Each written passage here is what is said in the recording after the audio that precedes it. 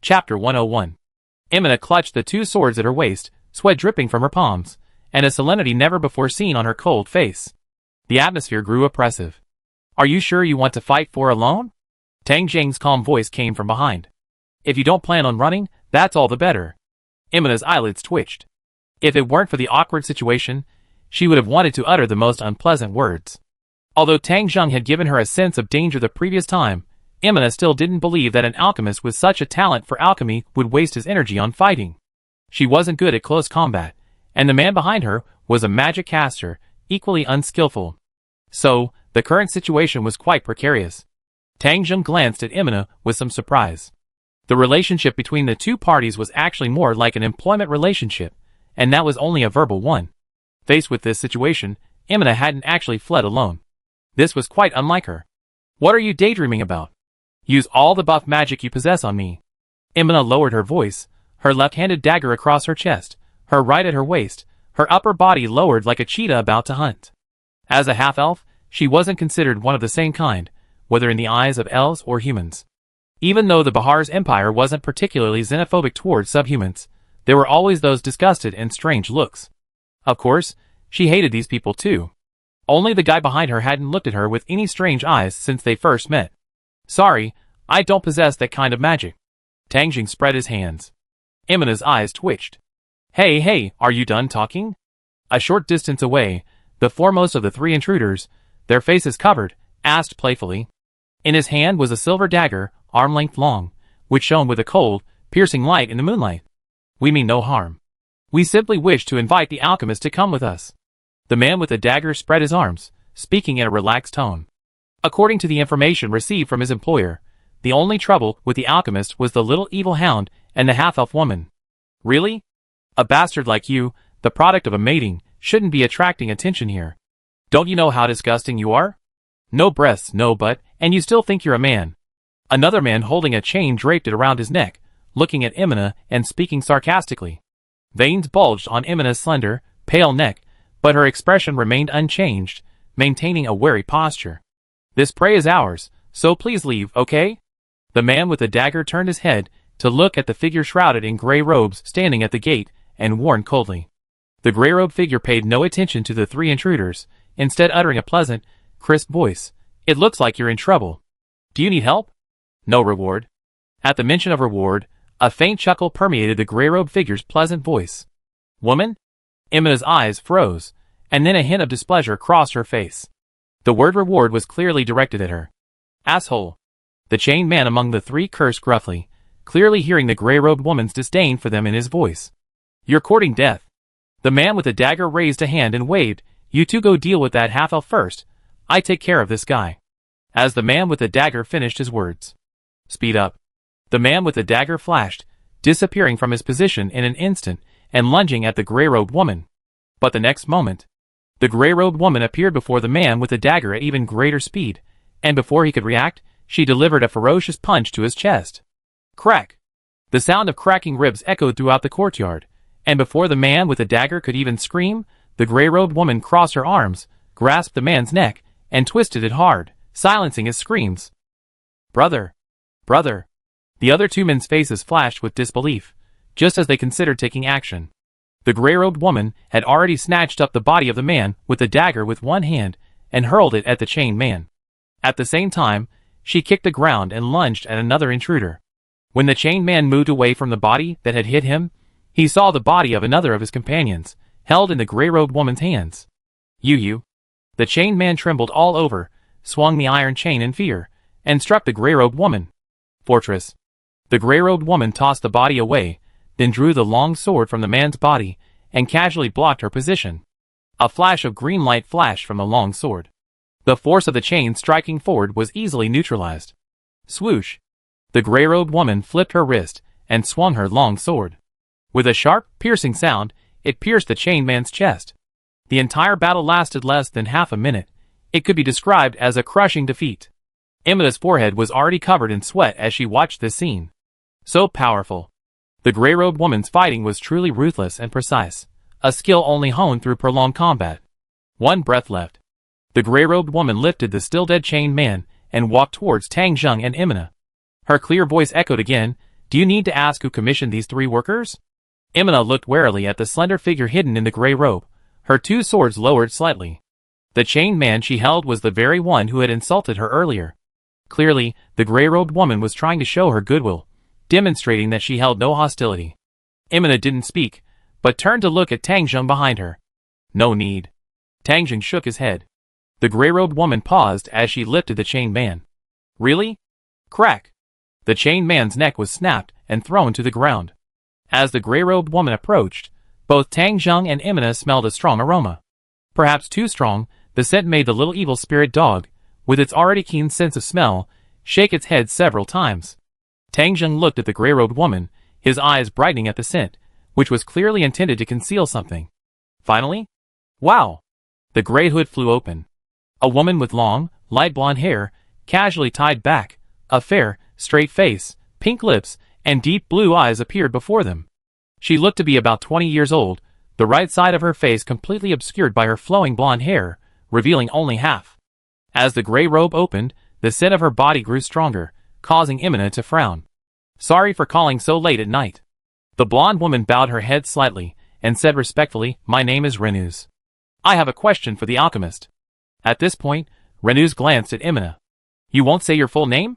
Tang Zheng had been waiting for her, but now that she appeared before him, she wasn't as excited as he expected. Instead, she said calmly and gently, Thank you, Miss Renase, for your assistance. Imina, please take care of the body first. Imina blinked, her guarded expression undiminished as she looked at Tang Zheng in surprise. Taking care of the body? This was clearly a way to get her out of the way first. Okay. Imina fell silent for a moment, sheathed her swords, stepped forward, snatched up the chained man's body, and walked away to the far end of the courtyard. Chapter 102. Watching Imina leave, Renase's deep blue eyes relaxed. She stepped forward, her eyes gleaming with hope. I've heard that the miraculous alchemical potion you created has the power to heal any injury or disability. Renase's voice trembled slightly. Since being cursed, she had tried countless methods, from the temple's healing magic and holy water to various magical potions, but nothing had worked. She was even beginning to despair. It wasn't just the change in her appearance. More importantly, she had been abandoned by her family, and had her fiancé break off the engagement. This was a real blow to the always proud Renase. The rumors are a bit exaggerated. Tang Zheng shook his head. Seeing Renase's gaze dim, he said calmly, as long as the injury or disability isn't congenital, it can basically be healed. Renase's eyes brightened again, and she was about to continue. Miss Renase, since you've helped me, you're my guest. There's no need to rush. Please take a seat. Tang Zheng smiled gently, gestured with his hand, and walked towards the stone table in the center of the courtyard. Renase took a deep breath, calmed herself, and followed Tang Zheng. Renase had observed Tang Zheng for several days, and only after confirming that the alchemical potion he created was truly miraculous did she pay him a visit. As the two of them sat down, Tang Zheng looked across at Renase, her long blonde hair, his eyes growing serious. Then, let me examine your injuries. I'm sorry, they may be a little frightening, Renase warned, raising her right hand to lift the long golden hair that half covered her face. Then, a faint stench of decay wafted forth. At the same time, a completely rotten face, bloodshot and streaked with blood, was exposed to the air. If one looked closely, one could even notice the decayed flesh on the right side of the face occasionally wriggling. Renase bit her lip lightly. She didn't want anyone to see this filthy, ugly state, but for the sake of treatment, she had to expose herself to others once again. In a trance, she seemed to have seen the young alchemist across from her, his eyes filled with a mixture of disgust, disdain, and nausea. However, Renase clearly noticed that, aside from a brief frown at the initial sight of her ugliness, the young alchemist's gaze remained calm. Or if one must say, a burning passion? Renase's heart trembled, and she wondered if she had seen it wrong. I've heard that alchemists skilled in alchemy often have special hobbies. This thought inexplicably flashed through Renase's mind. Tang Zheng stared at the rotting cheek, the stark contrast between the intact other half. But? Tang Zheng was puzzled. Shouldn't the cursed night have such side effects, or had something new occurred in the other world? Spray this potion on your face first. Tang Zheng's thought flashed through his mind, and without changing his expression, he pulled a bottle of clear regeneration potion from his sleeve. Without hesitation, Renase reached out, took the regeneration potion, and poured it onto the rotten right side of her face. Zizizi. In an instant, The regeneration potion sizzled against the rotting cheek, making a sizzling sound like grilling meat. Pain surged. Renase groaned softly, suppressing the itchy pain that felt like countless ants gnawing at her cheek. A glint of surprise and hope flashed in her eyes. After all the treatments she'd been trying, this was the first time she noticed a change in her rotting right cheek. She quickly pulled a mirror from her bosom and looked at her right face. Tang Jiang's mouth twitched slightly at the sight. He actually carried a mirror with him. As expected, no matter what world, women are deeply concerned about their appearance. Under Tang Jiang's watchful eye, Renase's rotting cheek began to slowly heal, though at a rate several times slower than when healing other injuries. The entire process lasted a full 3 minutes.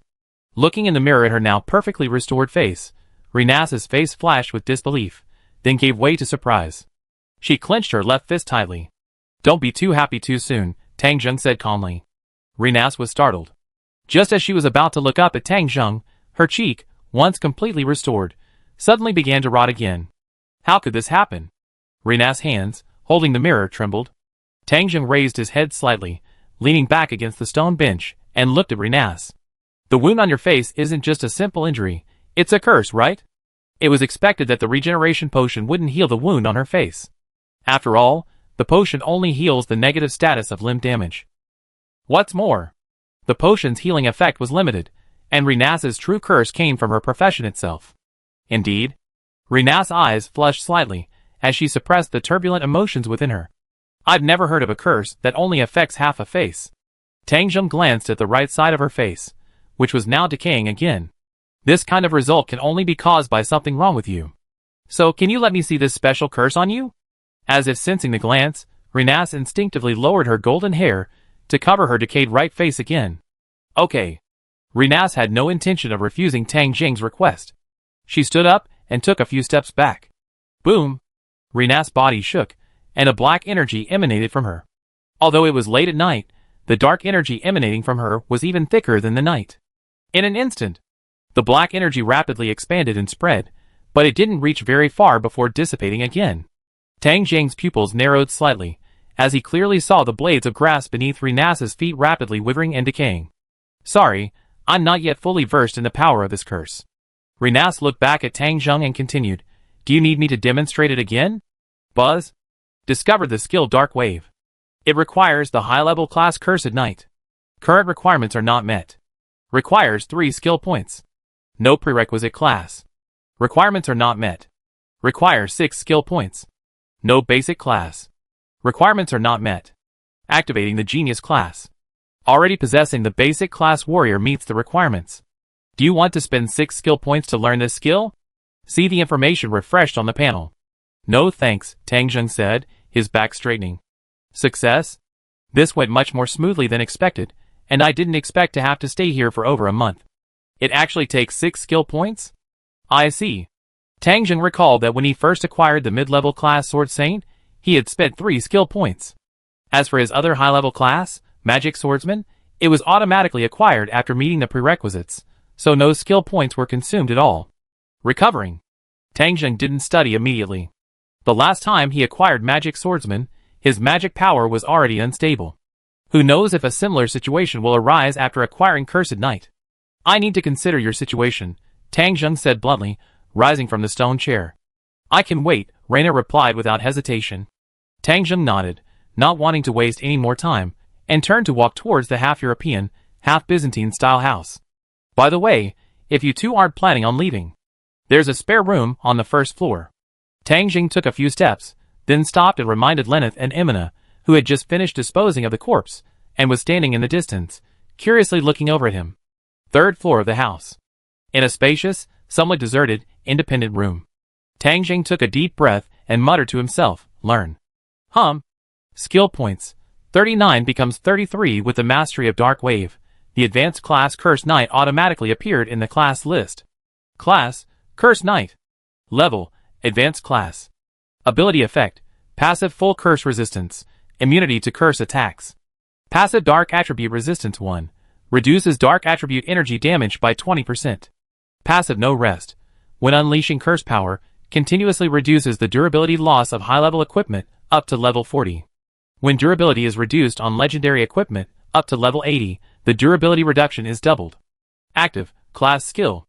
Dark Wave.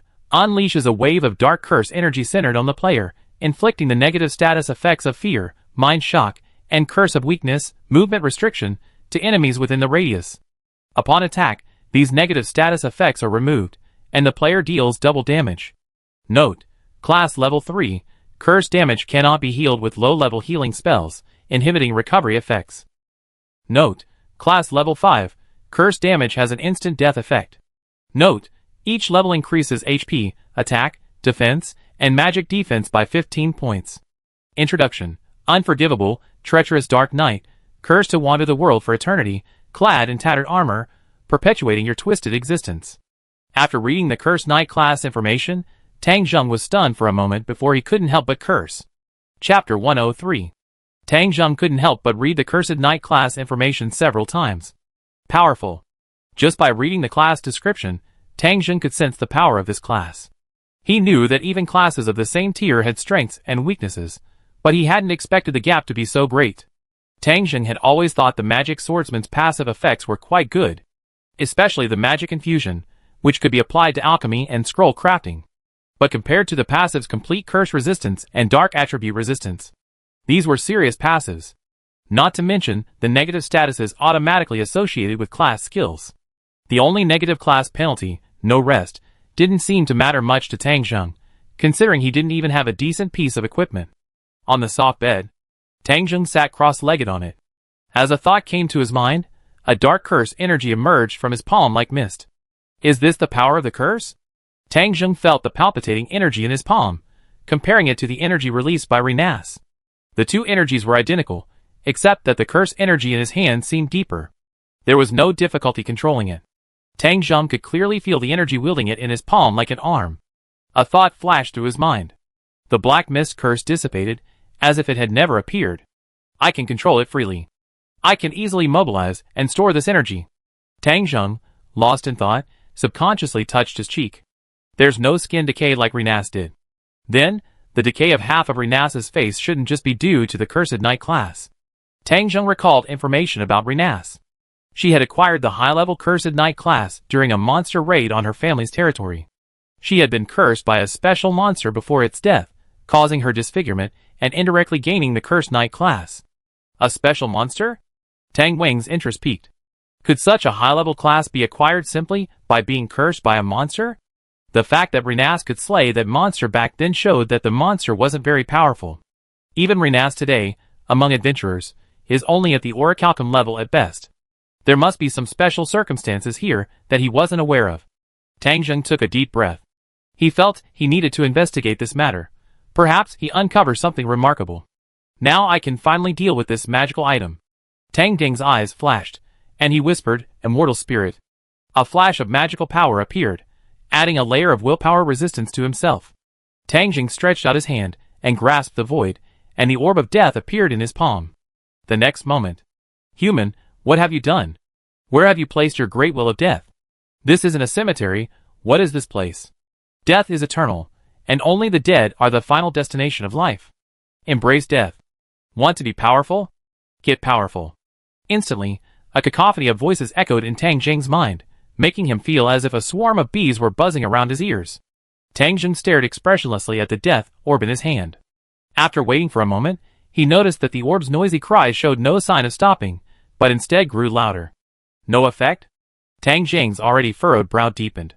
According to the passive ability of Cursed Knight, it should have affected the orb, but so far, nothing had happened. Could it be? Tang Zheng carefully examined the passive effect of no rest, and his eyes lit up. Wow! Pitch-black cursed energy surged from Tang Zheng's body. The moment it came into contact with the orb, its surface instantly erupted with a black iron glow. Ah! What is this? The orb's consciousness shrieked sharply. However, even though the orb desperately radiated magical light to resist, the curse's power quickly melted the black iron light like summer snow. Tang Zheng's mind stirred, and the curse power immediately vanished, along with the power corroding the death orb. Just like the magic swordsman, the class's passive trait has indeed changed. Tang Zheng ignored the sharp voice in his head, his mind jolting.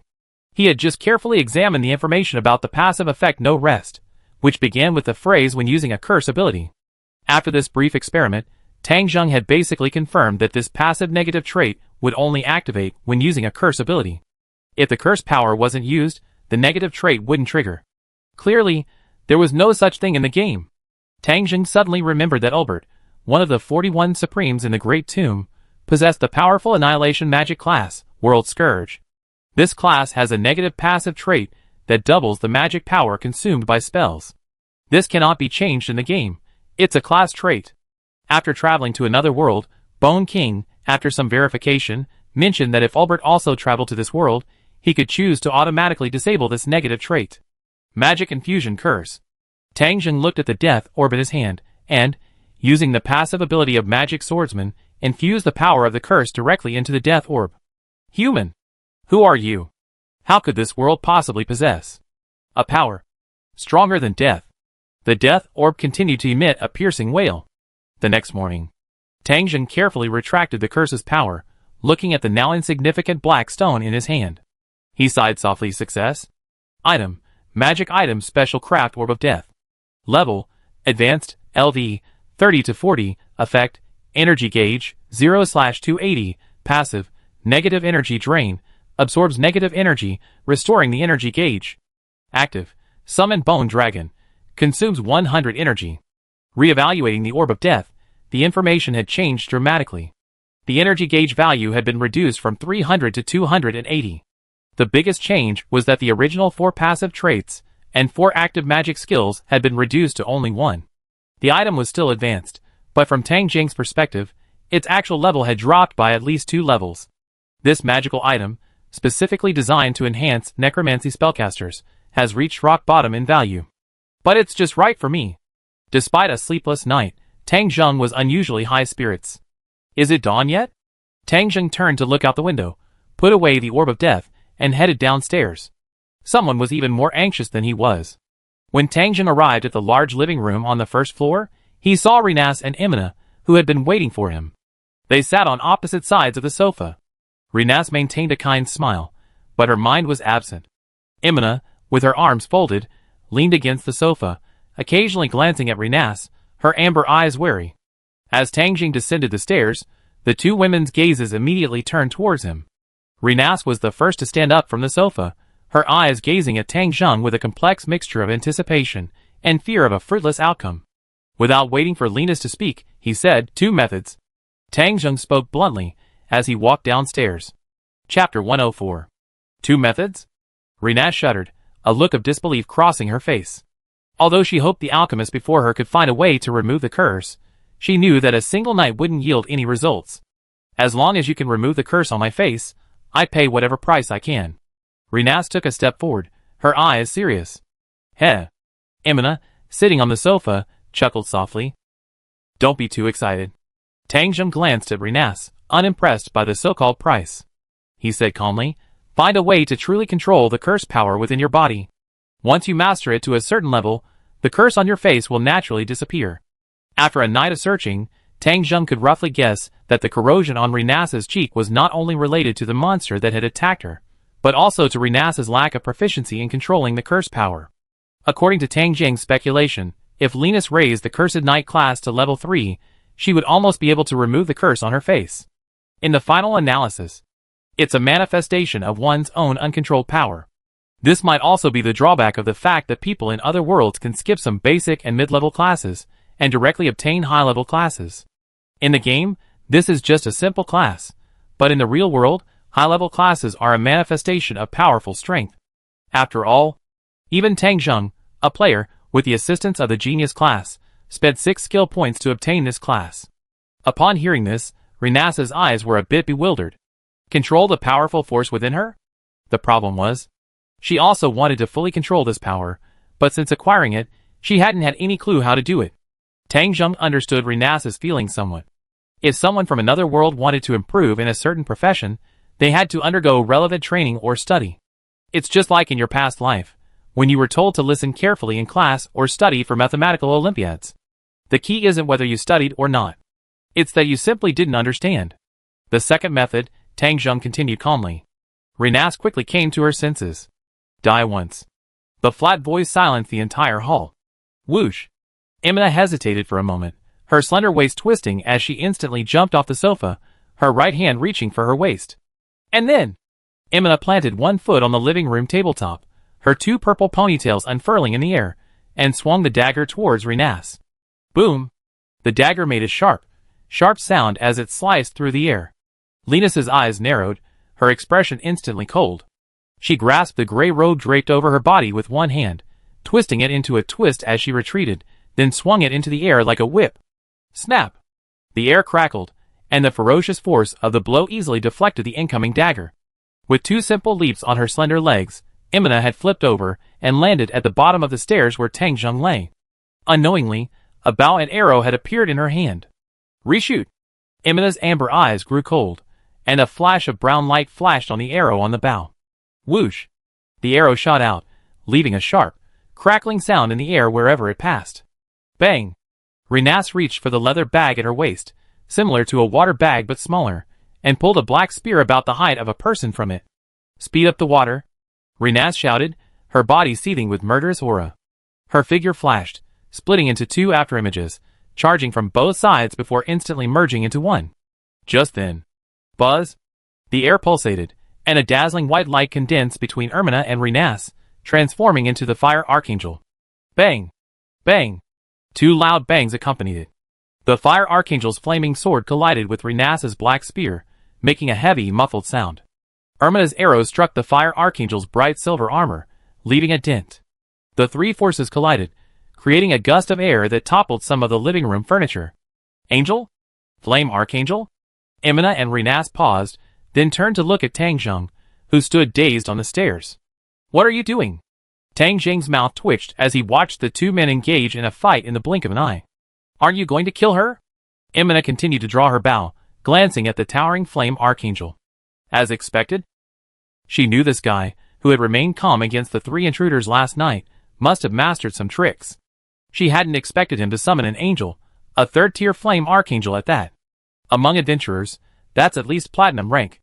Thinking of this, Emina's grip on the bow steadied, her mind reassured of the situation. That blonde woman was powerful, but with the fire archangel close at hand, and her long-range coordination, dealing with her shouldn't be difficult. Renase remained silent, her black spear still exerting force, a crackling sound echoing where it collided with the flaming sword. The long golden hair that fell over her right cheek obscured most of her face, making it difficult to discern her expression. Sorry, there was something wrong with my wording. Tang Zheng opened his mouth at Emina's words, finally uttering a word and waving his arm. In midair, the fire archangel dissipated into a white speck of light, indicating that he had no further intentions. Hey, saying let someone die once doesn't sound like a joke, Emina said coldly, aiming her bow and arrow at the ground. Tang Zheng felt a little helpless. Perhaps his wording was indeed flawed, but Emina's tendency to act in the blink of an eye, and her actions filled with murderous intent, were even more problematic. She was truly a mercenary worker. I don't like jokes, Mr. Alchemist. Renase swung her spear across her back and raised her head again, a cold expression on her fair face. No. Tang Zheng looked at her, his tone still serious. My previous statement may have been flawed, but I certainly wasn't joking. At the cost of dying once, you can be resurrected by someone who possesses the magic of resurrection of the dead, and the curse on you will also disappear. This practice is essentially a self-degradation to eliminate one's abnormal state. For those in the other world, the 5th level resurrection of the dead is a magic that can only be mastered by the heroic realm, a very advanced magic. But among resurrection spells, this one, considered the lowest, would directly reduce 4 life levels. Renase's Cursed Knight should only need to lose 1 level, which would be enough to destroy it. However, whether it's the 7th level resurrection which only loses 3 levels, or the 9th level true resurrection which only loses 2 levels, it's unlikely that anyone from the other world would possess it. Besides these 3 types of resurrection magic, the Faith system also has other types of resurrection magic, but they're not suitable for suicide downgrades. Renase's deep blue eyes flickered when she heard this. She understood that Tang Zheng was indeed considering removing her curse, but the way he was thinking about it was simply not something a normal person could accept. Resurrection of the dead? The number of Faith system magic casters who possess this level of magic could probably be counted on one hand in the entire Baja's empire. Not to mention the enormous cost of allowing a magic caster of this level to cast a spell, the mere thought of death was something no living being could resist. Even if Renase was willing to pay any price to remove the curse on her face, She didn't want to die once. Who knew if she could be resurrected? If something unexpected happened, she'd be dead for real. You let such a beautiful woman die. You're truly heartless. Emina scoffed. After listening to their conversation, Emina understood what was going on. She glanced at Renase from the corner of her eye. She had almost figured out who this woman was. Chapter 105. Tang Jing walked down the stairs, straightened the sofa below, which had been tilted by the collision, and sat down. He glanced at Renase's waist. A magic leather pouch? He had noticed Renase's spear had been drawn from a leather pouch at her waist. This must be a magical item used to store items in another world. It was quite expensive. Given Renase's former noble status, it was not surprising that she possessed such a magic leather pouch. I'm only offering practical solutions. Tang Jing shrugged. Both of these methods can clearly resolve the curse on you. Do you have any other solutions? Renase raised her head, her gaze fixed on Tang Jing. Take me to the place where you were cursed in the first place. Tang Jing nodded, a faint smile on his face, and he also looked at Renase. Only by finding the source can we truly find a way to break your curse. But this method isn't guaranteed. Renase's slender fingers clenched around the black spear, her expression a bit grim and struggling. Originally, she had protected her family's territory and prided herself on wiping out the monsters within it, but in the end, her family had betrayed her. If she were to return to that place again, the only thing she could think of was revenge. Okay. A flicker of struggle flashed in Renase's deep blue eyes. Then let's go now. Tang Jing stood up.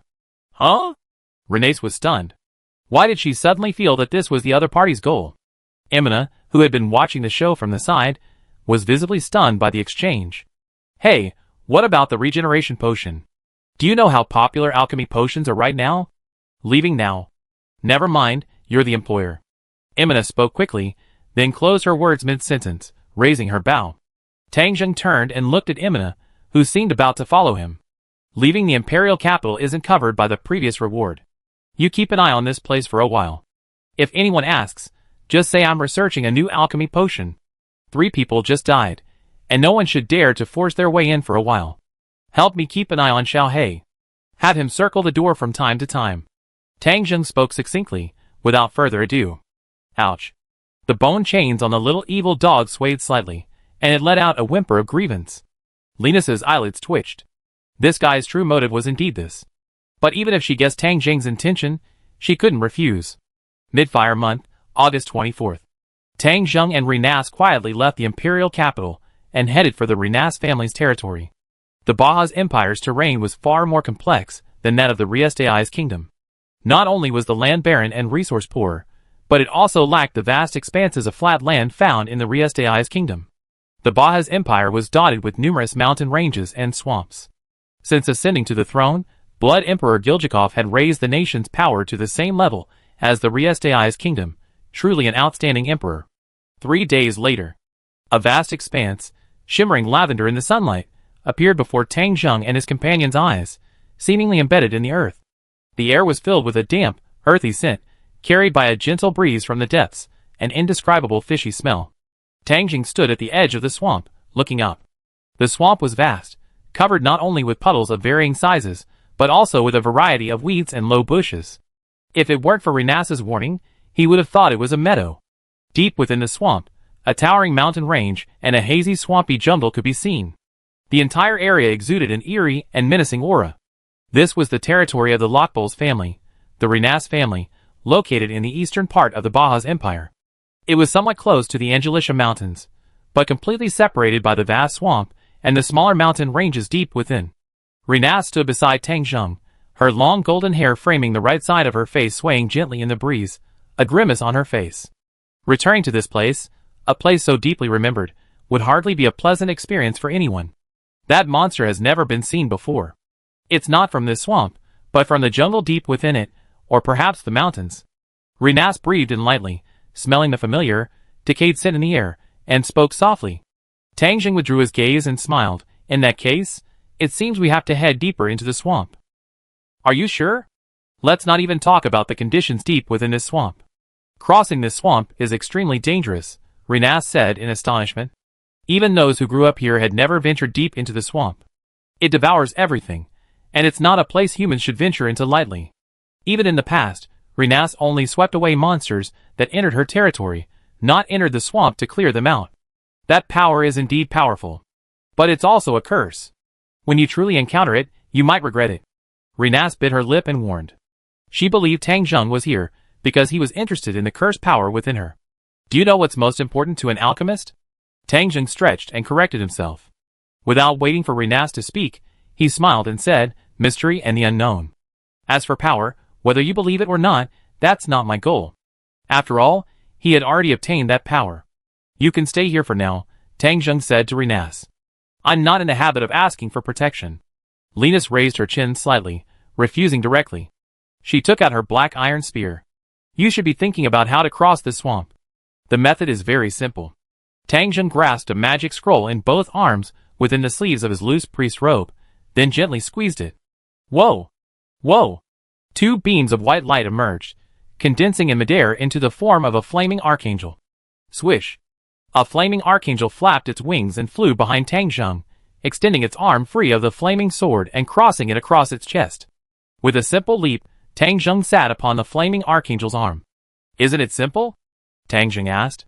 Summoning 2 angels simultaneously? Renase was startled, and her gaze towards Tang Zheng shifted again. The opponent was not only a gifted alchemist, but also a powerful magic caster of the Faith School. Seeing the flame archangel flying towards her, Renase stomped her foot firmly onto the ground and leaped onto its back.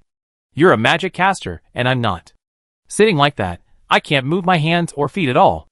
Renase grasped the indentations on the flame archangel's shoulder armor with one hand, practically riding on its back. Whoosh! Whoosh! The wings flapped again. The 2 flame archangels crossed the dangerous swamp floor and flew deeper. Gurgle. A black shadow moved swiftly beneath the soft swamp, its gaze fixed on the 2 conspicuous, strange creatures in the sky. Just as the 2 creatures passed overhead, bang! The swamp mud exploded. A shark-like monster, brown in color, burst forth from the swamp, its maw gaping as it lunged towards the flame archangel in the sky. It's a swamp shark. Renase's voice was a quick warning.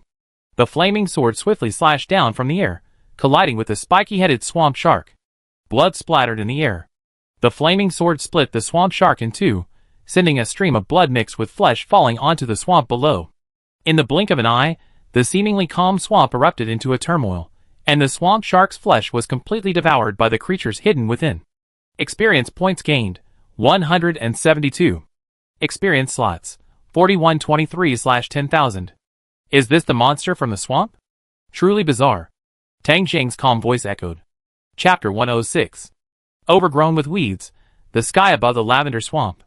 With her left hand tightly grasping the groove of the flame archangel's armor, her right hand slung over her black spear, she surveyed her surroundings with a tense expression. Renase knew better than anyone in the entire Rockball's territory how dangerous this swampland was, let alone the area deep within it. This madman. Renase glanced sideways at Tang Zheng, whose white priest robe rustled in the wind as he sat on the flame archangel's arm. She couldn't help but curse inwardly. If he hadn't come here to heal the curse on her face, Renase was sure she wouldn't have taken such a risk. Wow, wow, wow! Wow, wow! Wow! Gray-feathered carrion birds, croaking shrilly and like frogs, circled around Tang Zheng and the others as they passed. As if ready to pounce at any moment, they were wary of the terrifying, blazing sword in the flame archangel's hand, and none dared to approach. Damn, those hairless creatures! Renase gnashed her white teeth, her expression grim as she glanced at the surrounding carrion birds. These carrion birds, with their unpleasant cries, weren't much of a nuisance, but their collective cries could easily attract the monsters deep within the swamp. Because of the distance, she couldn't reach these annoying hairless birds. Click! Tang Zheng opened the pocket watch hanging from his chest, checked the time, and closed it again. Prepare to land at that location. Renase looked down at the earthy brown ground and realized that the time for Tang Zheng's summoned Archangel of Fire must have come. Whoosh! Whoosh! The 2 flame archangels flapped their wings as they slid down swiftly from the air. Just as they were about to touch the ground, they flapped their wings rapidly to slow down and descended slowly. Renase was the first to roll over, leaping off the flame archangel's back, landing on the solid ground with a reassurance in her heart. Tap! Tang Zheng also landed on his feet, observing his surroundings cautiously. The scroll he had crafted allowed the angels to exist for approximately 50 minutes. Naturally, the time limit hadn't yet expired, but there was no need to rush. Hiding some information was one thing. The most important thing was that he already had over 30 copies of the Flame Archangel Scroll. He had been busy for the past month, conserving some of his magic power while crafting an average of one per day. The swamp environment was rather monotonous. A glance revealed numerous puddles of varying sizes, as well as some dead trees and bushes. With a flick of his sleeve, the two flame archangels vanished into tiny points of light. The next moment, two rays of light recondensed, and two more flame archangels appeared in the arena. "Do you want to go deeper?" Renase asked, observing her surroundings cautiously. "Are you sure there aren't any monsters, like the ones you encountered earlier in this swamp?" Tang Zheng asked curiously. "I'm sure," Renase nodded. "While I may not recognize all the monsters in the swamp, the appearance of those monsters definitely doesn't appear to be something born in this kind of swamp." Hearing this, Tang Zheng's curiosity only intensified. A monster imbued with cursed power shouldn't be too weak, but Renase was only at the orichalcum level at that moment. It was impossible for her to defeat a monster above level 20. "Something's coming," Renase's voice sternly warned, raising her black spear across her chest. Shallow lumps began to appear on the soft ground, rapidly approaching them. Seeing Renase preparing to attack, Tang Zheng had a sudden thought and commanded two flame archangels to charge forward. "For things like this, let your summons attack. It's best to conserve your strength until you know what trouble lies ahead," Tang Zheng warned. Renase paused in her attack, then turned and leaned forward, evidently agreeing with him. Hiss! A sharp hissing sound suddenly erupted from the ground, as a flame archangel plunged its flaming sword into a nearby lump. The next moment, a long, green-brown insect, resembling a centipede, with 8 legs and a leathery skin, was lifted up, twisting and twitching from the flaming sword. Green liquid spurted continuously from the wounds pierced by the flaming sword, emitting a sickening odor. After a few struggles, the worm-like monster was scorched to death by the flames of the flaming sword. "It's a carrion worm." Lena saw the carrion worm, as thick as an arm, and warned Tang Zheng, "Be careful, there might be purple worms nearby." Experience gained, 12. Experience gained, 13. The two flaming angels attacked relentlessly, slaying numerous worms. Tang Zheng looked at the constantly increasing experience points, a hint of a smile flashing in his eyes. This swampland looks quite good. After this period of research, he noticed that the experience gained from killing monsters summoned by the Flame Archangel was indeed slightly less than the experience gained from killing monsters himself. But compared to the time he wasted clearing out low-level monsters on his own, this loss was nothing. Boom! The ground beneath Tang Zheng and Renase exploded, and a purple worm, over 2 meters long and barrel-shaped with rough, dark purple skin, burst out from the ground. Its maw, as wide as its body, opened wide, attempting to devour Tang Zheng, who was closest to it. Renase, having reacted quickly, immediately brought her spear to bear against the worm's chin and thrust upwards, piercing its mouth, while also forcing its gaping maw shut. Bang! "Get out!" Renase shouted, swinging her spear and slamming the lifted purple worm to the ground. The Flame Archangel flew over, slashing down with her flaming sword, decapitating the worm instantly. Experience gained, 101. Experience slots, 4302/10,000. However, perhaps it was because the two Flame Archangels were too conspicuous in this environment. Or perhaps it was the noise of the battle and the incessant cries of the corrosive birds overhead that attracted the attention of the powerful monsters within the swamp. Whoosh! A heavy, air-breaking sound suddenly exploded behind a Flame Archangel. A massive, thick tail swung out from the mire, striking the Flame Archangel's back with a resounding thud. Bang! A large dent appeared on the Flame Archangel's armor, and the overwhelming force sent it flying dozens of meters. The thick, slender tail retracted into the mire. Then, the mire in that area began to wriggle, stirring up waves of bubbles. Bang! Bang! 2 thick, heavy feet emerged from the mire. A monster resembling a crocodile, with a massive jaw and sharp teeth, a vertical row of spikes protruding from its dorsal bones, and its skin covered in thick mud and moss, crawled out of the mud. The moment its entire form was revealed, the air fell silent. This was a massive monster, a full 6 meters long and about 1 meter tall. Swamp Jaw. Rated a terrifying monster, with a difficulty rating of 60 by the Adventurers Guild. Lena's expression darkened completely, and she quickly retreated back to Tang Zheng's side, speaking rapidly. Chapter 107. Roar! The Swamp Jaw shook off the mud and water on its body. Its 2 huge, fist-sized eyes, filled with cruelty, stared at Tang Zheng and the others. With a roar, it opened its bloody mouth and charged forward. Bang!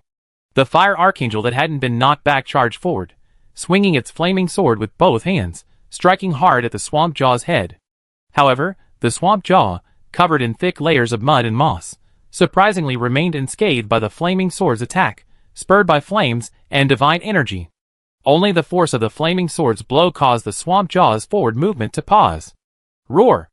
The swamp jaw twisted its head, deflecting the flaming sword's blow.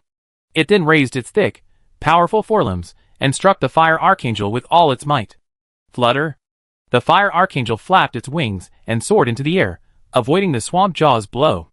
At the same time, the other flame archangel that had been sent flying also flew back, attacking simultaneously.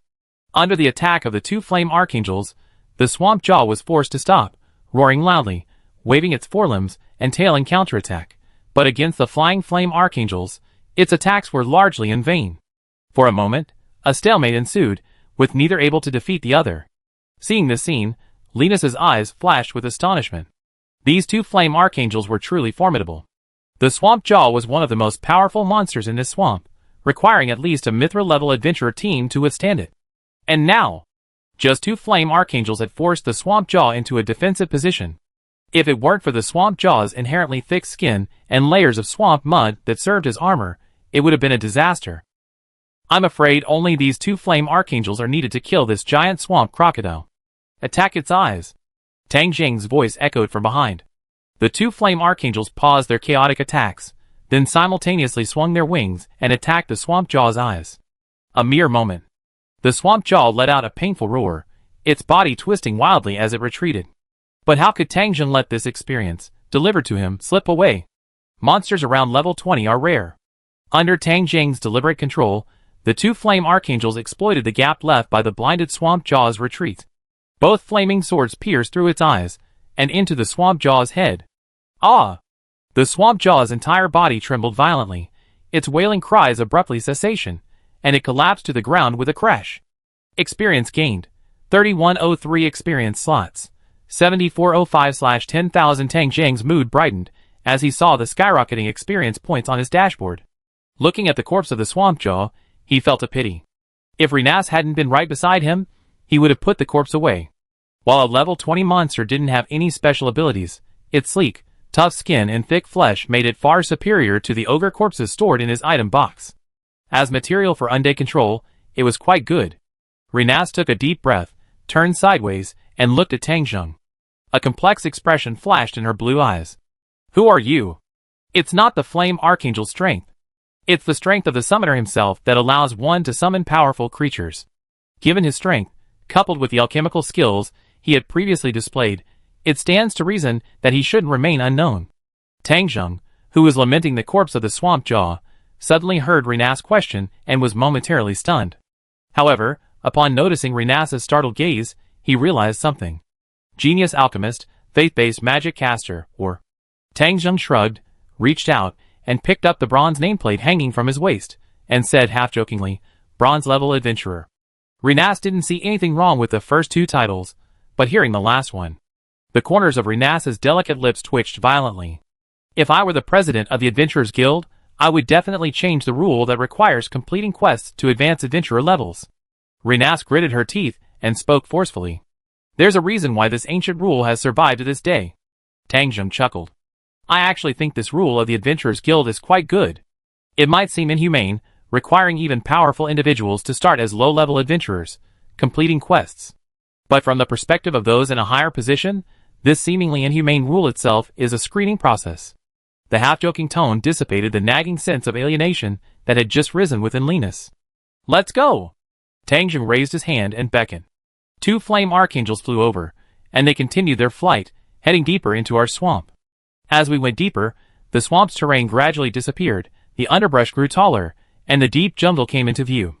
Goo goo! Roar do! Along with this, came the cries of various beasts and monsters from the depths of the jungle. A faint white mist rose in the air. It's foggy, Renase warned with a serious expression. Then descend. Tang Jing also noticed a large cloud of fog in the distance. Swish! Swish! Two fire archangels, carrying Tang Jing and Renase, descended from midair, landing in a weedy area. Humph! As Renase landed, she suddenly groaned softly, pressing her right hand against her cheek, hidden by her golden hair, and groaning in pain. A piece of rotting flesh, not completely covered, peeked into the air, clearly visible, slightly wriggling. Tang Jung also sensed something unusual. To be more precise, he sensed that the power of his own curse seemed to be stirring. There's something wrong with this place. Tang Deng's eyes narrowed as he looked at Renase. Are you alright? This feels just like the monster that attacked me. Renase lowered the hand pressing against her right cheek, suppressing the tingling pain that felt like ants gnawing at her cheek. She raised her head and spoke with a cold gaze. Hee-ho. Hee-ho. Hee-ho. The low growl of a ferocious beast emanated from the nearby bushes. And then, 3 monsters, roughly the size of adult evil dogs, but resembling monstrous creatures, emerged from the bushes. Taking a glimpse of the monster's appearance, Tang Jung subconsciously frowned. These 3 monsters were truly too ugly, too bizarre. It had a humanoid head, but its teeth were incredibly sharp. Its entire body resembled a lion's, its head covered in mane.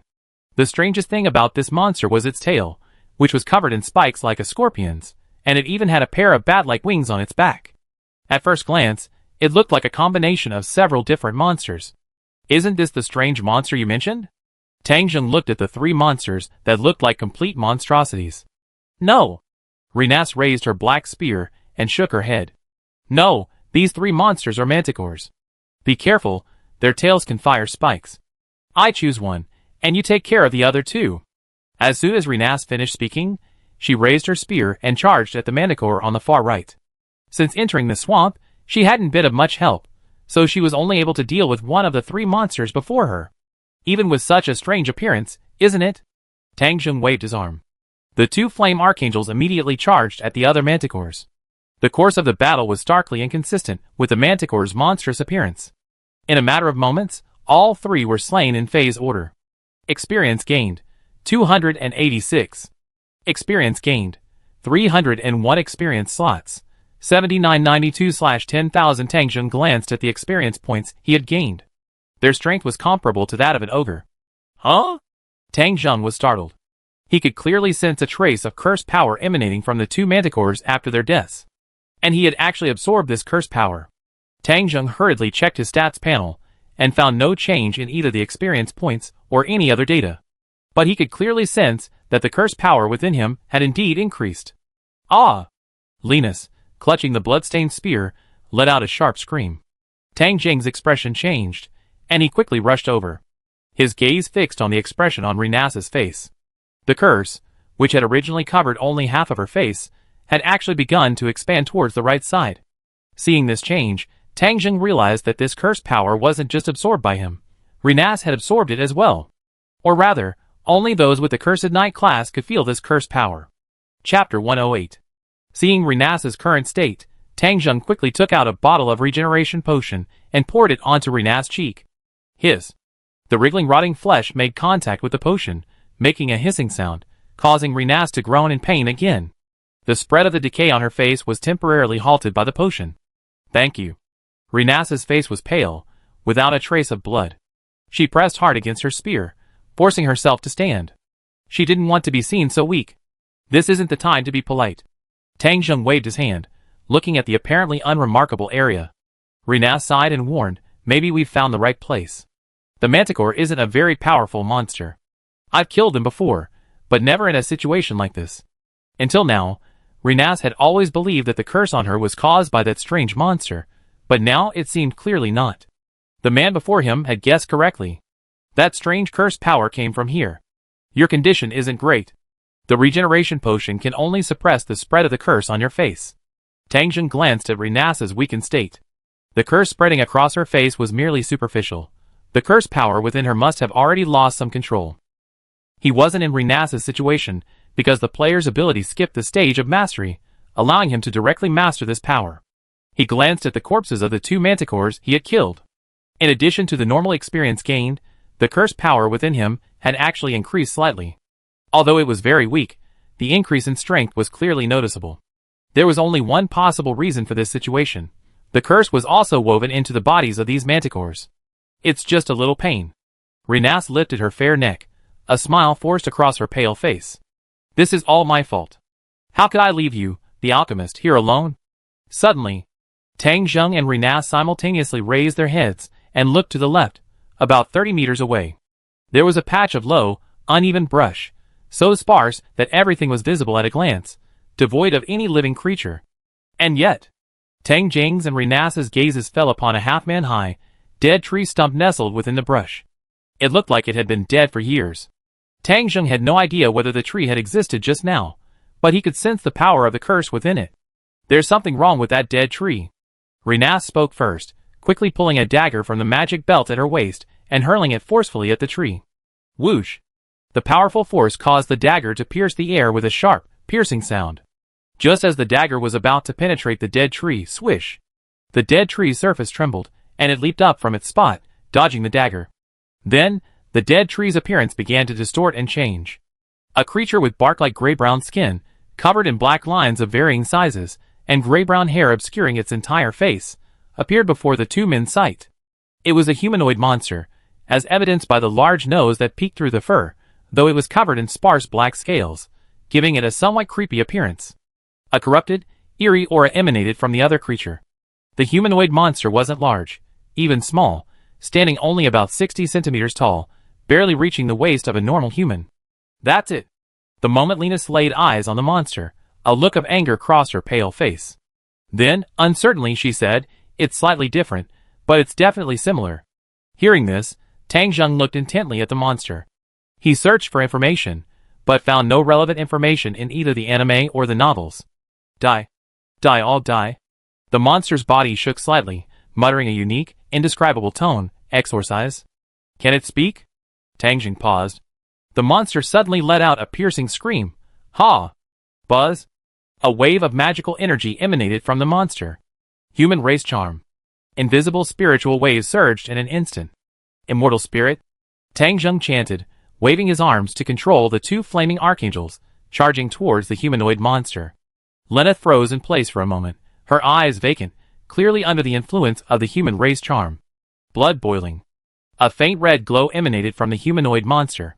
At the same time, Tang Zheng felt his blood flow at an accelerated rate, a surge of excitement filling him, as if he had endless energy. This wasn't spiritual magic, but some kind of buff that controlled blood flow. The immortal spirit was naturally powerless to resist. But Tang Zheng didn't believe this humanoid monster would buff its enemies. He immediately retreated and rushed towards the controlled Renase. A monster that could speak and cast magic. Was it truly a monster, not some special subhuman species? As soon as this thought flashed through Tang Zheng's mind, bleed quickly. The humanoid monster's magic was unleashed again. Tang Zheng's face flushed crimson, but because he had been prepared, only a trace of blood escaped from the corner of his mouth. Puff! Renase, under the spell, had no intention of resisting. Under the spell's influence, a mouthful of blood gushed out of her mouth. Especially her rotten cheek, already a wound, immediately shed a large amount of blood, coating Renase's entire body in a bloody crimson. However, despite the damage she had sustained, Renase also awoke from her spell. The moment she regained consciousness, her body buckled uncontrollably, and she coughed up large mouthfuls of blood. Whoosh! Tang Zheng had reached Renase's side, grabbed her arm, and retreated again. He pulled out a bottle of regeneration potion and poured it into Renase's mouth. Ahem, thank you. Renase coughed softly, blood and blue potion in her mouth, and thanked him weakly, a hint of dejection in her expression. She realized that since arriving here, she had thought she could protect Tang Zheng, a magic caster not adept at close combat. So far, not only had she been of no help, but she had actually been a burden. After pulling Renase back to a safe distance, Tang Zheng immediately looked in the direction of the humanoid monster. The flame archangels had already rushed in front of the enemy, swinging their flaming swords at them, but the humanoid monster, with its agile tactics, completely dodged the two flame archangels' attacks. This movement was completely unlike that of a spellcaster. Are you sure you dealt with this kind of humanoid monster? Tang Zheng was eager to ask the weakened Renase. Taking advantage of this brief moment, Tang Zheng pulled up the attribute panel and checked the information. The second-tier spell Blood Boiling was discovered, requiring a mental caster level 8 to 14, but the current requirements are not met. The second-tier spell Rapid Bleeding was discovered, requiring a mental caster level 8 to 14, but the current requirements are not met. The Genius class has been activated, the transformation has been successful, and the learning requirements are met. Do you want to spend one skill point to learn it? Mental Magic Caster? Tang Zheng looked at the information displayed on the panel, somewhat surprised at the extremely agile and constantly moving humanoid monster under the siege of the two flame archangels. As far as he knew, currently, Flood of the Baharis Empire seems to be the only one who possesses the psychic spellcasting class. I hadn't expected this humanoid monster before me to possess such a class. This other creature wasn't a monster at all. It was some unknown subhuman species, though something was clearly amiss with its condition. The information on the panel changed again. The class skill Wild Transformation has been discovered, requiring the class Forest Priest. The requirements are currently met. Since the requirements are met, do you want to spend 1 skill point to learn it? Roar! A roaring, bestial roar erupted from the mouth of the petite humanoid monster. In an instant, the humanoid monster's body expanded at an incredible speed. In just 2 or 3 breaths, the humanoid monster, only about 60 centimeters tall, transformed into a gigantic 8-legged lizard nearly 10 meters long, covered in a layer of tough emerald green scales. Boom! Boom! The giant emerald green lizard raised its scaly legs and slammed down on the 2 flame archangels, who had no time to react. With just 1 strike, the 2 flame archangels vanished into thin air like points of light. Run! It's a petrified lizard. Renase roared, forcing herself to brace herself, raising her spear and blocking Tang Zheng. This monster was a difficulty level over 83, requiring a team of steel-level adventurers to defeat it. Hiss! After dispatching the 2 flame archangels, the petrified lizard swiftly moved its 8 legs, charging at him at a speed beyond its size. Too fast! A hint of despair flashed in Renase's eyes. Faced with the stench that was now so close, Renase instinctively tried to close her eyes. At that moment, a brilliant white light emerged from the sky, transforming into a gigantic angel about 3 meters tall. A silver, long-handled hammer-shaped weapon appeared in the angel's right hand, and it swung down fiercely. A divine blow. Boom! The petrified lizard's head slammed into the ground with a resounding thud, sending clouds of dust flying. Renase stared blankly at the scene, feeling the warm glow. She looked at Tang Zheng, who had already approached her, and instinctively asked, "Who are you?" "Didn't I tell you already?" "Bronze rank adventurer, Free Will Tang." Tang Zheng's gentle and calm voice echoed from the front. Chapter 109.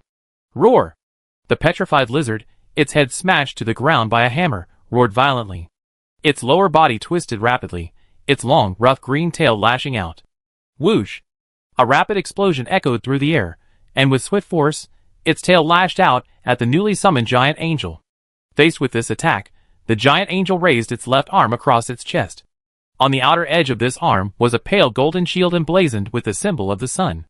Bang! The tail lashed fiercely against the shield, creating a resounding sound, but the angel's body remained motionless. The silver long-handled hammer swung. Bang!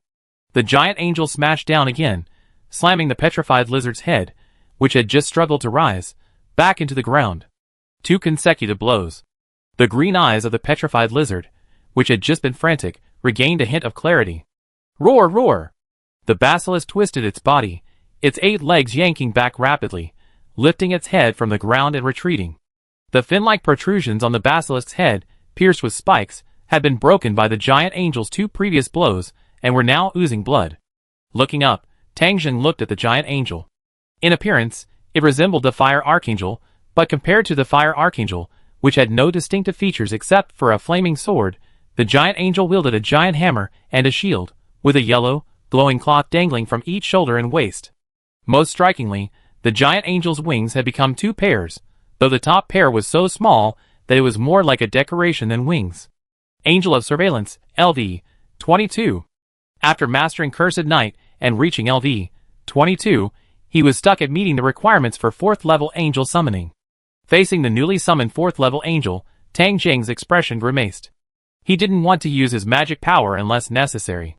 Neither attack caused any significant damage.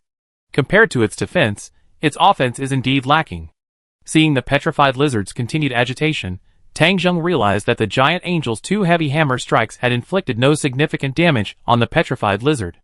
However, being able to withstand the lowest level angel of surveillance meant that this petrified lizard, transformed from a humanoid monster, wasn't at the 83 level difficulty level that Renase had mentioned. According to its actual level, a difficulty level of 83 would be between LV 27 and 28. This level was already close to the heroic realm. At this moment, Renase came back to her senses and looked at Tang Zheng, dressed in a white priest robe, standing with the Angel of Surveillance. An adamantium-level adventurer, and yet I actually planned to attack him. A trace of bitterness crossed Renase's pale, frail face. Roar! The petrified lizard retreated a distance, its green pupils suddenly emitting a drab, earthy brown light. Come back, Tang Zheng thought. The surveillance angel immediately descended from the air, blocking Tang Zheng and Renase. Swish! The magical light of petrification ray emanated from the petrified lizard's eyes, and fell upon the surveillance angel. But the surveillance angel's body remained completely intact. Angels aren't flesh and blood creatures, so petrification rays are useless. Tang Zheng sneered as he stepped out from behind the Angel of Surveillance. Roar! The petrified lizard was visibly stunned, then turned and ran without hesitation, swiftly dashing towards the distant jungle. Seeing this move, Tang Zheng's eyes changed. I must not let this humanoid monster escape. It's likely some mysterious subhuman species that lives here, perhaps knowing why the monsters here possess cursed power. Thinking of this, Tang Zheng turned to look at Renase, who was in dire condition, her body stained red with blood. As an orichalcum-level adventurer, she shouldn't be in such a state of distress, but the cursed power contained in this place had clearly had a significant impact on Renase. A third-level magic scroll appeared in Tang Zheng's hand from his sleeve, and he squeezed it. A flaming archangel emerged. You're not in a good condition to go any further. The Archangel of Fire will escort you out of this swamp. Tang Zheng spoke quickly, having the Archangel of Fire pick up the weakened Renase. I'm sorry. Renase's mouth twitched, her blood-stained golden hair covering most of her face as she spoke softly. I'm not just here for you. I'm also interested in what's going on here. Tang Zheng smiled gently, then leaped, using the grooves in the Archangel of Surveillance's armor to land on its shoulder. Whoosh! The Archangel of Surveillance flapped its wings, carrying Tang Zheng in pursuit of the petrified lizard. The Archangel of Fire, carrying Renase, returned towards the swamp. Over here. Tang Zheng and the surveillance angel quickly flew through the low brush and arrived at the edge of the deep forest. The tall, dense branches and foliage were quite hostile to the massive surveillance angel. Finally, I can move around on my own. Looking at the jungle before him, Tang Zheng felt an inexplicable sense of familiarity. Without anyone around, he no longer needed to hide his abilities. With a flip of his hand, a bone magic item appeared. It was the same magic item with the forest crossing ability he had obtained from Big Goblin Mugwa. Track. Tang Zheng glanced around and activated his guerrilla soldier skill. Ahead, in the dense jungle, a path of some large creature swiftly passed by emerged in Tang Zheng's field of vision. Follow.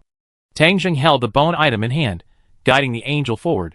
Under the magic item's influence, wherever the surveillance angel's massive body passed, the dense branches and foliage of the jungle retreated, revealing a wide forest path.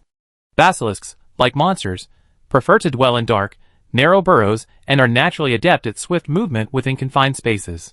Forest terrain is not a significant threat to a massive basilisk. Under these circumstances, in less than 10 minutes, Tang Zheng and his Angel of Surveillance had caught up with the basilisk that had vanished into the forest. At the same time, the basilisk also noticed Tang Zheng following him, and its green eyes shone with anger. Roar, human, human. Leave, leave. The basilisk turned around and roared, its words rasping in a halting, harsh voice. You can leave, but before you do, there are some things you need to clarify. Tang Zheng stood on the Angel of Surveillance's shoulder, looking across at the petrified lizard crawling in the forest. He continued, about the curse. As soon as the word curse came out, the clarity in its green eyes gave way to rage, and a bestial roar echoed. Boom! The branches and trees in the forest shook, and the petrified lizard lunged towards them. Holy strike! The silver hammer in the Angel of Surveillance's hand flashed with a white light, and it raised its arm, and struck hard. Compared to the angels summoned by the first 3 levels of angel summoning, angels from the 4th level onwards begin to possess certain skills or magic. This information was automatically sensed the moment Tang Zheng summoned the Angel of Surveillance. The Angel of Surveillance has 3 abilities, Holy Strike, Holy Guard, and All Lower Defense Enhancement, which increases the defensive capabilities of allies within its field of view. However, the 3rd skill required the Surveillance Angel to stop moving before it could be activated. Once it began to move, the all-around lower-level defense enhancement ability would automatically be deactivated. Bang! The silver hammer struck the petrified lizard's head again, sending it stumbling. But this time, the petrified lizard clearly had experience dealing with this. Although its head was not crooked, Two of its 8 forelimbs immediately grasped the surveillance angel's arms, preventing it from launching another attack. Then, the nearly 10-meter-long body suddenly pressed forward. The petrified lizard's green eyes swiveled, resting on Tang Zheng, and its foul-smelling maw opened wide to bite him. Sorry, you picked the wrong opponent. Tang Zheng's eyes turned cold at the petrified lizard's movements. Dark Wave. Cursed Night activated, and black energy spread outward, centered on Tang Zheng. The petrified lizard's body immediately froze in place. Chapter 110.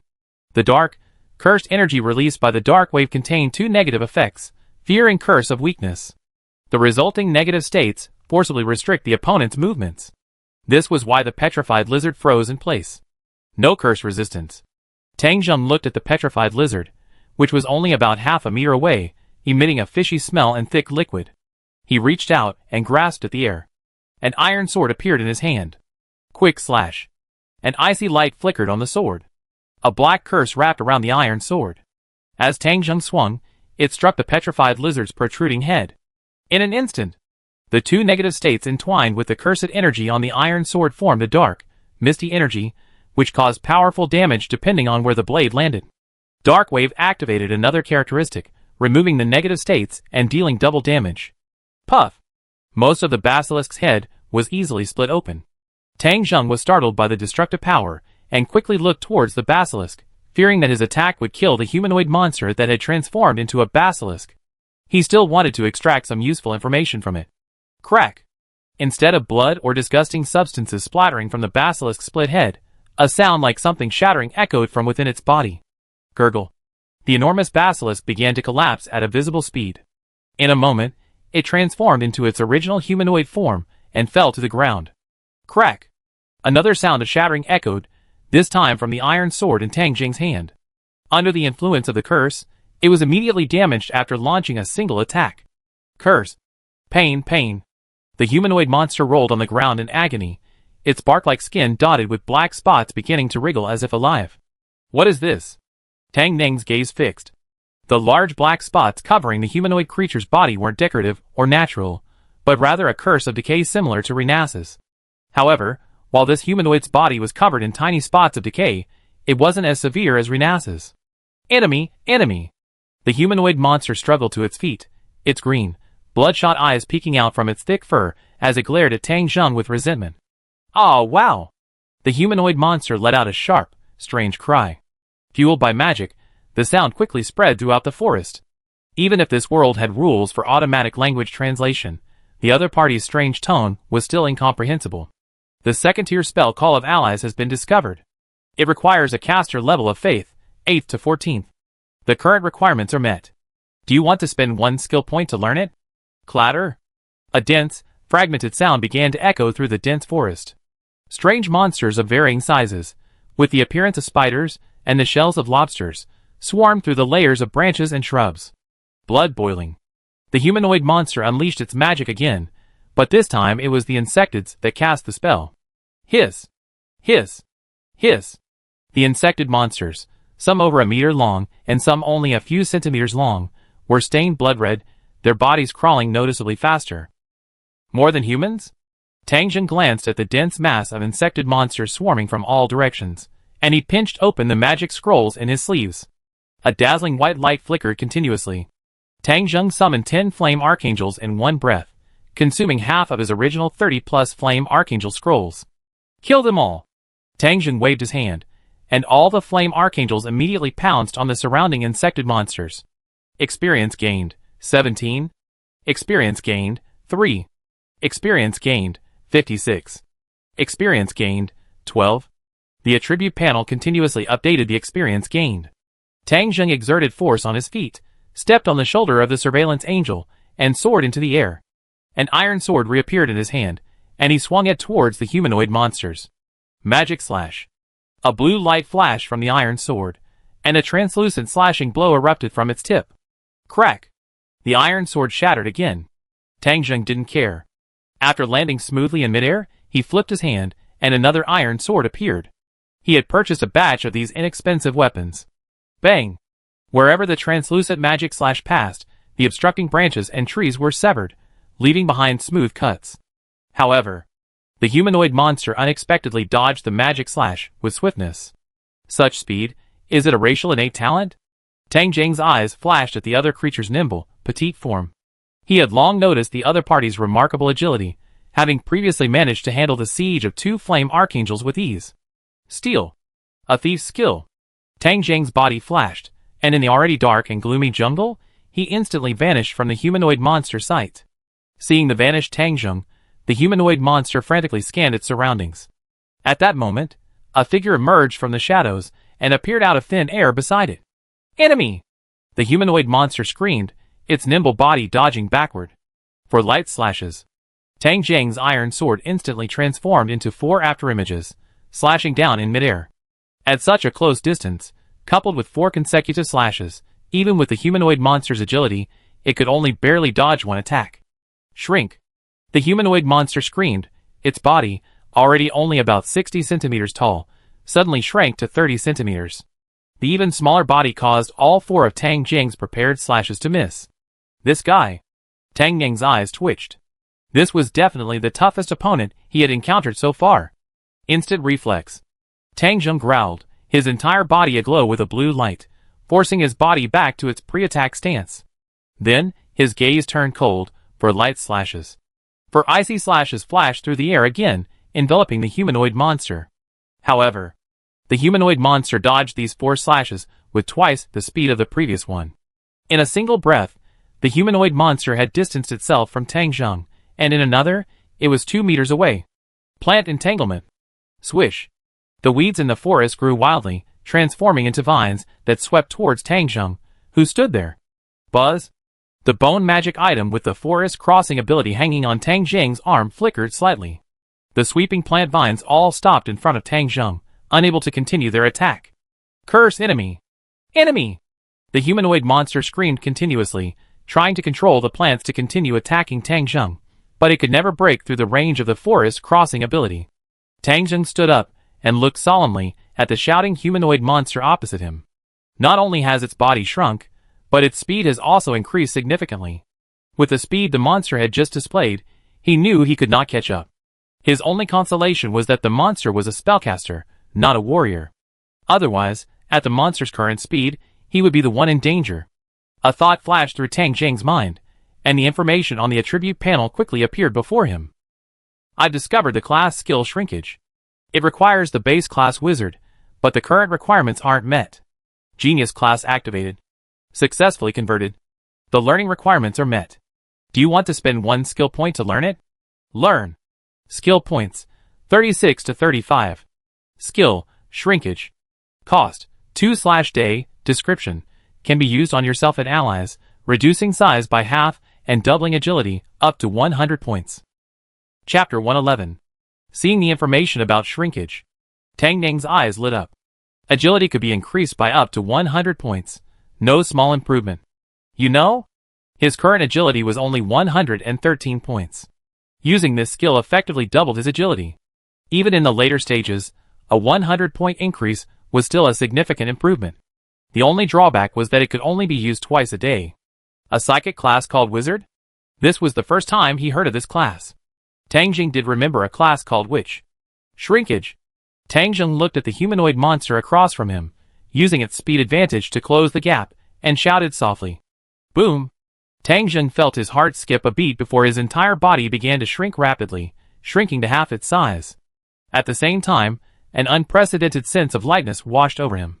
Tang Jing was surprised to see his half-shrunken body. The iron sword in his hand had noticeably grown in size, making it slightly uncomfortable to grip with his current size. But the impact wasn't significant. He checked his own status. Aside from his body shrinking and his speed increasing significantly, none of his other stats were affected. He briefly adjusted to the discomfort. Tang Jing raised his head again and looked across at the stunned humanoid monster.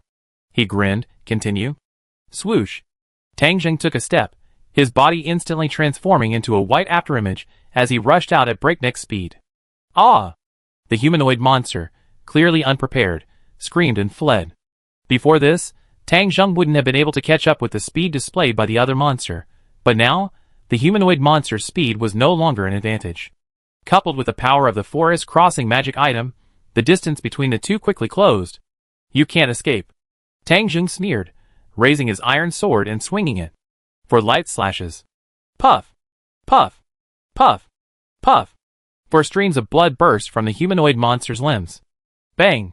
The fleeing humanoid monster let out a scream, its body falling uncontrollably from midair, slamming heavily into the dead branches and rotten leaves below.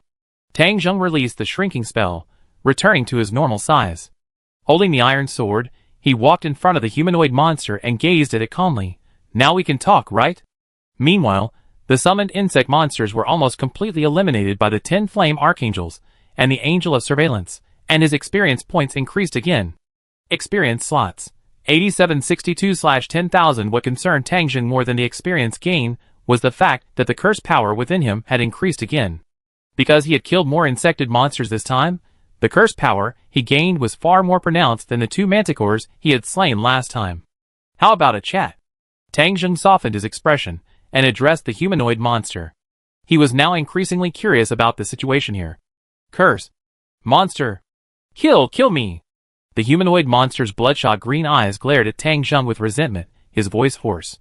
Faced with a humanoid monster so agitated, speaking illogically, and perhaps even with a hint of mental distress, Tang Jing couldn't help but frown. He connected the few words that sporadically escaped his lips. This mysterious demi-human before him likely harbored resentment and hostility not toward humans, but toward the cursed power afflicting him and Renase. Even if he could guess this, it seemed pointless. If communication was impossible, there was no point. Kill them? The thought flashed through Tang Jing's mind, yet he felt a pity. Perhaps only this mysterious demi-human before him knew the situation deep within this swamp, especially since he could communicate, which was most important. Tang Jing's eyes flickered, and a sudden thought struck him. A few years ago, a demi-human creature like you left this swamp and entered the area where we humans live, Tang Jing began. A ripple of resentment rippled through the humanoid monster's gaze, and its twisted expression froze. A sudden surge of vitality seemed to infuse its seemingly lifeless aura. It's Pasha. It must be Pasha. The humanoid monster struggled to get up, looking at Tang Jing with emotion. Due to the cuts on its limbs, it could only twist its body awkwardly. Tang Jing's expression relaxed. He took out a bottle of regeneration potion and poured it on the monster's limbs. Looks like we can talk now. As the wounds healed, the humanoid monster quickly climbed up from the ground and rushed to Tang Jing. Where is Pasha? Is he safe? How is he doing now? As it spoke, tears glistened in the monster's green eyes. Don't get so excited. Before answering your question, could you please answer my question? Okay, what race are you? Tang Jing asked. Dwarf. The humanoid monster spoke quickly, then added, forest gnome, Dogon stone lizard. Dwarf? Tang Jing was startled, carefully examining the creature. This was a rather rare species. Its height was indeed comparable to the legendary dwarfs. And among dwarfs, it was a forest gnome, an even rarer species. No wonder its skin resembled the color of tree bark. It was said that these dwarfs had elven blood. As for whether this was true or not, it remained to be seen. It was no wonder he didn't immediately recognize the creature's species. Truly, this forest gnome looked like a wild human. He hadn't completely mistaken it for a monster because it could speak. Dogon stone lizard? Is that your name? Tang Jing repeated, finding it somewhat odd. Yes, yes. The bloodshot in Dogon's eyes faded slightly, his hairy face trembling as he spoke quickly and without reservation. Stone lizard is my power. All warriors in the tribe will choose a powerful monster to complete the magical ritual. Successful ones can place the monster's name after their own. Stone lizard clearly represents a petrified lizard. Tribe. Tribe. Dead. All dead. Where is Pasha? Where is he? After Duogon mentioned the word tribe, his body trembled, and he began to mutter to himself again. His mental state, which had just stabilized, became frantic again. Bang!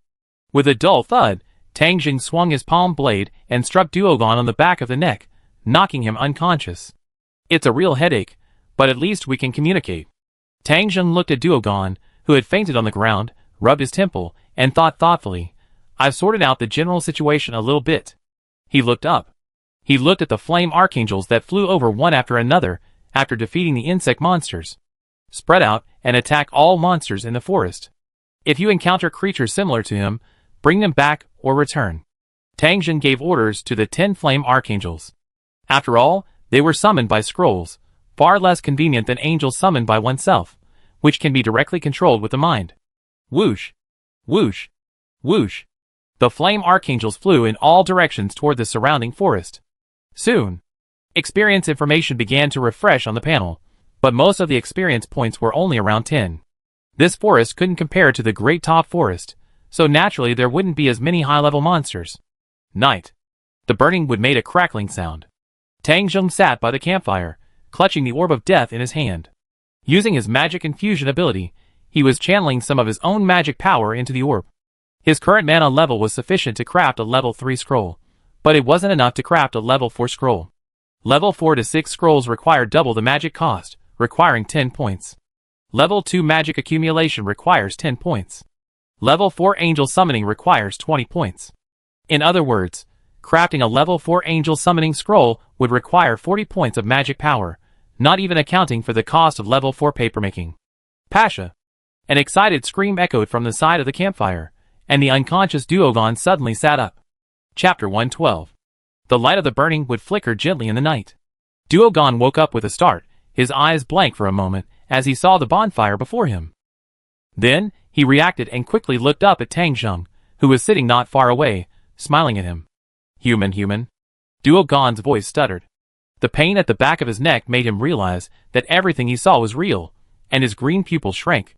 Subconsciously, Duogon curled up his legs, his face wary and nervous as he looked at the human before him. During the day, when his consciousness was not fully clear, Duogon had not noticed anything amiss in his fight with the human before him. He simply wanted to kill him. But now, with consciousness regained, Duogon immediately realized something incredible. This human could not only summon angels, creatures from the human world, but also possess formidable combat prowess. He even used the ability known only to his race, the shrinking technique. The most terrifying thing. This human possessed the power of a curse, but it didn't seem to affect the other person. It looks like you've regained consciousness. Tang Zheng noticed that the bloodshot in the forest gnome's pupils had faded, and even his somewhat nervous and frantic mood had calmed down. Don't be so nervous. I mean no harm. Anyway, let's fill our bellies first, and then we can talk. Tang Zheng picked up a golden, sizzling piece of wild boar meat from the campfire and handed it to the nervous Duogon. During Duogon's coma, Tang Zheng hadn't been idle either. Experience slots, 9632/10,000 first. His experience points had risen to over 9,000. If it weren't for the time limit on angels, he could have maxed out his experience points today. While this forest's area was far smaller than the top forest, it was still quite large. 10 flame archangels could only clear the area of monsters within a limited time frame. He currently had 15 flame archangel summoning scrolls. To prevent any unforeseen circumstances, he hadn't summoned any more angels. Besides the experience gained, the curse power within Tang Zheng's body had become more intense, but the overall increase in concentration was modest. At first, Tang Zheng suspected the angels were too far away, and that he couldn't absorb the curse power released from the monsters' bodies after their deaths. So, Tang Zheng went back into the forest, and slew a few more monsters, only to discover that the amount of curse power he gained was indeed modest. The only certainty was that the amount of curse power within different monsters varied greatly, especially with stronger monsters, which possess greater amounts. You can't eat this. Duogon's face changed when he saw the wild boar meat being handed to him, and he stepped back. Tang Zheng was startled, looking at him in confusion. This forest has been cursed. All living things are poisonous. Duogon's eyes flashed with fear, and then a thought struck him. He looked at Tang Zheng and said, yes, you control the curse. You're not afraid of this forest. Where's Pasha? Is he okay? Duogon's emotions grew agitated again, but this time he remained calm. Poisonous? Tang Zheng paused, holding the boar meat. He had already eaten quite a bit before Duogon regained consciousness. He didn't feel any discomfort. Cough. Tang Zheng coughed dryly, and placed the boar meat back on the fire. The poison Duogon mentioned was likely the curse power within beasts and monsters. He possessed this power himself, which was why he was unaffected. If the Pasha you're talking about is the forest dwarf, who left a few years ago, he's currently living well in our human empire. After all, your kind is rare. The most famous ogre in the empire right now is the Wu Wang, who's quite popular. Tang Zheng smiled and spoke softly, half seriously. Duogon was silent for a moment, then breathed a sigh of relief. He raised his arm to wipe his eyes, muttering hoarsely, "It's good to be alive. It's good to be alive. Can you tell me what happened?" Tang Zheng, seeing that his composure had stabilized again, asked, "A friend of mine is also suffering from the same curse as you. I want to understand this matter. Perhaps I can find a way to break it." Duogon raised his head, a hint of surprise on his hairy face. "Even you, who wield this power, don't have a solution." Duogon's green pupils dilated. Tangjing shook his head. "I'm sorry, I don't fully understand this power myself. By the way, should we send you back to the tribe first?" He felt that Duogon, the forest gnome, was still mentally unstable. It would be best if they could find the other forest gnomes in their tribe and communicate with them. The tribe is destroyed. They're all dead? Duogon's shoulders shook uncontrollably. His hoarse voice was thick with remorse and despair as he muttered, "I am a sinner." Before Tangjung could even speak, Duogon suddenly raised his head, his green eyes fixed on Tangjung. "It's the abyss. Something's wrong in the abyss." Then Duogon stood up and knelt before Tangjung. "Take me to the abyss. Only those who wield the power of the curse can approach that place." "Okay." Tangjung paused, then nodded. The next day, just as dawn broke, Tangjung and Duogon set off, heading towards the deepest part of the jungle. The abyss they were talking about wasn't the legendary place, but a bottomless ravine at the junction of the forest and the mountain range. This place had long been called the abyss by the forest dwarves. Duogon didn't elaborate on the entire incident, but through the information Tangjung had gathered indirectly, he was able to roughly piece together the story. This incident dates back even further than when Renase acquired the power of the curse. Duogon's tribe had long ago begun dealing with the poisonous monsters that occasionally emerged from the valley's depths, their bodies covered in black corrosion and teeming with toxins. The tribe would kill these monsters and burn them, but they weren't common. But a few years ago, an incident occurred, seemingly involving a magical ritual inherited from the tribe that Duogon had mentioned. Rustle. Branches swayed in the forest, and leaves clashed softly. The two men moved swiftly through the forest. Tangjung possessed the forest-crossing magic item, and Duogon, a forest dwarf, was equally adept at navigating the jungle. Along the way, perhaps because of Duogon's kindness, no monsters attacked them. Even so, it still took the better part of a day for the two to reach the edge of the deepest forest. The deep valley seemed as if carved out by a knife. There was still a dense jungle ahead, but as soon as I took a step forward, I found myself in a bottomless valley, as if the forest had been cut in half and a piece of it had disappeared. Chapter 113. This feeling. Tangjung's eyes flashed with solemnity as he gazed down at the valley. He sensed a surge of restlessness in the curse within him.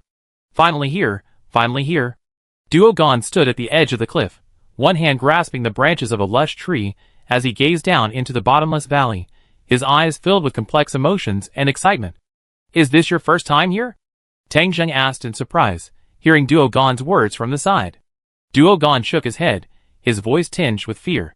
"I can't get close to this place. If I do, the curse within me will spiral out of control, and I lose my mind. Every time I regain consciousness, I reappear at the outskirts of the forest." At this point, Duogon looked at Tangjung excitedly. "Master Strong, since staying by your side, the influence of this curse has been suppressed. I didn't expect I had such an ability." Tangjung was indeed somewhat surprised this time. "Master, please sit on me." Duogon, clearly impatient, took a few steps back. "Roar!" The next moment, a low roar erupted from Duogon's mouth. The petite body rapidly expanded, transforming into a massive petrified lizard in the blink of an eye. "Hiss!" The petrified lizard shook its head and nodded in Tangjung's direction, motioning for it to sit on his back. Shrinking in size? Tangjung observed Duogon, now transformed into a petrified lizard. His once impressive stature, nearly 10 meters, now appeared significantly smaller. Including his tail, the length was only about 8 meters. After all, a petrified lizard's tail was nearly half its body length, so this change was quite striking. The reason the opponent had shrunk was likely related to him previously defeating his transformation. No need. Tangjung reached out and crushed a scroll. Whoa! With a flash of white light, a flame archangel appeared, and Tangjung easily leaped onto it. Roar! The petrified lizard roared at the sight, its 8 legs simultaneously spreading as it crawled out of the forest, reaching the edge of the cliff and descending without hesitation. The rough cliff face provided a perfect foothold for the petrified lizard, already adept at climbing. It scrambled downwards like a gecko. Tangjung followed closely behind, and with the help of the flame archangel, he began to descend from the air. In the deep valley, besides the piercing sound of the wind against the rock face, there were no cries of beasts or monsters. The silence was eerie. As the two descended faster and faster, the light in the valley began to dim, and even a faint white haze began to appear. Tang Zheng had the flame archangel stay close to Duogon, who had transformed into a petrified lizard, to prevent the haze from causing them to distance themselves from each other. Whoosh! Whoosh! The two of them descended at breakneck speed. It took about half an hour. Roar! The petrified lizard roared and suddenly leaped down from the rock face, followed by a crashing sound. The bottom. Tang Zheng's face darkened. The flame archangel slowed down, then slowly descended from the air to the ground. At this point, they were at the deepest part of the valley, the sun's rays no longer reaching them. All around them was pitch black. Only the light emanating from the flame archangel allowed Tang Zheng to barely see his surroundings. Crack! A soft, crisp sound echoed through the valley. Tang Zheng realized he was stepping on a long, thin bone from some unidentified beast. He lifted his sleeve, pulled out the single-frame glasses he bought at Irantal from his item box, and put them on his left eye. His dark vision suddenly cleared. What came into view was a long, narrow, deep passage, with a variety of bones scattered around it. Duogon, transformed into a petrified lizard, came to Tang Zheng's side. With a flicker of his body, he quickly shrank back to his original form. Master, the source must be here. Duogon groaned in pain, but his voice was filled with excitement. At that moment, the thumb-sized black corrosion mark on Duogon's bark-like skin was clearly expanding. Duogon didn't need to speak. Tang Zheng also sensed the curse power within him becoming more active. This is getting more and more interesting. Tang Zheng looked up, his eyes sparkling. This casual guess hadn't led him to such a hidden secret. This world truly held many secrets. As for danger? He doubted that if some powerful creature truly existed in this valley, the forest dwarf tribe living there would be completely unaware of it. What's more, it looked like the entire forest dwarf tribe had been destroyed by its own people. Tang Zheng and the other men followed the narrow path deeper into the valley. The overly quiet valley was filled with the sound of their footsteps and the crackling of bones on the ground. Too quiet? Tang Zheng frowned slightly. They seemed to be the only two people in this deep valley, yet the number of animal bones on the ground was noticeably abnormal. A massive, pitch-black figure suddenly leaped out from behind the left cliff face, bringing with it a stench of decay. Bang! The radiant, dazzling flame archangel was the first to be struck, the shocking impact colliding with the flame archangel's flaming sword. Roar! A deafening roar instantly echoed through the valley. The flaming sword sliced into the opponent's skin, making a sizzling sound like barbecue, but at the same time, the opponent's massive figure pinned the flame archangel to the ground. Whoa! A new flash of light appeared. The flame archangel lunged directly at the monster, knocking it away from the other. The monster's massive body tumbled on the ground, and under the illumination of the two flame archangels, the monster's form was fully revealed. The skin was rotten, its original appearance unrecognizable. Droplets of disgusting pus continuously oozed from the decaying skin, dripping onto the ground. Is this a basilisk? Tang Zheng saw the creature's long tail, which took up most of its body, and its 8 legs, clearly characteristic of a basilisk. However, it now resembled a completely rotting monster. Roar! Roar! Roar! A series of roars echoed densely throughout the valley. A dozen equally rotting basilisks of varying sizes crawled out from the cliffs on either side, rapidly approaching Tang Zheng and the others. They're still alive. This is the basilisk's lair. Kill them! Curse! It's all your fault. It's all your fault. Heart. Ritual. I shouldn't eat hearts. I shouldn't perform rituals. Everyone, ah! Duogon's skin began to rot over large areas, and his mind seemed to be affected again, his emotions becoming frantic. Bang! Tang Zheng appeared expressionlessly behind Duogon, swung his arm, and struck him hard on the back of the neck with a single slash of his hand. Duogon's eyes rolled back, his frantic voice abruptly extinguished, and he collapsed to the ground. Has your entire body been corrupted by the curse? Aside from being a little disgusting, the aura isn't strong. Tang Zheng glanced around, seeing the decaying bodies around him glaring fiercely at the petrified lizards. He raised his arm, and an iron sword materialized. Alright, kill them all. Dark wave. A dark energy, thick even in the darkness, emanated from Tang Zheng's body. As if influenced by the surroundings, its spread suddenly expanded to dozens of meters. The petrified lizards, already suffering from the curse, froze in place. Chapter 114. Seeing the range of the dark wave, Tang Zheng was also somewhat surprised, then he grinned. Tap! Tang Jing's footsteps on the ground instantly vanished, and in the blink of an eye, he appeared in front of the petrified lizard attacking the flame archangel. Swinging his arm, the iron sword's blade aimed at the petrified lizard's neck and slashed down. Puff! Foul blood gushed out, and its massive head was directly severed. Bang! The petrified lizard regained its ability to move, but its headless body toppled uncontrollably, slamming heavily to the ground. Experience gained. 723 experience gauge.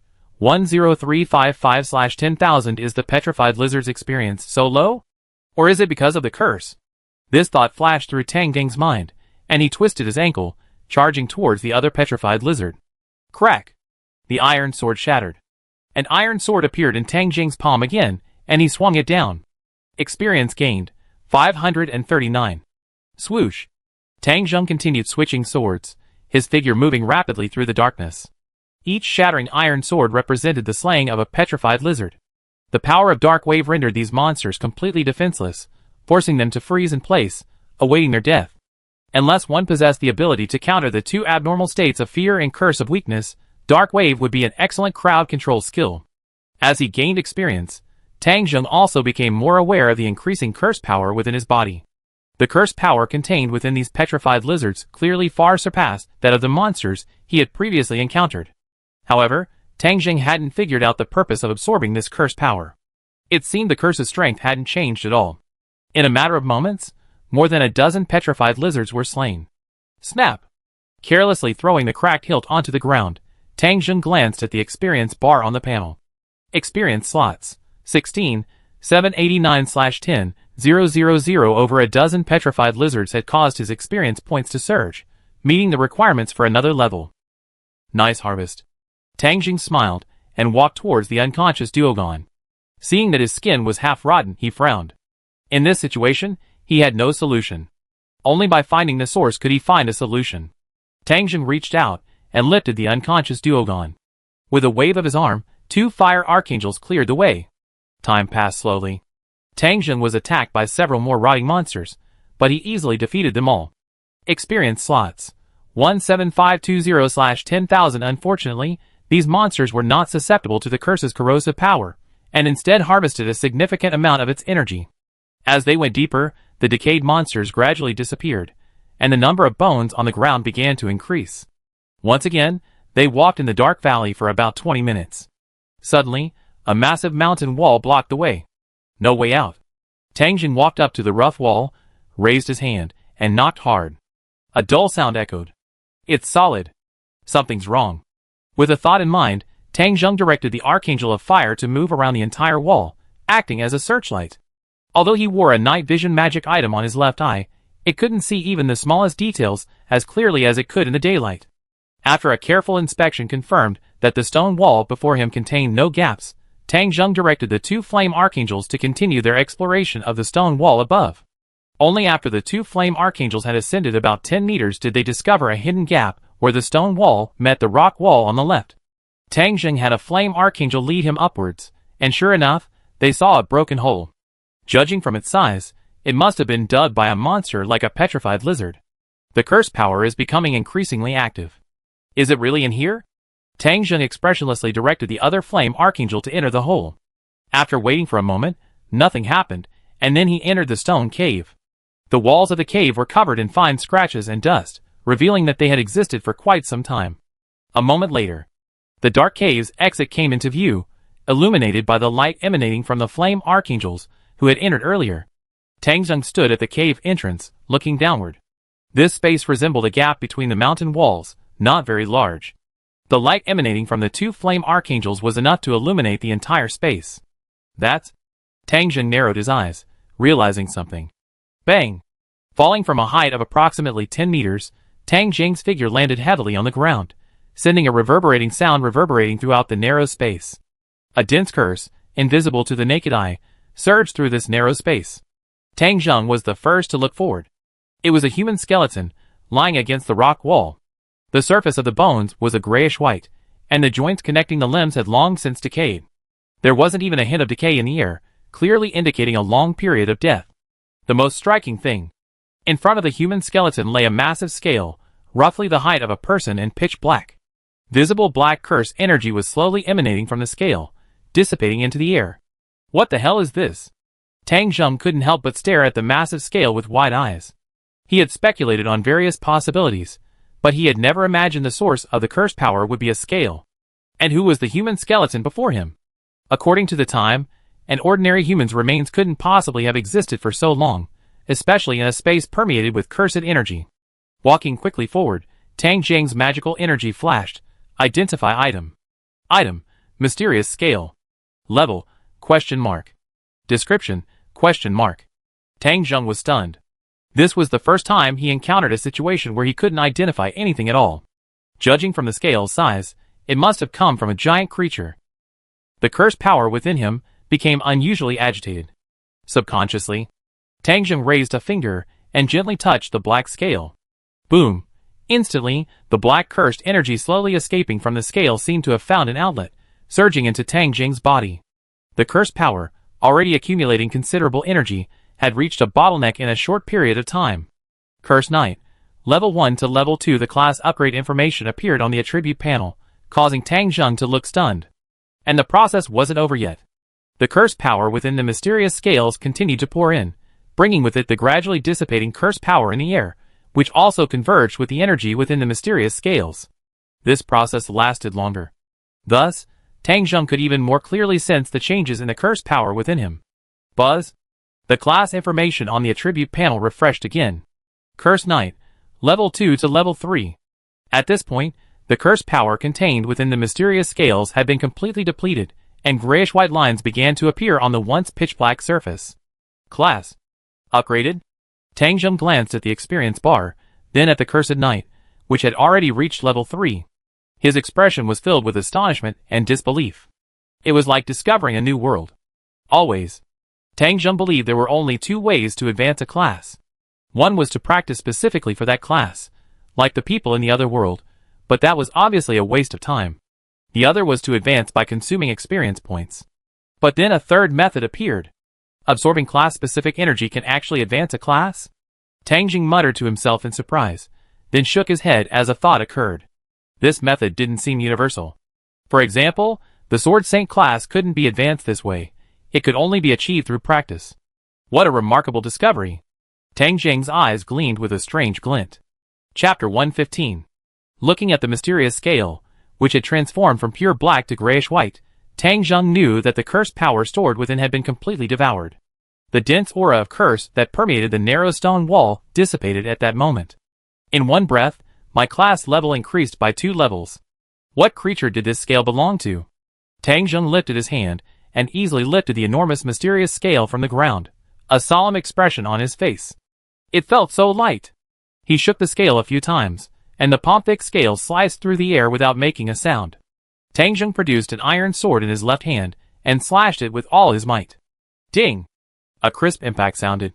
Not a single scratch appeared on the mysterious scale.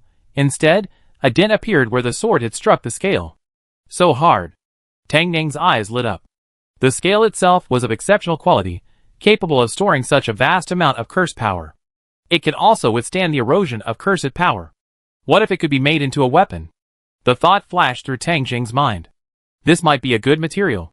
But the problem was, there wasn't necessarily anyone in the other world who could forge such a scale into a weapon. Also, the source of the curse power came from this mysterious scale. So, did the birth of the Cursed Knight class also originate from this scale, or rather, from the creature behind it? Tang Zheng speculated solemnly. As far as he knew, besides the current Renase, the only person in this world who possessed a Cursed Knight was one of the 13 heroes from 200 years ago. Tang Zheng looked at the human skeleton leaning against the wall. Is that the one who was one of the 13 heroes legendary across the human world? He surveyed the narrow crevice in the surrounding stone wall. Apart from the mysterious scale and the skeleton, there was nothing else. Naturally, there was no way to prove who the human skeleton belonged to. He placed the mysterious scale in his item box. I take it. Whoever you are, thank you for the gift. Tang Zheng whispered to the skeleton. The general course of events was almost clear. It's impossible to calculate how long the curse power within the mysterious scales had dissipated. Perhaps it began when the forest dwarf tribe began clearing out the poisonous monsters that occasionally climbed into the valley. Since it had always been trapped in the cracks in the stone wall, the curse power dissipated very slowly. A few years ago, a monster like a petrified lizard dug through this barrier, and the curse power finally dissipated. What a pity. If that large portion hadn't dissipated, Tang Zheng felt that the Cursed Knight class might have reached its maximum level in one fell swoop.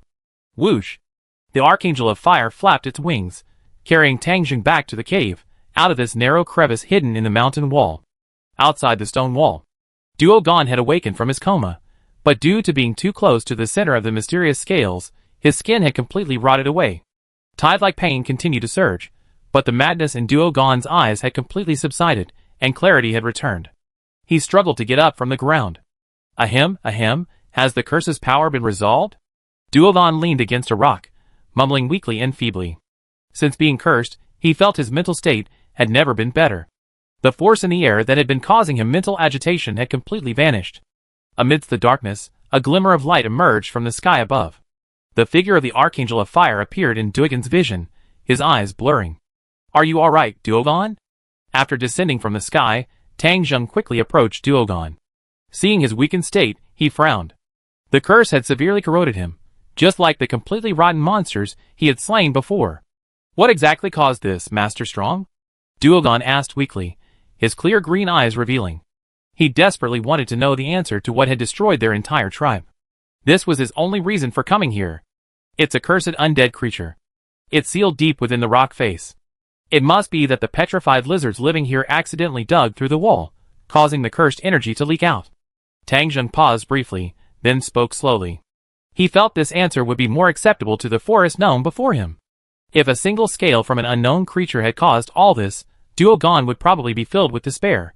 Undead creature. Sure enough, it's this kind of existence that the living loathe. Duogon's weak voice was filled with anger and relief. We forest gnomes exist to protect the jungle and the creatures that inhabit it. At this point, Duogon's eyes grew hazy. Finally, are we cursed by the power of the basilisk? A weak, dazed voice echoed through the cave. Tang Zheng finally understood the entire story. The forest gnome tribe has long held a special magical ritual, one that can only be performed by tribesmen who possess the ability Wild Transformation. During the ritual, by consuming the heart of a certain monster or beast, one not only gains the power of that monster or beast, but also transcends the limits of Wild Transformation and transforms into that monster.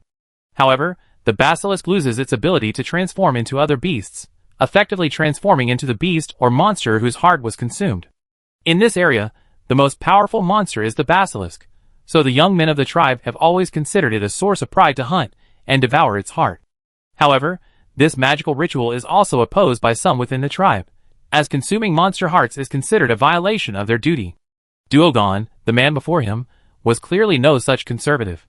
Relying on his own strength, he captured a basilisk alive and completed the magical ritual.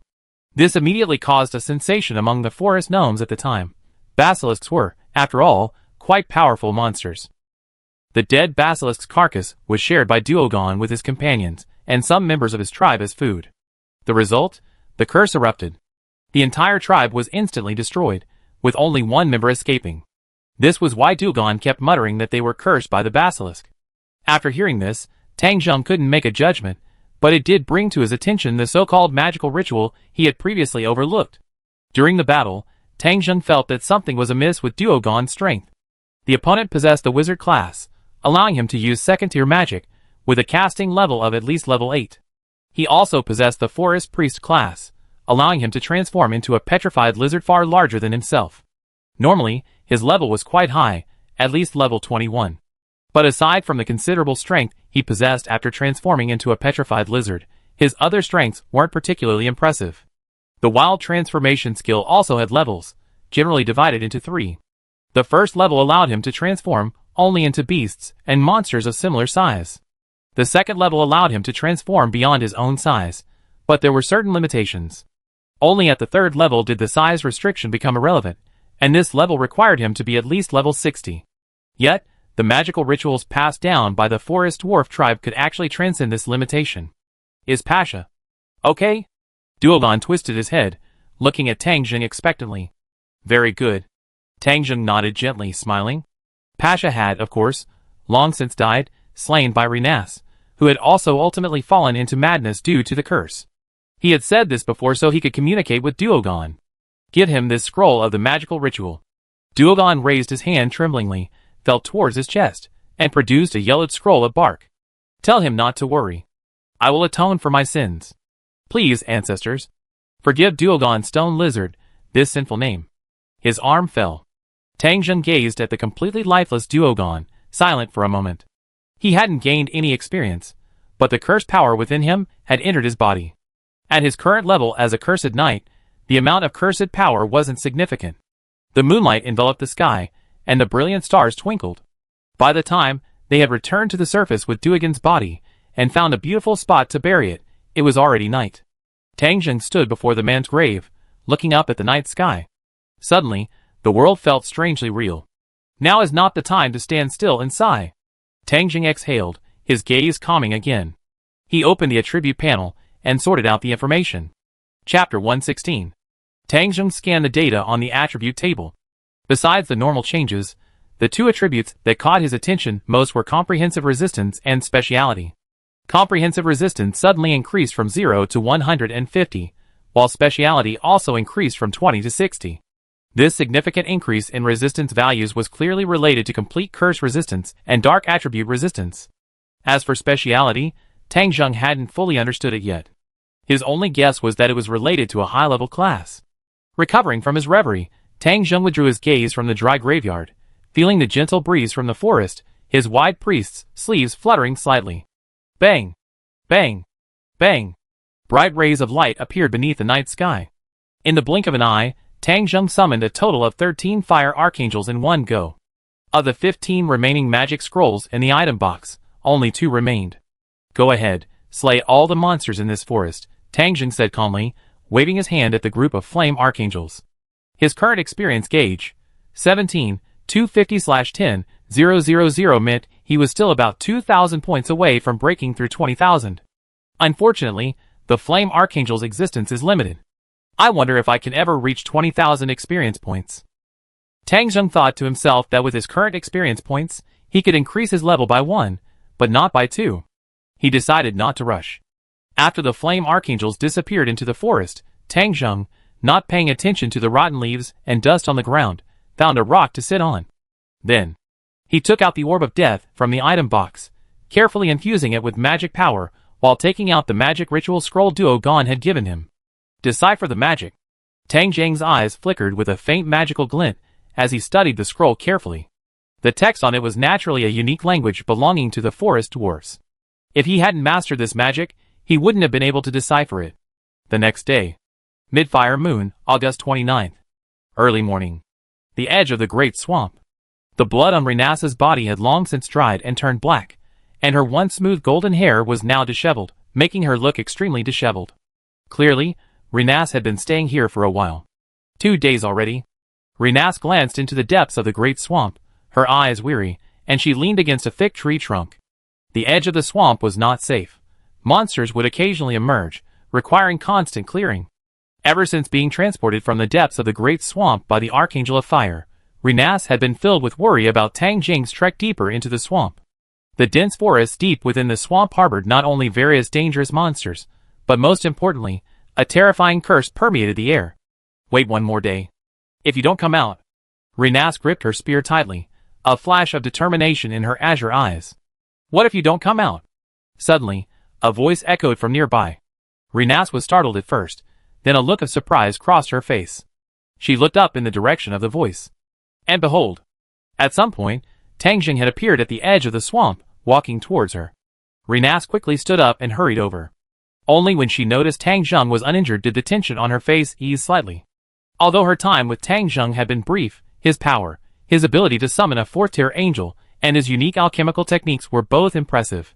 Renase thought Tang Zheng might have had his own agenda, but ultimately, it was because of the curse upon her.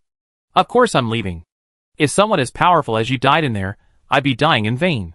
Renase straightened her back, maintaining a noble and elegant demeanor despite her current disgraceful appearance. Tang Zheng shrugged. How sad. Heh. Renase's deep blue eyes rolled. Do you see any sadness on your face, Your Excellency? I've already gotten some clues about the curse. Tang Zheng spoke directly without further ado. Given Renase's reckless nature, waiting for him for so long, Tang Zheng felt, was simply placing her hopes of lifting the curse on him. Renase's pupils constricted as she looked at Tang Zheng. "Don't be so surprised, Miss Renase." Tang Zheng stepped forward and stood before Renase. "If you don't mind, let's begin now." Renase gained the class of Cursed Knight by being infected by the curse power after killing a forest gnome. Until now, Tang Zheng had simply thought Renase was lucky, but after experiencing the incident with the forest gnome, he realized more and more that this was more than just good luck. The monsters deep in the valley were rotting under the influence of the curse, and even the forest gnome tribe was destroyed. In this process, not a single forest gnome acquired the Cursed Knight class. "What ingredients do you need?" Renase's voice trembled. "Nothing. Just drink this." Tang Zheng shook his head and pulled out a murky alchemical potion laced with herbal residue from his sleeve. It looked as if it had been casually concocted. Renase looked at Tang Zheng, then at the potion. "Okay." With that, Renase took the potion and downed it all in one gulp. She wiped her mouth with her hand. "What's next?" "Wait." Tang Zheng uttered a single word. Renase was about to continue when a sudden, intense drowsiness overtook her. Then, her body went numb, and she fell uncontrollably to the ground. The next moment, Renase's body swayed, and she fell to the ground, unconscious. The potion mixed with hang spider venom sacs and sleepweed seems to be working well. Tang Zheng nodded gently, seeing the poison Renase. He seemed quite satisfied with his improvised potion. His conversation with Firia hadn't been in vain. Tang Zheng knew some simple herbs. Tang Zheng squatted down and turned Renase over, lifting the rotting right side of her face, hidden by her golden bangs, and raised a finger to touch her forehead. Of course, he had no bad taste. Passive, magic infusion. Under Tang Zheng's deliberate control, a faint curse flowed from the tip of his finger and into Renase's body. Back in the imperial capital, he often experimented with the ogre, so he was no stranger to this technique of injecting energy into the human body. The next moment, the rotten right cheek, stimulated, began to wriggle rapidly. Since Rena was unconscious, she made no sound. Tang Zheng continued to inject it slowly. As the curse power gradually increased, the curse power within Rena's body was drawn in, absorbing the curse power Tang Zheng was injecting. Sure enough, it worked. Tang Zheng's eyes flashed. Back in the forest outside the great swamp, he noticed that Rena's curse power significantly increased after she killed a monster. Since his Cursed Knight class could level up by absorbing external curse power, the reverse was also true. Tang Zheng manipulated the injected curse power to guide the chaotic curse power within Rena's body. The rotten cheek, which had been wriggling, gradually stopped wriggling, and even the traces of decay gradually shrank. After about a few minutes, the decayed right side of Renase's face completely disappeared, returning to a pale complexion like the left. Success. Talent is truly indescribable. Tang Zheng withdrew his finger from Renase's forehead and sighed. Whether it was only half her face that was rotten, or whether the curse power within Renase's body remained uncontrolled during his infusion of the curse power, these circumstances clearly showed that Renase was naturally suited to the Cursed Knight class. Before, Renase only possessed the Cursed Knight class. Now, with Tang Zheng's help, Renase's Cursed Knight level, in the game's parlance, had stabilized at level 1. Half an hour later, Renase was bewildered. She opened her eyes and clutched her forehead, aching with a headache. What on earth had she just drunk? Renate propped herself up with her arms and sat up. Her first notice was Tang Zheng, standing not far away, fiddling with a black stone. "You?" Renate opened her mouth, her palm instinctively stroking the right side of her face. When she felt the smoothness of her cheek, her whole body stiffened. She quickly pulled a mirror from her bosom and looked at her right face. A long moment passed. Renate raised her head, her eyes red. "Thank you. Congratulations on your recovery, Miss Renase." Tang Zheng down. Renase stood up stiffly, instinctively trying to pull down her blonde hair to cover the right side of her face, but quickly realized she no longer needed to. She paused. She changed her movements, casually tucking it behind her ear. "Sir Tang, are you still hiring for your adventurer team?" Renase's delicate, fair face was exposed to the air, her golden hair gleaming slightly in the sunlight. Chapter 117. Recruiting? Tang Zheng hadn't expected Renase to ask this out of the blue. After a brief pause, he shook his head. He held too many secrets, and joining the Adventurers Guild was simply a matter of convenience. "Sorry, I'm not planning on recruiting," Tang Zheng refused. "Really?" Renase's eyes flickered with disappointment at this, and she bit her lip slightly. "About the reward?" 2,000 gold coins. Tang Zheng's eyes lit up, and he opened his mouth, lowering the price. He was desperately short of money right now. Besides the gold coins, Renase couldn't offer any other rewards that would interest him. As for the money question, how much money could someone driven from their family and wandering the land have? 2,000 gold coins? Renase's voice rose slightly at this number, as if inspired. She raised her right arm, placed it on her left shoulder, and bowed deeply to Tang Zheng. I decided on the reward a long time ago. Then, Renase raised her black spear and turned away. What do you mean? Tang Zheng was momentarily confused as to what Renase was planning. Just leaving like that? So, there's nothing left after 2,000 gold coins, huh? Later Fire Moon, August 31st. When Tang Zheng returned to the imperial capital, it was already the end of August. He and Renase had left the imperial capital on August 24th, so 7 days had passed since their return. Of course. This time, only Tang Zheng returned to the imperial capital. As for Renase, she had inexplicably run away and disappeared. Noble Quarter residence. In the first floor lobby. You're finally back, Mr. Alchemist, Emina said coldly, arms folded across her chest. Sorry, it took a while. Tang Zheng smiled helplessly, petting the small evil spirit dog that kept rubbing against his leg. What happened recently? The Herb Guild sent another invitation the day after you left the imperial capital. Then, there was the Adventurers Guild. The rest are workers and adventurer teams who want to use the regeneration potion you developed to heal their injuries. And of course, there are some nobles. Emina extended her slender hand, counting off each finger, and quickly recounted the events of the past. I've rejected all of these for you. As for the reason, as you agreed, you're researching a new potion. You also mentioned the lack of blood from the ogres, making it impossible to create regeneration potions. Of course, these aren't the real problems. Emina pulled an exquisite invitation from her pocket and flicked it towards Tang Zheng, saying sternly, this is the real problem. Tang Zheng reached out to take the invitation, opened it, and read the contents, casting a spell of deciphering magic. Osco? Tang Ding's eyes flickered in thought at the name. It seemed familiar, but he couldn't place it. The largest merchant in the imperial capital, organizer of the arena, Emina reminded him. According to the time listed, the banquet was to be held at the Empire's finest hotel 2 days ago. Don't worry, the time has already passed. Congratulations. You've offended one of the most untouchable figures in the entire imperial capital, Emina said expressionlessly. Tang Zheng was speechless, but he didn't mind. He was just a businessman with connections. He didn't really intend to make a living in the Bahar's empire. With his current strength, even if he didn't reveal his full potential, simply using the angel summoning technique, he would be rated as an orichalcum level adventurer by the Adventurers Guild. He'd be just one step away from the top-tier adamantite level adventurer. You have to remember that there are only 2 teams in the entire Bahar's empire that have reached adamantite level adventurers, and both achieve this through numerical superiority and complementary professions. Adamantite level adventurers represent not only status but also strength, and their value is far greater than that of a major merchant in a country. Speaking of which, in terms of overall national strength, the Bahar's empire was indeed stronger than the kingdom of Riestais, but in terms of high-end combat power, it was significantly weaker. Has anyone been to the palace? Tang Zheng asked. This was what truly concerned him. He had already acquired the Cursed Knight, but the Sage class still had no clue what to do. Unlike Renase's situation, Tang Zheng could only passively wait for Flutter. He had already been in the Bahar's empire for a month, and couldn't afford to waste any more time gambling on such uncertainty. The palace? Emina glanced at Tang Zheng in surprise, and shook her head. No. Tang Zheng was somewhat disappointed. He already made quite a commotion, and he also saved several injured nobles. With the Blood Emperor's power, it was impossible for him to fail to notice. As a result, nothing had happened so far. Hey, you should be concerned about something else right now. Emina's amber eyes shone solemnly as she reminded him.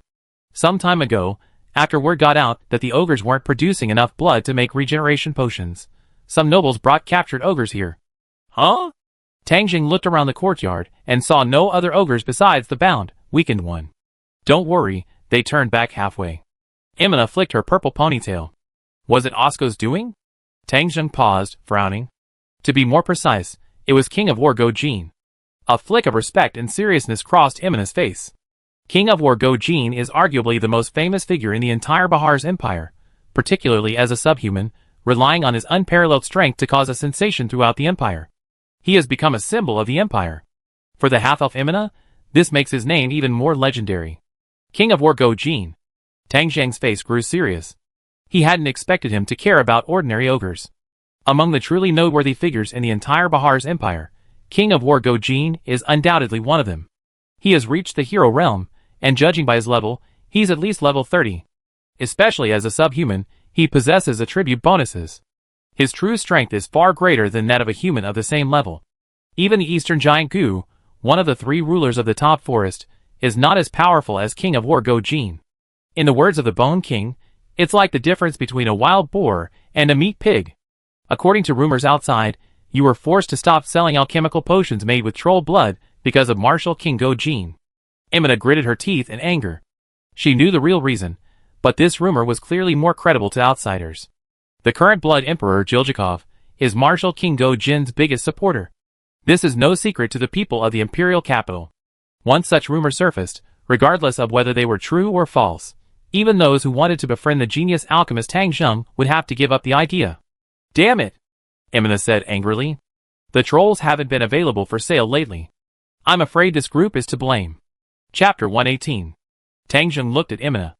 The anger on her usually stern face was surprisingly endearing. No need to waste time on such schemes. When the sun shines, even the darkest corners disappear. Tang Zheng chuckled softly, his eyes flickering slightly. Besides, this isn't necessarily a bad thing. Starting tomorrow, we continue to release regeneration potions, but this time they won't be free. The price is 1 gold coin. Only 5 bottles per day. They be sold publicly at the Adventurers Guild. This price. Emina's amber eyes blinked, and a rare bright smile crossed her stern face. Understood. In 3 days, the entire imperial capital's potion market was completely disrupted. The Adventurers Guild was packed with people. The regeneration potion was limited to 5 bottles per day, and the price was a mere 1 gold coin.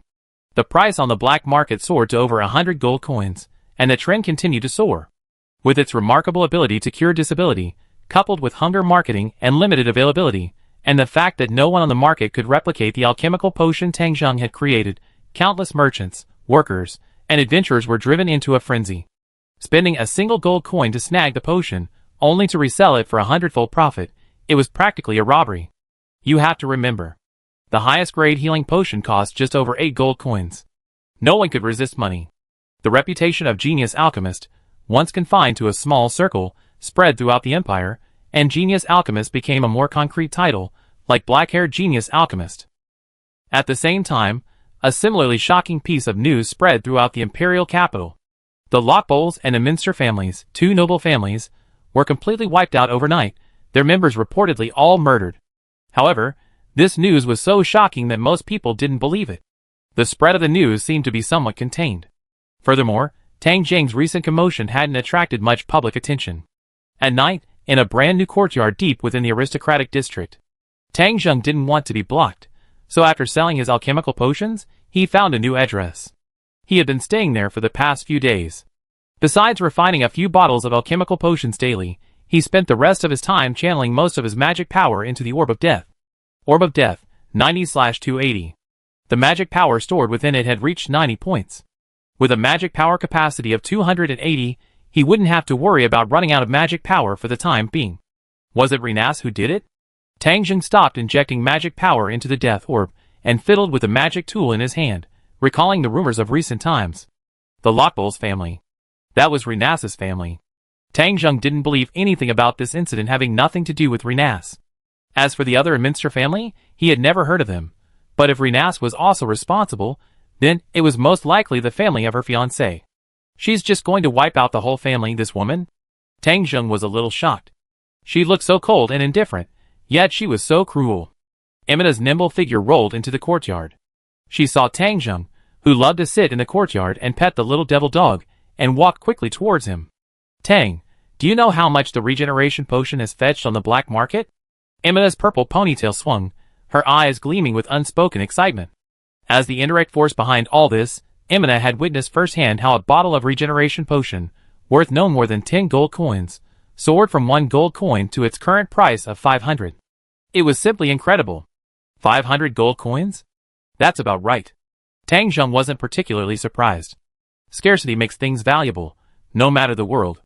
Furthermore, regeneration potions these days have more than just healing properties. They also have financial implications. Tomorrow, in addition to the 5 bottles of regeneration potion you normally hand over to the Adventurers Guild, I give you 5 more to sell on the black market, Tang Zheng said. Huh? Imina's excited expression froze. Could this even be possible? Suddenly, you're being followed. Tang Zheng raised his head, peering into the darkness of the courtyard. How could it be? Imina's expression changed. She had deliberately circled several times before entering. With her agility, few could keep up with her. Besides, she always kept a disguise during her daily activities, so few people should know of her relationship with Tang Zheng. Don't blame her. A clear, yet tired voice echoed from the darkness in the corner. Hearing this familiar voice, Imina's eyes froze, and then a look of shock crossed her face. It's you? She was naturally aware of the recent terrifying rumors in the imperial capital. She was the one who told Tang Zheng about them. Renase, wrapped in a black robe, emerged from the darkness, a faint scent of blood emanating from her. Imina immediately became alert. However, Lena ignored Imina and walked slowly and carefully to Tang Zheng, pulling out a leather pouch from her bosom. This magic pouch contains 5,000 gold coins, the maximum a magic item can hold. It's a pity many valuable items can't be taken away. Lena's fair, delicate face paled slightly, and then a smile crossed her thin lips. 2,000 gold coins is too low. Tang Zheng looked at Lena now. She hadn't changed much, yet she gave him the feeling of being reborn. Such a strong smell of blood. You must have killed so many people. Tang Zheng didn't take the magic pouch. Yes. Lena nodded her chin and said bluntly, I need their blood to wash away the humiliation I've suffered. Do you hate killing? No, I'm just surprised you could have annihilated 2 families without dying. Tang Zheng shook his head. In the original story, after joining the 4 Knights of the Empire, Renase used the power of the Blood Emperor to destroy her own family and her fiancé's family. This woman was truly indescribable. Renase paused, a bright smile spreading across her pale face. I vowed long ago that I would pay any price to lift the curse. At this point, Renase's expression grew serious, her golden hair swaying in the wind. Suddenly, Renase knelt on one knee, her right fist clenched, raised to her chest. She bowed slightly to Tang Zheng, and a clear, melodious voice rang out, in the light of honor and loyalty. I, Lenethlock Oltz, swear this oath of allegiance, dedicating my heart, courage, and life to your dignity and glory. In the name of my heart, I swear unwavering loyalty to you, becoming your impenetrable shield and razor-sharp sword. In the name of my heart, I swear that every command you give is my mission, my honor. In the name of my heart, I swear that my heart will forever remember this oath, and my actions will always uphold this loyalty, even if light is swallowed by darkness. If I break this oath, may the night's lance forsake my soul, and my body languish in eternal hell. A resolute voice echoed through the courtyard. Imina instinctively took a step back, her face filled with shock and disbelief, her amber pupils dilated. This was the knight's oath. A declaration passed down only by ancient nobles, a sacred ritual pledging eternal allegiance. Typically, a lower-ranking noble swore this oath to a direct descendant of a higher-ranking noble, or to the emperor, the true master of the empire. Imina had never heard of a noble swearing an oath to an adventurer. It was probably unprecedented in history. Tang Zheng was equally stunned, but his expression was quickly replaced by seriousness. Though he wasn't familiar with noble etiquette, he understood that such a solemn oath wasn't something he could casually refuse. It was like joining his adventurer team. Really? Suddenly, it became so serious. Tang Zheng sighed inwardly, stood up from his chair, and walked over to Renase, who knelt on one knee with her head bowed before him. He raised his palm and gently placed it on her left shoulder. He could feel Renase's body noticeably relax. I don't believe in any gods, so I can't offer you any advice. Tang Zheng spoke softly, his tone equally serious. But I will do my best. Let the Lockbowl's name become great again because of you. A smile graced Renase's fair face. She raised her head, reached out, and took Tang Dang's left hand from her shoulder, moving it toward her. Renase Lockbowls. Renase lowered her head again, kissed the back of Tang Dang's hand, and spoke again. I serve you. Chapter 119. Unobstructed moonlight streamed down. The fountain in the center of the courtyard gurgled with a clear sound, emitting a faint silver hue against the night sky. The entire courtyard was now somewhat quiet.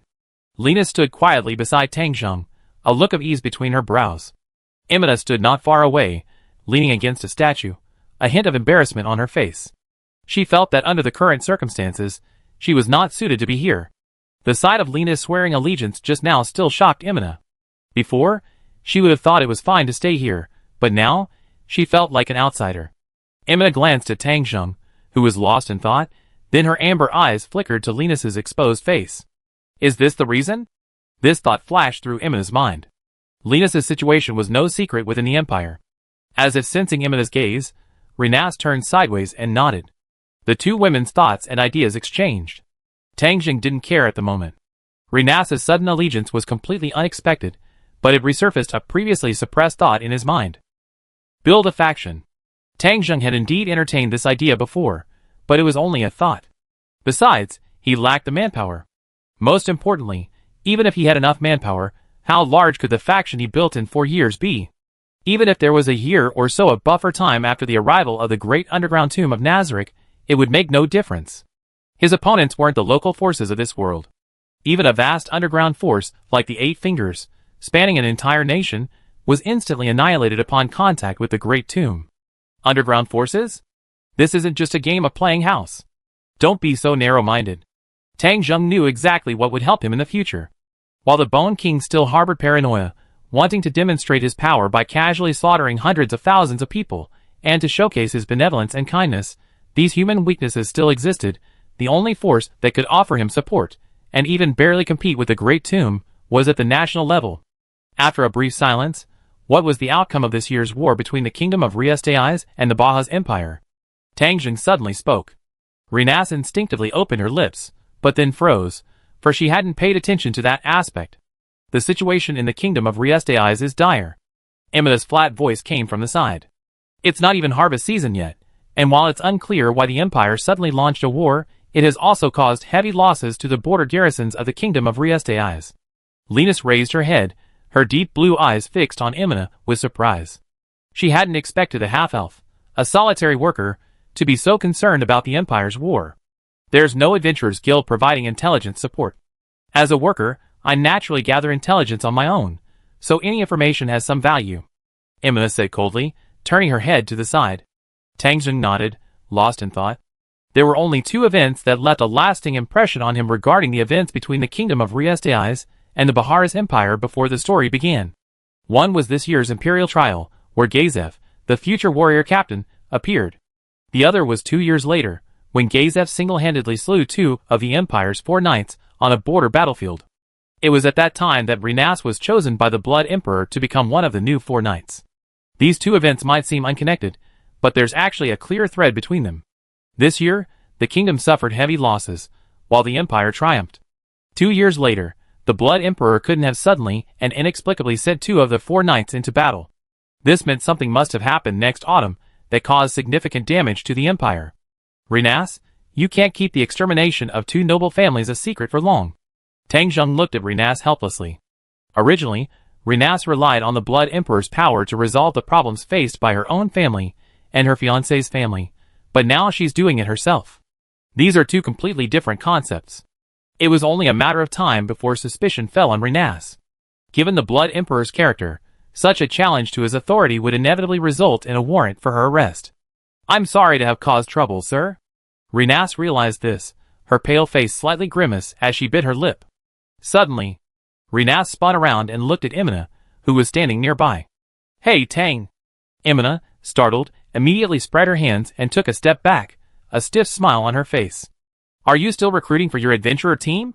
She had already realized that what she had just said wasn't meant for an outsider like her. A familiar voice echoed. A strange look flickered in Renase's deep blue eyes. Sorry, we're not hiring.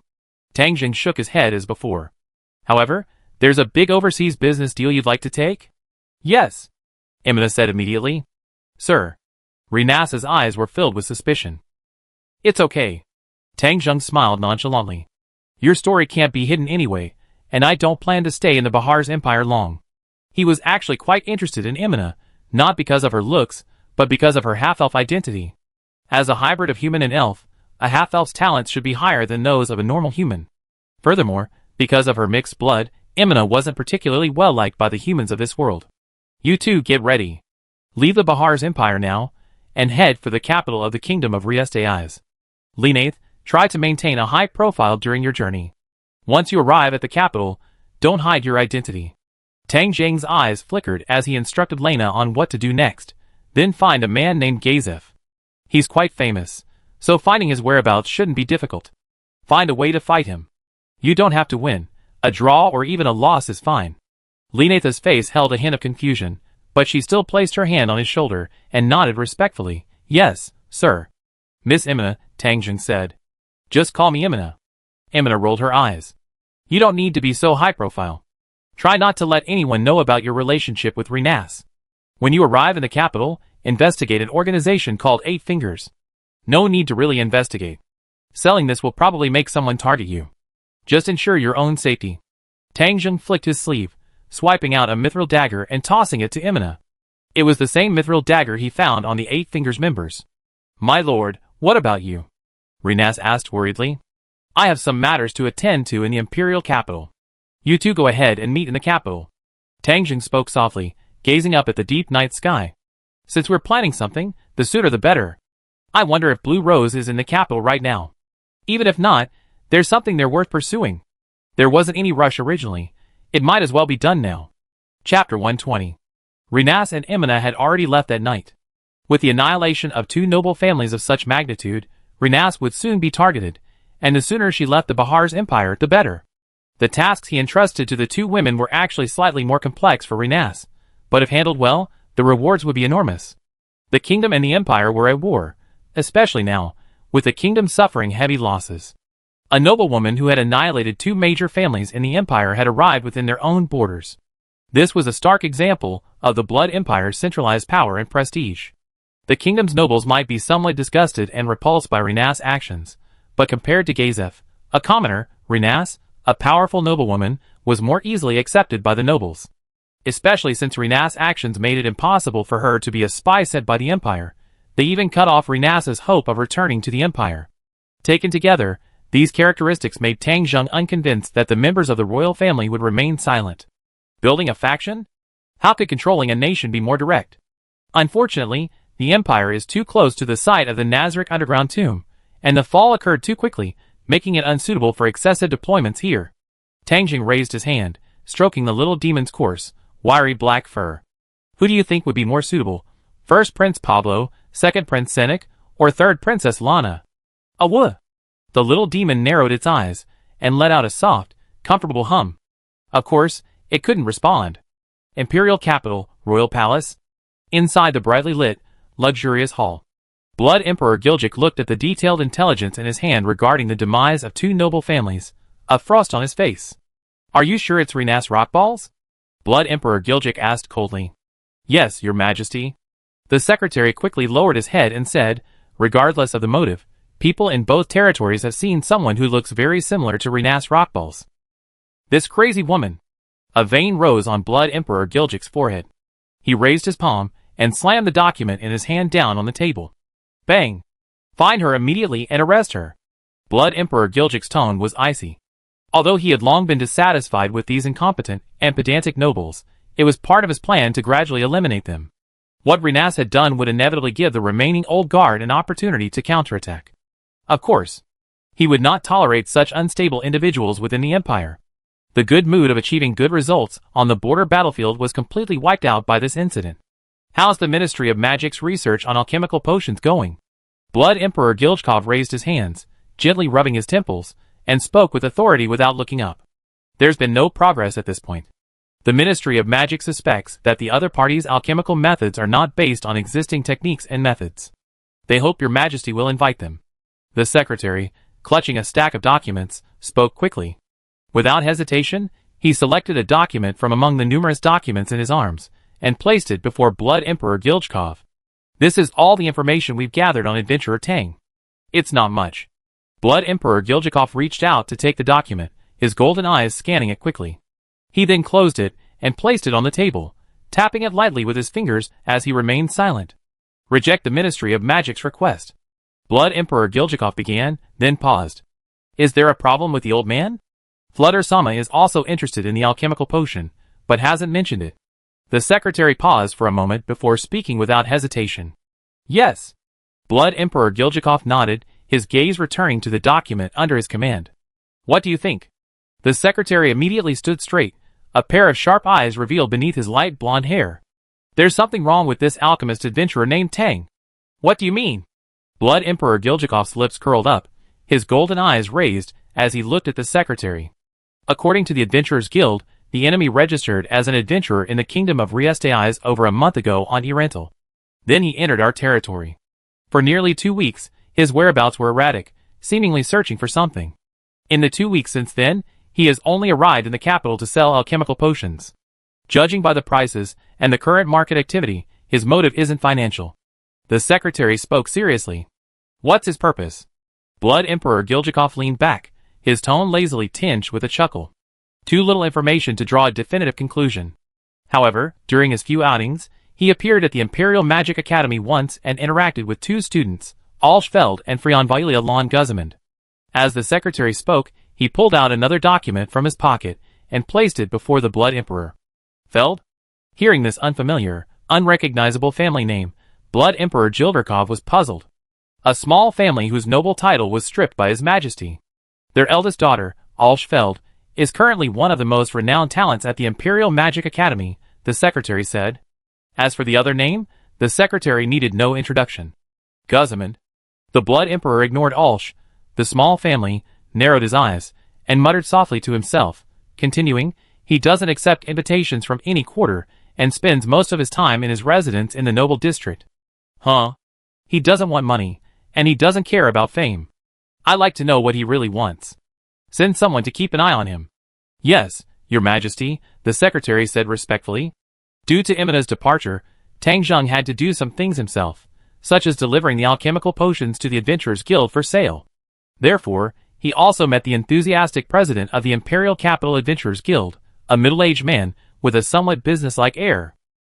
After some friendly interaction, Tang Zheng's daily allowance of regeneration potions was increased from 5 to 8, though officially, the daily allowance remained at 5. The president of the Adventurers Guild also upgraded Tang Zheng's bronze adventurer status to gold, and paid him an additional 1,000 gold coins. It's important to note that the Adventurers Guild has a clear rule: regardless of an adventurer's ability, they must accept quests to advance their rank. The Imperial Capital Adventurers Guild leader certainly didn't break the rules. Because the regeneration potion was so effective and so popular, some wealthy nobles and merchants posted commissions directly in the Adventurers Guild. Since it was a quest, Tang Zheng, as an adventurer, could naturally accept it. If anything, it was that the Adventurers Guild processed quests more quickly, and the upgrade from bronze to gold took less time. There were no procedural issues. Of course, according to the Imperial Capital Adventurers Guild leader, upgrading from gold to gold would have stricter requirements and a longer review process. Also, a few normal quests were required. Rapidly advancing to Gold Adventurer was the maximum authority granted by the Adventurers Guild leader. In an organization that had been passed down for centuries, some loopholes had long since disappeared, and the rules had been perfected to near perfection. Tang Zheng simply felt a little regretful. He had originally thought he could just grind for adventurer quests. However, being able to advance from the lowest level adventurer to a gold level adventurer without wasting time was already a pleasant surprise. Besides this small surprise, 3 days passed, and Tang Zheng discovered something else. He was being watched. Not by the various factions in the imperial capital, but by a few patrolling soldiers. Bang! The heavy gate of the noble courtyard slammed shut. Tang Zheng turned expressionlessly, and headed back inside. The last glimmer of hope is shattered. Tang Zheng sighed softly. The nameplate hanging around his waist, now made of gold, swayed slightly with his steps. He had previously assumed the Blood Emperor hadn't noticed him, which was why he hadn't made any movement. But when these surveillance soldiers appeared, he realized that his plan to pursue the immortal career had failed. Given the Blood Emperor's character, knowing of his demonstrated abilities, yet not summoning him and instead sending someone to monitor him, it meant that the Blood Emperor was already wary of him. Sure enough, I was a bit too impatient. Tang Zheng recalled what he had been doing recently, and shook his head. It's time to leave. Tang Zheng glanced at the beautiful, vast courtyard with its fountain, his eyes devoid of any nostalgia. The immortal would have to come back to obtain it next time, but then, such gentle methods wouldn't be employed. Bang! Bang! Bang! Suddenly, a loud knock sounded. It was like someone pounding hard on a heavy door with a sledgehammer. Tang Zheng's face hardened, his eyes narrowed slightly. A magic scroll immediately appeared in his hand, and he turned and headed back towards the door. Even before he even reached the door, The expression on Tang Zheng's face relaxed. He already knew who was coming. An unexpected person, King of War Gujin. That massive figure, over 3 meters tall, towered over his door, making it hard not to recognize him. Chapter 121. Click! The heavy door swung open. King of War Gujin stood over 3 meters tall, his shadow looming like a green wall, his white beard like hair trembling with every breath. Sharp teeth jutted from the corners of his mouth, and a pair of piercing white eyes cast down, creating an indescribable pressure that washed over him. King of War Gujin. Tang Zheng had to look up at him. He looked somewhat overweight, but in reality, this was a sign of exceptional strength. Tang Zheng was both surprised and somewhat astonished by the appearance of King of War Gujin. He had no connection with him. As for how he had found this new address, that wasn't a question. Boom! The ground shook. Gujin glanced at Tang Zheng briefly, then withdrew his gaze. His tall figure passed Tang Zheng and strode into the spacious courtyard. Tang Zheng frowned and turned to look outside the gate. A large crowd had gathered. Clearly, all of these people were drawn in by Gujin's appearance, and he particularly noticed several figures in standard armor. Tang Zheng expressionlessly closed the door again, shielding himself from the inquiring gazes outside.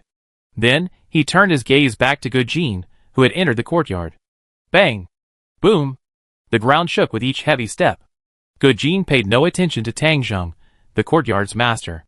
After surveying the area, he strode towards a point in the center. Where is that?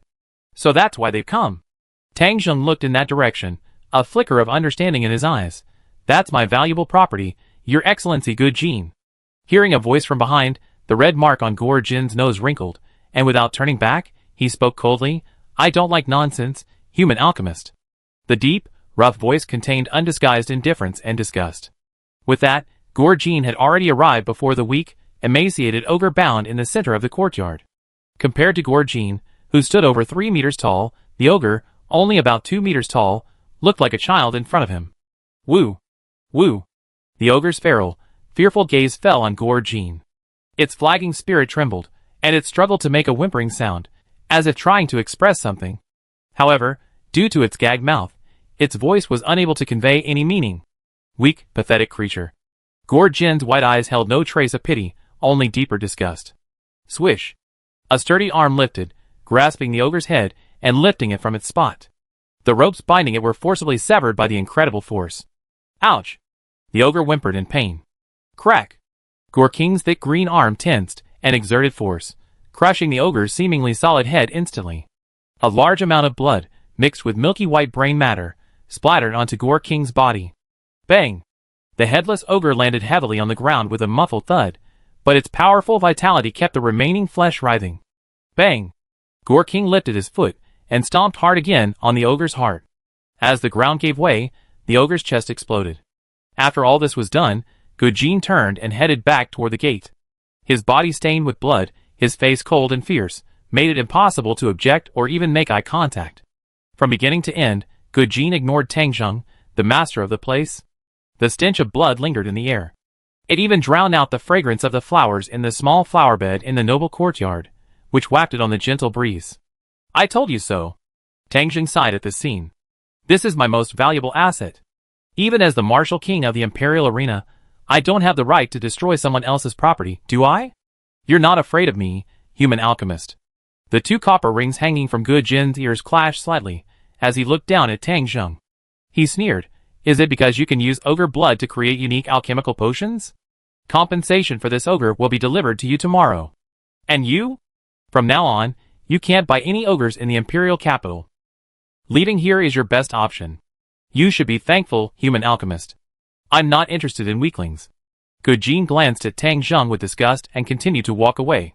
He didn't consider ordinary ogres the same as him, and he didn't care if they died, but Gujin would never allow anyone to use ogre blood to create potions. In Gujin's eyes, this was an insult. Originally, Osco had asked everyone to stop buying and selling ogres, but this human alchemist not only did not stop selling alchemical potions, but intensified it. The price of a single alchemical potion skyrocketed to over 500 gold coins. Having lived in human society for so long, especially in the arena, Gujin was all too familiar with human greed. His purpose in appearing here wasn't just to destroy the ogre in the hands of the human alchemist, but also to serve as a warning to everyone. Is it a case of sympathy for one's own kind? Tang Jing's eyes flickered, and he roughly understood why Go Jin was here. He now had a clearer understanding of Go Jin's difference. Both his words and his actions demonstrated that Go Jin possessed a high degree of intelligence and reason, a stark contrast to Gu Tian, a fellow fighting ogre in the top forest. This wasn't just a difference in strength, but also a difference in intelligence. What a shame! Tang Jing sighed, looking at Go Jin's tall green figure. Weakling? Are you describing yourself? A mocking tone echoed. Go Jin paused for a moment, then continued walking, ignoring the mocking remarks. Why should a strong person care about the mockery of a weakling? Do you think I'm venting my anger at you killing the ogre? Or perhaps you consider yourself a powerful being? Oh, I almost forgot. You are indeed the most powerful martial king ever to have graced the Imperial Arena. Tang Jing's tone became noticeably more emphatic when he mentioned the word arena, and he spoke with a faint smile. In the Baharis Empire, aside from Flutter Paradine, the triple magic chanter and chief court mage, you are truly the strongest. In the realm of warriors, no one can rival you, right? So, 6 years have passed since you joined the Imperial Arena, and you've spent 6 years fighting those weaklings. Are you honing your martial arts skills, Martial King Go Jin, or do you find joy in defeating those weaklings and enjoying the cheers of countless humans in the arena? Martial King? What a powerful title.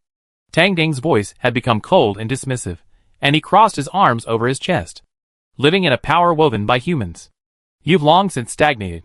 You no longer deserve the title of a strong person. You've become what you call weak, Your Excellency Martial King. In Tang Jing's eyes, Go Jin is undoubtedly one of the individuals with the highest potential he currently knows. Go Jin's level is currently around level 30, but this strength is entirely dependent on his 2 race levels, Ogre and Battle Ogre. In terms of class level, Go Jin's class level is not high, which means he has a very high growth ceiling. Tang Jing believes he has potential of at least level 50, perhaps even higher. This is also the biggest difference between subhumans and humans. The upper limit of level is a gap that humans cannot cross. Chapter 122. Go Jin's steps stopped completely. The air grew still at this moment. The visibly heavier breathing and the massive green figure slowly turned, their cold white eyes gazing forward. You are deliberately provoking me, human alchemist. Go Jin opened his mouth, his voice thick and rough, with an indescribable tone. He seemed to be completely emotionless.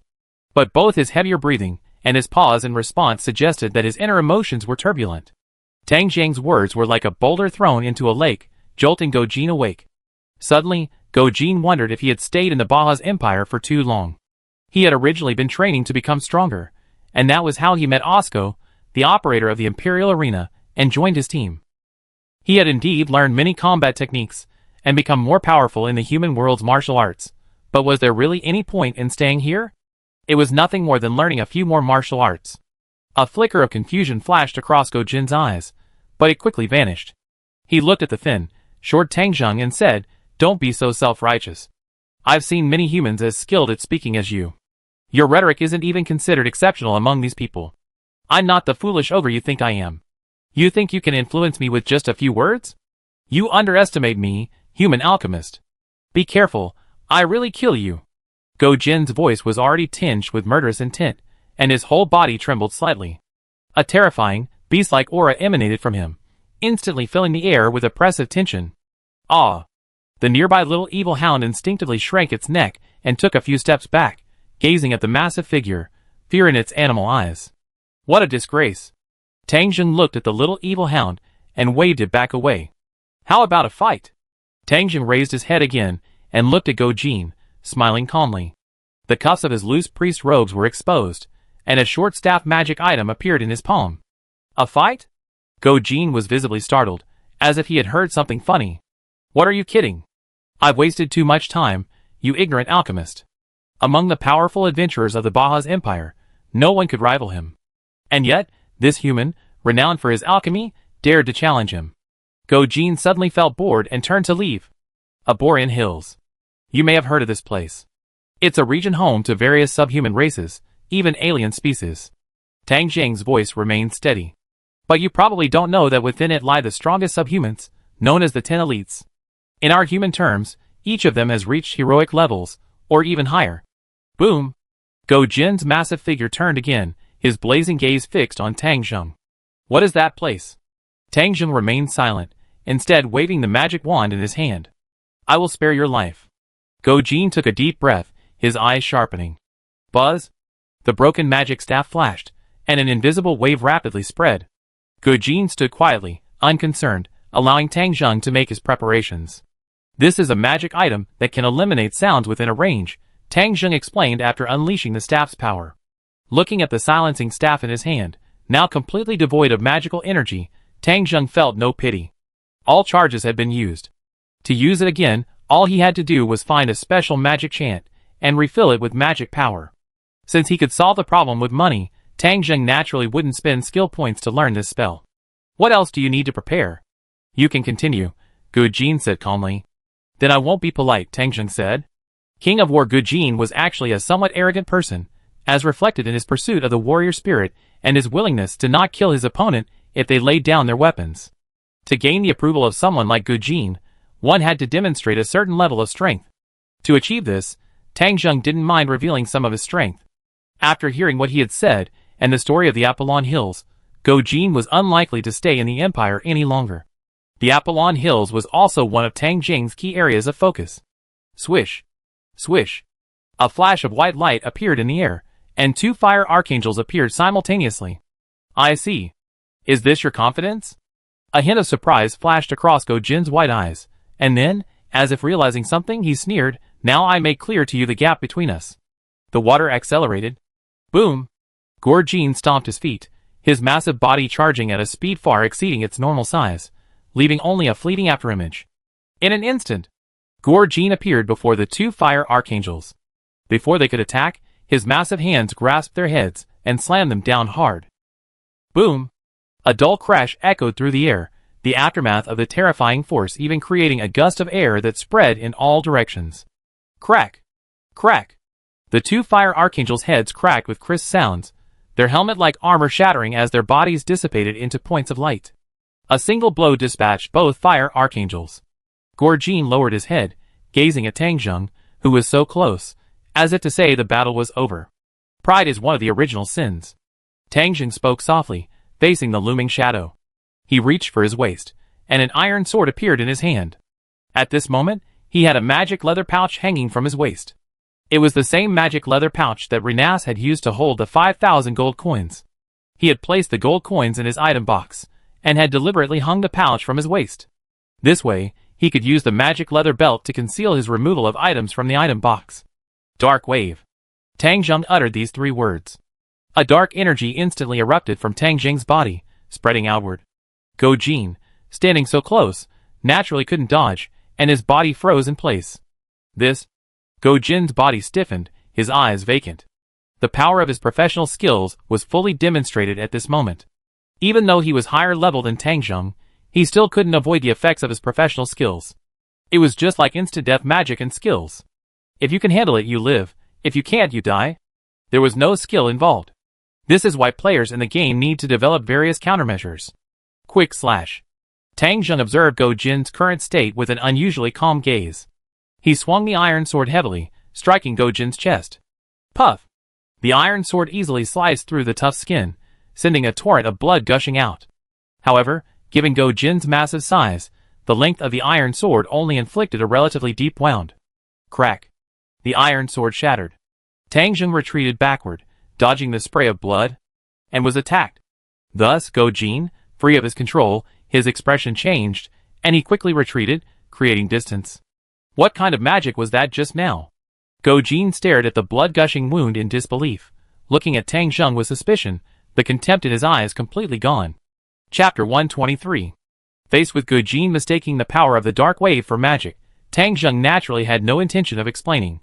The effects of the skills displayed by high-level professions were completely different from the martial arts of this world, so it was only natural that they would be mistaken for magic. I was careless just now. Jin took a deep breath, suppressing his shock. He glared at Tang Zheng with a fierce, white glare, already identifying him as a true opponent. My weapon is also a bit inferior. Upon hearing the other party's words, Tang Zheng raised the remaining cracked hilt in his hand, and casually dropped it to the ground. Jin's pupils shrank as he saw the shattered iron sword fragments on the ground. What had just happened? In that instant, not only did his body stiffen, but his mind was also somewhat dazed. By the time he realized what was happening, a deep wound had already appeared on his chest. Did the magic just now come at the cost of destroying the weapon? This thought quickly flashed through Go Jin's mind, and his thick thighs slightly squatted, his eyes widening. Skin enhancement. Go Jin growled, then clenched his fists and spoke again. Super skin enhancement. A pale brown light flickered across Go Jin's body, followed by another, even brighter, pale brown glow. From a distance, Go Jin's deep green skin seemed to have a metallic sheen. Tang Zheng narrowed his eyes slightly, glancing at the information displayed on the attribute panel. He always attached great importance to martial arts unique to other worlds, especially enhanced martial arts, which were completely different from magical enhancements. For example, if magic spells like magic enhancement and magic superpower are used simultaneously, only the highest level enhancement will be retained. Martial arts are different. For example, when skin enhancement and skin super enhancement are used together, unlike magic spells, they don't retain only one type of effect, but instead are stacked. This is the unique feature of martial arts. Tang Zheng withdrew his gaze from the attribute panel, and did not learn these two enhancement-type martial arts. It wasn't that he didn't want to learn them, but that he couldn't use them. Besides a thin layer of skin, humans don't have the outer skin of subhumans, so this type of enhancement is unavailable to humans. I underestimated you, human alchemist. Gee, Jin's gruff voice echoed, his sturdy, slender arms lowering from his waist to his thighs. He spoke solemnly, I will only attack once from now. If you can withstand it, I will apologize for my arrogance. After saying this, Jin felt a little ashamed. His warrior's intuition allowed him to vaguely sense that Tang Yang's aura was not as strong as his. The opponent was also a magic chanter skilled in alchemy. In this situation, not only was he injured and forced to retreat, he was also forced to deploy his strongest defensive measures to prevent attacks like the one just now. After hearing Go Jin's words, one round to decide the outcome. I'm taking advantage, Tang Zheng said, his gaze slightly relaxed.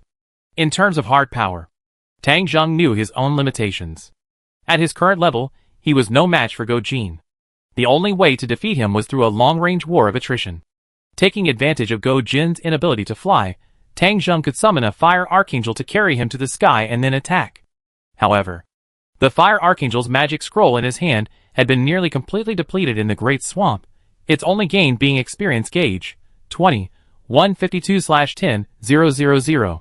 It had barely broken through 20,000, allowing him to steadily advance one level. The remaining two magic scrolls had also been destroyed by Go Jin in the previous battle. As for the 3 days, since returning to the imperial capital, Tang Zheng had only casually crafted 2 fire archangel magic scrolls, pouring most of his remaining mana into the death orb 110/280. So, even a war of attrition would be somewhat difficult. Go Jin's sudden arrival was completely unexpected, leaving him unprepared. However, he had just revealed his Dark Wave ability in preparation for a war of attrition. Tang Zheng glanced at Go Jin's wound, where blood was still flowing, his eyes calm. After the Cursed Knight reached level 3, the damage caused by the curse would render lower-level healing ineffective and inhibit regeneration. This has a natural restraining effect on species, like ogres, that rely on regenerative abilities. Go Jin might not realize it yet, but given enough time, the negative effects of bleeding alone would be enough to wear him down. I'm going to attack, Go Jin warned, unleashing a fierce aura. Boom! The ground shook. Go Jin's legs spread wide, and his massive figure, like a speeding train, rushed towards Tang Zheng, creating a powerful blast of air that swept him across the air. At the same time, Go Jin's martial arts flashed once again, water acceleration. His already breakneck speed suddenly increased. Just as he was about to reach Tang Zheng, Go Jin seemed to be anticipating a repeat of his previous tactics. Bang! He pressed his foot down sharply, leaping into the air. Leveraging the force of his massive body's downward momentum, he swung his fist down. Such skill! Even if Tang Zheng used the same method that could have knocked him unconscious and physically incapacitated him again, he could still exploit his free fall to continue his attack. Such a strong fighting instinct. Tang Zheng looked at Go Jin, who was falling from the air like a giant rock, a look of surprise crossing his face. Even Tang Zheng himself hadn't imagined that such a strategy could be used to circumvent his paralysis. Furthermore, even summoning a flame archangel to defend against this attack wouldn't be very effective. The opponent's weight would crush the archangel down with him. Using a 4th-tier angel summon? No need. Tang Zheng's entire body flashed with magical light, and his body shrank at a visible speed. With a flick of his foot, he shot away like an arrow. Shrinkage! In the blink of an eye, Tang Zheng appeared dozens of meters away. Bang! Go Jin's punch missed, unleashing a visible surge of energy. His fierce white eyes flickered with excitement as he saw Tang Zheng easily evade his attack. It had been ages since he encountered such an interesting opponent.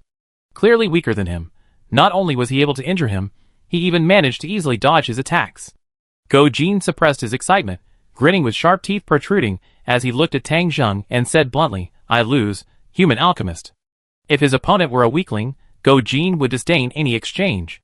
However, the brief exchange just now made Go Jin realize that Tang Zheng was no weakling, but a powerful being possessing mysterious magical abilities.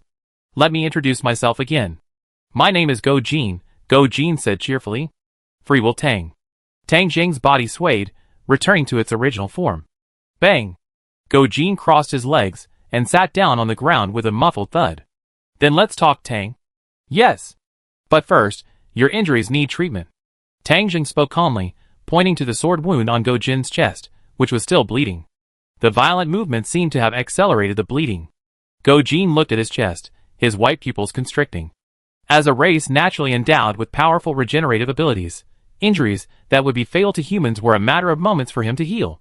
But now, this wound, which he considered at most a minor one, hadn't healed yet, and the amount of bleeding was clearly abnormal. "You?" Go Jin raised his head, opened his mouth, and paused. At this moment, the various factions of the imperial capital, waiting and watching the excitement outside the noble courtyard, looked at the closed gate with some confusion. They naturally knew why King of War Go Jin had appeared here. It shouldn't have taken so long. And yet, until now, everything inside had been surprisingly peaceful. Time slipped by. Until evening, Go Jin finally pushed open the heavy, exquisite gate and emerged from the noble courtyard, glancing at the many puzzled eyes outside. "Humph," Go Jin snorted coldly. Ignoring the group, he solemnly closed the door and departed. Wherever his massive figure passed, countless pedestrians automatically made way. Looks of astonishment crossed the faces of many in the crowd. With just one small gesture from Go Jin, the group immediately realized that something must have happened inside that they were unaware of. This information was immediately delivered to the Blood Emperor. If the Blood Emperor didn't care about other matters, then as a fan of martial King Go Jin, this also concerned the symbol of the Empire. The Blood Emperor immediately dispatched Osco at the Imperial Arena to inquire with Go Jin about what had happened. How could a mere alchemist have allowed martial King Go Jin to stay there for so long? No matter how you looked at it, it was somewhat unusual. Inside the luxurious hall, the Blood Emperor paced the room, his slender fingers resting on his chin, a thoughtful look on his face. Unique alchemical technology. Using ogre blood to refine potions. The Blood Emperor, Giljikov, raised his head, his golden eyes flashing. Could it be that the other party's goal from the beginning was to target martial King Go Jin? It doesn't seem likely. This guy is becoming increasingly suspicious. Dang! Ding! A gentle knock on the door sounded. "Come in," the Blood Emperor Giljikov said without looking up. The secretary cautiously opened the door and entered. "Speak." Osco has inquired, but the martial king hasn't said anything. He simply cancelled all competitions for the next few days. There was a brief silence. "Continue to deploy manpower, and keep an eye on that alchemist." "Yes, your majesty." Late at night, in the courtyard of the noble quarters, Tang Zheng gazed at the moonlight obscured by dark clouds in the sky, smiled softly, and said to the little evil dog beside him, "It's time for us to leave." "Woo!" the little evil dog said. Tang Zheng extended his palm and patted the little evil dog's head. Shrinkage. The little evil dog's body trembled, and in the blink of an eye, it shrank to the size of an ordinary puppy. Tang Zheng then pulled a feather from some bird from his item box. Holding it in his hand, his body began to glow with an emerald green light. Wild transformation. Wow! Tang Zheng's body twisted and shrank slightly, transforming into a large, over a meter-tall goshawk. Skill. Wild transformation. Consumption. Transformation requires a corresponding beast or monster material, and the material can only be used once. Description. The transformed beast or monster must not exceed the size of the transformer, and after transformation, the abilities of the previous transformation cannot be used. When the transformer's level exceeds that of the transformed beast or monster, the level limit of the beast or monster itself is used for calculation. Tang Zheng swayed slightly, still a little uncomfortable with his somewhat weakened beast form. A glance at the attribute panel. Goshawk LV 8, the highest level is only 8. A human voice rang out from its sharp beak. Swoosh! The broad, powerful wings spread open, with a fierce flap. Tang Jun grabbed the shrunken little evil dog and soared into the air, disappearing into the night. Chapter 124. The Kingdom of Lieste Eyes. The Royal Capital. Lower Fire Moon, September 12th. Nearly 4 months had passed since the conclusion of the imperial trial, yet the discussion surrounding Gazef had shown no sign of abating, and had intensified. According to past tradition, the victor would be personally conferred the title of knight by the king shortly after the competition. But this time, not only did the process drag on, but Gazef was even given the unprecedented title of warrior captain at the end. This was neither a title nor an official position, it seemed merely a title. And a title devoid of any significance. This incident immediately caused quite a stir among the people, who were both indignant and somewhat depressed by Gazef's fate. At the same time, another incident began to ferment. A woman, said to be the daughter of a viscount from the Bahar's empire, threatened to challenge the champion, Gazef, giving the people a sudden outlet for their anger. Faced with a populace that dared not voice any discontent among their own nobles, they immediately vented their pent-up anger on the nobles of the enemy kingdom. Especially now that the kingdom had suffered a severe defeat on the border, it seemed everyone hoped Gazef would severely punish this imperial figure. Surprisingly, amidst this atmosphere, the kingdom's high-ranking nobles were surprisingly quiet. Gurgling. A luxurious carriage, embellished with pale gold and blue stripes, and pulled by 2 pure white horses, moved slowly and steadily along the central street. Finally, the carriage stopped in front of the gate of a 5-story building with towering corners. This was the VIP guest house. It was a place specifically designed to house nobles from various territories visiting the capital. The driver smoothly parked the carriage, flipped his feet, and landed firmly on the ground.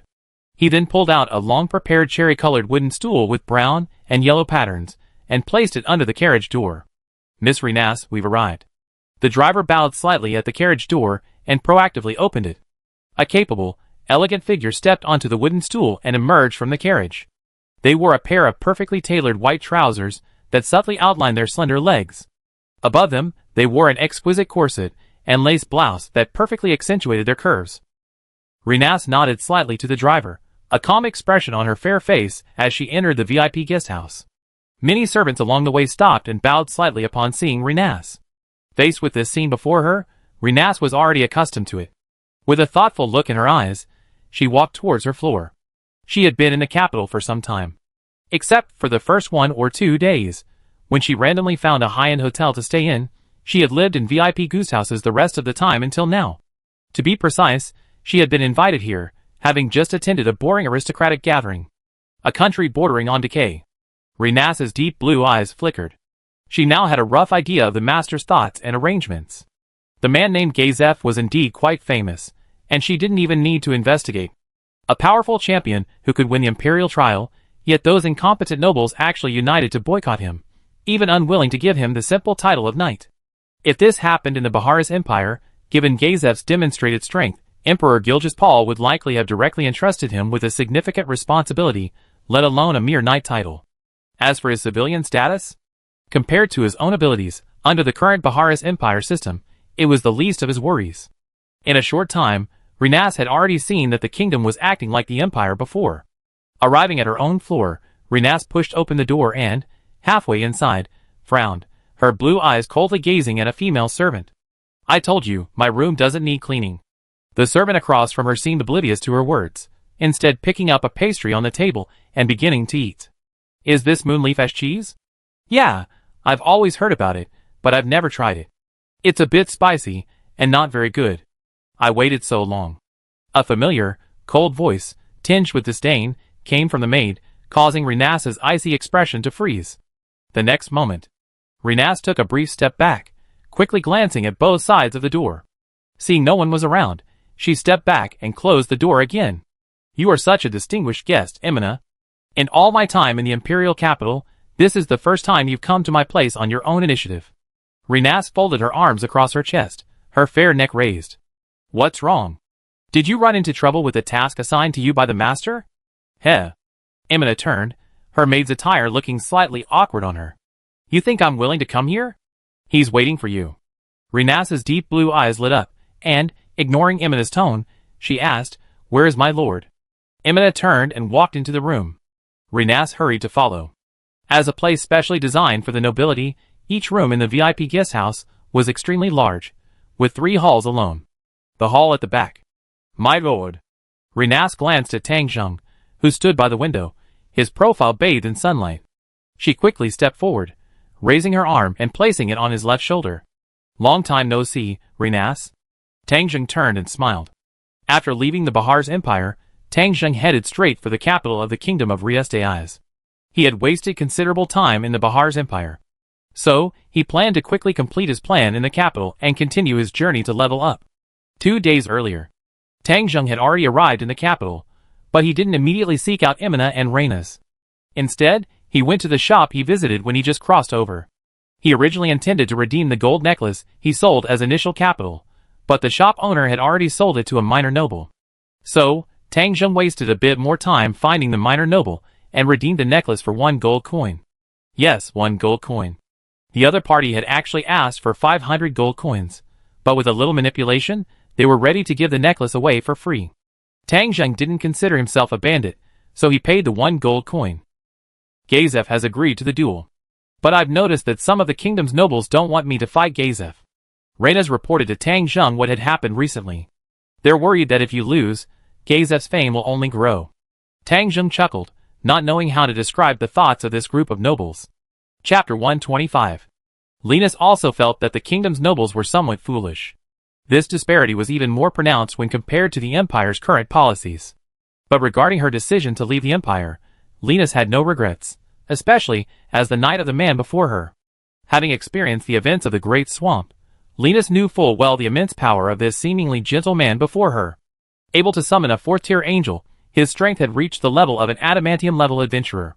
The depths of the Great Swamp were inherently dangerous, yet the Lord had spent over 2 days alone in the dense forest, even deeper, and returned unscathed. This was something even a whole team of adamantium-level adventurers couldn't accomplish. And lifting the curse. No! She could now freely control the power of the curse within her. This wasn't a curse lift at all. Renase had no idea how Tang Zheng had achieved this, and she wasn't about to inquire about such secrets. Powerful. Mysterious. As the Lord's knight, it was her honor. Sir, what should we do next? Renase's clear, deep blue eyes shone brightly as she looked at Tang Zheng. Very beautiful attire. Tang Zheng took in Renase's sophisticated, aristocratic attire and praised her. Since you've just returned from the banquet, I imagine you've had some contact with the kingdom's nobles. Tell me about your experience. Emina, sitting at the table in the back with her legs crossed, chewed her food a little louder. Renase's face darkened. She knew that what he had asked her to say wasn't an evaluation of these nobles. He pondered briefly. I attended several small banquets held under the guise of celebrating the Countess's birthday. From what I've observed so far, the kingdom's aristocracy is divided into 2 factions. Those who support the king, and those who prioritize their own interests. The aristocratic faction is the most powerful, led by the legitimate first prince Pablo. I believe that given the first prince's situation, he might not be able to control this aristocratic faction once he ascends the throne. Renase reported the intelligence she had observed and analyzed in detail. After a brief pause, she continued, according to rumors, second Prince Sedek possesses considerable talent, but he lacks the support of the nobles. If you wish to use him as a point of entry, the second prince might be a good choice. She was neither a mere figure nor a fool with only military prowess. She could naturally guess at her master's intentions. As expected of you, Renase, Tang Zheng explained in admiration. In such a short period of time, Renase had already acquired so much valuable information. As expected, only the nobles understood the nobles better. The second prince didn't support it? Tang Zheng chuckled. That's not necessarily true. Don't you think it's unusual to hear rumors of the second prince's talent in such a short time? Renase's delicate face paused, then she realized what was happening. You've missed someone, Tang Zheng said. Renase's eyes were blank. Aside from the first and second princes, there were likely no other princes with the right of succession to the kingdom.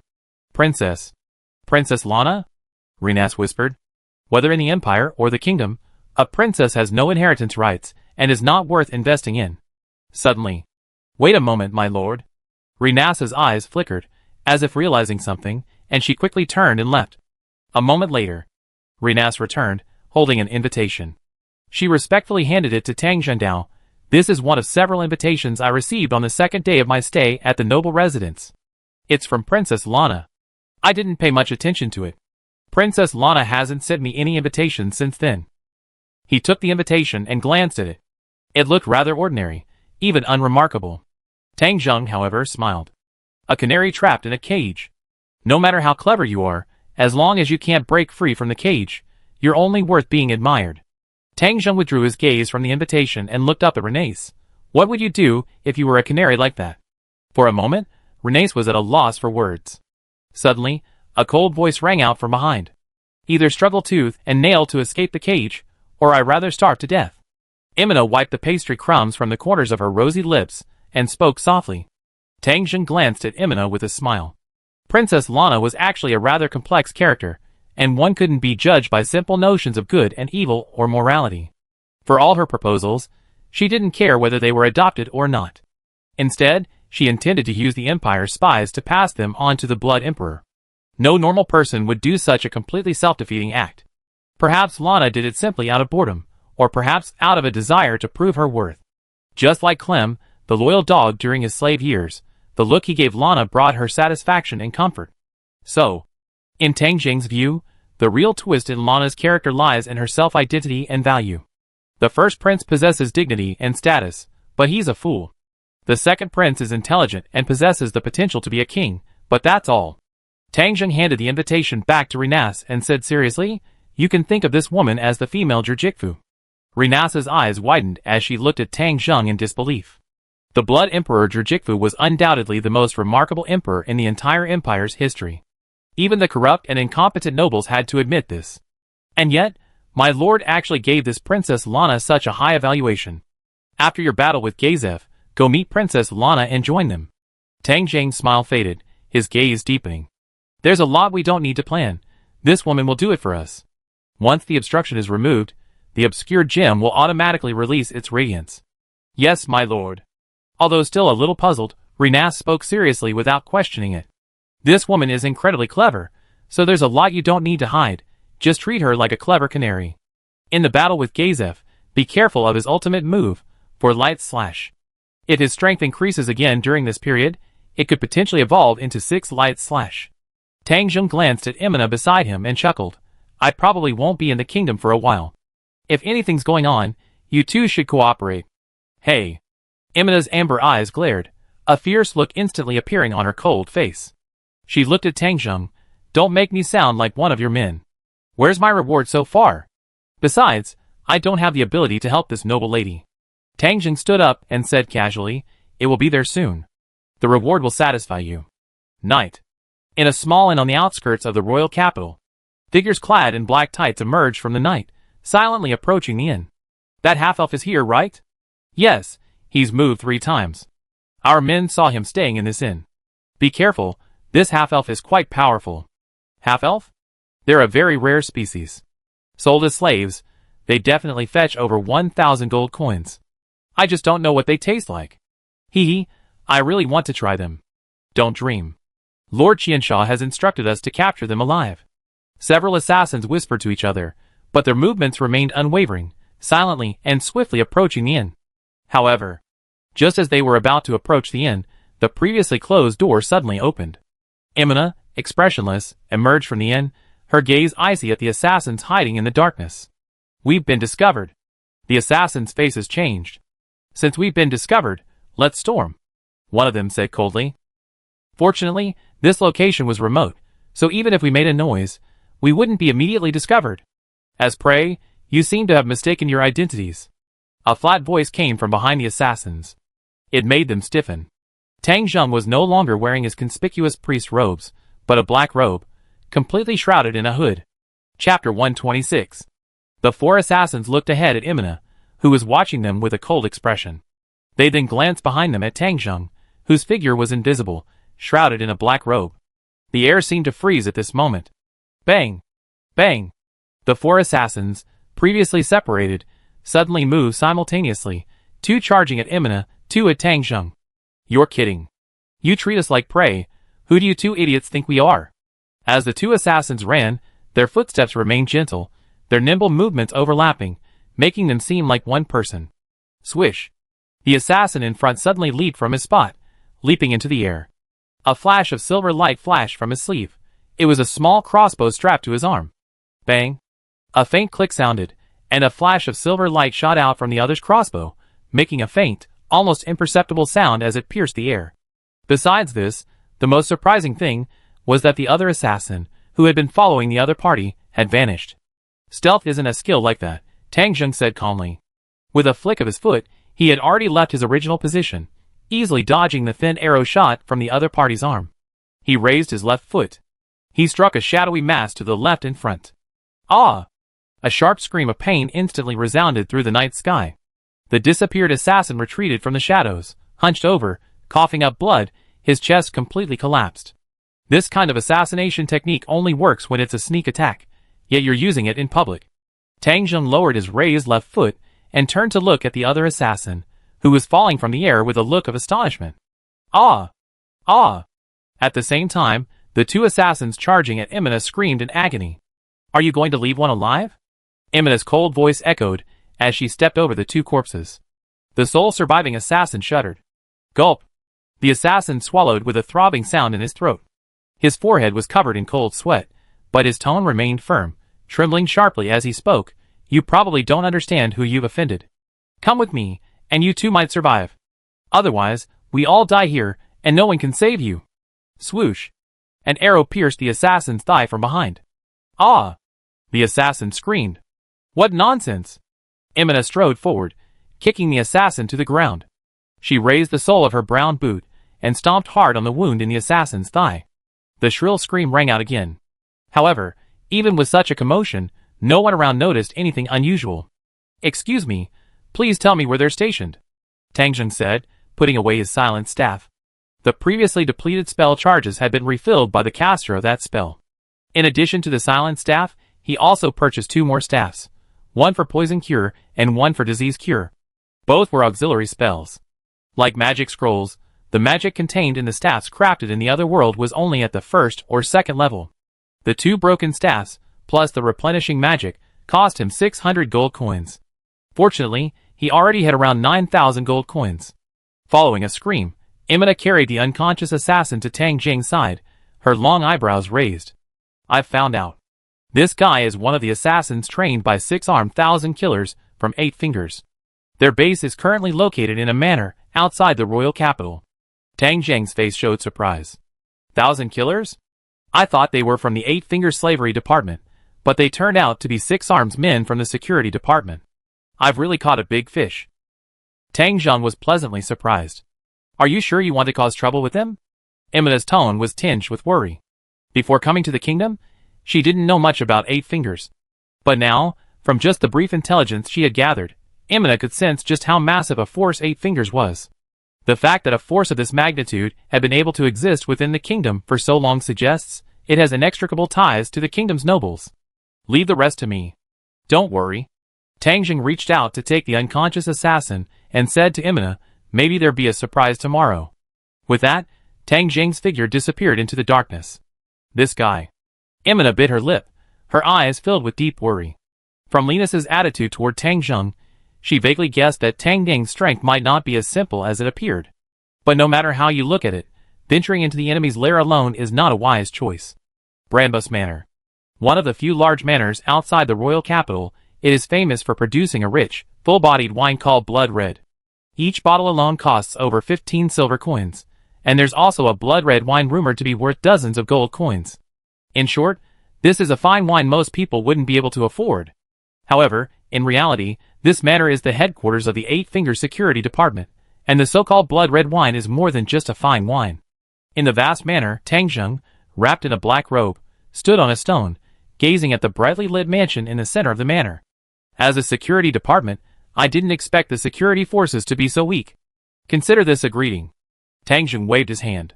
Behind him, a series of dark figures swayed past Tang Zheng, approaching the central mansion.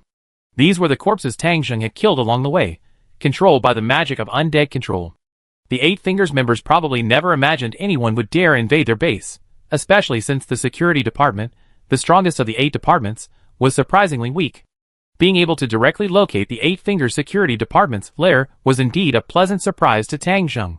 His purpose in coming to the capital wasn't just to lay out his plans. There were 2 other classes that caught his attention. One was naturally the high-level ninja class, held by the Blue Rose Ninja Sisters. The other was the Shaman Mentor class, held by Ghost Fighter Jia Luo, the head of the Eight Fingers Security Department. In the anime, two people left a deep impression on Tangzheng. One was Nail Clipper Brian, and the other was Ghost Fighter Jia Luo. Both of them were the only ones who, while at a low level, could unleash attacks far exceeding their own level. However, Nail Clipper Brian relied on his innate abilities, while Ghost Fighter Jia Luo relied on his professional abilities. At this moment, inside the manor, the rich aroma of wine filled the air. The soft glow of the crystal chandelier illuminated the entire hall. The rectangular dining table was filled with a variety of delicacies and exquisite tableware. But there were only 6 people in the entire hall. Thousand Killers Mambist, Undead King Divanok, Phantom Demon Succulent, Blood Moon Scimitar Edstrin, Space/Peshilian, Fighting Ghost Zero. These 6, known as the 6 Arms, were the strongest in the entire Vigilance Division, and even among the 8 Fingers. Each possessed the strength of an almighty steel-level adventurer. Chapter 127. The fragrant aroma of various delicacies, mixed with the rich aroma of wine, filled the hall with an unusually relaxed and luxurious atmosphere. Snap, snap! Ghost Fighter Jia Luo sat casually cross-legged on the sofa, his 2 thick, dark wheat-colored arms each grasping a leg of glistening flesh, gnawing with hearty bites. Compared to the rude Ghost Fighter Jia Luo, a man and a woman sat on either side of the long table, their movements much more graceful and elegant. The man had short blonde hair, and his face was covered in long, thin scars, giving him a hideous appearance. As he chewed, these scars seemed to come alive, twisting like a centipede. Even in this current environment and atmosphere, save for his helmet, which had been set aside for the meal, the man was completely covered in black armor. This person was Space/Peshilian. Directly opposite him was a fiery woman with long gray-white hair, a wheat-colored complexion, and exotic attire, Blood Moon Scimitar Edsterlin. Thousand Killers Mambist, with his burgundy hair and a half-exposed chest, lay sideways on the sofa, swishing his glass of red wine, while occasionally glancing at Blood Moon Scimitar Edstelion. If you look at me again, I gouge your eyes out, Edstelion said flatly. What a dangerous woman! Thousand Killers Mambist smiled, but then averted his gaze, his expression revealing a hint of boredom. There were only a few of them in the hall, and aside from Edstelion, there wasn't much to see. As for the rest of the security department, they naturally had no business sharing the same space. Besides, if it weren't for the orders of Ghost Fighter Zero, the 6 of them rarely gathered together, usually busy with their own affairs. I heard you set your sights on a half-elf woman, the pale-skinned, gaunt-faced Phantom Demon Succulent suddenly asked. Thousand Killer Mambest paused in shaking his glass, and looked at Phantom Demon Succulent in surprise. Give me that woman, how about that? Phantom Succulent whispered. Half-elf women are rare, but they can't compete with true elves in the slave market. I offer her 1,200 gold coins. Heh. Thousand Killer Mambest chuckled, his eyes tinged with a hint of contempt as he looked at Phantom Succulent. I don't think you have that kind of money. Is it that Ampetev who wants it? Although the security department is on par with the other departments, its status is actually much higher, so there are more or less interactions with the other department heads. For example, Phantom Succulent, who was standing before him, had a very good relationship with Ampetev, the head of the slave department. As for him, the assassins he recruited and trained had already taken over half of the work of the assassination department, and yet the assassination department head dared not express any dissatisfaction. Because strength holds true authority. Thousand Killers Mambest, who had long understood this principle, glared with arrogance. Tell Ampetev this is my prey. All right. Phantom Demon Succulent spread his arms and nodded. He was merely a messenger. Success or failure was none of his business, but he would naturally take the commission. How's the intelligence on that noblewoman going? Demon Fighter Zero swallowed the fat in his mouth, his voice booming. Not only is there nothing wrong with her. In fact, she's quite someone worth winning over. She single-handedly annihilated my family and my fiancés. This fact is no secret throughout the Bahar's empire. She's wanted by the entire empire, yet I didn't expect this woman to be so clever as to come to our kingdom first. Space/Peshilian lowered his knife, the scars on his face twisting, as he chuckled fierily. How interesting. Hearing this, the rest of the crowd looked surprised. She's indeed worth winning over. Demon Fighter Zero's eyes lit up. The reason they had gathered this time was for the upcoming duel between Gazef and Renase. Just then, someone's invading. The undead King Divanok, who had been sitting in the corner, seemingly inconspicuous, yet exuding an aura of death that made him impossible to ignore, suddenly spoke, a group of undead. Invasion?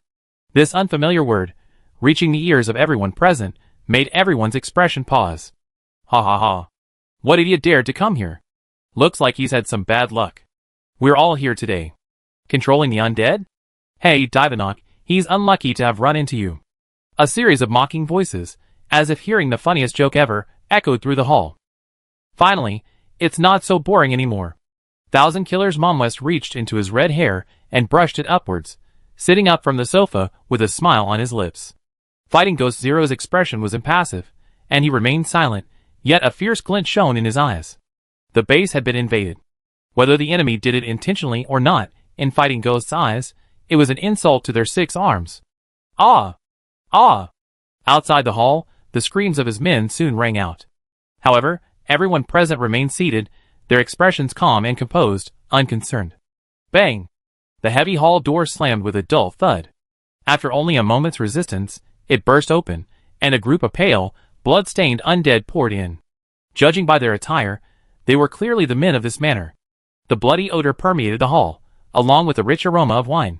What a waste of this fine wine. Thousand Killer's Momvest dropped his red wine glass onto the table, speaking with a hint of regret. Undead King Divanok raised his head, revealing a terrifying face, boneless and covered only by a thin layer of flesh. The aura of death instantly thickened. The other party was clearly not a living being, but a true undead. Aside from the few present, few would have guessed that an undead could actually hide in the world of the living. Undead control. Facing the influx of undead, Undead King Divanok raised his arm and waved it toward the gate. A strong dark aura instantly spread, piercing through the group of undead. But the next moment, the previously calm Undead King Divanok froze, his movements stiffening, his voice hoarse and raspy, a hint of disbelief. The enemy's spellcasting ability is superior to mine. I can't control these undead. Undead King Divanok abruptly stood up. As soon as these words were spoken, the expressions of the previously composed crowd suddenly changed. You're kidding, Divanok? Phantom Demon Succulent asked in surprise, standing up as he spoke. Clearly, he didn't think this staid skeleton was joking. Fireball! Undead King Divanok didn't respond, but raised his palm towards the door. A washbasin-sized fireball condensed in front of his palm, and then exploded out. Boom! The fireball slammed into the crowd of undead, causing a massive explosion that instantly wiped out the incoming horde. Thick black smoke filled the air. A large, charred crater appeared at the gate, and the decorations and objects within the hall were shattered by the roar and shockwaves of the exploding fireball. Do you think I'm joking? Undead King Divanok then turned his head, his expressionless gaze fixed on Phantom Demon Succulent. At this moment, everyone had stood up, their previous indifference long gone. Chapter 128. The roar of a fireball exploding echoed through the courtyard. Tang Zheng stood quietly on the neatly manicured lawn, his gaze emerging from his hood, as he gazed at the European-style castle before him. The gate had been reduced to ruins, thick smoke billowing from within. Was it wiped out instantly? Amazing! Tang Zheng exclaimed in admiration, as he noticed the dozen or so undead he controlled being annihilated and severed by a single fireball. He had learned from the slain guards that the 6 arms had, unusually, gathered together today. Although he hadn't learned the reason, Tang Zheng had little interest in finding out. He glanced at the experience points on his stat panel. Experience slots. 20, 973/10, 000. A dozen 8 Fingers members had added over 800 experience points to his stats. In Tang Zheng's view, the 8 Fingers security presence was not only sparsely staffed, but also extremely understaffed. In fact, the average level of those stationed was between level 6 and 8. By human standards, this was already considered expert. Bang! A broken wooden door, blackened by flames and carved with majestic lions, was thrown forward, slamming heavily onto the lawn with a resounding thud. The next moment, several figures emerged from the thick smoke one after another. Hee, there really is only one person. Blood Moon Scimitar Edsterlin, dressed in a light, gauzy outfit, twisted her slender waist and said with a sweet smile, "Excuse me, sir, are you sure you're here to cause us trouble?" As she walked, the golden rings on her wrists and ankles clashed, making a crisp sound. Thousand Killer's Momvest, casually draped in a matador's tunic embroidered with gold thread, stepped out next. "My dress is very expensive. I can't wear it after it gets stained by smoke." Thousand Killer's Momvest, gripping a slender rapier in his right hand, the tip of the sword twitching slightly at the ground, spoke unhappily. followed by Space Slasher Pashilian, Phantom Demon Shaki Yulong, and Undead King Daiwanok followed closely behind. TSK, the boss is really angry. Phantom Demon Shaki Yulong's thin face shone with sinister intent. He glanced at Tang Zheng from a distance, then turned to Undead King Daiwanok. What's wrong with this guy? Not like me. Undead King Daiwanok's red eyes flickered like will-o'-the-wisp, a hint of disappointment in them. As a naturally born archmage of the dead, he relied on his deep-seated desire for magic to suppress his natural hatred of the living. He accepted Ghost Fighter Jia Luo's invitation to join the Eight Fingers in order to learn the magic mastered by humans by relying on their wealth.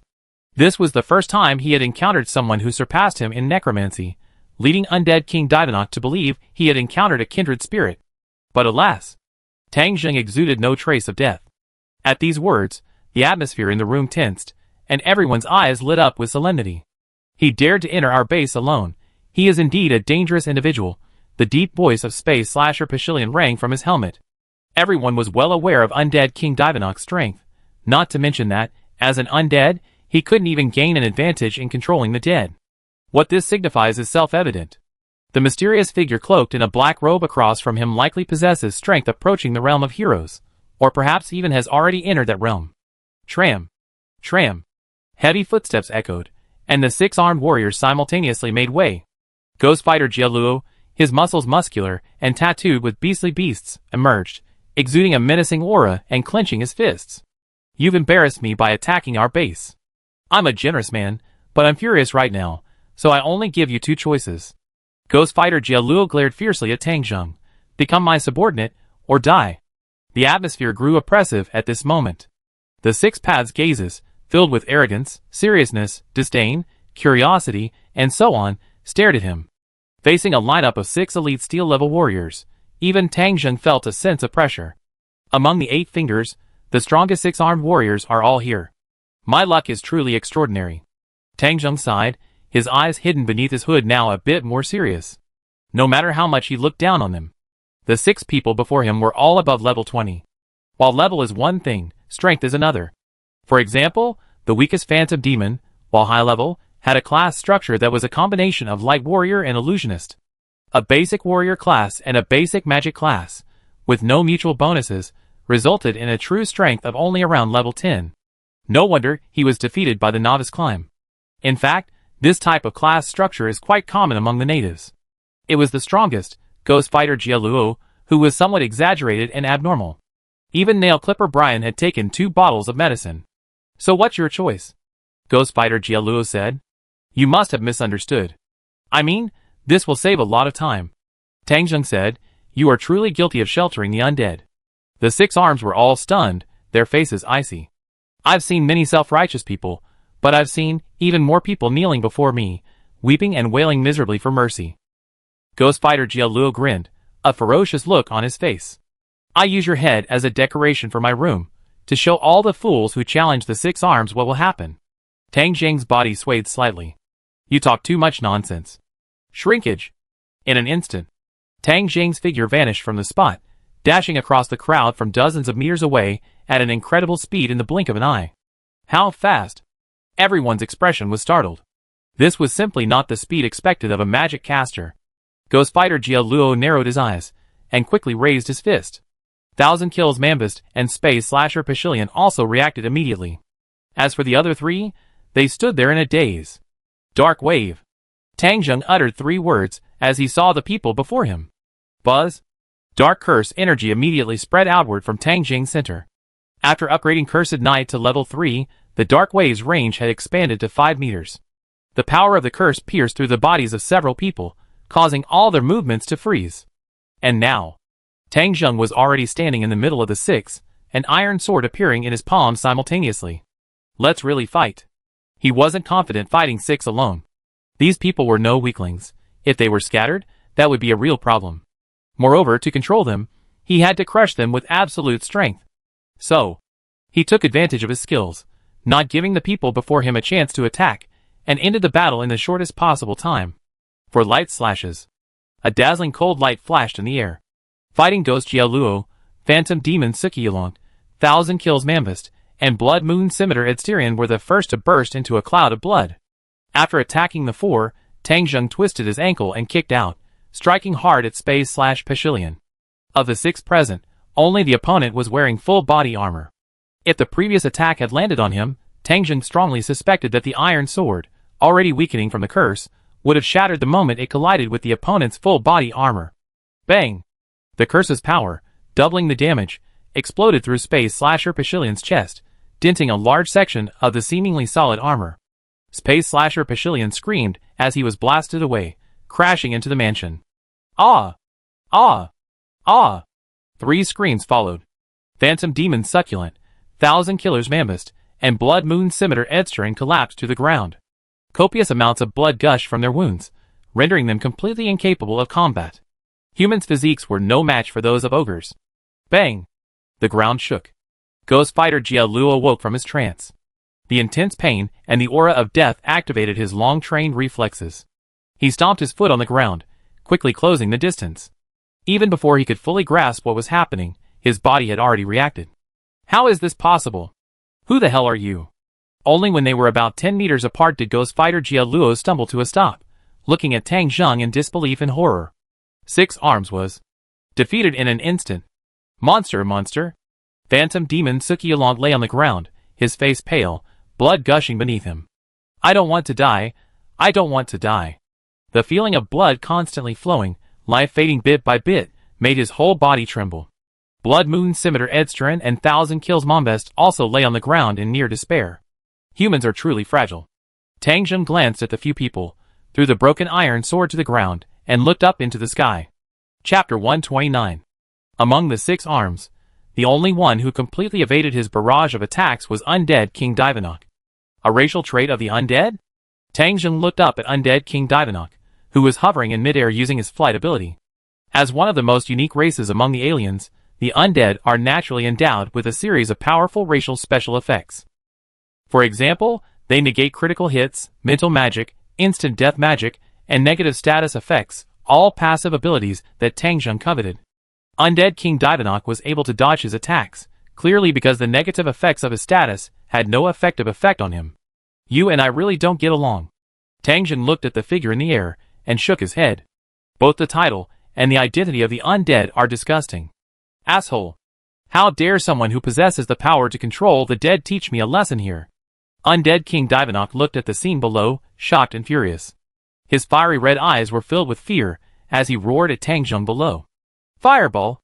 A washbasin-sized fireball quickly condensed from the air and blasted towards Tang Zheng below.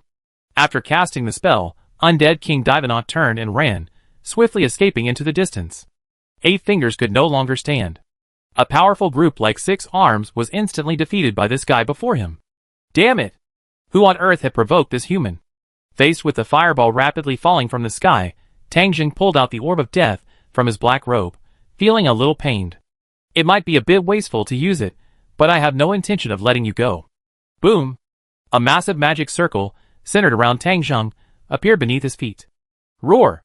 A roar, reminiscent of both a beast and a dragon, echoed through the courtyard. Summon the Bone Dragon.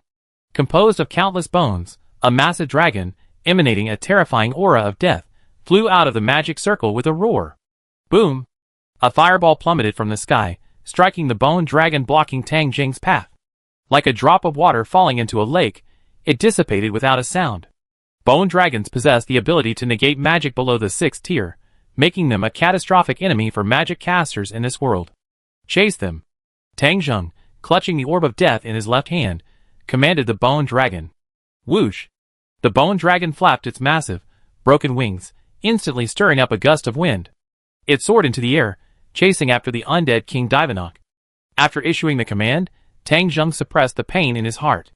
This had consumed a full 100 points of his magic power. Normal circumstances required consuming 100 points of negative energy to summon a Bone Dragon. However, since Tang Zheng was injecting magic power into the Orb of Death, summoning a Bone Dragon naturally consumed magic power. However, since he intended to intimidate the 6-armed group with an absolute crushing force, wasting magic power was nothing. There was no need to worry about the Undead King Divanok. As long as his opponent's strength did not reach the realm of 7th tier magic, there was no chance of escape. Turning around. The atmosphere at the scene had become eerily quiet. Originally, the Phantom Demon Succulent, 1,000 kills Mambust, and Blood Moon Scimitar Edstrin, who had collapsed to the ground, pinning their only hope on the Undead King, were now utterly silent. Seeing the legendary Undead, the Bone Dragon, actually summoned by Tang Zheng, their eyes were filled with complete despair. Even Dogue Jieluo, standing not far away, clutching his chest as blood flowed, turned pale and silent. What was Kajit's purpose in staying in the cemetery for 5 years? Isn't it just to accumulate enough negative energy to summon 2 bone dragons? With just 2 bone dragons, Kajit would dare to massacre the entire city. After all, that was the border fortress Irantal. In the eyes of the Six Arms, the appearance of the bone dragon was probably no less shocking than the instantaneous defeat they felt. In reality, the bone dragon itself wasn't very powerful. If he had summoned it from the beginning, with the 6-arm strength, defeating 1 bone dragon would have been a piece of cake. Unfortunately, none of them had the necessary curse resistance, and their arrogance led to their rapid collapse. It seemed that he completely crushed the 6 arms. In reality, it was a series of reactions caused by poor intelligence. Tang Zheng looked at Ghost Fighting Jieluo and smiled. Be careful not to be so arrogant before you speak, Mr. Jieluo. Who are you? Ghost Fighting Jieluo's voice was weak, but his eyes were fixed on Tang Zheng. You still have 1 chance to attack. Tang Zheng did not answer the question, but spoke calmly. Ghost Fighting Jieluo was worthy of being the leader of the 6 arms. Compared to the other 3, Jieluo's injuries were much less severe.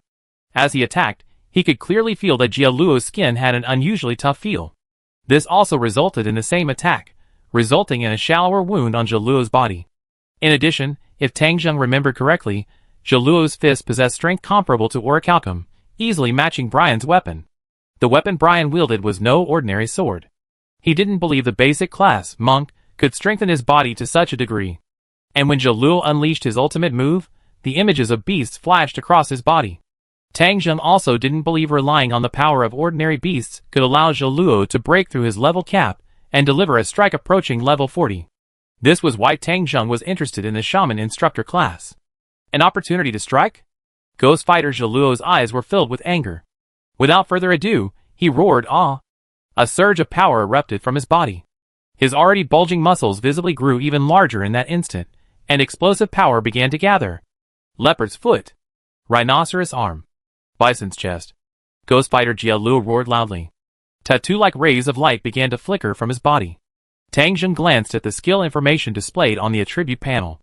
He stomped his foot firmly on the ground, transforming into a black afterimage and disappearing from his position. Puff! Ghost Fighter Jieluo's roar abruptly ceased, and blood splattered into the air. A head, with a dazed look on its face, fell from Jieluo's neck and landed on the ground.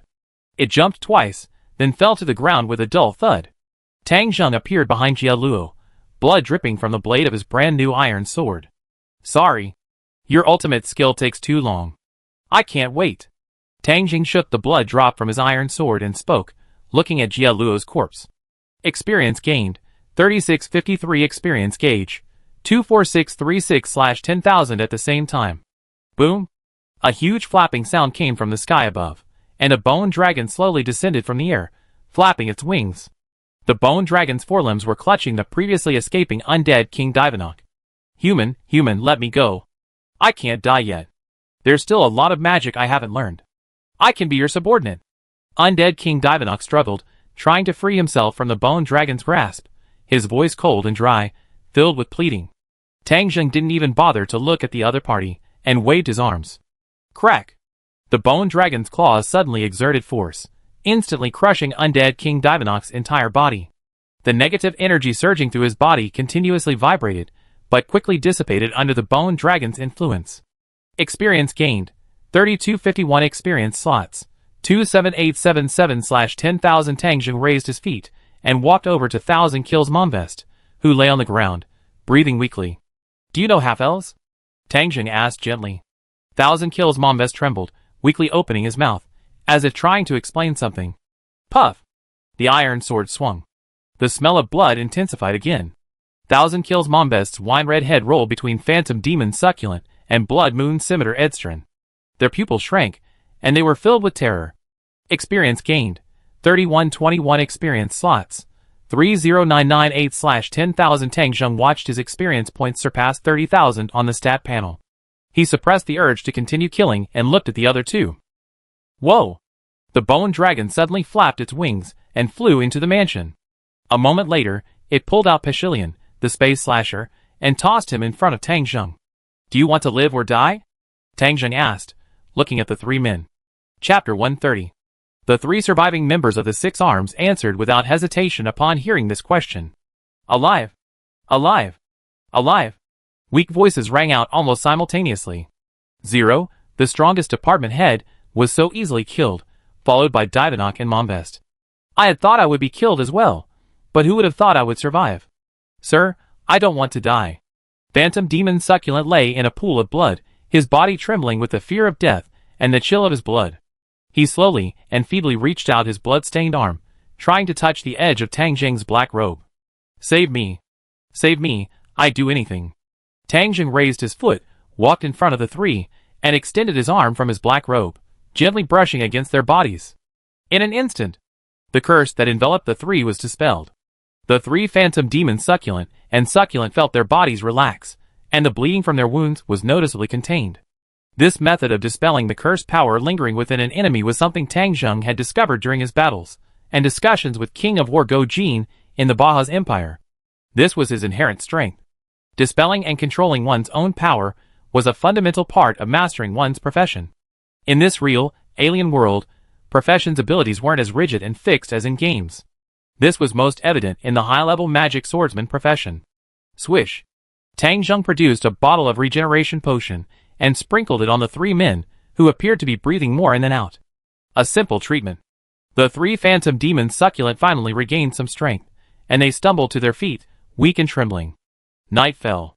The stars twinkled, and under the moonlight, a massive bone dragon, shimmering with a silver sheen and a breath of death, cast a shadow over the three. Looking up, seeing the mysterious figure shrouded in black robes standing beneath the bone dragon, the three Six-Armed shuddered and quickly lowered their heads, their faces filled with fear and terror. The arrogance and pride they had once possessed were completely extinguished in that moment.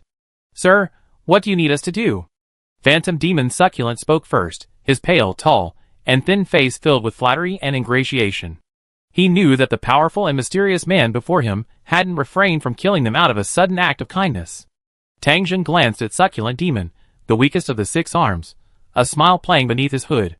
Bring the head here, Tang Zheng said. Phantom Demon Succulent paused briefly, then hurriedly took a step, ignoring the excruciating pain from his wounds, and picked up Zero's head. Zero, a terrifyingly powerful being, had died just like that. Succulent was dazed, but even more filled with deep fear. Fighting Ghost Zero didn't die at my hands, but at yours. Tang Zheng addressed Succulent. I think the Eight-Finger Security Department wouldn't mind the presence of a more powerful minister. Simple words brought a moment of stillness to the air. Clearly none of the three present were fools. They quickly grasped the meaning of Tang Ding's words. Space/Pashilian and Blood Moon Scimitar Edsterian exchanged glances, a flicker of regret in their eyes. Succulent grasped Zero's head, his hands trembling. He naturally understood what this meant. As the weakest of the Six Arms, Succulent knew no one would believe he had killed Zero. But so what?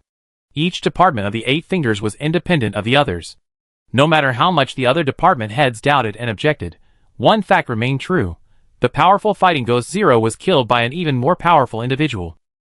The Eight Fingers were an underground force that even undead beings could join, so they wouldn't reject someone even more powerful than Zero. Even if that person's identity was questionable. They weren't a legitimate organization. Sir, Succulent is willing to serve you. Phantom Demon Succulent quickly knelt on the ground, pressing his head heavily against the grass, and spoke excitedly to Tang Zheng. As long as he had the support of this powerful and mysterious master, he wouldn't need to fear anyone else vying for the position of Security Department Chief. Tang Zheng glanced at the other two. Blood Moon Scimitar Edsterian and Space/Pashilian, no matter how much they regretted it, could only quickly follow suit. We will assist Succulent. Tang Zheng nodded. He walked over to the deceased Thousand Killer's Mombest, and took the rose-like rapier from him. Tomorrow someone will come here with this sword. She's the new Thousand Killers. Tang Zheng said this, and leaped onto the bone dragon. Boom! The bone dragon flapped its wings, stirring up waves of air, and disappeared into the night. It wasn't until Tang Zheng had completely left that the three people on the lawn relaxed slightly. The illusionary demon Succulent, who had been lying on the ground, stood up, his eyes filled with excitement and delight as he looked at the other two. I'd be bothering you two from now on. Succulent didn't hide the pride in his tone. He had been a little worried at first. Now, the new 1,000 killers the mysterious master had mentioned were clearly his true subordinates. Their joining would only benefit him, not harm him. Inside the inn, Emina's amber eyes were filled with worry, and she would periodically glance out the window, though the pitch-black night naturally obscured anything. Your master's departure, and you're truly not worried at all. Suppressing her irritation, she looked at the little evil spirit dog sprawled on the floor. The little evil spirit dog raised its eyelids and tilted its head to the side, ignoring Emina. Seeing this action, Emina's eyelids twitched, and she took a deep breath. I heard the horns and bone chains on the ghoul's head are excellent magical materials. Selling you would be worth quite a bit of money. Emina gritted her teeth. Ouch. The little ghoul paused, then immediately raised its head, looking cautiously at Emina. Heh. Emina chuckled softly. Dang! Ding! Just then, a knock sounded from outside the room.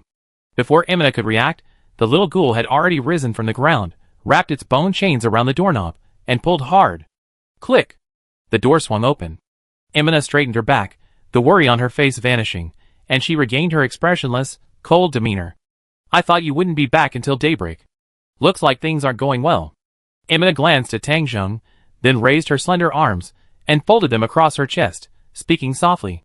Looking at the little devil dog that had opened the door. Tang Zheng reached out and patted the little devil dog's head, then pulled down his hood, a smile on his face. No. Things are going much better than I expected. Tang Zheng took out the rose rapier and tossed it to Emina. A gift for you. Gift? Emina was visibly startled, then instinctively took the rose rapier. It was a pure silver rapier, its hilt emblazoned with a blooming rose. A faint magical glow shone across the blade, indicating it was also a magical weapon. As a worker, Emina's intuition told her that the price of this magical weapon was definitely beyond her reach. Tang Zheng briefly explained the rapier's abilities. Besides being crafted entirely from mithril, the sword was imbued with two magical powers, flesh grinding and assassination expert. One could twist surrounding muscles upon penetration, while the other could magnify even minor wounds. Simply put, even a simple scrape could become a serious injury if pierced by this sword, making it a highly dangerous thrusting weapon. Emina, a guerrilla warrior skilled in agile combat, was well suited to such a weapon. For Tang Zheng, this weapon was of low value, and its accompanying magical abilities paled in comparison to the power of the curse. Are you sure this is a gift, not a reward? Emina took a deep breath, gripping the rose rapier. A subtle shift in emotion slipped into her voice, unnoticed even by her own awareness. Starting tomorrow, you will be 1,000 Killer, one of the 6 members of the 8 Fingers. This is your reward. Tang Zheng spread his hands. Of course, you know I'd be away for a while, so I need you to take full control of the security department, one of the 8 Fingers. Emina looked at Tang Zheng with a startled expression, as if to say he was joking. After a moment, seeing that Tang Zheng's face was truly devoid of any joking, Emina's throat moved a few times.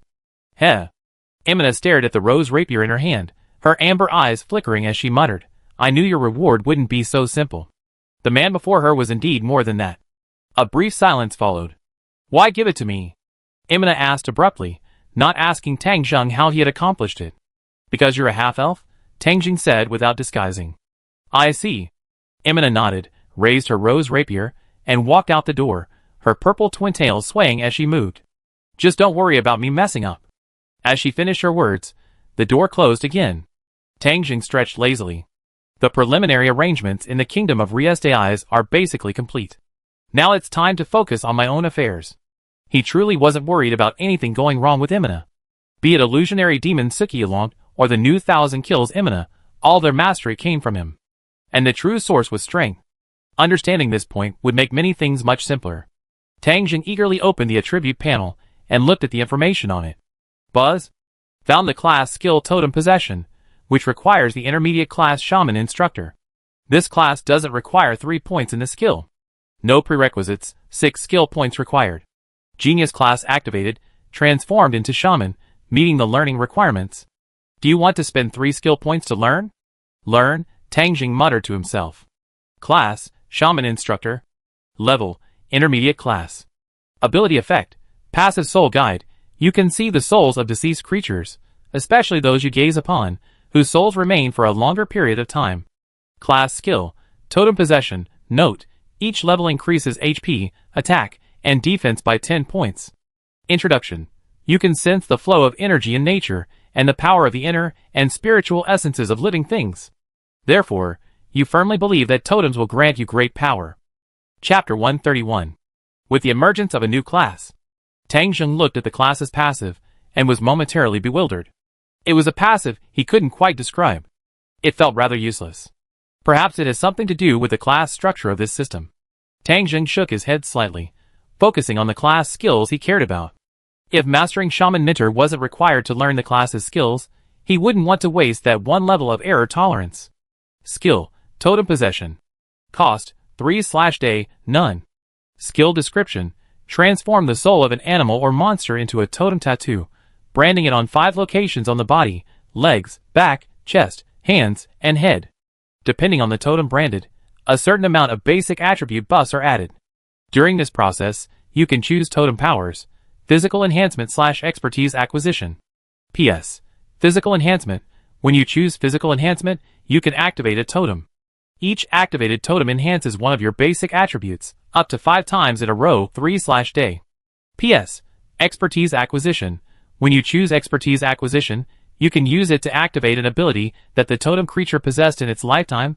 The number of uses depends on the creature's own ability. Tang Zheng blinked.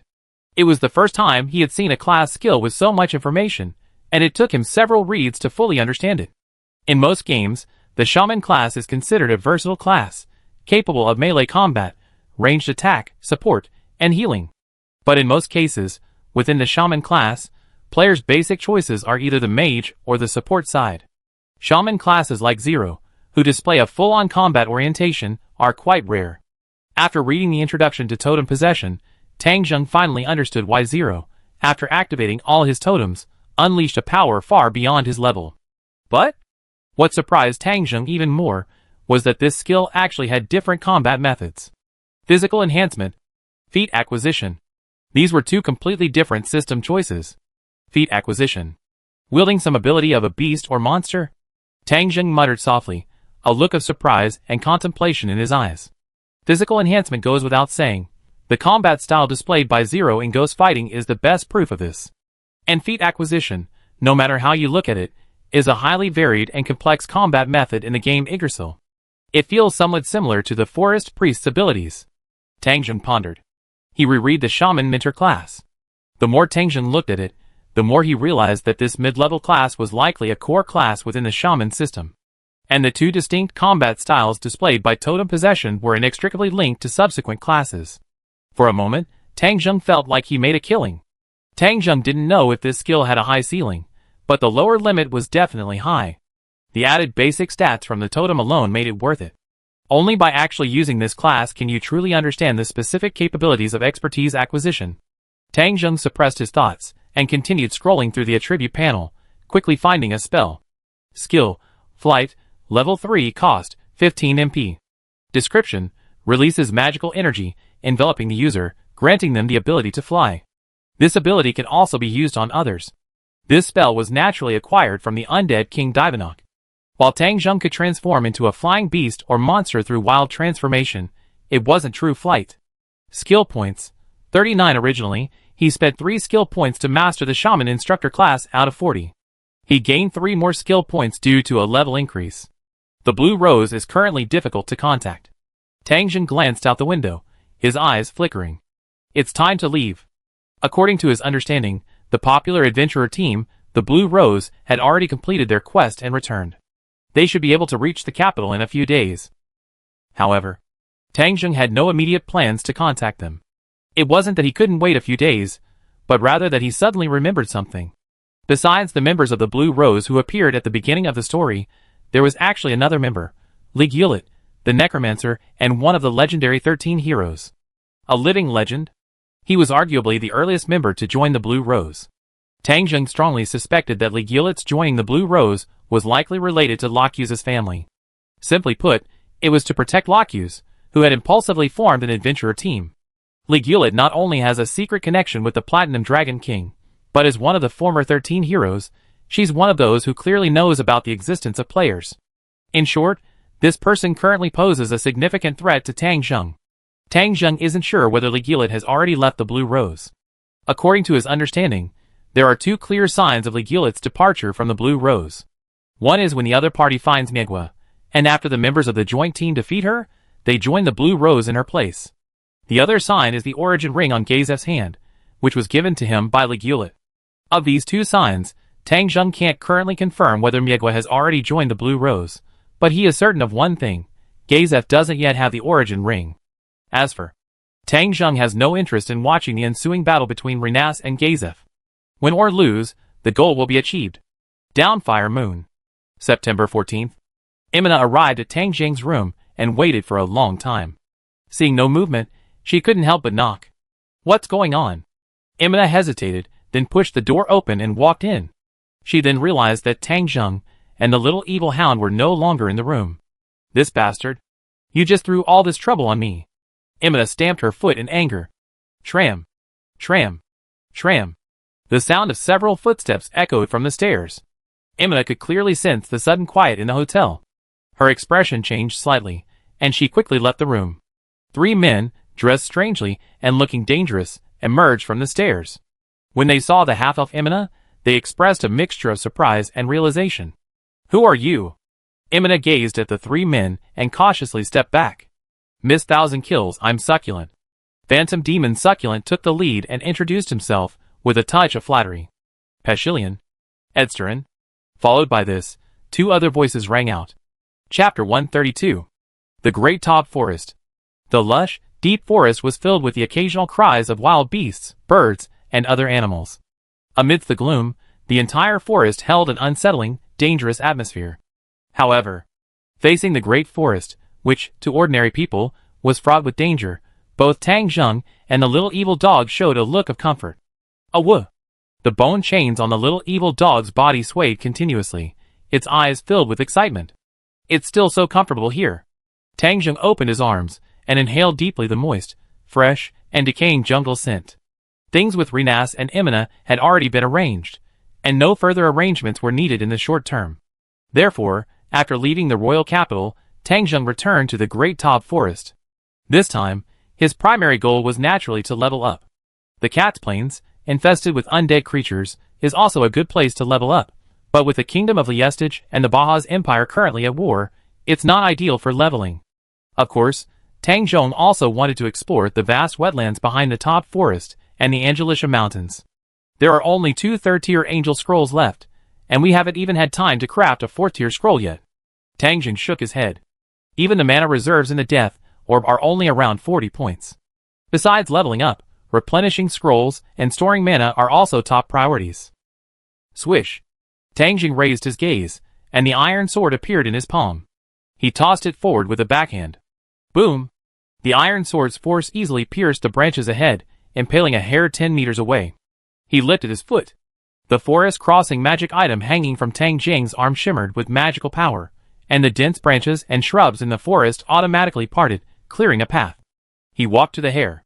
Tang Zheng pulled the iron sword from the ground. The hare's hind legs still twitched reflexively, but its head, pierced through, was already dead. In the forest, there's no need to disguise yourself as a magic caster. Tang Zheng twisted his wrist, swung the sword, and threw the hare, still hanging from the tip, to the little evil hound beside him. Oh! The little evil hound immediately opened its mouth and grabbed the flying hare, swallowing the 7 or 8 pound plump rabbit in 2 bites. No experience points. Tang Zheng glanced at the attribute panel, a thought flashing through his mind. As you level up, the experience points provided by lower-level creatures do indeed decrease. He remembered it clearly. When he reached level 20, the last bit of experience he gained came from killing a rabbit. This situation was not surprising. When he first entered the top forest, he had killed quite a few bugs, but none of them provided any experience points. It was clear that gaining experience points was not only related to the level of the creatures killed, but also to his own level. Experience slots, 30, 998/10, 000 over 30,000 experience points, and I wonder if I can level up 2 levels in one go. Tang Zheng suppressed his slightly restless emotions. This hinged on whether the special class he previously speculated about could be successful. The high-level class, Cursed Knight, had been forcibly upgraded to level 3 by absorbing cursed energy without consuming any experience points. This resulted in the experience bar cap not increasing. This method of leveling gave Tang Zheng a glimpse into the possibility of reducing the enormous experience requirements in the later stages. He turned his gaze away from the attribute panel. Anyway, let's proceed as planned. Tang Zheng raised his head and gazed at the deep forest before him. He was currently in the heart of the top forest, where the southern beast, one of the three great rulers, the wise king of the forest, Hamsuk, resided. Of course. The other party didn't yet have the name Hamsuk. It was given by the future Bone King. A thought flashed through Tang Zheng's mind, and he raised his arm and swung it forward. Bang! Bang! Bang! Bang! Bang! 5 muffled thuds accompanied it. 5 ogre corpses were thrown from the item box and landed on the ground. Undead control, Tang Zheng intoned softly. Invisible waves of magical energy spread, enveloping the corpses of the 5 ogres. In the blink of an eye, the 5 ogres staggered to their feet. Then, under Tang Zheng's control, the 5 ogres began to move forward in unison. The omnipresent forest and branches blocking their path were easily shoved aside by the ogres' powerful bodies. Rustle. The huge movement startled a series of birdsong. Along the way, some wild beasts, upon seeing the ogres trespassing into their territory, immediately attacked, but were quickly and easily killed by the ogres' corpses. Experience gained, 37. Experience gained, 51. Experience gained, 29. He quickly glanced at the experience points he had earned, then gazed upon the green maze-like forest world before him. The once bustling jungle suddenly grew silent, with only the occasional chirping of birds in the distance. Tang Zheng's face wore a serious expression, and he kept scanning his surroundings. Pay attention, listen for any approaching noises. The territory where the wise forest king resided was indeed more complex than that of the ogres. Goblins eat everything. Woo! The little evil hound followed Tang Zheng closely, ears pricked, and let out a low growl. As the 5 ogres advanced recklessly, the noise grew louder, and the air grew increasingly still. Even the chirping of insects faded. These animals were clearly not afraid of Tang Zheng and his group's intrusion, but rather of attracting an even more terrifying presence within the forest. Crash! Suddenly, a roaring noise erupted from the northwest forest, but it quickly faded into silence. Ah! The little evil hound sensed something immediately, its hair standing on end, and it couldn't help but let out a roar. Is it coming? Tang Zheng's eyes lit up. He had summoned 5 ogres, creating such a commotion, not to gain experience, but to lure out the wise forest king, Kangsuk. The top forest was so vast that even with a magic item like Forest Crossing, gaining experience was still too slow. Also, the last time they slaughtered so many goblins, it caused quite a stir, so much so that the Adventurers Guild sent someone to investigate. This served as a wake-up call for him. At least for now, while his strength wasn't enough to handle most trouble, Tang Zheng didn't want to draw too much attention to himself. Rustle. Rustle. A gigantic creature swiftly skittered across the ground, scraping against the grass and branches. Strangely, the sound wasn't coming from a fixed direction. Instead, it began to echo from all directions, centered around Tang Zheng's position. Circling around? That speed is a bit fast. Tang Zheng gripped his iron sword tightly, his legs spread slightly downward, his gaze shifting in the direction of the sound. As expected? In terms of both level and overall strength, as a magical beast, the wise king of the forest, Hamsuk, was superior to the other 2 jungle rulers. But that magic had to be obtained for the next plan to work. Boom! Suddenly, a dark shadow flashed from the left, and the ogre on the far left lost most of his body, collapsing to the ground. Then, a massive black shadow flashed through the dense forest.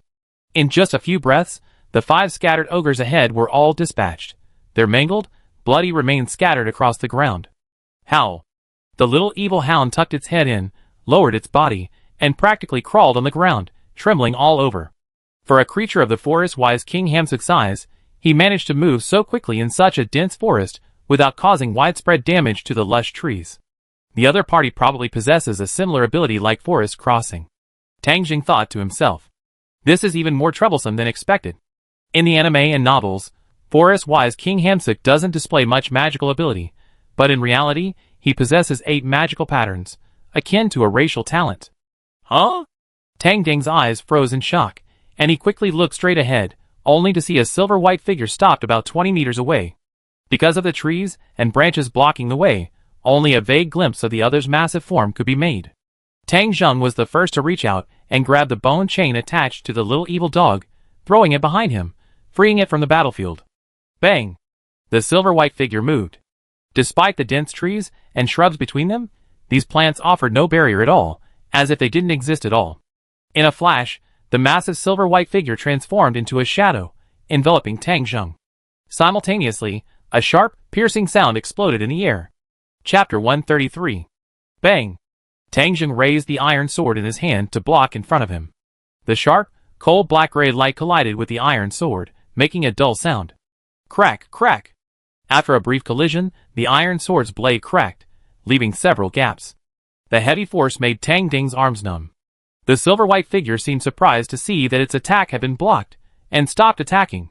Taking advantage of this opportunity, Tang Zheng quickly retreated, creating distance. He glanced at the deep gap in the iron sword, and his eyelids twitched. I thought it was those pesky ogres who had intruded on my territory again. I didn't expect it was you, a human, controlling them. You must be a magic caster, right? You were able to block my attack just now. A cold, curious voice sounded. Tang Zheng raised his head to look at the figure in front of him, and his eyelids couldn't help but twitch again.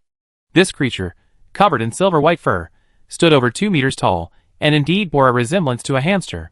But it was nothing like the cute anime image. Its sturdy forelimbs casually draped at its sides, each finger radiating sharp gray-black nails over a meter long. They still contained bits of flesh from the ogre's corpse. The most striking thing, its tail, swaying like a long snake, covered in scales and reaching a length of 20 meters, swung behind it.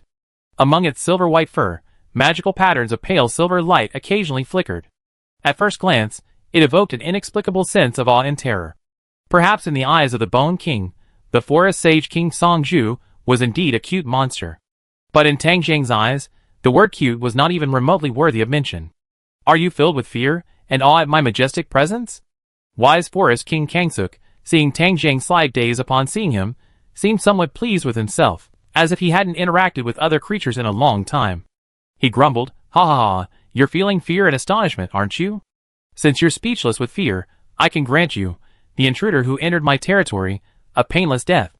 Become my food." Hearing the nagging voice of Wise Forest King Kangsuk, Tang Zheng sighed softly, and casually dropped the iron sword in his hand to the ground. "Oh, you've given up even resistance? I thought someone who could withstand my blows would be a strong human capable of some resistance." Wise Forest King Kangsuk seemed a little disappointed. "I'm just changing my sword." Tang Zheng reached for his waist, and an iron sword reappeared in his hand. "Come to think of it, you're quite the nag." "Nag? What do you mean? Is that a lingering phrase unique to you humans? It doesn't sound good." Forest Sage King Kangsuk's dark, beastly eyes darkened. "It's best to quickly turn you into food. A powerful human like you would taste better." Bang! Forest Sage King Kangsuk moved, charging forward in one breath. His massive form brought a ferocious gust of wind with it. Dark wave. Tang Ying's eyes flashed, and he let out a low roar. A dark wave of energy rapidly spread outward, centered around Tang Zheng, sweeping over the charging Forest Sage King Songju. The massive figure froze in place. However, unlike those who had been attacked by the dark wave before, Forest Wise King Kangsuk's body stiffened slightly, but his eyes held no sign of bewilderment. What is this?" Forest Wise King Kangsuk's voice tinged with astonishment. "The negative state of fear isn't working?" This thought flashed through Tang Zheng's mind, but without a moment's hesitation, he stepped forward and swung his iron sword fiercely. Quick slash. The iron sword sliced through the air and struck the opponent's chest, triggering double curse damage. Bang! A small piece of silver hair was severed. Tang Ding's eyes froze when he saw that his attack hadn't even broken Forest Wise King Kangsuk's skin. This defense was too much. The attack power of this attack was definitely his strongest attack method at the moment. The defensive power of physical armor. This thought flashed through Tang Jing's mind. This was the opponent's innate passive ability. Boom! As the attack ended, the Forest Wise King Hamsuk, recovering from his restricted mobility, immediately retreated swiftly, a hint of panic in his beastly eyes. Clearly, the previous situation had frightened him. What did you just do to another humble person? You lowly human. The Forest Wise King Hamsuk's relaxed tone faded, taking on a fierce edge. When he noticed he hadn't taken any damage, his tense expression relaxed. Damn it! You're not the only one with this ability. The Forest Wise King Hamsuk shouted, and a small rune in the shape of a magic circle appeared on his body. Charm all races. Facing the opponent's mind control spell. Immortal Spirit? Tang Jing's solemn expression relaxed, and he immediately cast a spell. According to the Bunko novel, since the forest sage King Hamsuk lacked the talent of a magic caster, his all-raise charm spell would be weak, only able to control small animals. But reality is reality. Tang Zheng wasn't going to gamble on its veracity.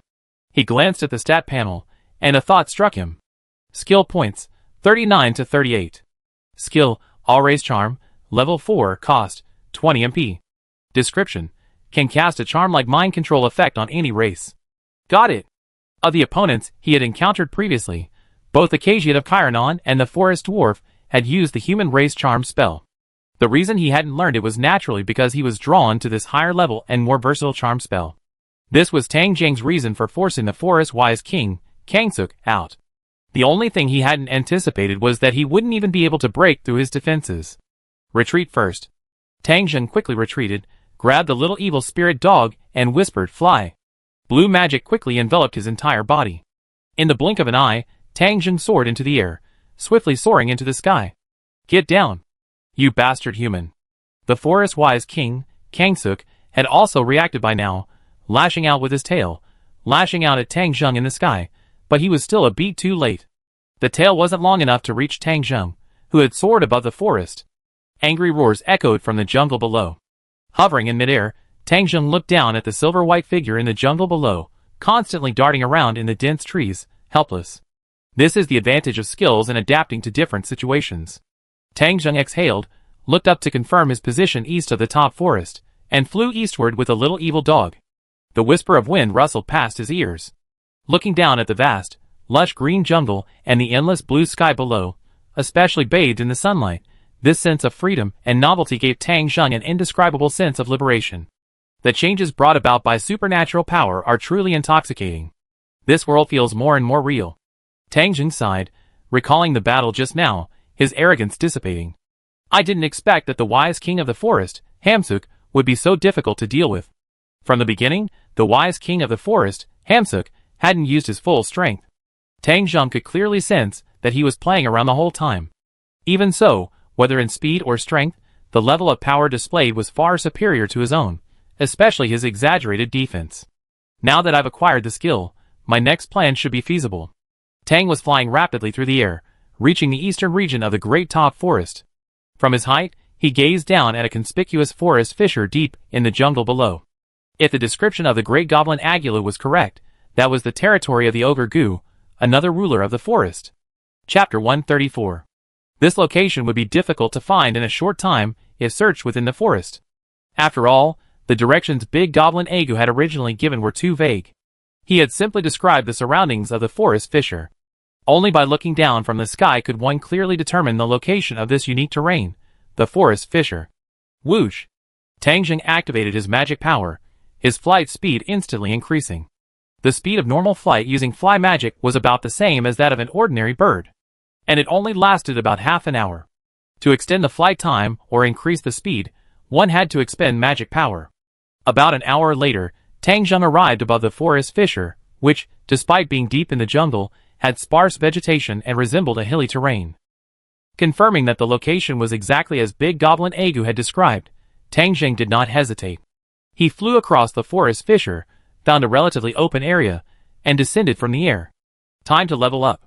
Tang Zheng muttered to himself as he stood in an overgrown forest, briefly surveying the area. The brief battle with the wise king of the forest, Hamsuk, had made Tang Zheng realize that his true strength wasn't much beyond his current level. The crushing dominance he displayed in previous battles. One reason was his opponent's misjudgment. Before knowing their true strength, aliens preferred to conduct simple probing tests.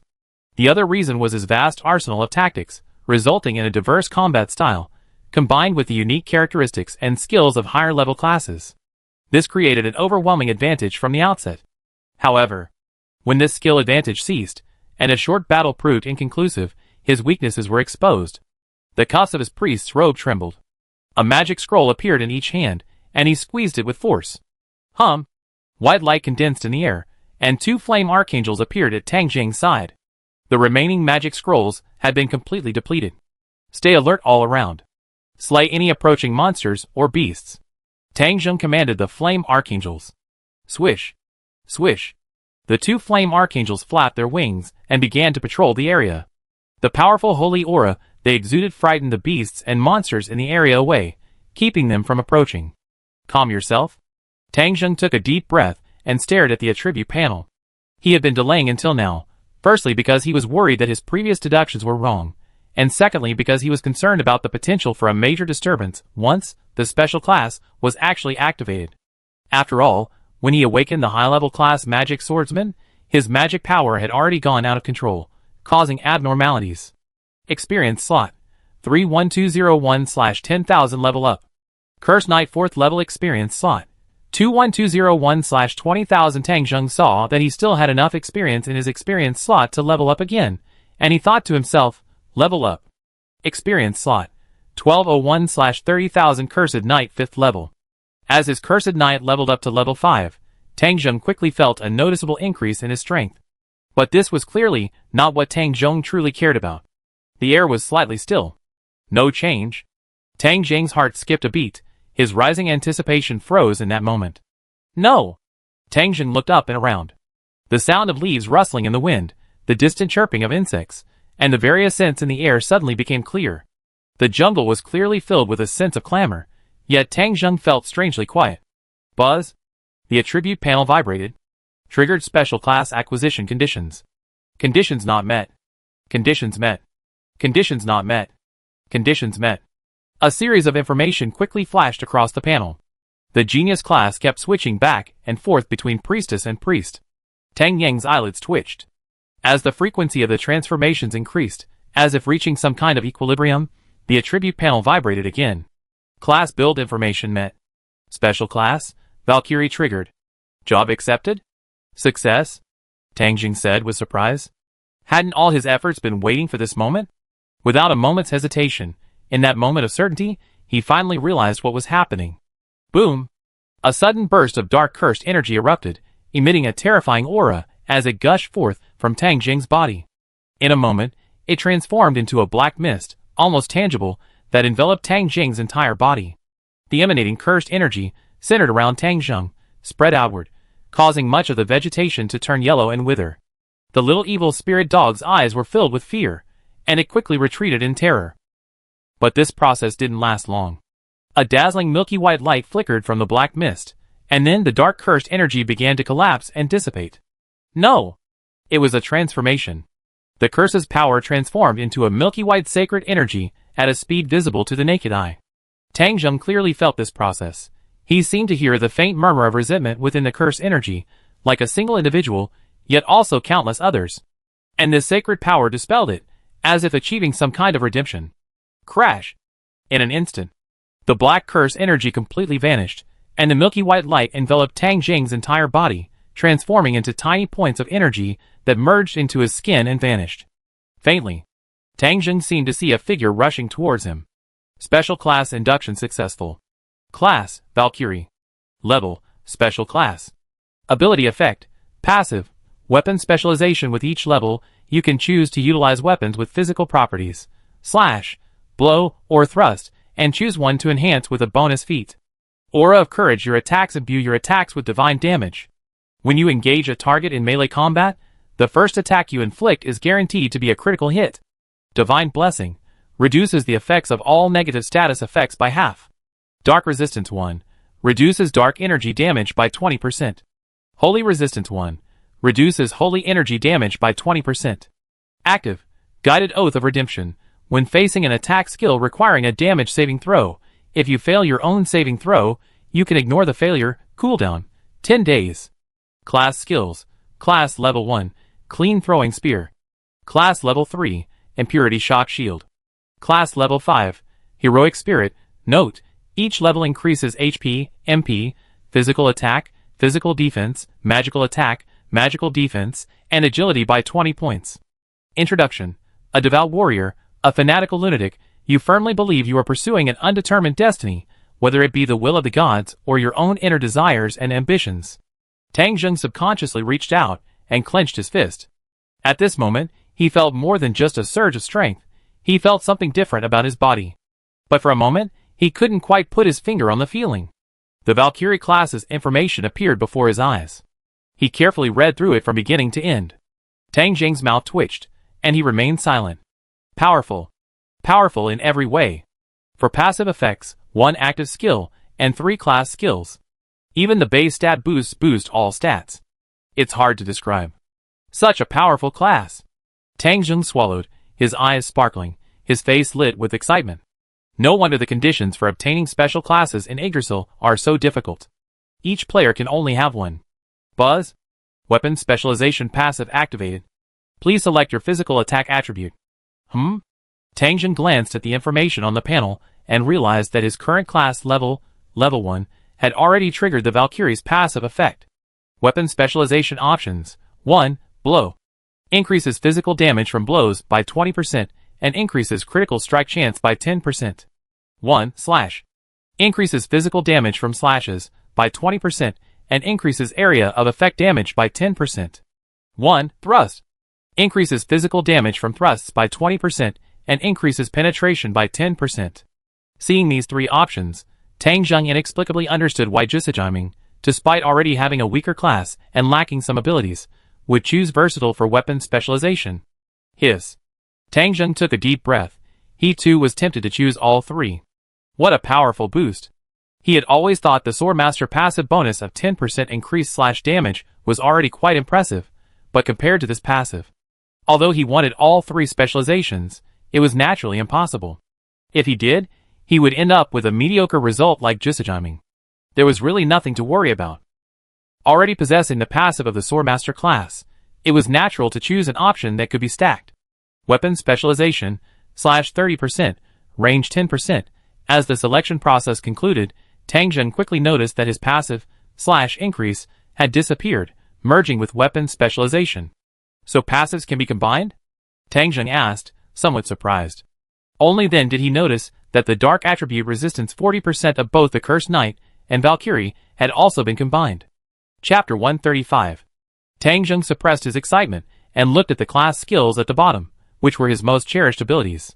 The Dark Wave skill provided by the Cursed Knight alone boosted his explosive combat power to a level beyond his current level. In addition, after the Cursed Knight reached the maximum level of 5, his curse attacks now included the instant death curse ability. The Valkyrie class had 3 skills, and at her current level 1, she had mastered one of them. Skill, Purifying Throwing Spear. Cost, 3/day. Description, creates a lance imbued with divine attributes, launching a ranged attack against the opponent, dealing damage equal to the current magic attack value, consumes 50 MP, grants a guaranteed hit. Guaranteed hit? Tang Jung couldn't help but smack his lips. Although he already had some knowledge of this skill, he was still a bit surprised. Shalter's battle with Bone King was truly memorable.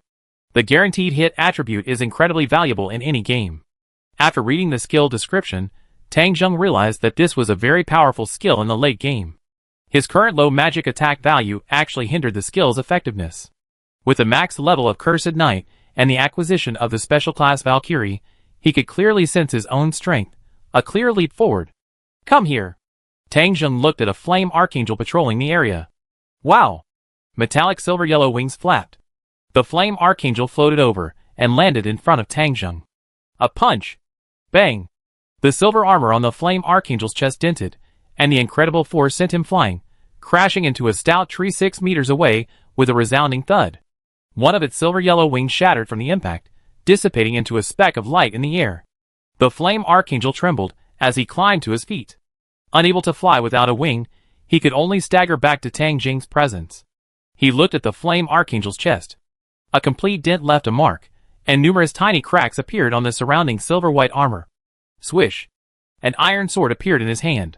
Tang Jung casually slashed down, a sharp sound splitting the air. A dazzling red spark erupted as the blade slashed through the flame archangel's armor. The next moment, the flame archangel was cut in two by Tang Jung's casual sword strike, completely dissipating into a speck of light. The increase in strength is greater than I expected. Tang Jung clenched his fists and gently jumped a few times. Both his flexibility and strength were noticeably enhanced. Angels are naturally summoned monsters with relatively high defense, and using them for experiments allowed him to clearly feel the increase in his power. This flame archangel was a level higher than the one he originally experimented with at the Oriental Inn. At that time, he still had to use his skills and exert all his strength to split the flame archangel's breastplate, but this one was easily cut in half with a single blow. After a brief experiment, Tang Zheng had a basic understanding of his own strength. If he remembered correctly, the future warrior Captain Gazef could also destroy a flame archangel with a single strike, so there was nothing to be complacent about. He looked at the data displayed on the panel. The most noticeable change was in the attribute table, where the total percentage had already exceeded 100%. The most noticeable increases were in the comprehensive resistance and special attributes. Tang Zheng remembered that his previous comprehensive resistance was 150, but now it had skyrocketed to 255. This must be related to the newly acquired divine body, dark attribute resistance, and holy attribute resistance. He mentally calculated. Tang Zheng's eyes flashed. He already knew how this comprehensive resistance was calculated. His initial comprehensive resistance value was 0, and it increased to 150 after he acquired the Cursed Knight class. Then, he calculated it with the Valkyrie class. Does a full curse resistance grant 130 points? Divine body should be 65, with 40% dark resistance and 20% holy resistance, a total increase of 60 points. Tang Zheng pondered silently. He now had a rough idea of the sudden increase in speciality. It must be related to the passive and high-level classes. Woo! The little evil dog barked softly, trotting back with its head tucked in. You run pretty fast. Tang Zheng turned his head to look at the little evil dog, which had returned to his feet with a fawning look on its face. He said calmly, if you keep being so useless, I feed you to others. Woo! The bone chains on the little evil dog's body swayed, and it quickly stretched its hunched neck. He surveyed his surroundings. A vast expanse of withered vegetation came into view. Tang Zheng stepped on the gray weeds. The instant he touched them, the blades crumbled into a fine powdery mass, dispersing like burnt debris. Let's go! It's time to visit the master of this forest, Tang Zheng whispered softly. The little evil dog and another fire archangel followed closely behind. A crack in the forest. Looking down from above, one could notice this conspicuous area within the deep, green maze-like forest. It was a hilly terrain, with uneven ground. Overgrown weeds, broken trees, and the remains of wild animals were scattered haphazardly throughout the area. Flies and mosquitoes hung in the air, gathering in clusters around the remains. From a distance, it looked like a black fog. Before he could reach this area, Tang Zheng could already smell the indescribable, pungent odor of dozens of foul odors in the air. These ogres, their sense of smell has been turned to rubble. Tang Zheng, suppressing the odor, stepped onto the edge of the territory, searching with his eyes.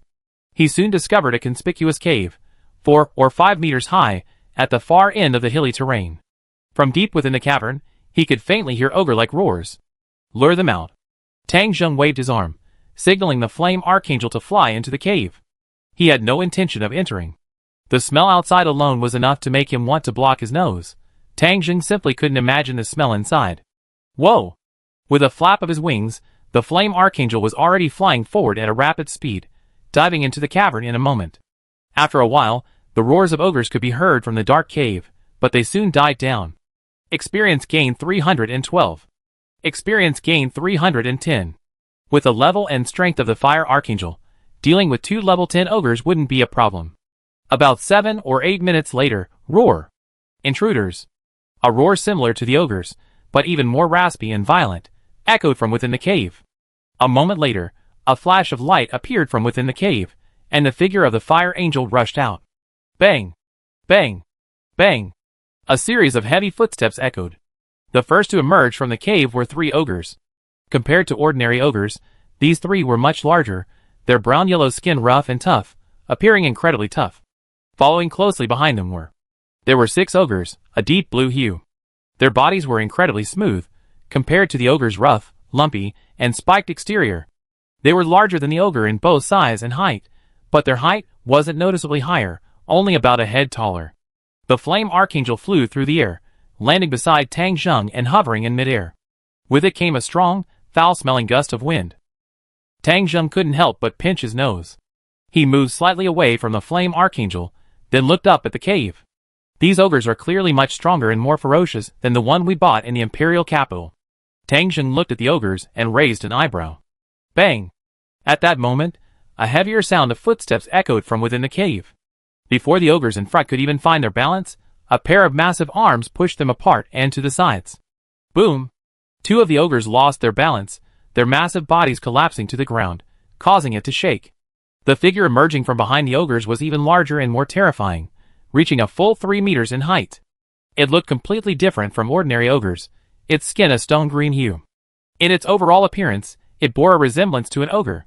At a single glance, it was clear that this even more terrifying ogre was not the same creature as ordinary ogres or ogres. The ruler of the eastern region, Ogre Goo. Where is that invading, shiny creature? A completely unheard of creature.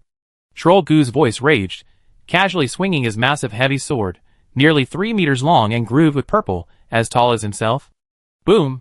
Where the heavy sword passed, a powerful gust of wind blew, stirring up a cloud of dust in the air ahead. Seeing this scene, Tang Dang's eyes twitched slightly. Judging from his stance and aura alone, the ogre before him, Goo, was undoubtedly as powerful as Martial King Gujin. However, Martial King Gujin's fighting skills could probably crush the ogre Goo. The ogre race is truly peculiar. Tang Jun observed the two ogres carefully, and sighed softly. He had seen 3 types of ogres so far: ordinary ogres, Martial King Gujin, and the ogre before him, Goo. When taken alone, these 3 ogres didn't even resemble the same species. Humans? Shiny creatures. I want to eat weak humans. I haven't eaten in ages. Too many bones, too little meat. Not tasty. Shiny creatures. I've never seen anything like them before. I need to try them. Kill all invaders. The group of ogres quickly spotted Tang Zheng and the conspicuous Archangel of Fire standing in the distance, and roared with excitement. Chapter 136. Faced with the roars of his ogre subordinates, Ogre Goo's devilish face revealed ferocious, bright yellow pupils. He glanced at Tang Zheng briefly before his gaze fell on the Flame Archangel. Compared to Tang Zheng, a human, Ogre Goo clearly found the Flame Archangel more interesting. You lowly human, and that shiny thing, you weaklings who invade my territory. You are disturbing the great ruler, Goo. Ogre Goo's tone was filled with anger and irritation as he shouted, "Bring them here." The 3 lowest-ranking ogres in the arena immediately raised their massive wooden clubs and charged forward, howling. I actually have something I want to discuss with you, but it seems we can't communicate properly without a fight. Tang Zheng waved his arms expressionlessly. Swish! The Flame Archangel flapped its wings and rushed forward. Just as the 3 ogres were about to make contact, the Flame Archangel flapped its wings and soared rapidly into the air. This caused the 3 ogres' club swings to miss, and they looked up, bewildered, at the Flame Archangel soaring overhead. At that moment, the Flame Archangel descended rapidly, swooping down to land on top of an ogre, slashing down with its flaming sword. The ogre, with its head held high, had no time to adjust its stance, and the flaming blade slashed through its massive neck. Poof! The head flew off, and crimson blood gushed into the air. Experience gained, 356. Bang! Bang! The other 2 ogres, unconcerned about their companion's death, roared as they saw the falling Flame Archangel, raise their massive clubs, and struck him hard. 2 heavy forces pushed the Flame Archangel back several steps, but his bright silver armor showed no sign of damage. These 3 ogres appeared stronger than ordinary ogres, but they were far inferior to the Flame Archangel, LV-21, who excelled in defense and was also higher in level. In a matter of moments, the 2 ogres were slain by the Flame Archangel one after another. A large amount of thick blood flowed from the 3 ogre corpses, creating a pungent bloody odor that permeated the already pungent air. Experience gained, 362. Experience gained, 377 experience slots, 2918/30,000 odorless. Tang Zheng raised his foot and walked forward, a flash of magical light radiating from his body. This magic could eliminate one's own odor and, incidentally, block out some external odors. Killing you could easily earn me a lot of experience, but I've never really enjoyed killing the goose that lays the golden eggs. Tang Zheng flicked his wrist, and beneath his loose priest's robes, he grasped an iron sword. Furthermore, once you're dead, the top forest to the east will lose its deterrent power, and I'm afraid there will be riots. That's something worth worrying about and considering. So, Tang Zheng walked beneath the floating Flame Archangel and, in a tone that seemed to be negotiating, looked at the group of ogres ahead. Will you submit to me, everyone? The air suddenly fell silent. Even the ogres, seemingly of low intelligence, were startled by Tang Zheng's arrogant and conceited words. Ha ha ha. Ha ha. What is he talking about? Have lowly humans become so arrogant now? I want to eat him, ha ha ha. Just because you killed a few weak ogres, you're so conceited. After a brief silence, the ogres burst into laughter. The ogres clearly didn't care at all about the deaths of the 3 ogres. Instead, they saw the fight as a rare diversion in their otherwise boring jungle life. The one who laughed the loudest was, of course, the ogre Gu. This human is far more interesting than those lowly creatures we've captured before, who only know how to scream and wail. The ogre, Gu, dropped his great sword and slammed it to the ground. He clasped his hands over his chest and laughed, then let out a mighty roar of anger. You idiotic lowly creature!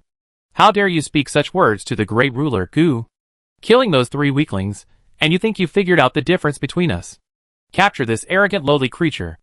I hear his wails, then crush and devour him piece by piece. The ogre, Gu, roared loudly. Ah ha ha. An ordinary ogre from behind immediately leaped out, his muscular black-green arms outstretched, charging forward with ferocious excitement. Bang! Bang! The ogre, even stronger and larger than the ogre, began to run, his footsteps causing the ground to vibrate. Human, I kill you. And that strange, shiny thing. The ogre opened its mouth, drool dripping, and roared fiercely. Despite being larger, the ogre was more agile and considerably faster than the bloated ogre. With just a few long strides, the ogre appeared before Tang Zheng, its massive form charging directly at him. Faced with this unabashed, purely brute force fighting style, Tang Zheng sidestepped to the left, easily dodging the ogre's attack, and swung the iron sword in his right hand. Puff! The iron sword's blade sliced through the ogre's right chest, and as if influenced by some force, the wound spun outwards, revealing some of the flesh within and making the wound appear rather hideous. Weapon specialization effect took effect. Bang! The ogre missed, unable to stop its forward momentum, and stumbled to the ground, somersaulting. Crack! A string of blood beads slid down the blade, and then dense cracks spread across the blade, shattering into a mass of fragments that scattered across the ground. Tang Zheng looked at the broken hilt in his hand, feeling a little helpless. Luckily, I earned some money in the imperial capital. Otherwise, a gold-level adventurer wouldn't be able to afford this kind of expenditure. Behind. The ogre shook his head and stood up again. The laceration on his chest healed with visible speed. Such a simple injury is of no use to us. You're such a cocky fellow. Your weapon is broken. Ha ha. The other ogres laughed again at this scene. Go to hell. The ogre looked at Tang Zheng, his back turned, his already ferocious appearance becoming even more sinister. He opened his arms and lunged again. However, after taking 2 steps, the ogre's face betrayed a pained expression, as if suffering some unspeakable injury. The next moment, the ogre stumbled and fell. Plop! Hearing the noise behind him, Tang Zheng took a step to the right. The ogre fell to his feet, sending up a cloud of dust. Experience gained, 596. He waved his arm, clearing the dust. Tang Zheng raised his foot and stepped on the head of the dead ogre beside him. Now we can talk, Ogre Gu. Ahead. The laughing ogres all stopped laughing and looked at Tang Zheng with expressions of disbelief and shock. What have you done, despicable human? Magic? Ogre Gu roared, his face also filled with shock. It's the power of death. Tang Zheng once again swung an iron sword in his hand. Your regenerative abilities are indeed formidable, but they have no effect on me. Even the slightest scratch from me will kill you. It's not a question of strength. It's a difference in power level. If you can withstand it, you live. If you can't, you die. Unfortunately, you have neither resistance to the curse nor resistance to instant death. Not even the thick fur of that fat rat. Tang Zheng casually waved the iron sword in his hand and shrugged. This is the power of the instant death curse possessed by the cursed knight after reaching level 5. Simple. Direct. The group of ordinary ogres behind Ogre Gu all took a step back in fear, expressions of terror on their faces. Die, human. Undeterred, Ogre Gu drew his heavy sword from the ground and roared, charging at Tang Zheng. Tang Zheng exhaled. You have a brain the size of a walnut. Hum. A wave of magical energy emanated from him. Charm of all races. An invisible spiritual force spread, instantly enveloping the charging Ogre Gu. There was no resistance left. Ogre Gu paused his charge, his eyes fixed in a daze. You guys, go gather all the ogres in this forest. Tang Zheng walked expressionlessly to Ogre Gu's side and addressed the panicked ogres standing at the cave entrance. The ogres exchanged glances, gazing at Tang Zheng with hostility and a touch of fear, but no one made a move. Seeing this, Tang Zheng raised his hand and patted the ogre beside him. Gu. Snap! Gu's eyes were a bit dull, but he still roared his orders. The group of ogres glanced at each other again, then finally moved, one by one, away from the edge of the forest gap. Chapter 137. Watching the ordinary ogres obediently follow orders and depart, Tang Zheng couldn't help but grumble. This method is far more simplistic and crude for dealing with this group of ogres. These ogres knew their leader was under his control, yet they still obeyed Ogre Gu's commands. This kind of wisdom. It's probably a racial trait. We be staying here for a while. Tang Zheng glanced at the area and said to Ogre Gu, help me clear a clear area. Okay. Ogre Gu spoke in a gruff voice, his eyes frightening and fierce, and he nodded with a hint of daze. Charm mind control magic, unlike hypnosis, subconsciously treats the person being controlled as someone they trust and are closest to. This type of mind control doesn't cause the controlled person's behavior or consciousness to become rigid or chaotic. As long as it didn't force the controlled person to commit suicide, something completely counterintuitive, a charm opponent could be made to do basically anything. The Ogre Gu's massive size wasn't just suited for combat, it also made him an excellent worker. In just half an hour, he had cleared a clear area. Tang Zheng also had the Ogre Gu cut down a few large trees, and casually built a simple wooden shed within the cleared area. Then came the time of waiting. He had no idea how many ogres there were in the eastern region of the Tubu Forest, but he knew it would take some time for those few ogres to gather all the ogres in the area. While waiting, Tang Zheng wasn't idle either, replenishing his magic scrolls and other resources. His current magic power reached 48 points, enough to craft a 4th-tier magic scroll. However, Tang Zheng planned to replenish the 3rd-tier angel summoning scroll first. When his magic power ran low, Tang Zheng practiced sparring with the Ogre Gu. It would be a waste not to use such a powerful, resilient opponent for training. During this process, he naturally didn't use cursed power. He was well aware of his weaknesses. So far, all his battles had relied on skills and magic to win, or, to put it bluntly, through trickery. The level of real combat. Tang Zheng knew his limitations. Compared to the masters of this world, who had trained step by step, the gap between him and them was far greater. A day passed in the blink of an eye. Until the evening of the next day. The departing ogres arrived from all over the surrounding forests, bringing with them ogres. Seeing these returning ogres, Tang Zheng breathed a sigh of relief. After a day of silence, he had assumed the ogres had all fled. As the ogres gathered, the air once again thick with a variety of foul odors, and the once empty area began to become crowded. From above, this empty area looked like a gathering of ogres. Faced with the chaotic roars and cries of this horde of ogres, Tang Zheng expressionlessly began to count them. With these ordinary ogres of higher rank around, there was no need to worry about the ogres getting out of control. This demonstrated the suppression of the lower races by the higher races. At this moment, Tang Zheng began to appreciate the benefits of the ogre population's low intelligence. 271 ogres? After counting the entire ogre population, Tang Zheng's face lit up with surprise. This number probably wasn't even the full number.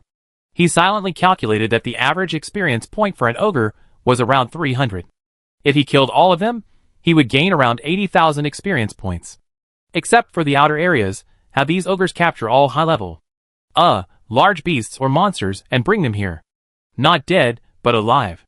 Tang Zheng's eyes flashed with a fiery intensity as he addressed the Ogre Gu. After hearing Tang Zheng's instructions, Ogre Gu summoned the ordinary ogres and issued orders, and the ordinary ogres dispersed to give orders to the 200+ ogres. The orders were passed down layer by layer. Over 200 ogres quickly set to work, dispersing into the forest. The harvest season is coming soon. Tang Zheng's eyes flashed with excitement as he saw his plan was working.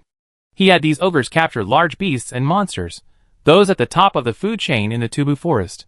As for most ordinary beasts and monsters, Tang Zheng would not hunt them, and would not even intervene in the outer areas, so as not to attract outside attention. Furthermore, the deaths of these large beasts and monsters would further his plans. Even if he killed the Ogre Gu, with the core area free of powerful beasts and monsters, he would no longer have to worry about unrest caused by the lack of the Ogre Gu's deterrent. Time passed day by day. Tang Zheng began to get busy. Besides crafting magic scrolls and sparring with the Ogre Gu, the rest of his time was spent dealing with the various large beasts and monsters sent by the ogre. The average level of these beasts and monsters ranged from around level 12 to 17. At first, it took Tang Zheng only 3 days to gain 10,000 experience points, but the rate of experience gain gradually slowed. September 23rd, Lower Fire Moon. 2 weeks passed. Outside the wooden shed. Awooh! The little evil dog lay on the ground with a bloated belly, seemingly struggling to even move.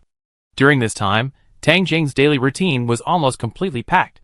Besides crafting magic scrolls and replenishing his spare mana in the Orb of Death, He constantly battled the ogre goo, further integrating the power he possessed. The other busiest creature was the little devil dog.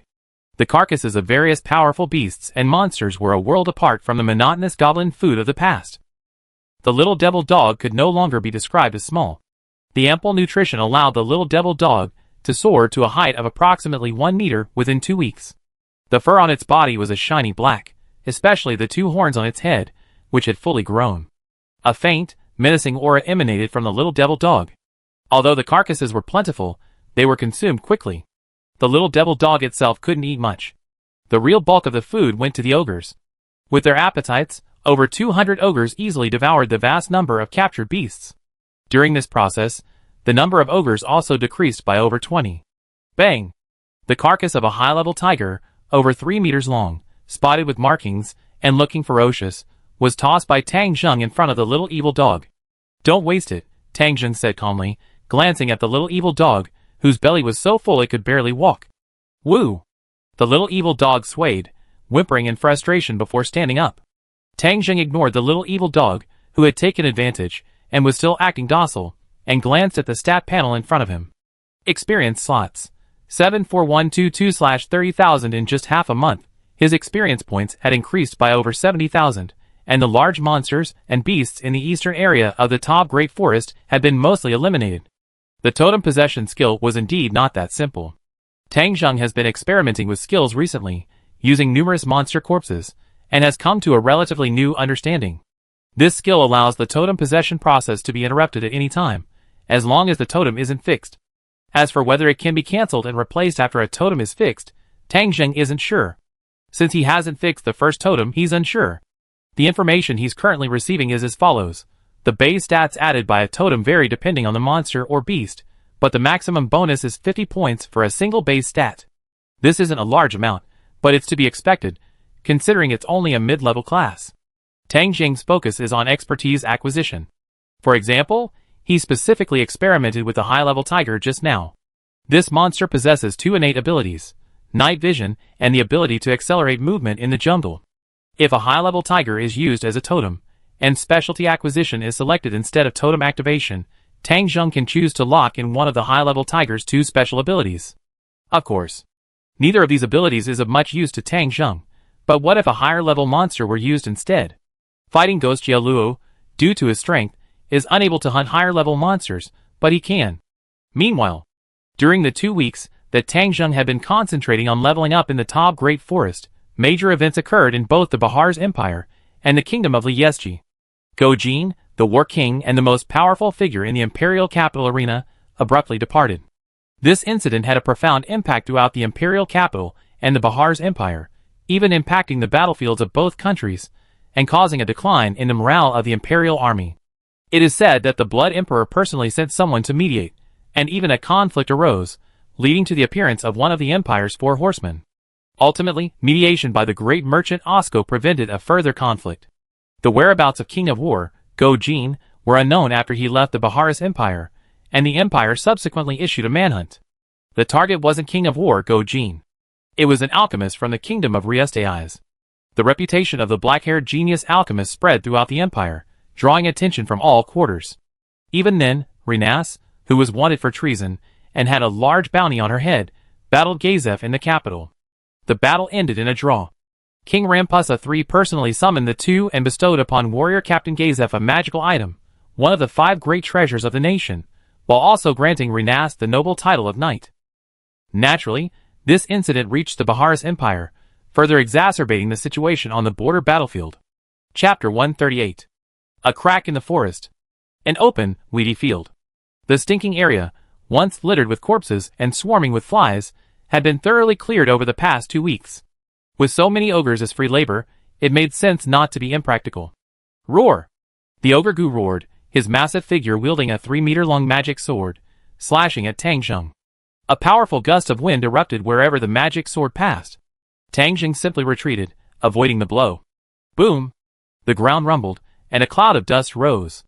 Tang Zheng burst out of the dust, leaped onto the magic sword, and in 2 strides, he was in front of the ogre Gu. The iron sword slashed down. Puff! The flesh on the ogre Gu's shoulder was sliced open, causing him to roar in agony. Damn human! His massive arm swiftly rose, slamming down hard on the human in front of him who had been toying with him. Tang Jing glanced away, stepped on the hilt of the magic greatsword, and pressed down with both feet. He raised his free left arm and swung a punch, colliding with the ogre Gu's massive palm. Bang! A distinct muffled sound echoed. Tang Jing paused, then suddenly leaped backward. After landing, he took several steps back before stopping his retreat. You're incredibly strong. I can't compare to you in this regard. Tang Jing shook his numb and swollen left arm, a smile on his face as he praised. Heal you, human! Ogre Gu roared angrily, raising his magic greatsword again and charging forward with a roar. This time, Tang Jing didn't dodge. Instead, he took a step back, his hands gripping the hilt tightly, as he stared intently at the massive magic sword that swung down with astonishing force. Bang! Under the terrifying force of the ogre Gu, the magic sword came crashing down with astonishing force. At that moment, Tang Jing narrowed his eyes, swung his arms simultaneously, and 4 dazzling sword beams flashed through the air. 4 light slashes break. In an instant, the 4 sword beams merged into one in the air, forming a dazzling slash that collided with the ogre Gu's heavily falling magic sword. Boom! A sharp explosion erupted. The point where the magic sword and the iron sword met sent a wave of shockwaves emanating from the two of them, spreading outward. Pain! The arm holding the magic sword trembled, veins popping. He involuntarily let go of the sword and took 2 steps back. Bang! The sword crashed to the ground. Bang! The iron sword, tightly grasped by Tang Jing's hands, shattered at the same moment, turning into flying metal pieces. Blood gushed from the cracks at his knuckles. Success?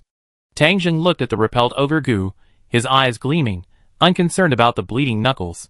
For light slash is a technique that allows 4 simultaneous slashes. This, in turn, reduces the attack power and disperses the blows. The previous attack. It was Tang Jing who increased his slash accuracy, concentrating the 4 attacks at a single point while swinging his sword, unleashing a burst of destructive force. It's far more powerful than the damage dealt by the quick slash skill. Since it's a martial art, there's no cooldown limit. Tang Jing glanced at the information on the attribute panel. The skill for light slash hadn't changed at all. Are the techniques he developed on his own not recorded in the attribute panel? Or is this merely an extension of the skill application, not a complete skill, hence the lack of any martial arts changes? In any case, these were all techniques he had developed for the first time. Beyond the 4 light slash, there's also the 6 light slash. I wonder if I could develop it myself. This thought flashed through Tang Jing's mind. He had gained a lot in the past 2 weeks. Not only had he gained experience, but with the excellent tanky support of the ogre Gu, Tang Jing's ability to utilize his own strength had improved significantly, though he couldn't say he had mastered it completely. Minor wound healed. Tang Jing cast a healing spell at the base of his palms. Bang! The ogre Gu stood firm, his ferocious yellow eyes fixed on the tiny Tang Jing. A hint of fear crossed his face, and he turned and ran without hesitation. This human is terrifying. Today's training is over, my friend. Tang Jing looked at the ogre Gu as he prepared to flee, and said gently, "Charm the entire race." The magical waves spread. The ogre Gu paused in his flight, a dazed look returning to his face, and he stood still. Tang Jing walked over to the massive, over 3-meter-long magic sword that had fallen to the ground. He reached out to grab the hilt, and as his palm made contact, the magic sword rapidly began to shrink. The magic sword didn't stop changing until it was about 1 meter long. This magic weapon is quite impressive. Tang Jing picked up the magic sword and swung it casually a few times. Both the force and the sheer feel of the swing far surpassed that of an ordinary iron sword.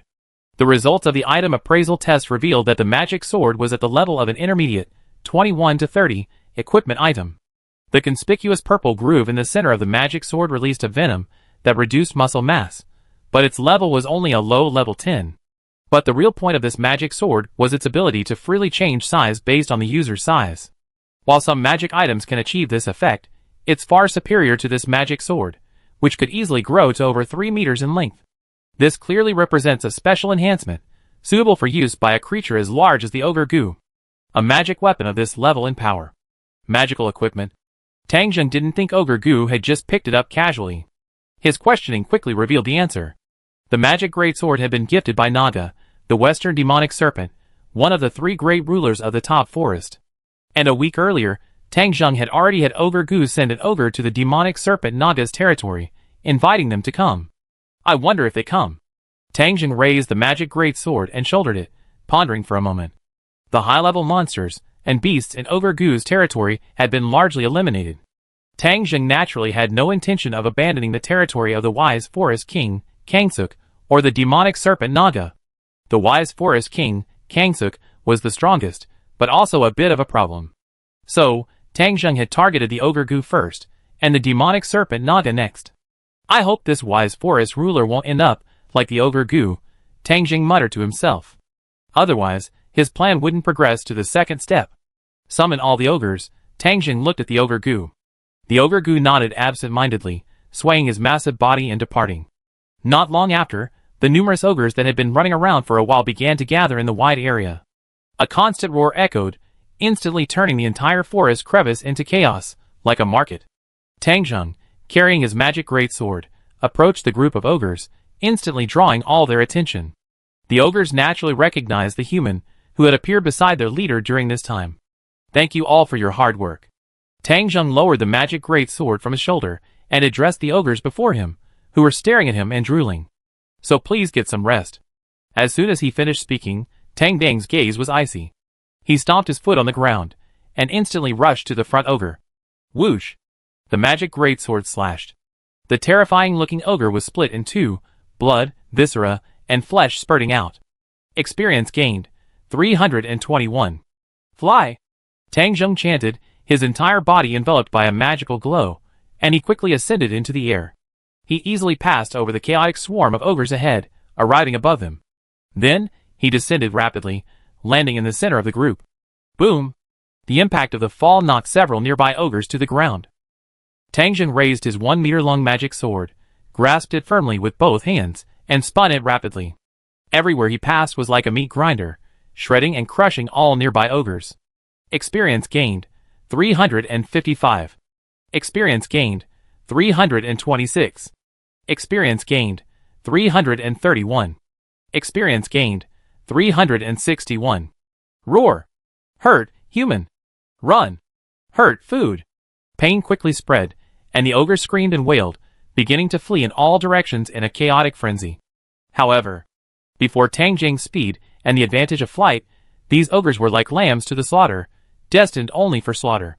However, due to their scattered flight, it took Tang Jing an hour and a half to completely slay over 200 ogres. A strong, fishy odor filled the air. A crashing sound echoed through the air. Tang Jing descended from the sky and returned to the forest crevice, his entire body covered in a thick layer of blood. From a distance, he looked like a bloody man. I need to really take a shower this time. Tang Jing glanced down at the nearly coagulated blood all over his body. He exhaled and looked at the blood-stained magic sword. Magic equipment is truly comfortable to use. In that situation just now, if I had used an ordinary iron sword, I'd probably have lost my temper after just a few ogres. He wiped the blood from his face and glanced at his stats panel. Experience slots. 145. For 22/30,000. Chapter 139. Rustle. Rustle. Deep in the forest, thick vines entwined various bizarre trees. Dappled specks of light filtered through the branches, landing on the thick, fallen leaves and moss-covered forest floor. In the gloomy, deep environment, an ordinary ogre walked in front, its massive body easily pushing aside the brush and leaves in front, forcing a path through the surroundings. Behind this ogre, trailed a ghost bear, covered in brown and black fur, roughly the same size as the ogre in front.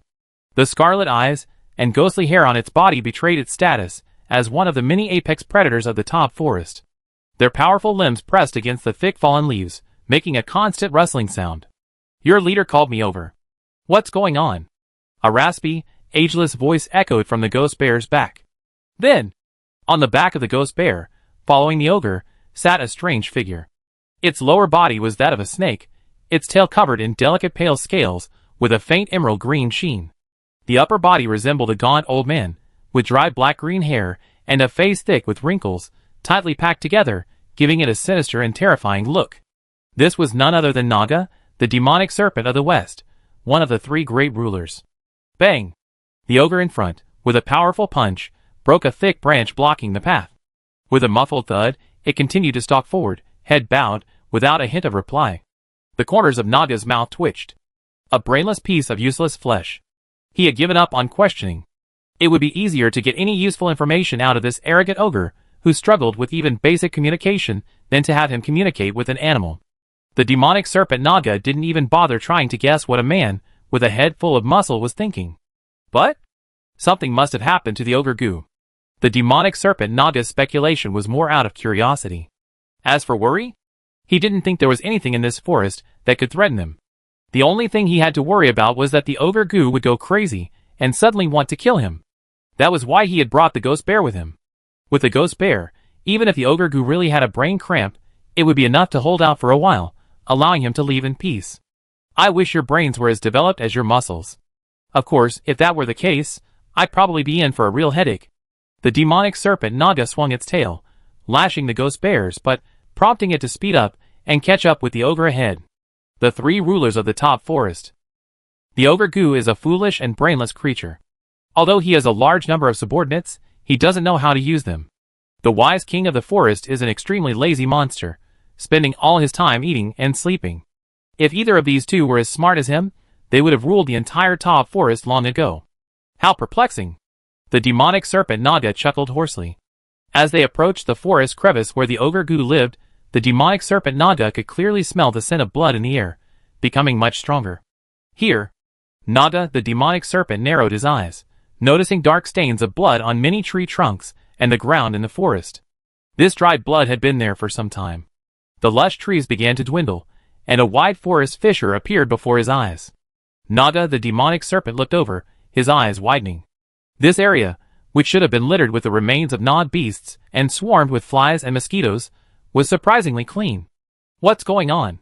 Naga the demonic serpent was incredulous. What on earth happened? He would rather believe these ogres were completely out of their minds than believe that these ogres, who preferred to live in filthy, dark environments, would clean their own living quarters. Wait! Naga the demonic serpent's eyes flickered with confusion. He noticed that the soil in this area was tinged red. That was the trace of blood. But the traces were so large that even after the blood had dried for so long, the stench of blood still lingered in the air. So how many creatures had that ogre goo killed? Hurry up! The demon snake Naga lashed its tail at the ghost bear, prompting it to speed up. Roar! The ghost bear roared, and with powerful limbs, it quickly passed the ogre leading the way and headed towards the cave. A wooden shed, haphazardly constructed from stout trees, first came into the demon snake Naga's sight. Inside, a medium-sized evil spirit dog lingered. The evil spirit dog raised its head and stared at him. Food for the ogre goo? Or a pet? Under normal circumstances, facing the gaze of such a weak creature, the demonic serpent Naga wouldn't mind a quick dispatch, demonstrating his power as a ruler. But now, the demonic serpent Naga inexplicably sensed a sense of strangeness in the area, his heart tensing slightly. His snake-like eyes darted around, revealing a hint of cunning and caution. Under the ghost bear's running speed, a huge cave appeared ahead, and the massive figure of the ogre goo, over 3 meters tall, appeared at the cave entrance, its back facing him. Seeing the ogre goo, the demonic serpent Naga raised his withered arm and pressed down on the ghost bear's head, slowing it down. At the same time, his slightly tense nerves relaxed. Goo, what on earth did you send for me? And what's going on here? The demonic serpent Naga straightened his upper body and spoke in a hoarse voice. Out of some instinctive caution, the demonic serpent Naga, while riding steadily on the ghost bear, maintained a distance of about 50 meters from the ogre goo in front of him. A sound like splashing water echoed from in front of the ogre goo. It wasn't loud enough that the demon serpent Naga didn't notice it at first. I know you don't care about etiquette, but doing something like this outside your own cave still leaves me baffled. The demon serpent Naga's eyes widened, and then, with a hint of disdain in his irises, he spoke. Ogre goo still didn't answer, standing there in a daze. Just then, a somewhat gentle voice rang out from in front of the ogre goo. I'm sorry, you must have misunderstood. It wasn't the ogre goo's voice. It had a completely unfamiliar tone. The demon serpent Naga was stunned. Bang! The ogre goo's massive form shifted, revealing a figure in front. A weak human. The demon snake Naga's eyes froze, a look of astonishment and surprise crossing his face. This was a young human male in a white robe, almost insignificant compared to the ogre goo's massive size. The man was sitting on a wooden stake, a large wooden barrel before him. The gurgling sound of running water was not what he had imagined. It was blood flowing from the ogre goo. On Guna's thigh, there was a fist-sized wound, blood continuously gushing out, flowing into the barrel in front of the human. Such a bizarre scene unfolded before his eyes. The demon snake Naga instinctively clutched the fur on the ghost bear's head. With the ogre goo's regenerative abilities, a wound of that magnitude should heal in the blink of an eye. Why is it bleeding? Wait! This question isn't important. Who are you? Human? The demon snake Naga's wrinkled face cast a sinister look at Tang Zheng. He quickly glanced at the ogre goo, immediately noticing his trance-like state. Charm magic? A human magic caster. This idiot, actually being controlled by a human. Several thoughts flashed through the demon snake Naga's mind. It wasn't him who invited you here, but me, His Excellency the West Demon Serpent, ruler of the West. Tang Zheng looked up at the demon serpent Naga and smiled. Nice to meet you. Don't joke, human. Who do you think you are? The demon serpent Naga's eyes flashed with disdain. Before Tang Zheng could finish his words, a flash of magical light emanated from his body. This is the land we rule. Charm of the human race. Immortal spirit?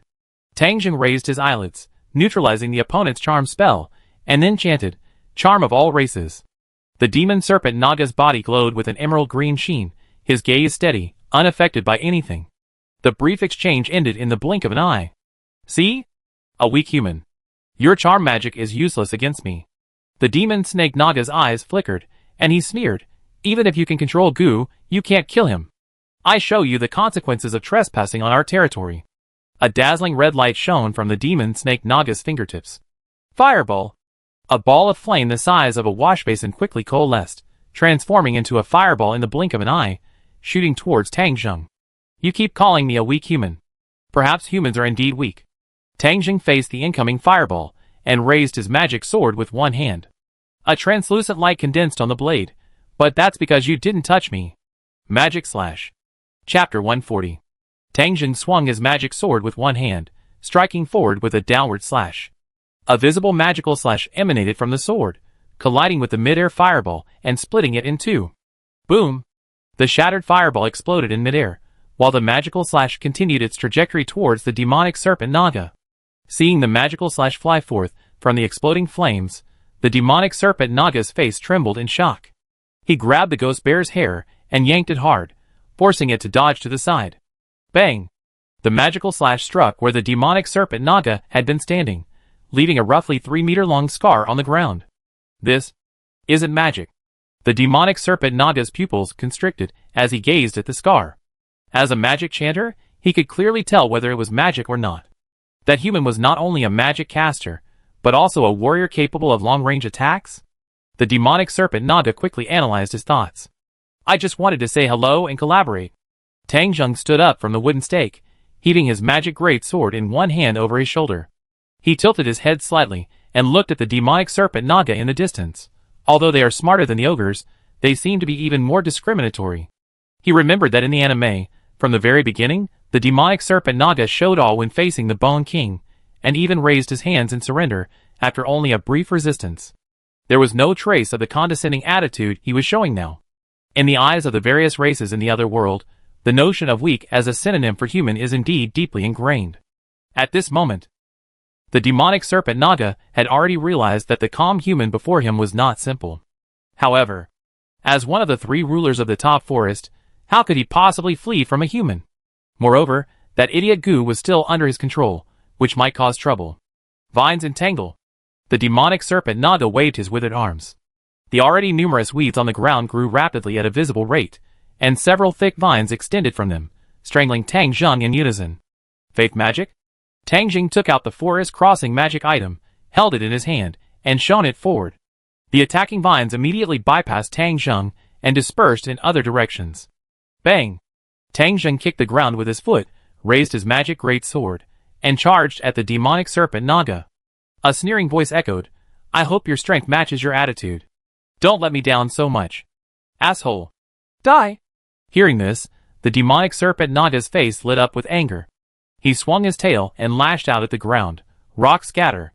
The ground immediately shattered into countless tiny pieces of rubble, which, like bullets, flew towards Tang Zheng. Bang! Bang! Bang! Tang Zheng swung his magic greatsword swiftly, easily shattering all the flying rocks without even slowing down. The demonic serpent Naga quickly rolled off the ghost bear's body, roaring in an old voice, Beast control. Roar! The ghost bearer's eyes instantly turned crimson red, and with a frantic roar, it charged directly at the charging Tang Zheng. At the same time, its massive body also served as a shield against the demonic serpent Naga. Humph! Tang Zheng snorted coldly, backhanding the magic greatsword and swinging it upwards. Puff! The seemingly strong, thick-skinned ghost bear was split in two by the blow. Its thick fur and earthy yellow sheen offered no resistance to the blow's power. The combined damage from the passive buffs of Aura of Courage and weapon specialization nearly doubled the power of this seemingly ordinary strike. Experience gained, 1511. Tang Zheng looked ahead and saw that the demonic serpent Naga had vanished. Xiao Hei. Tang Zheng. Ah! The little evil spirit dog, who had been keeping an eye on the battlefield, swooped in, its sharp gaze fixed on an empty space. Swish! Black chains ripped up from the little evil spirit dog and lashed fiercely at the empty space. A massive chain whirlwind.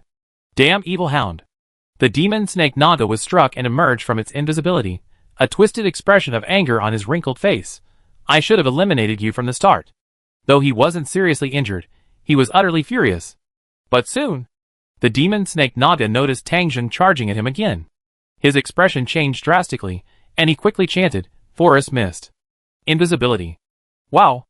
A thick white mist, centered around the demon snake Naga, quickly spread outward.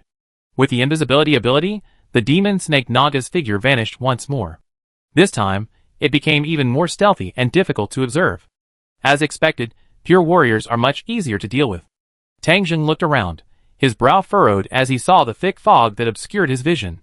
Suddenly, Tang Zheng felt his body tighten, as if something were rapidly entangling him.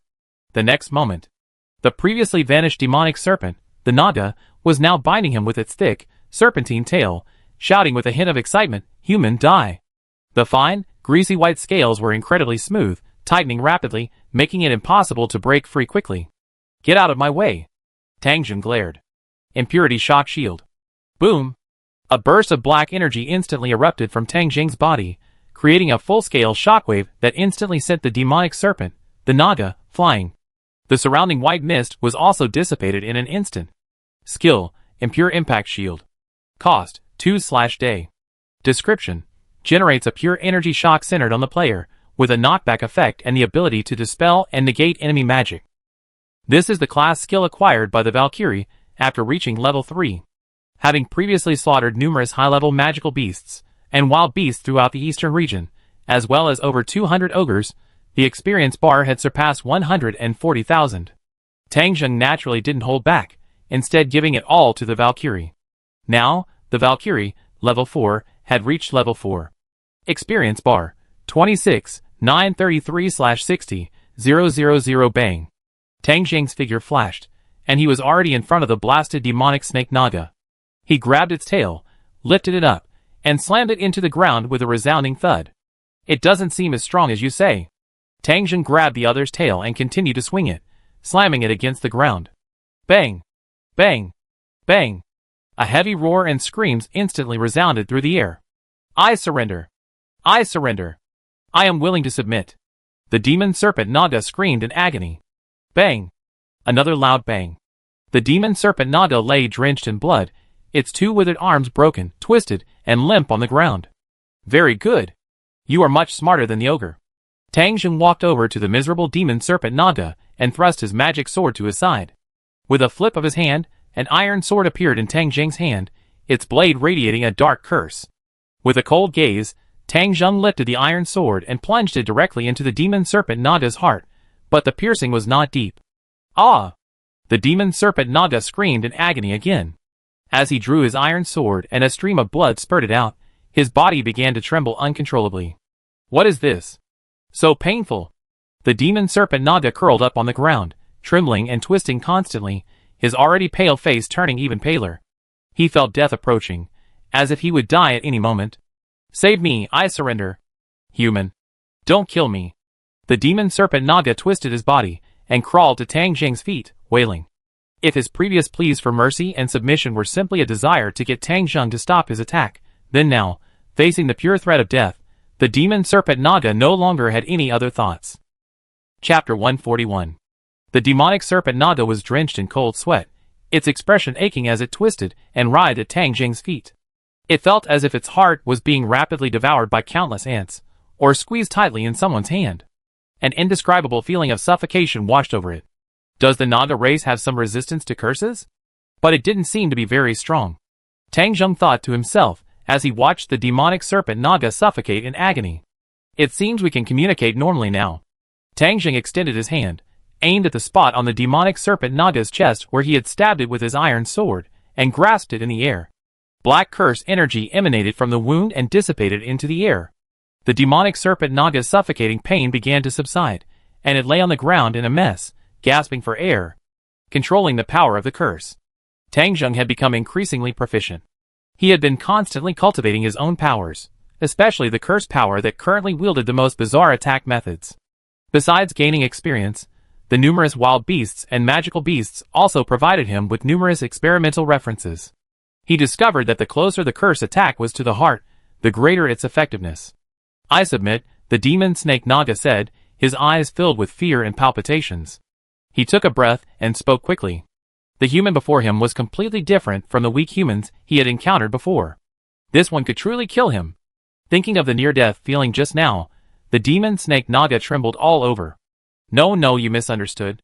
Tang Zheng tossed the shattered iron sword aside, pulled out the magic great sword that had been stuck in the ground, and shook his head. The demonic serpent Naga shrank back at Tang Zheng's actions, curling its tail in fear, fearing another blow from Tang Zheng. To be more precise, its cooperation. Tang Zheng, noticing the demonic serpent Naga's fear, tried to keep his expression gentle. However, this gentle smile, in the demonic serpent Naga's eyes, was even more terrifying. He knew that we humans were very adept at scheming and plotting. As for the term cooperation, the demonic serpent Naga sincerely refused to believe it. He simply hoped the other party would let him go, and then he would flee immediately. The top forest was so vast that if he could escape, the demonic serpent Naga was confident that with his abilities, even if the human before him was stronger than him, he would still not be able to find him. "Are you interested in ruling the entire top forest? Western ruler, the demonic serpent Naga." Tang Zheng spoke gently, then paused. "Lula Rus Penia Eindran," the demonic serpent Naga whispered hoarsely, clutching his broken arm. "Oh, all right." Tang Zheng shrugged, then continued, "I've already cleared out Troll Goo's territory. All powerful monsters and beasts have been eliminated, including the large group of ogres under Troll Goo's command. Now, if you wish, you can easily rule this territory." The demonic serpent Naga's pupils widened, and it looked at the smiling Tang Zheng in disbelief. He suddenly remembered that before rushing here, he had indeed encountered no powerful beasts or monsters along the way. This was especially true in the area around the forest rift, where the ground was stained red with blood and the remaining traces of destruction remained. Gulp. "My territory is in the far west, separated by the territory of the wise forest king." The demon serpent Naga's throat moved, and he shrank his neck, speaking subconsciously. Ruling the entire Tubu forest. This was something the demon serpent Naga had never dared to contemplate. His strength was inferior to neither that of the wise forest king nor that of the ogre Gu, so he had never considered it from the beginning. In fact, if the wise forest king's mind only cared about eating and sleeping, and the ogre Gu's brain was all about muscle, perhaps these two would rule the entire Tubu forest. "I can help you solve this problem too." Tang Zheng saw the demon serpent Naga, clearly moved, and smiled. As soon as he said this, the demon serpent Naga's eyes couldn't help but flash with a fiery look, and his thoughts of escape were immediately cast aside. But soon, the demon serpent Naga realized why this terrifyingly powerful human before him would do this. He didn't believe that the other party would help him without reason. "What do I need?" the demonic serpent Naga whispered hoarsely. Tang Zheng's face lit up with a brilliant smile. He glanced at the vacant ogre Gu at the cave entrance, then turned back to the demonic serpent Naga. "I truly do enjoy interacting with intelligent species. Help me raise goblins throughout the Tubu forest." "Huh?" The demonic serpent Naga was bewildered, thinking he misheard. He had expected the human before him to harbor various schemes, but he had never imagined this was the purpose. "Yes, just help me raise goblins." Tang Zheng nodded, indicating he had heard correctly. As his level rose, Tang Zheng had long considered the issue of gaining experience points. While higher-level creatures gain more experience upon death, Tang Zheng was well aware that the other world wasn't a game. Powerful creatures wouldn't respawn after their death. Furthermore, if these powerful beings died on a large scale, they would inevitably attract the attention of the true Dragon Kings and various factions. But gaining experience points was an insurmountable challenge. If rabbits are considered one of the most fertile animals, then goblins are the fastest growing monsters. With sufficient food, goblins can grow rapidly in just 2 or 3 months, reproducing at least 3 times a year. Is this really true? Naga the demonic serpent spoke in surprise. He found himself completely unable to follow the human's train of thought, and couldn't understand why he was doing this. Oh! Tang Jing glanced at Naga, the demonic serpent, in surprise. I can tell when someone is lying. The demonic serpent Naga shuddered at Tang Jing's gaze, his wrinkled face trembling as he quickly whispered. Do the Naga race still possess such abilities? Tang Jing raised an eyebrow and spread his arms. I originally chose the ogre goo. After all, a lower-ranking monster like the goblin can be easily controlled by a superior troll. Clearly, they're not a good partner. Tang Jing felt a little disappointed. I'm willing to serve you, sir. The demonic serpent Naga said with a hint of excitement. The opportunity to rule the entire top forest was right before his eyes, and the price was merely raising goblins. For the demon serpent Naga, there was no reason to refuse. Furthermore, the current situation didn't allow him to refuse. I've already said it, it's a cooperation. There's a large goblin race in this forest called the Jik tribe. You only need to rule them to easily control the ordinary goblins. Tang Jing warned again, then his smile faded. He looked at the demon serpent Naga with a slightly cold gaze. Of course, I hope that this cooperation remains secret except between you and me. As a prerequisite for cooperation, I've left a small gift in your heart. As Tang Jing finished speaking. Ah! The demon serpent Naga felt his heart tighten.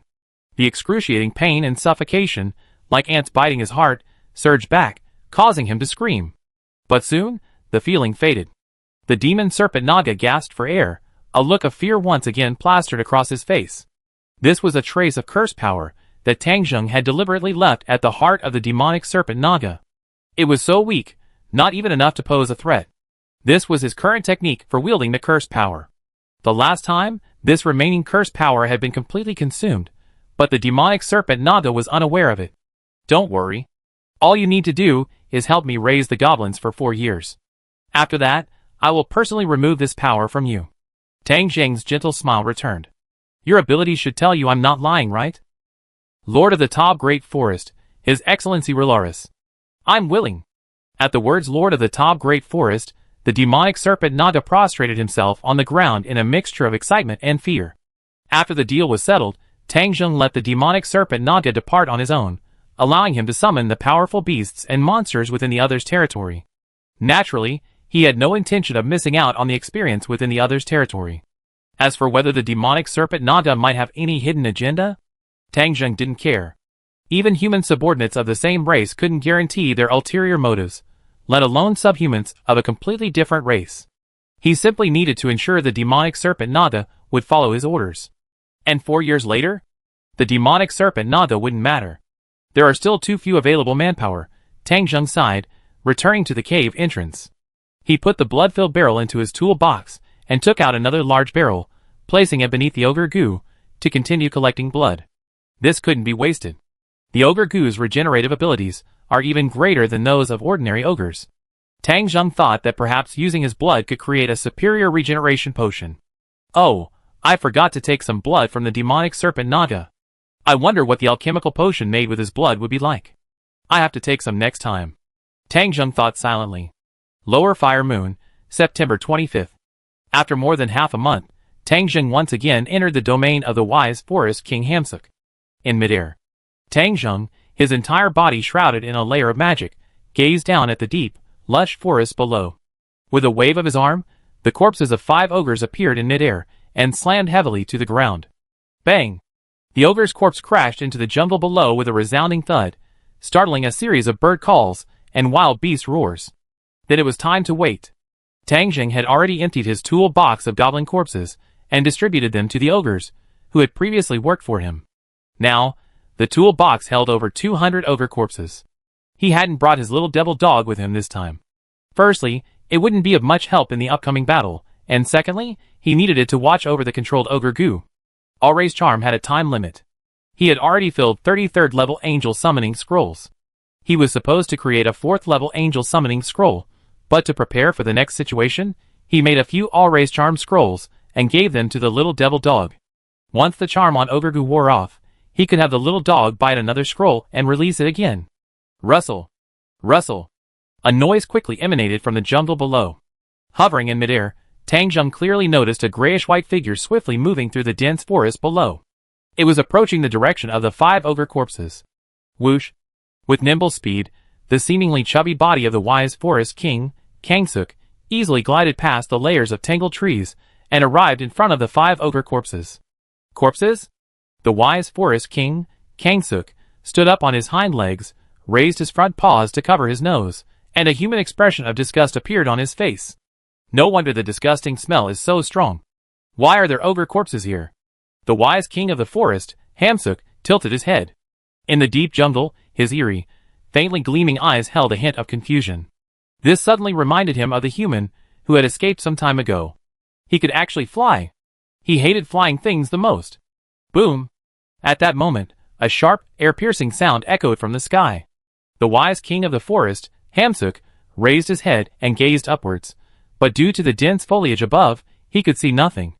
But the next moment, a dazzling magical slash shattered the obstructing branches, revealing the wise king of the forest, Hamsuk, in his sight. Bang! The wise king of the forest, Hamsuk, swung his forelimbs, his 5 black-gray nails, gleaming with a metallic sheen, colliding with the incoming magical slash from midair, creating a roaring sound. A surge of air! The wise king of the forest, Hamsuk, shook his head, shaking off the fallen branches and leaves, and looked up again. The impact of the previous attack and the magical slash revealed a narrow strip of sky above, previously obscured by dense foliage. It's you, you pesky human. Kangsuk, the wise king of the forest, immediately noticed Tang Zheng hovering overhead and roared angrily. The previous attack had clearly been unleashed by that human. It was so easily blocked. Tang Zheng gripped the magic great sword in his left hand, his eyes narrowed. In terms of physical strength, he was indeed superior to the ogre Gu and the demonic serpent Naga. This is even more interesting. Tang Zheng's eyes narrowed, and he suddenly leaned forward, dashing downward at high speed. Bang! The rapidly falling figure swiftly broke through the obstruction of the upper branches and arrived above Kangsuk, the wise king of the forest. Quick slash! Tang Zheng grasped the magic great sword with both hands and swung it fiercely at Kangsuk, the wise king of the forest, below him. I'm going to kill you! I won't let you escape this time, you disgusting human. The wise king of the forest, Hamsuk, shouted angrily and waved his claws. Chapter 142. The two figures collided instantly. The impact of Tang Zheng's rapid fall, combined with his passive aura of courage and weapon specialization, generated nearly 3 times his attack power. Boom! A huge, piercing crash spread through the forest. A powerful impact erupted, centered on the two of them, sweeping away the lush branches and leaves of the surrounding bizarre trees, shattering them, leaving the forest bare. The wise king of the forest, Hamsuk, screamed. His sharp, swinging forelimbs were forcibly pushed back by the astonishing force, slamming into his chest. Bang! The wise king of the forest, Hamsuk's seemingly obese, oval body was sent flying like a ball, smashing dozens of trees along the way before coming to a stop. I'm so angry! How did you suddenly become so strong? The wise king of the forest, Hamsuk, screamed angrily, tumbling to his feet, shaking off the wood chips and twigs, and glaring at Tang Zheng with a fierce, gleaming gaze. An attack of that magnitude just now, and you didn't even cause any noticeable injuries? Tang Zheng's eyelids twitched as he saw the near unscathed, forest-wise king, Hamsuk, in the distance. How thick-skinned is this guy? Tang Zheng suddenly remembered that the two-handed greatsword created by the Bone King using the 7th-tier magic higher item creation hadn't seemed to easily break through forest-wise king, Hamsuk's defense. You were able to send me flying. It seems like you used some kind of technique, but you can be so proud of yourself, mighty human. The wise king of the forest, Hamsuk's whiskers bristled, and he seemed furious. I will savor your flavor. As soon as the words fell, Kangsuk, the wise king of the forest, sank. A black afterimage shot out from behind Kangsuk, appearing before Tang Zheng in the blink of an eye at incredible speed. Quickly swinging his magic sword in front of him, his scaly black-gray tail struck the sword hard, causing his arm to sink. Tang Zheng swung his magic sword, flicking the black-gray tail aside, and lunging forward to approach Kangsuk again. Whoosh! Tang Zheng's eyelids twitched, and he forcibly stopped his forward movement, his legs swiftly exerting force and leaping back. The thick black-gray tail unexpectedly bent flexibly in midair, striking Tang Zheng from the side. He swung the magic sword again, and the tail collided with a dull thud. However, with incredibly deft movements, Like a pliant snake, the thick tail quickly wrapped around the magic sword in Tang Jing's hand, yanking it downward with all its might. Tang Jing, who had just adjusted his stance and hadn't yet stabilized, was thrown off balance by the sudden downward pull. He lurched forward uncontrollably, crashing into the tail wrapped around the magic sword. Bang, bang, at that moment. The dense layers of scales on the black-gray tail suddenly stood up, transforming into razor-sharp blades. Instant reflex. Tang Jing's eyes glared, and a flash of blue light flashed across his body. His body, which had been leaning forward and losing its balance, was forcibly reversed, allowing him to regain his balance. And then, Tang Jing's eyes grew cold as he gripped the hilt of the magic sword and slammed it hard into the ground.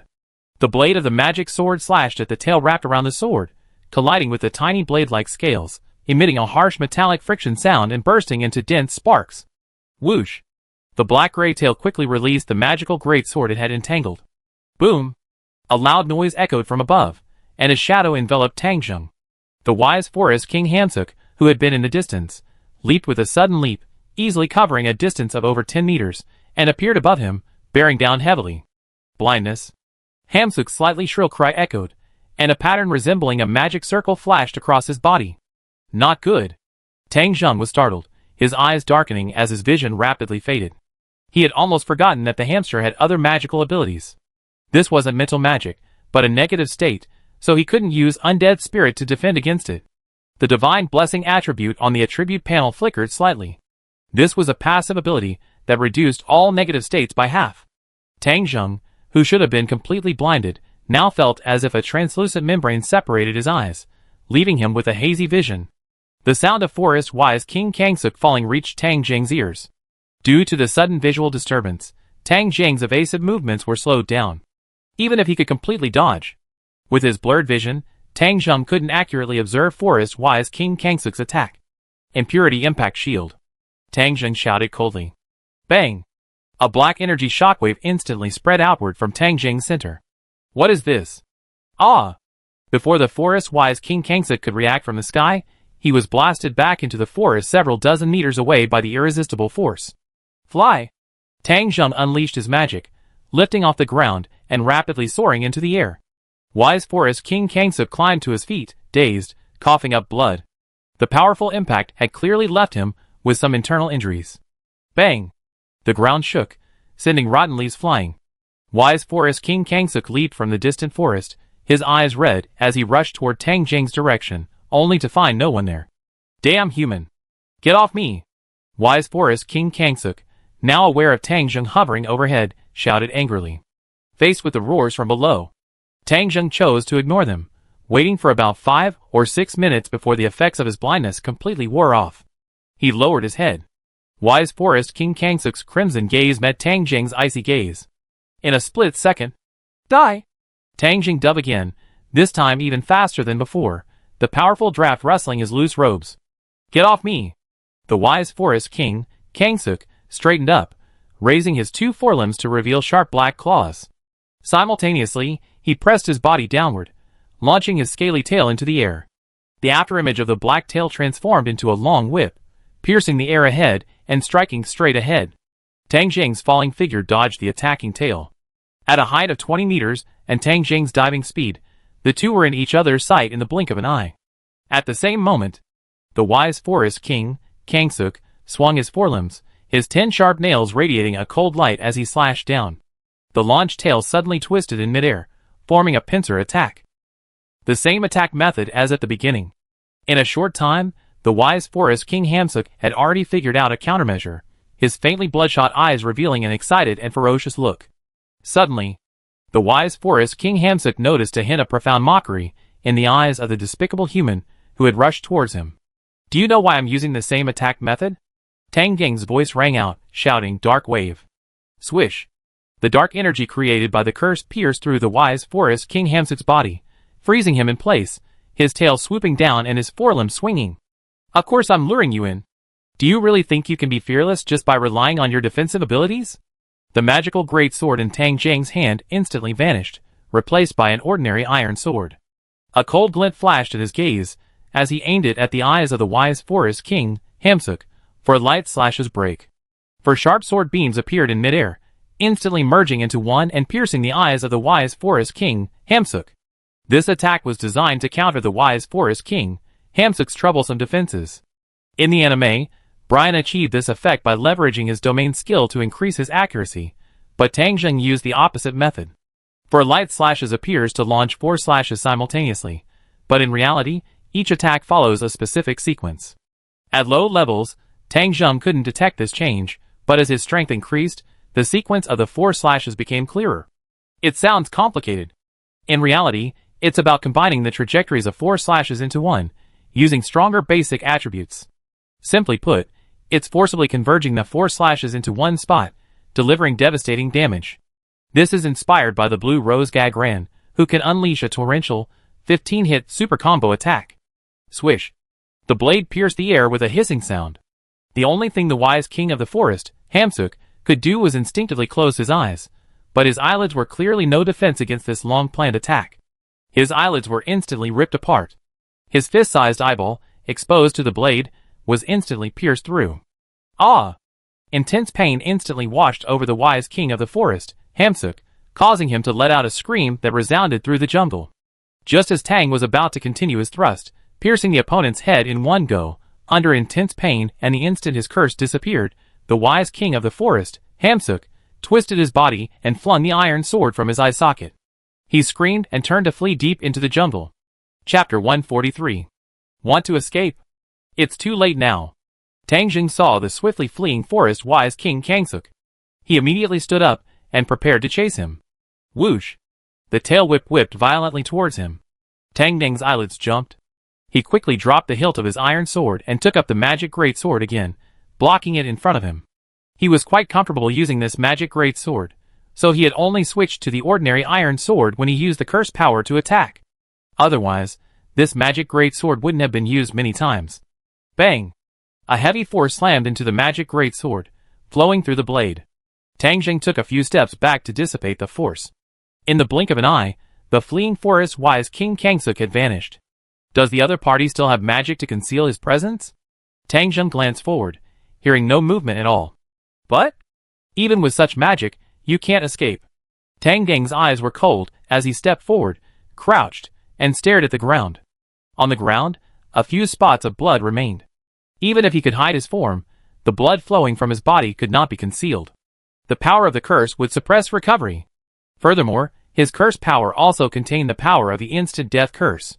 Since he was able to escape under the influence of the instant death curse, the wise king of the forest, Hamsuk, indeed possesses a certain resistance to negative states. Tang Zheng looked at the blood on the ground, his eyes flashing. Track. Guerrilla soldier's ability. Through the remaining blood, a vague path appeared in his sight. Tang Zheng lifted his foot and swiftly pursued. In the vast, lush jungle, one fleeing, the other chasing, the jungle filled with the constant roars of birds and wild beasts. Kangsuk, the wise king of the forest, was naturally very familiar with the territory he controlled. He often led Tang Zheng into the territories of stronger monsters, or social creatures like hanged spiders and demon wolves. As time passed, the chase continued until night fell. Tang Zheng's initial ease gradually turned into solemnity. He had assumed that with the power of the instant death curse, even if Kangsuk had some resistance, he wouldn't be able to hold out for long. But even now, Kangsuk, the wise king of the forest, was still able to flee. His resistance to negative states far exceeded his expectations. Night. In the deep jungle, human vision was completely useless. All that met his eyes was a deep, oppressive darkness. Tang Zheng pulled out a magical single-frame pair of glasses with night vision and placed them on his left eye. The night immediately became clearer. He leaned over and observed the blood on the ground. Compared to the initial speck, the bloodstains were now much larger. It looks like you won't be able to hold on for much longer. Tang Zheng observed the remaining traces of blood, realizing that the wise king of the forest, Hamsuk, was probably in a very bad state. Even if someone doesn't die immediately under the power of the instant death curse, as long as the curse's power persists, it will continue to affect the victim until the threshold of instant death is reached. This was also the conclusion Tang Zheng had reached recently from his experiments with various monsters and beasts. Just like with Renase before, as long as the curse was not removed, the effects would continue. Of course, during this process, the power of the curse will also be consumed. Those with a passive ability like Tang Zheng, who possesses complete resistance to curses, can ignore this effect, or possess abilities, like resistance to negative states, which can delay and mitigate the negative effects. Swish. Swish. The rustling of branches echoed from all directions. Tang Jing looked up, and pairs of green eyes emerged from the darkness surrounding him. This is the territory of the demon wolves. What a nuisance! Tang Jing exhaled, stood up, and raised the magic great sword in his hand. The demon wolves resembled evil hounds, but lacked horns and bone chains. In a moment, the wolves howling and the spectacle of blood and flesh filled the forest, quickly bringing the nighttime jungle to a state of silence. The night surge passed quickly. The sun rose in the eastern sky, its dazzling light streaming down the jungle, illuminating a small area of forest fissures. This area, aside from a few weeds and low shrubs, was noticeably cleaner than the rest of the jungle. Beneath a slightly raised mound of earth, a conspicuous underground cave stood. Here, the wise forest king, Kangsuk, ruler of this territory, resided. But at this moment, the faint scent of blood lingered in the air. Kangsuk was leaning against the cave entrance, his face and chest stained red with blood. His breathing was shallow, and his sturdy tail, over 20 meters long, twitched occasionally, proving he was still alive. Rustle! Rustle! The sound of footsteps echoed from the outer jungle. Tang Jing emerged from the woods expressionlessly, his first sight being Kangsuk, the wise forest king, leaning against the cave, his breathing very weak. It looks like I've won, wise forest king. Tang Jing paused, looking at the other man and whispering softly. A pierced, eye wound alone wouldn't be enough to kill wise forest king Kangsuk. His near-death state clearly indicated the continued effects of the instant death curse. Damn, human. Wise forest king Kangsuk opened his eyes, gazing at Tang Jing with resentment and pain, then suddenly a glimmer of hope. Human, I submit. I'm here to kill you this time, Tang Jing said calmly, shaking his head. Wise forest king Kangsuk's body twitched subconsciously, as if he felt a sense of shame and anger at having spoken of his status, or perhaps at being rejected. Bang! His tail lashed out involuntarily, landing on the ground with a muffled thud, but the weakness that washed over him prevented him from launching a full attack. I never imagined I would die at the hands of a weak human. I haven't produced offspring yet. The weak struggling voice of the wise forest king, Kangsuk, gradually died away. Experience gained, 9567 experience slots. 37933/60,000. A monster around level 30 gained nearly 10,000 experience points. Tang Jing was a little surprised, then looked at the corpse of the wise forest king, Kangsuk, feeling a faint sigh in his heart. He was a popular character in the anime, and now he died at his hands. I didn't regret it. On the contrary, the death of the wise forest king, Kangsuk, made Tang Jing see reality more clearly. Only strong strength is fundamental. Putting your life in the hands of others, or begging for their salvation or mercy, is foolishness. Under Tang Jing's gaze, only he could see a figure identical in appearance to the forest sage king, Kangsuk, yet much fainter, like an ethereal soul, slowly floating out. This wasn't the first time he'd seen it. After all, he also noticed the souls of monsters and beasts he'd slain before. The Shaman Mentor passive simply granted him a unique field of vision, useful for synergizing skills. At least for now, it was of no further use to Tang Jing. Become my strength, Forest Sage King. Tang Jing's eyes flashed, and he activated his totem possession ability. He had kept the totem possession slot empty, awaiting the first monster. As the first totem to possess, the Forest Sage King, Kangsuk, before him, was naturally the perfect choice. Buzz. Skill effect activated. Please select the location to possess. Head, arms, legs, back, chest. Tang Jing glanced at the 5 options without hesitation. Arms. With the selection confirmed, a flash of emerald green light flashed across Tang Jing's body, creating a unique gravitational force that drew the soul of the Forest Sage King Kangsuk, suspended in midair, toward his arms. In the blink of an eye, a rat-shaped totem tattoo appeared on each of Tang Jing's arms. Totem possession successful. Please select either physical enhancement or specialty selection. Chapter 144. Totem activation. Feat selection. Tang Jing was startled. What really interested him about the totem possession skill was its extended skill options. With the totem tattoo completed on his arm, the physical defense attribute on the attribute panel increased by 50 points. So, the totem of the Forest Wise King Kangsuk increases the basic physical defense attribute? This is indeed his area of expertise. Tang Jing glanced at the attribute changes on the attribute table. He had already studied this when dealing with the numerous beasts and monsters in the Troll Goo area. The range of stat increases was between 10 and 50 points.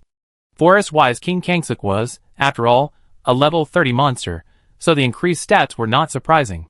Shaman Mentor was, after all, only a mid-level class.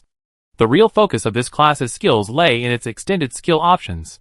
Tang Zheng saw the increased base stats as more of a way to compensate for the class's passive nature, completely lacking any amplification disadvantages. Activating the totem was like using it like Ghost Fighter Jia Luo. Tang Zheng's initial goal was indeed this. For him, amplification skills offered the best value, whether in the early or mid to late game. However, when he discovered this skill offered another option, he changed his mind. Feature selection. Tang Zheng's eyes narrowed, muttering to himself. Buzz? Information on the attribute panel quickly began to surface, revealing the special abilities possessed by the Forest Sage King, Hamsuk. Choose one of the following abilities to lock in. Once you've made your choice, please select one that aligns with your race, class, and traits. Otherwise, your ability will be weakened or rendered inoperable. 1. Alertness. 2. Agility. 3. Night vision. 4. Blindness. 5. Jungle speed. 1. 2. Toughness. 1. 3. Physical armor. Please make your choice. Tang Zheng stared at the long list of special abilities, stunned. He thought there were only a few options, but he hadn't expected so many. This expertise acquisition ability seemed more applicable than he imagined. Tang Zheng pondered for a moment. The game Yggdrasil didn't provide much detailed information about the Shaman class, but according to the descriptions of the Shaman class in previous games, this class system shared similarities with the Druid class system, both allowing players to utilize the abilities of beasts or monsters. Tang Zheng scanned these abilities one by one, and when he saw the last option, flesh armor, his pupils dilated slightly. Even this ability is selectable? Tang Zheng was a little surprised.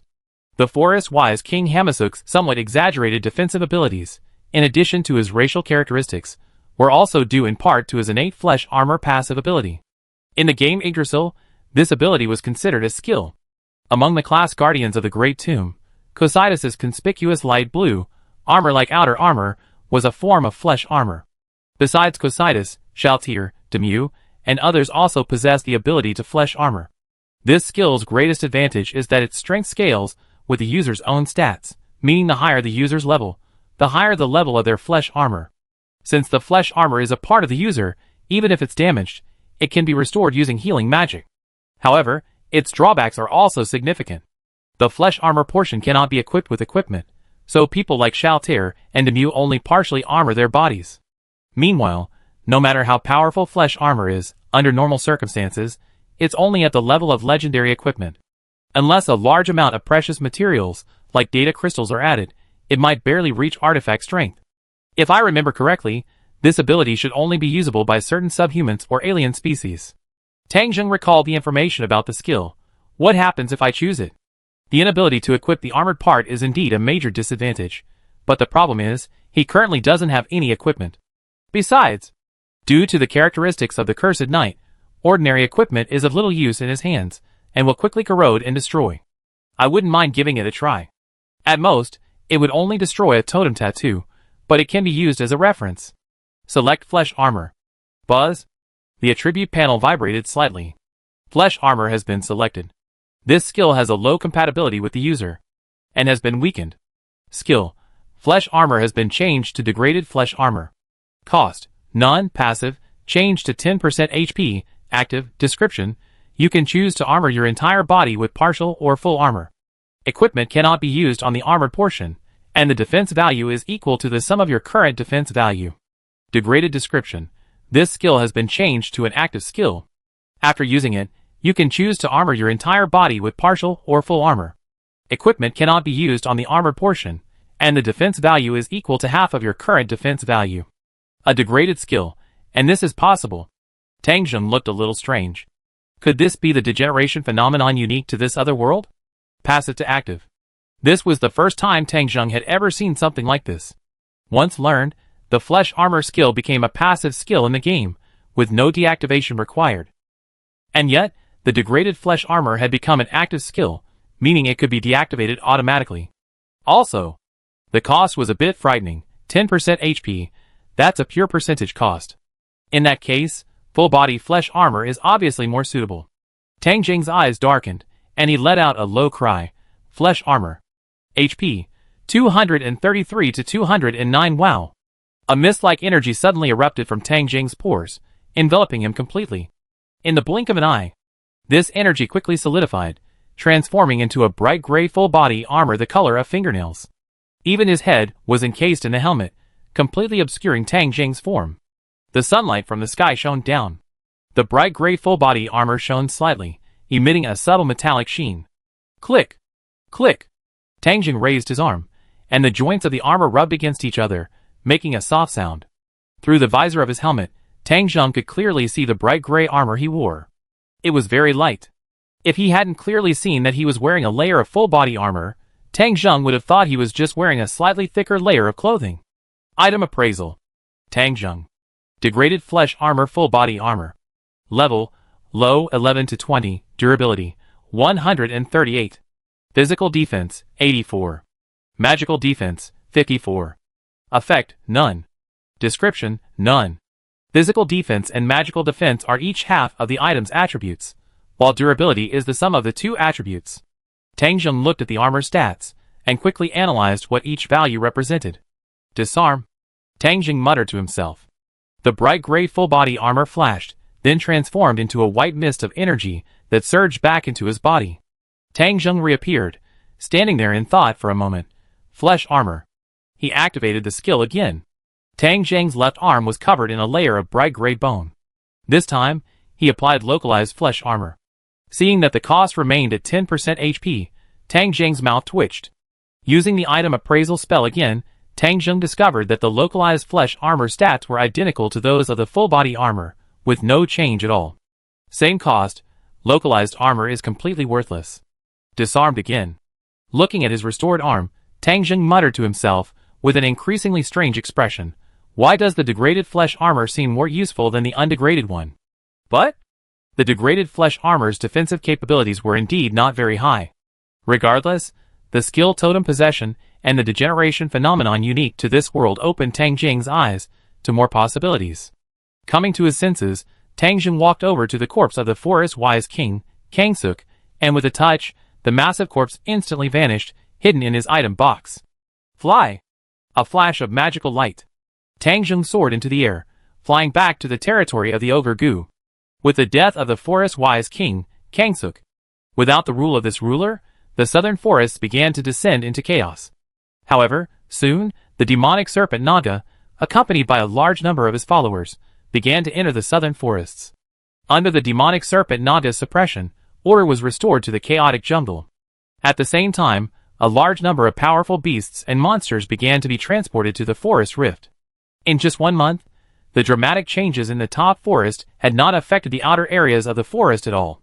On the contrary, with the disappearance of some powerful monsters, the living environment of ordinary beasts and monsters suddenly improved. 10 days later. Forest rift. The demonic serpent Naga, bent over, stood at the entrance of the cave with a look of awe. Sir, the powerful beasts and monsters in the depths of the forest have been nearly eliminated. The demonic serpent Naga's voice rang out in a hoarse and respectful voice. After that, the demonic serpent Naga glanced in the direction outside the cave, a glint of fear in his eyes. There was the ogre Gu. But his appearance was completely different now.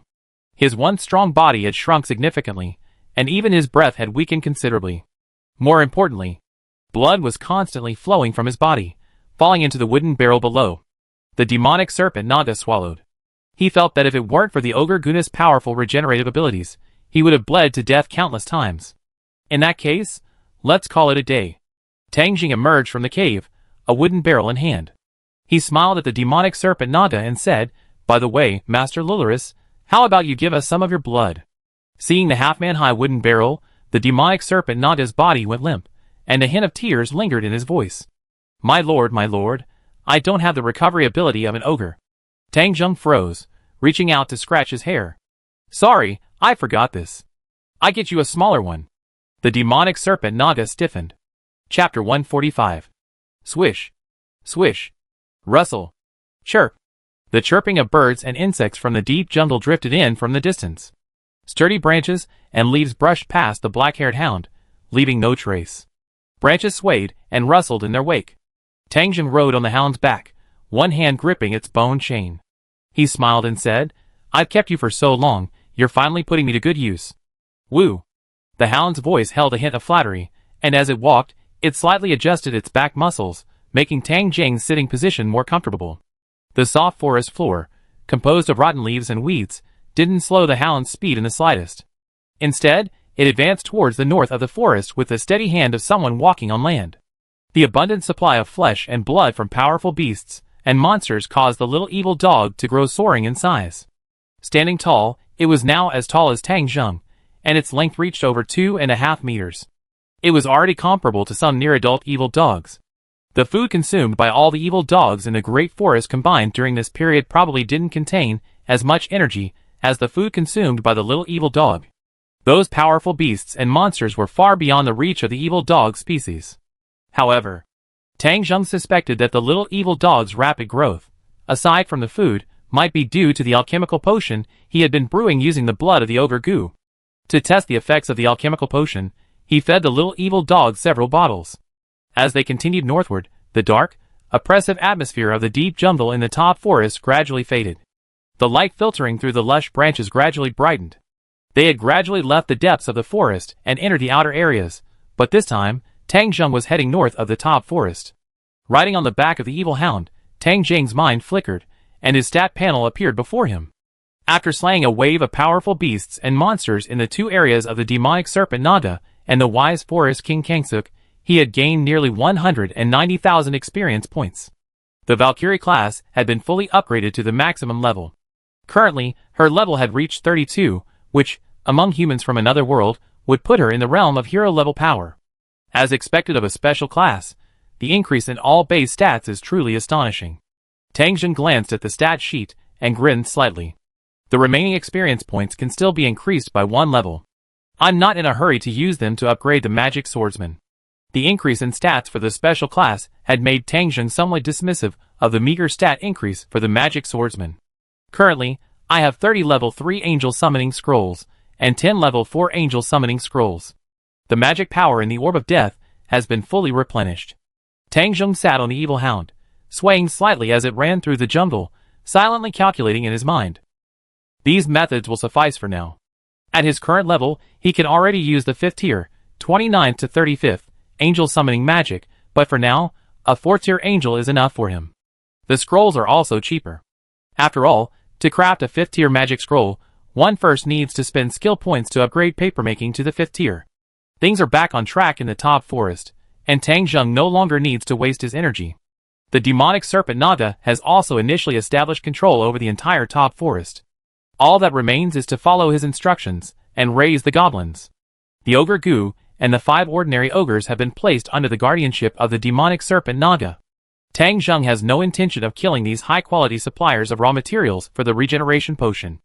As long as the demonic serpent Naga wishes to maintain his rule over the top forest and avoid threats to his position, then the ogre Gu will surely be better protected in his hands. Using barbarians to control barbarians, the lessons learned from history are still somewhat useful. Tang Zheng had no concerns about the demonic serpent Naga. He was intelligent and rational enough, and that was precisely why he weighed the pros and cons. That was why he had chosen him in the first place. Add to that the apparent threat of the curse's power, and the demonic serpent Naga would have no further plans for the time being. What he truly cared about now was the issue of raising the goblins. Given the goblins' reproduction and growth rate, if there's enough food, they could produce a large population in 2 to 3 months. That's not a long time. I can wait. Tang Zheng thought silently. He raised his head. A bright light gradually appeared in the jungle ahead, causing Tang Zheng to narrow his eyes slightly. Be careful. The journey ahead may be even more dangerous than the top forest.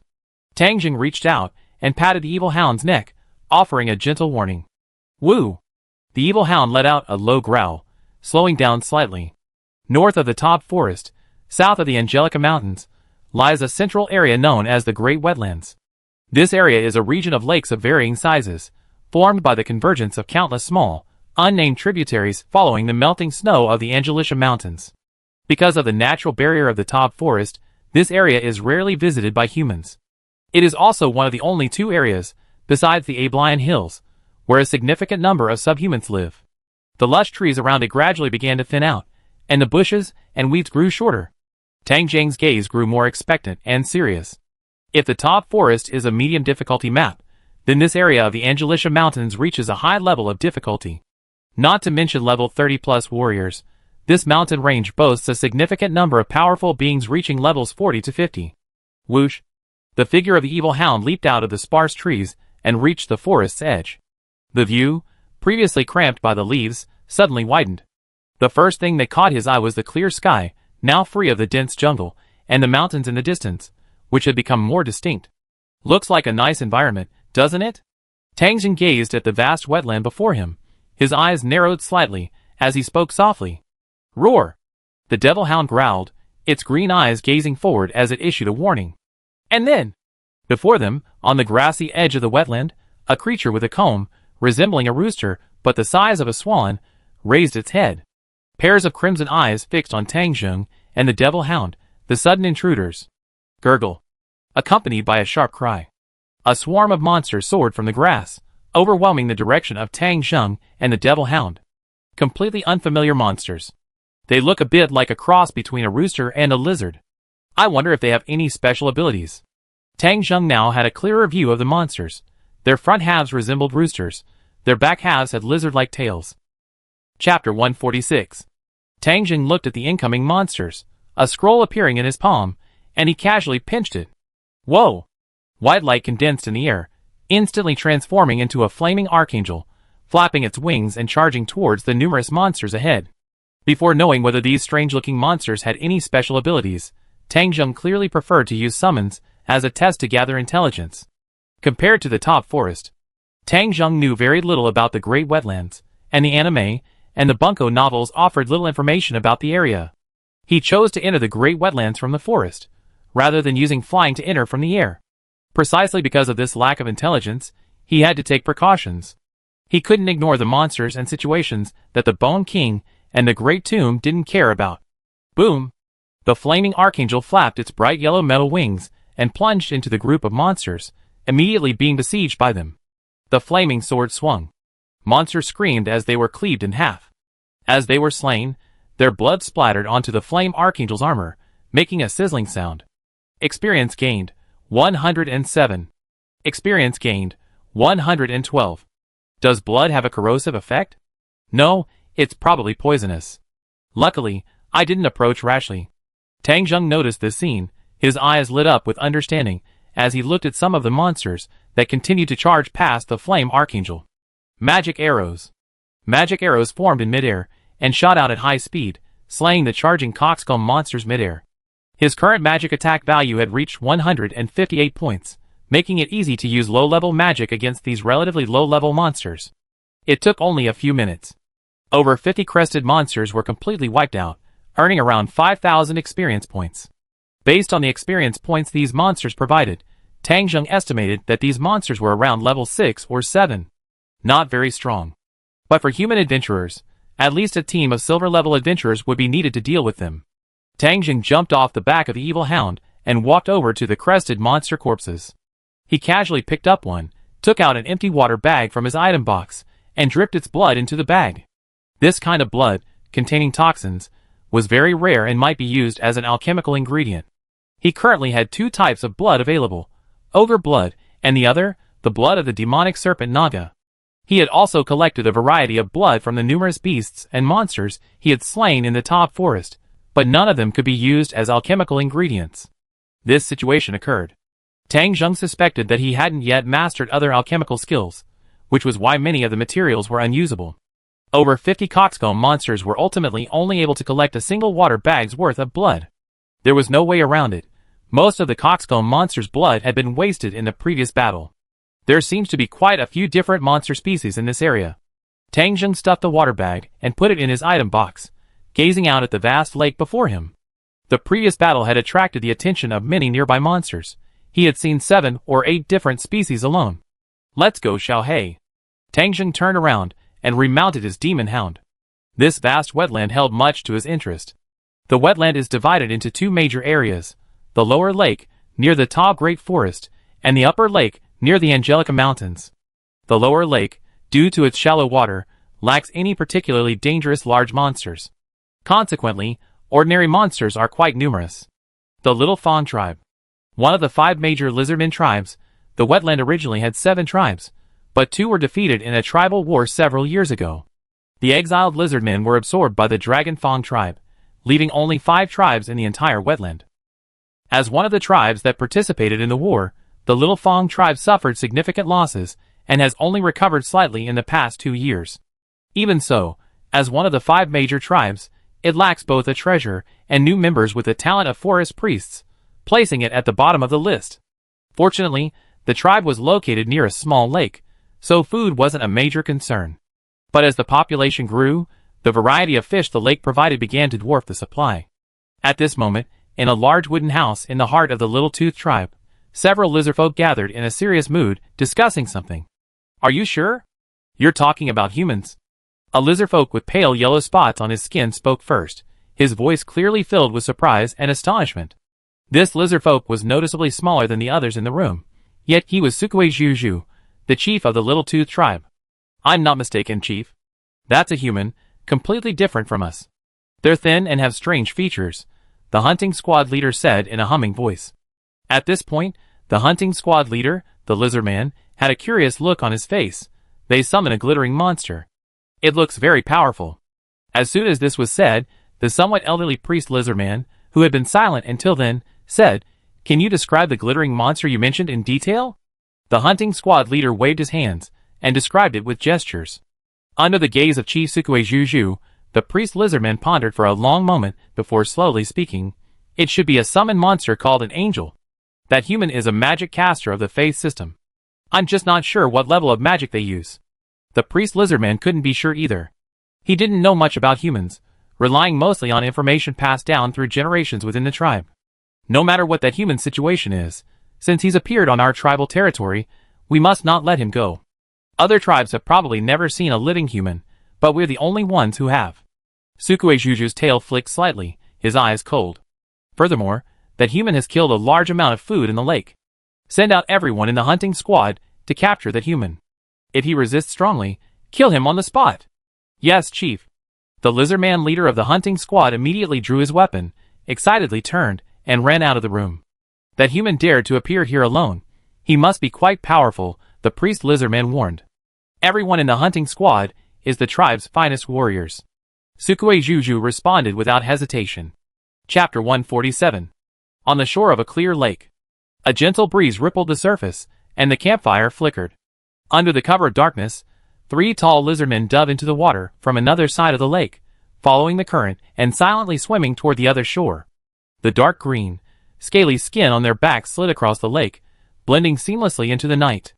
At the same time, in addition to the 3 lizardmen who had entered the lake, lizardmen appeared from 3 other locations, ranging from 3 to 5, for a total of 16. From all directions, they surrounded the campfire in a slow, silent, and predatory manner, closing in on the lakeside.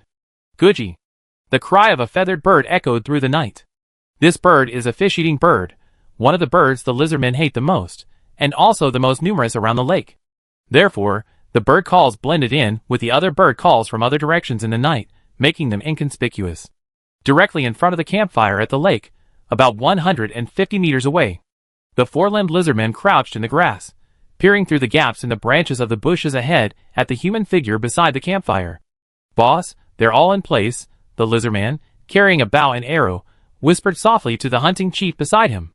"Tell them not to act rashly, and wait for my orders," the hunting chief lizardman warned with a serious yet excited expression. This was his first human hunt.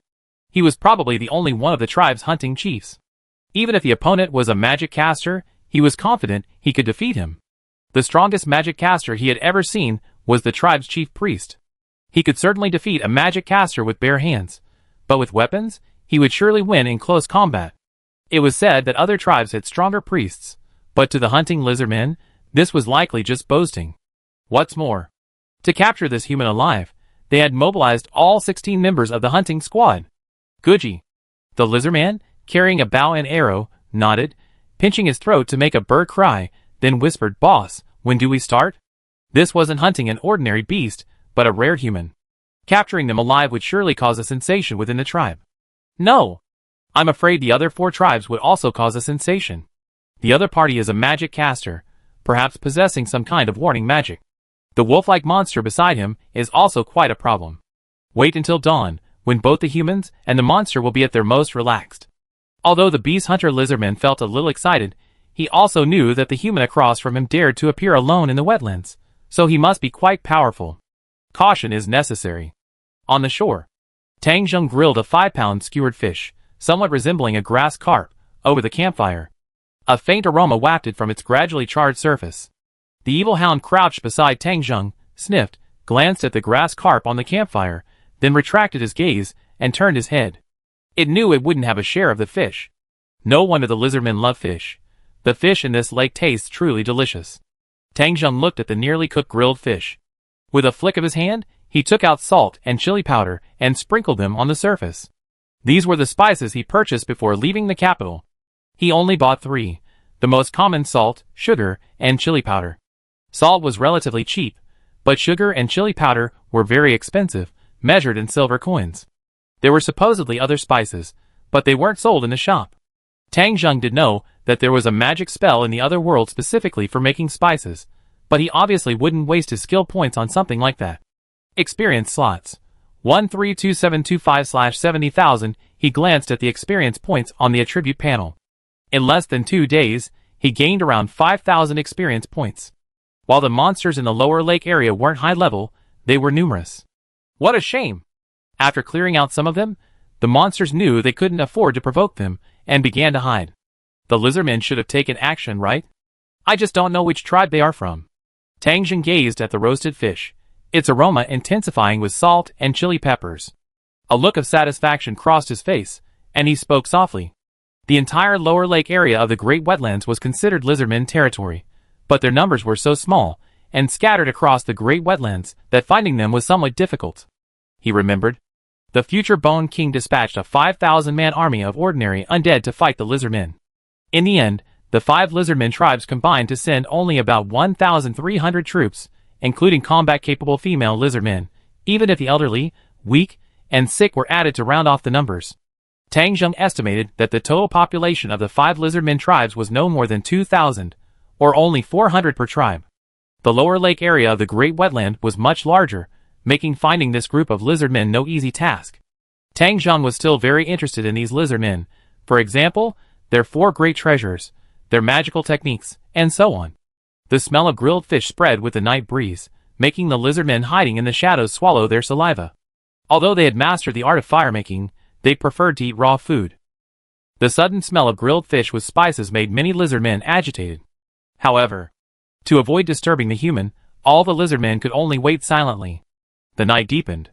The flames of the campfire on the lakeshore gradually dimmed, then died out completely. The entire hunting squad of lizardmen remained motionless, each awaiting the hunt leader's orders. Time slipped by. A sliver of pale appeared in the eastern sky. The long-legged hunter lizardman, crouching in the grass, shuddered, his sharp gaze darting to the bow-bearing lizardman beside him. Guji! The bow-bow lizardman immediately strained his throat and let out a bird's cry. In an instant, all the lizardmen sprang into action. The first to move were the 3 lizardmen who had been staying in the lake. They emerged from the water and quickly locked onto Tang Zheng and the evil hound on the shore. Whoosh! Whoosh! Whoosh! The 3 lizardmen simultaneously raised their harpoon-like weapons and hurled them at Tang Zheng, a sharp sound piercing the air. On the shore, the evil dog lying beside Tang Zheng twitched its ears, suddenly raising its head and standing up to block Tang Zheng's path. It saw the harpoons being hurled from the lake. Roar! The evil dog bared its sharp, ferocious teeth, and its chain shifted and sprang out, knocking down 3 harpoons launched from midair. The 3 of us will hold this monster back. The 3 lizardmen in the lake saw this, unsurprised. With a roar, they charged towards the shore. They had been aiming to deal with this monster, hence the initial noise and attack. Almost as soon as the evil dog left Tang Zheng's side, the sound of arrows piercing the air reverberated. Arrows flew out from 3 directions, all hurling themselves at Tang Zheng. Perfect timing indeed. Tang Zheng yawned, sitting cross-legged on the ground. His gaze calmly scanned a dozen or so lizardmen emerging from 3 directions. A scroll appeared in his palm, and he casually pinched it. Light condensed. A flaming archangel appeared out of thin air, spreading its broad wings and blocking Tang Zheng. All incoming arrows struck the flaming archangel's gleaming armor with a clanging sound, each one blocked. The 13 lizardmen charging from 3 directions shuddered at the sight of their arrows being so easily blocked. Use the grappling hook. A loud cry came from one of the lizardmen. Whoosh! Whoosh! Hooks, each with a rope attached, flew over, easily encircling the flaming archangel, the ropes rapidly tightening. The magic caster is indeed dangerous. But we have the advantage in numbers. Davin, Ajay, you 2 teams lead your men to hold back the summoned creature, and I deal with the caster. The hunting lizardman roared, axe in hand, and swiftly advanced. According to his plan, the 3 lizardmen in the lake dragged the monster next to the human, then used their grappling hooks to ensnare the other summoned creature, forcibly pulling it away from the human. This would expose the fragile magic caster to him, and a quick close approach would resolve the battle. Even if other mishaps arose, their advantage in numbers could offset them. In the eyes of the hunting lizardman, this hunt was destined for victory from the outset. It was simply a matter of capturing the human alive and minimizing the risk of injury to their companions. And everything was proceeding perfectly according to plan. However, the hunting lizardman had barely darted a distance, his eyes still gleaming with triumph, before a flicker of astonishment crossed his gaze. The rope around the flame archangel had clearly been stretched to its limit, yet the archangel showed no signs of swaying. How could this happen? The hunting leader lizardman was a little shocked. The companions pulling the ropes were the strongest members of the hunting team. Suddenly, the flame archangel flapped its wings behind it, and it soared into the sky. The lizardmen holding the ropes had no time to resist, and were easily pulled into the air. Ah! Ah! Screams echoed from the air, and then the lizardmen fell from midair, hitting the ground with a dull thud. The sudden change made the air still. Ah! Another scream of pain shattered the silence. This time, it came not from the lizardmen on the ground, but from the 3 lizardmen on the shore who were hunting the evil hounds. This monster, seemingly no stronger than the female lizardmen, had easily torn off the arm of one of their companions.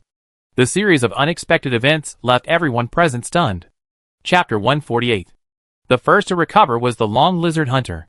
He realized he had completely misjudged the opponent's strength, but the situation was too late to regroup. Not far away, he saw the human, now exposed before him.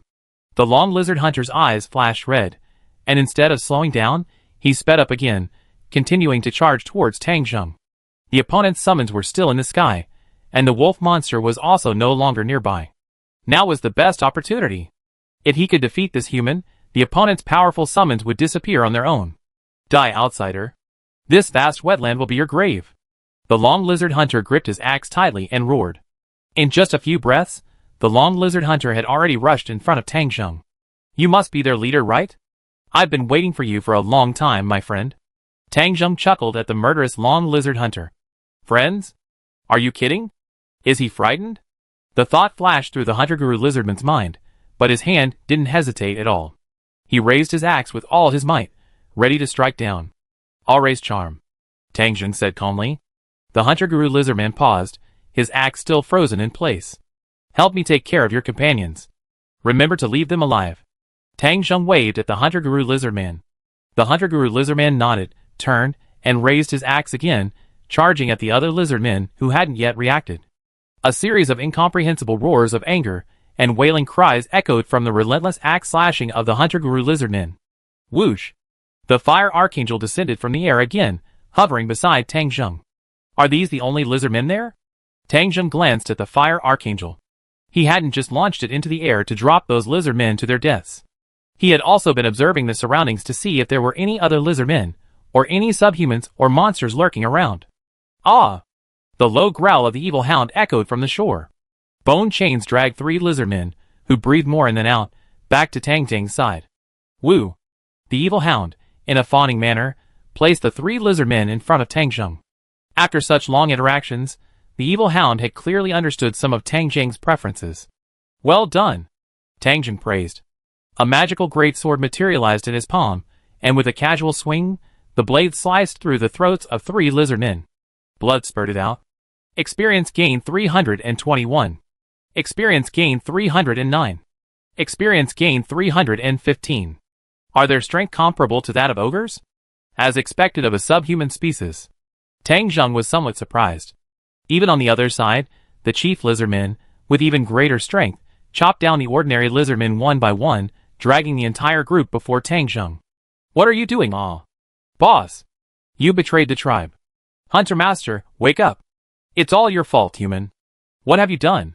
Painful howls and angry curses rang out from the severely wounded lizardmen. Tang Zheng, expressionless, swung his magic sword. There were 16 lizardmen in total, and except for the Hunter Chief Lizardman, the remaining 15 were all killed, earning 4,680 experience points. Experience slots. 137 for 05/70,000. Thank you for your hard work. Now, could you please tell me about your lizardman's 4 greatest treasures? Tang Zheng asked curiously, looking at the Hunter Chief Lizardman. He was most interested in these 4 magical items. In particular, neither the anime nor the bunko novel mentioned the treasure stolen by the twin witches deep in the Great Swamp. However, the Hunter Chief Lizardman's answer left Tang Zheng deeply disappointed.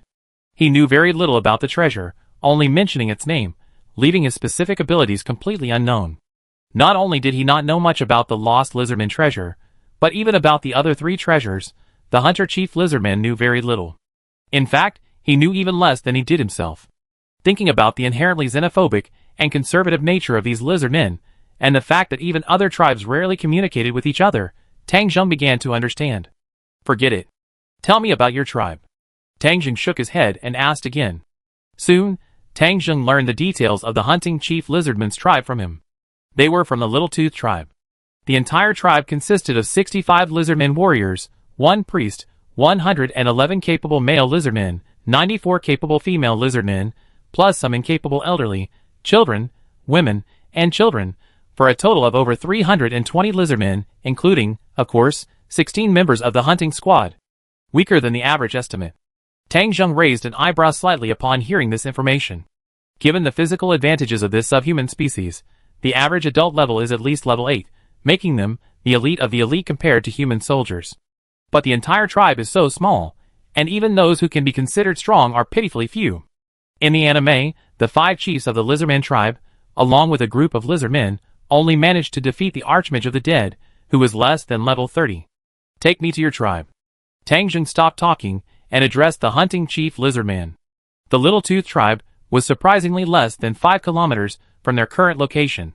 Near the lake, dozens of houses built entirely of wood came into view. The Hunting Chief Lizardman's appearance immediately attracted the attention of the 2 lizardmen warriors stationed outside the gate. "Gully, you're back. Did you capture that person?" A lizardman guarding the doorway's eyes lit up upon seeing the Hunting Chief Lizardman, and he quickly asked. After all, word had already spread within the tribe that the entire hunting squad had been dispatched to capture a human, and everyone wanted to see what this mysterious human looked like. However, he was barely halfway through this sentence when the lizardman warrior spotted Tang Zheng, the evil hound, and the conspicuous flame archangel behind the Hunting Chief Lizardman. Their appearance was clearly different from theirs. The 2 lizardman warriors immediately confirmed that the other person was human, but the situation before them left them somewhat bewildered. "Where are the rest of the hunting squad?" "Gully?" Another lizardman warrior spoke in confusion.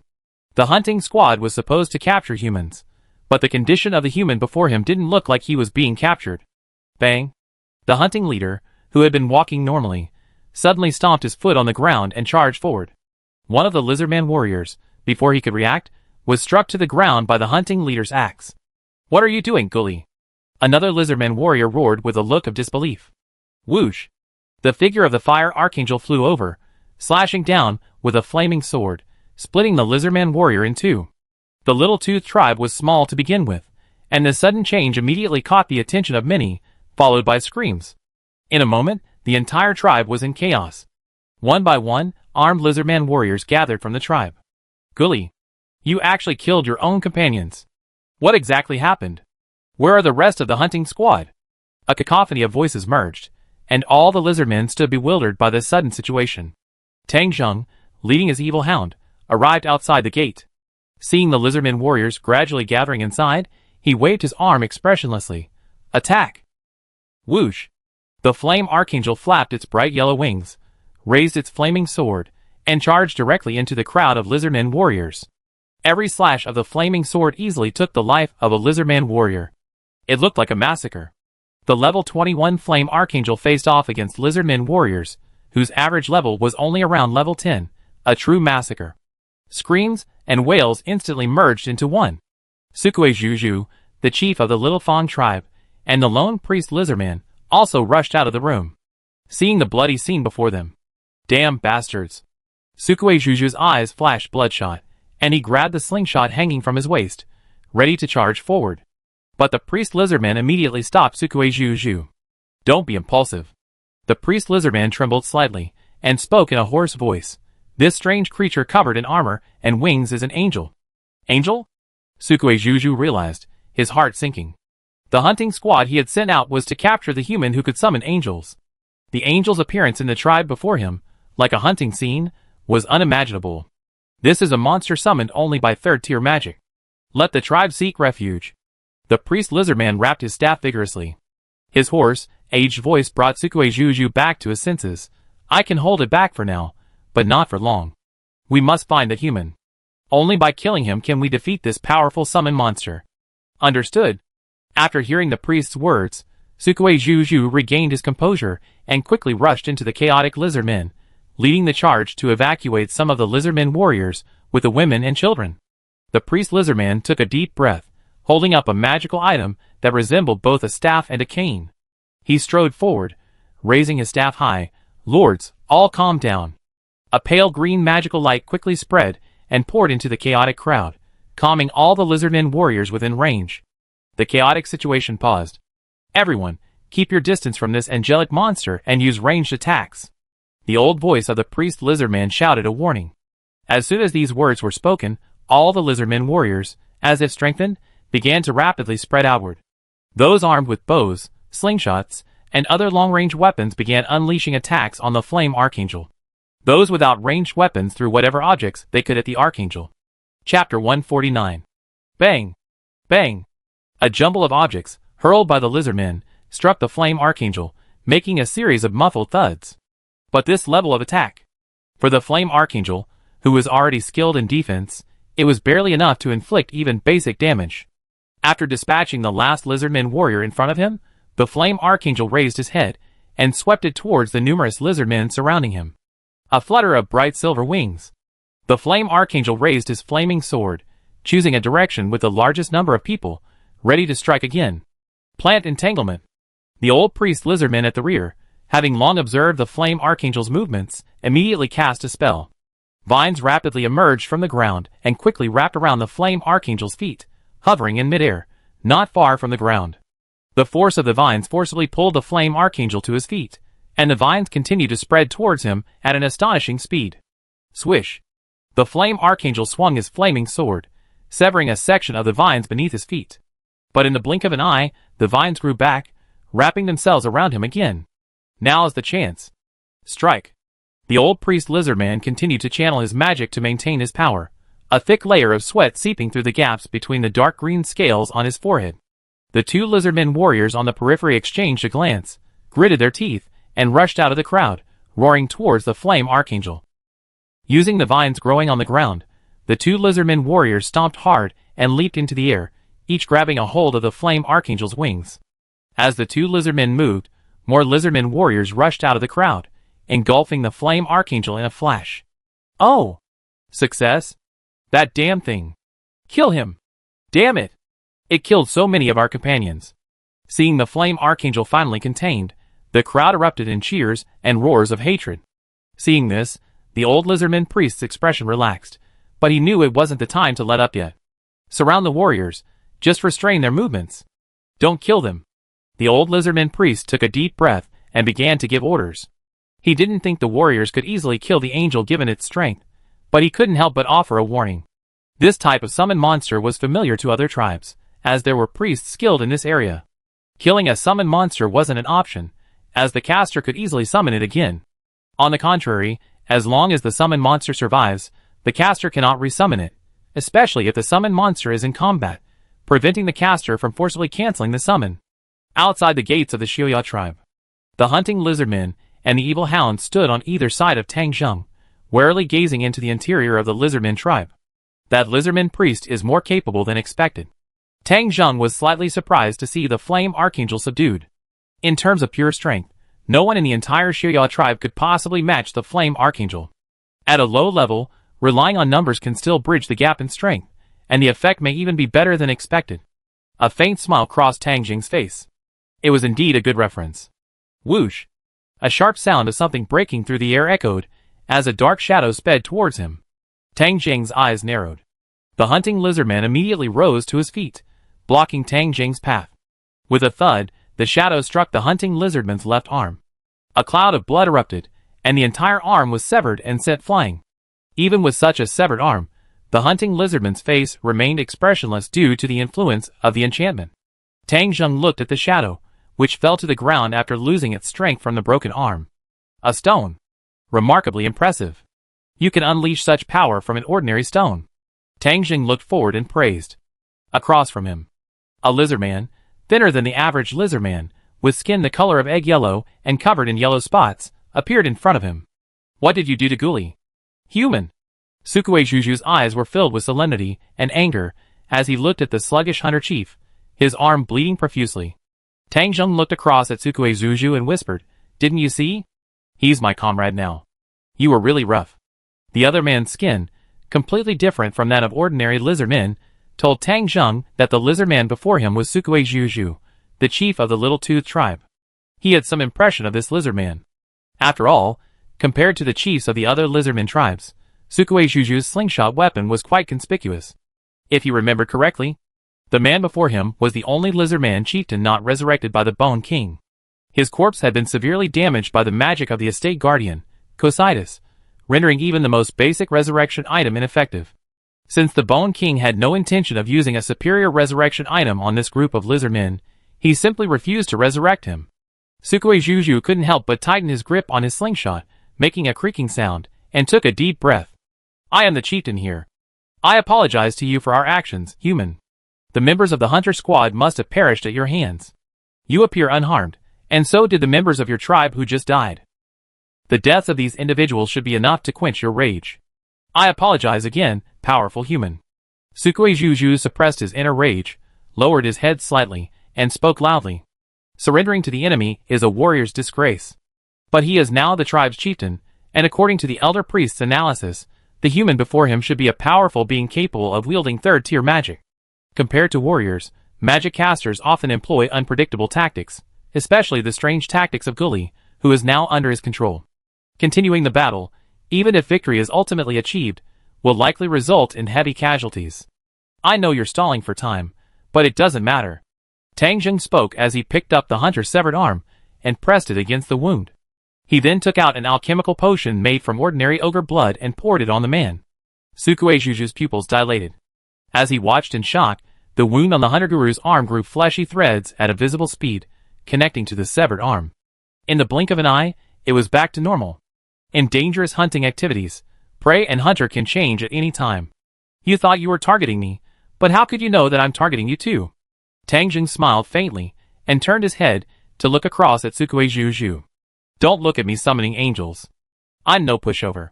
Tap tap. While the two were conversing, the old priest lizardman arrived with a group of lizardman warriors. He glanced at Sukue Juju and asked, "Are you still going to fight?" "Human. We've captured your summoned angel. Now your most powerful weapon is useless. Leave our tribe." The old priest lizardman's hoary voice rang out, waving his magic staff and casting a spell on Sukue Juju. Lower level, agility increase. Attack. Sukue Juju felt his body lighten, his eyes gleaming with murderous intent as he shouted. Accurate shot. He jerked the slingshot in his hand, sending a stone careening out.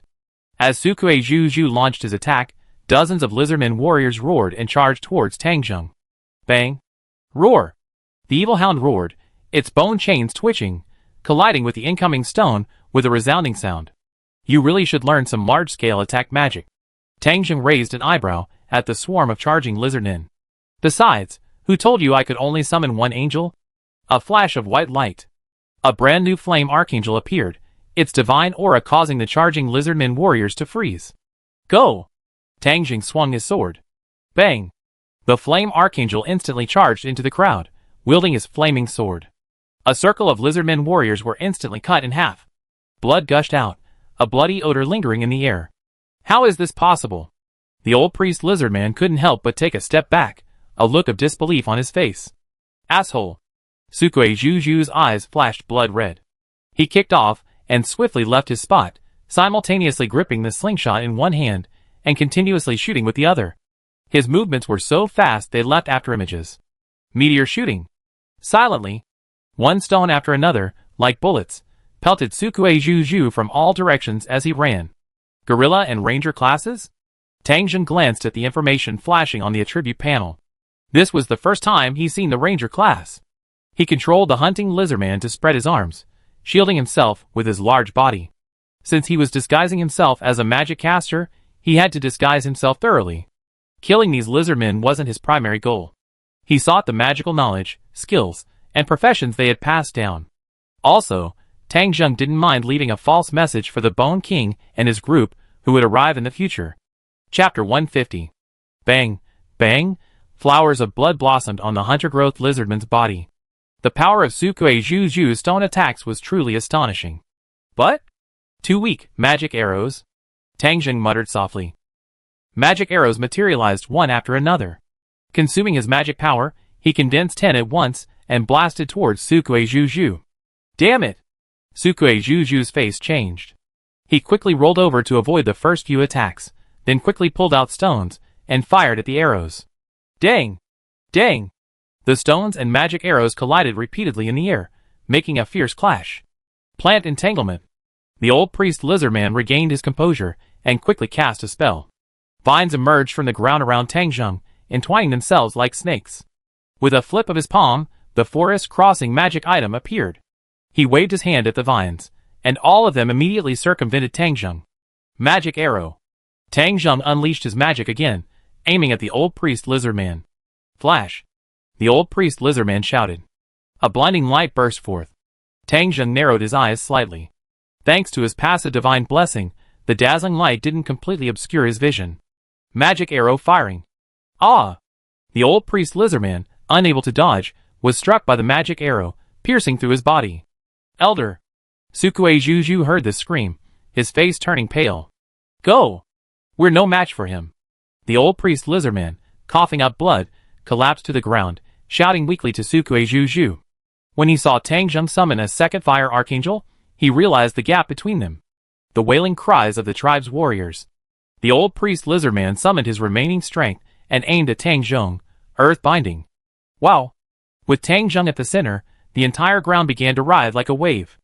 Then, the ordinary swamp began to sink, quickly enveloping the feet of Tang Jun, the evil dog, and the hunting lizardman. But the ground didn't sink very deep, barely enough to cover their calves. Go! The old priest lizardman looked at the stunned Sukue Juju and shouted weakly. Binding magic? Too bad it's not very powerful. None of you can leave. Tang Jun exerted force with his feet, forcing himself free from the earth that bound him. He was already a warrior of around level 30, and this level of binding magic had a passive mitigation effect, so he could break free with a little effort. Bang! The bone chains on the evil dog's body simultaneously lashed the ground beneath its feet, creating a crack in the surging earth. With a powerful leap, it leaped free. The next moment. Roar! The evil dog roared, charging towards Sukue Juju. Magic arrow. Tang Jun cast his spell again. Swoosh! Swoosh! Swoosh! 3 arrows flew, blocking Sukue Juju's escape route. Sukue Juju's face was grim, his eyes filled with despair.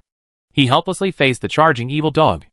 At the same time, the Flame Archangel had already slain all the lizardmen warriors and, under Tang Jun's command, charged into the tribe. Soon, the screams and howls echoed again from within the tribe as the bound Flame Archangel broke free. Under the attack of the 2 Flame Archangels, the lizardmen themselves were defeated. Tang Jun raised his foot and walked towards the old priest lizardman, whose breath was faint. Why are you doing this? Children of the tribe. I curse you, you evil human. The righteous lizardman warriors will surely chop off your head and hang it high before the gaze of the ancestors. The old priest lizardman lay weakly on the ground. Hearing the wails and screams from within the tribe, he glared at Tang Jun with resentment. Curse? Sorry, curses won't work on me. Tang Jun approached the old priest lizardman with a calm expression. Evil? Justice? In my eyes, the winner is justice. Just like the future Bone King and the Great Tomb, the justice and evil played out between the nations. Even if the wise see through it, what does it matter? The winner is justice. And the loser is nothing but an evil clown. You evil. The old priest lizardman said weakly, unwilling to give in. I'll raise charm. The magic was activated. The old priest lizardman's angry curses suddenly broke out. As the charm magic shifted, the previously controlled hunter-guru lizardman suddenly awoke, though he still hadn't grasped the situation. The wounds inflicted by Sukuejuju's stone blasts sent a wave of intense pain through his body, and he fell to the ground with a scream. Although charm magic can be used multiple times, it can only be used to precisely control one person. Using magic amplification allows for the charm to be applied to multiple people. The battle on the other side of the evil hound also quickly ended. It excitedly ran over from a distance, carrying the bloodied Sukuejuju in its mouth. Well done. Tang Zheng glanced at Sukuejuju, but he wasn't rushing to deal with him for the time being. First, take me to the place where your tribe stores all kinds of knowledge. Tang Zheng took out a regeneration potion and sprinkled it on the old priest lizardman. Under the healing potion, the wounds on his body quickly healed and scabbed. The old priest lizardman stood up from the ground dazedly and led Tang Zheng into the tribe. The evil hound followed closely behind, carrying the unconscious Sukuejuju in its mouth. Inside the tribe, a large area of the ground was stained red with blood. The broken bodies of the lizardman warriors lay scattered across the ground, making the already strong smell of blood even more heavy. Faced with this scene, Tang Zheng found himself deeply calm. Have you become so indifferent without realizing it? Perhaps you don't truly consider these subhumans your own kind. Tang Zheng stepped on the blood-stained ground and scoffed, I'm in no position to pity other races, now. Besides, I didn't exterminate them all. He had long noticed that some of the women and children of the Little-Toothed tribe had already fled, following Sukuejuju's advance arrangements. Tang Zheng had no intention of pursuing these lizard men. They were meant to be preserved for the Bone King who would arrive in the future. Tell me about that lost lizardman treasure. Tang Zheng spoke to the old priest lizardman leading the way as he walked forward. At the same time, his gaze swept over the stat panel.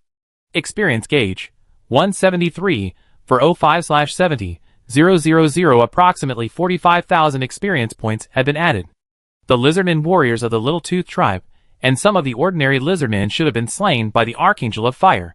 Based on the experience gained through leveling, over 170,000 experience points should be enough to advance 2 levels. After reaching the maximum level for the magic swordsman, it's time to consider further upgrades. Tang Zheng thought silently. The old priest lizardman responded to Tang Zheng's questioning and began to explain in detail. The lizardmen have a clear class structure. The highest position naturally belongs to the tribe leader, followed by the elders' council, composed of priests, who assist the tribe leader. Because the tribe leader is the strongest person in the tribe, the frequency of tribe leader changes is much higher than that of the elders' council, which wields the power of the priests. It is precisely because of this situation that the elders' council members know far more about the lizardmen's secrets than the tribe leader, let alone ordinary lizardmen. After the old priest lizardman's explanation, Tang Zheng finally understood the identity of the lost lizardman treasure, which was not mentioned in the original text. It was a magic crucible. As for its specific capabilities, the old priest lizardman was rather vague, only giving a general idea. This was because even before it was lost, this treasure, one of the 4 greatest treasures, had never fallen into the hands of the Little-Toothed tribe. However, from the vague information the old lizardman priest had provided, Tang Zheng was able to deduce a bit about the magic cauldron's capabilities. He remembered that the lizardmen venerated ancestor worship, believing that their ancestors could bring them strength. Therefore, during special rituals, participants would drink a potion made from special herbs, which could induce feelings of happiness, warm the blood, and dispel fear. Lizardmen priests used this to promote the power of ancestral possession. Furthermore, they would carve totemic patterns on their bodies with special pigments to further promote and create the illusion of ancestral possession. This situation reminded Tang Zheng of a ritual specifically performed by the lizardmen during their war against the Undead army, which seemed ineffective at the time. Looking back now, he wondered if it was related to the lost magic cauldron. Thinking more closely, the twin witches had left behind the most powerful frozen fong. The stolen item must be of greater use to them. Chapter 151. In the deepest reaches of the Xiuya tribe, in front of an old wooden house, several large ceramic vats stood by the doorway. Some held live, plump fish, others were piled with strange-smelling herbs, and another vat was filled with strangely colored stones. Tang Zheng glanced around the wooden house, his eyes settling on a vat containing the various colored stones. What is this? Colored ore. The old priest lizardman spoke with a dull expression, explaining without reservation. Crush this stone, and use it as paint to create totems and patterns on the bodies of the tribe's members. Does it have any special effects? Tang Zheng took another look at the various colored stones. No, the old priest lizardman shook his head. Tang Zheng, feeling uninspired, briefly inspected the wooden house, and, letting the old priest lizardman lead the way, walked inside. The wooden house was clearly quite old, its wooden pillars attached to the ground covered in moss and tiny vines. Lizardfolk are an amphibian subspecies that prefers to live in damp places, but their houses are all constructed in the style of two-story stilt houses. The lower level is a foundation made of thick wooden piles, and only the upper level is inhabited. As soon as I stepped into the house, the stench of stale, decayed food hit me. Deodorize? Tang Zheng wrinkled his nose. Magic light surged, and after casting deodorize twice in succession, the strong odor in the room almost dissipated. Scanning the room, there was little decoration to speak of, a rather crude style. The walls were decorated with necklaces and pendants made of unknown bone, as well as shields made of shells, which were both unsightly and completely impractical. Tang Zheng's attention was immediately drawn to the numerous scrolls made of animal hides, arranged on a bookshelf-like structure within the room. There weren't many, but there were still dozens. Is this where all the knowledge of your tribe is stored? Tang Zheng's eyes lit up slightly. The old priest lizardman nodded dully. The tribe's knowledge was guarded and protected by the Council of Elders, but since he was the only priest in the entire tribe, he naturally had to guard it himself. Tang Zheng walked forward and casually picked up a scroll covered in dense, lizardman writing that resembled scribbles. Take out all the scrolls related to magic and explain them to me. Tang Zheng glanced through them, then gave up the idea of using magic interpretation to decipher the text. Too lazy to talk, he spoke directly. Since the old priest lizardman was here, there was no need to decipher it himself. Besides, magic interpretation wasn't a panacea. Back in Oriental, Master Belwari had specifically told him about the drawbacks of this magic. Deciphering magic does allow the user to understand the meaning of unknown text. But it's only understanding. Some details can't be accurately described, so using this magic for scholarly research isn't feasible.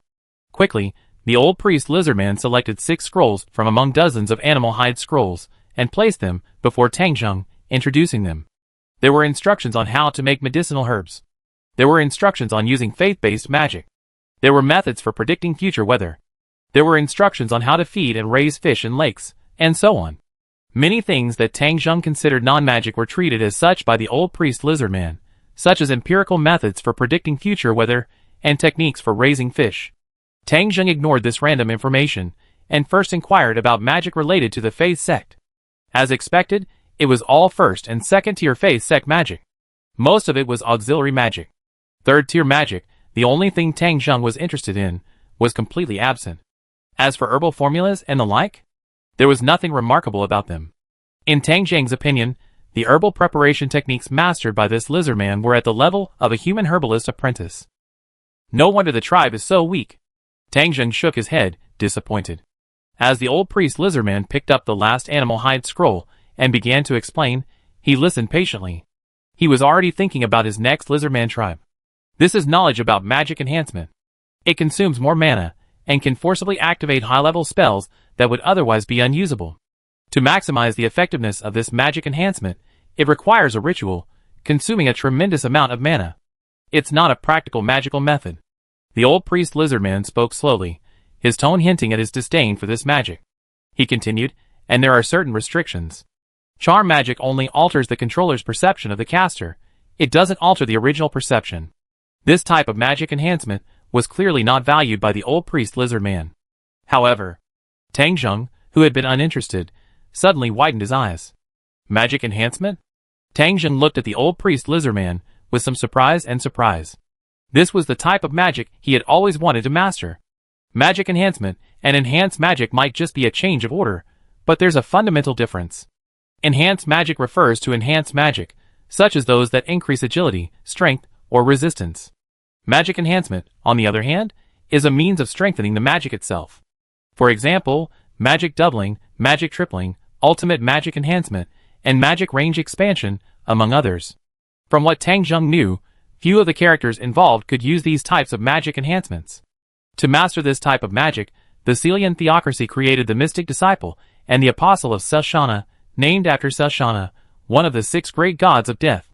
Tell me more about this type of magic enhancement, Tang Zheng said, a serious expression on his face. Tang Zheng frowned at the old priest lizardman's slightly confusing speech. Even if he could understand what the other person was saying, the language systems of different races still differed. After listening carefully, Tang Zheng finally understood what he was saying. Magic Ascension? Tang Zheng was slightly surprised. In his memory of the Yggdrasil game, there shouldn't have been such a magic enhancement. Could it be magic rank ascension? Tang Zheng knew something about this magic enhancement. Throughout the entire Bunko edition of the novel, Bone King had used it twice. Once, against Shaltir, he used magic triple rank ascension magic arrow. Once, against the elemental earth elemental of the Elf King, he used magic triple strongest rank ascension no chanting magic arrow. Since both battles involved Bone King's serious efforts, coupled with a series of magic enhancements, all coupled with the lowest tier magic arrows, Tang Zheng was quite impressed. However, the magic rank upgrade ability raises the rank of magic, for example, raising a first tier magic arrow to the 10th rank. This process involves no magical rituals or restrictions. According to the old priest Lizardman, magic upgrade allows the use of higher tier magic that was previously unusable. Of course, the higher rank they were referring to meant raising magic by 1 rank, and if a magical ritual was performed, it could raise magic by 2 rank. It seemed like a degraded version of magic rank upgrade. If that were all, Tang Zheng naturally lost interest. Raising 1 or 2 magic ranks wouldn't mean much to him, and wouldn't be of any use in the later stages.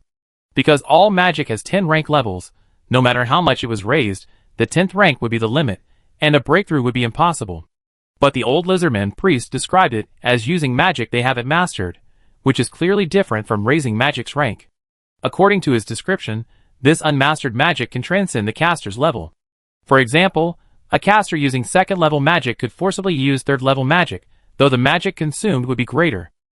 Magic rising, magic rising. Tang Zheng muttered softly, a thoughtful look on his face. Wait! Could it be that magic? Tang Zheng was stunned. He suddenly remembered that someone among the lizardmen had used this magic during the Undead Legion's attack on the lizard tribe. It seemed to be the brother of the one who wielded the frozen fang. Also, it seems that the 5 priests of the lizardman tribe also used this ritual to perform the elemental spirit summoning a hybrid elemental and wetland elemental spirit. Can you use this magic to enhance your power? Tang Zheng narrowed his eyes as he looked at the old lizardman priest across from him. This old man would likely be one of the 5 future tribal priests. Chapter 152.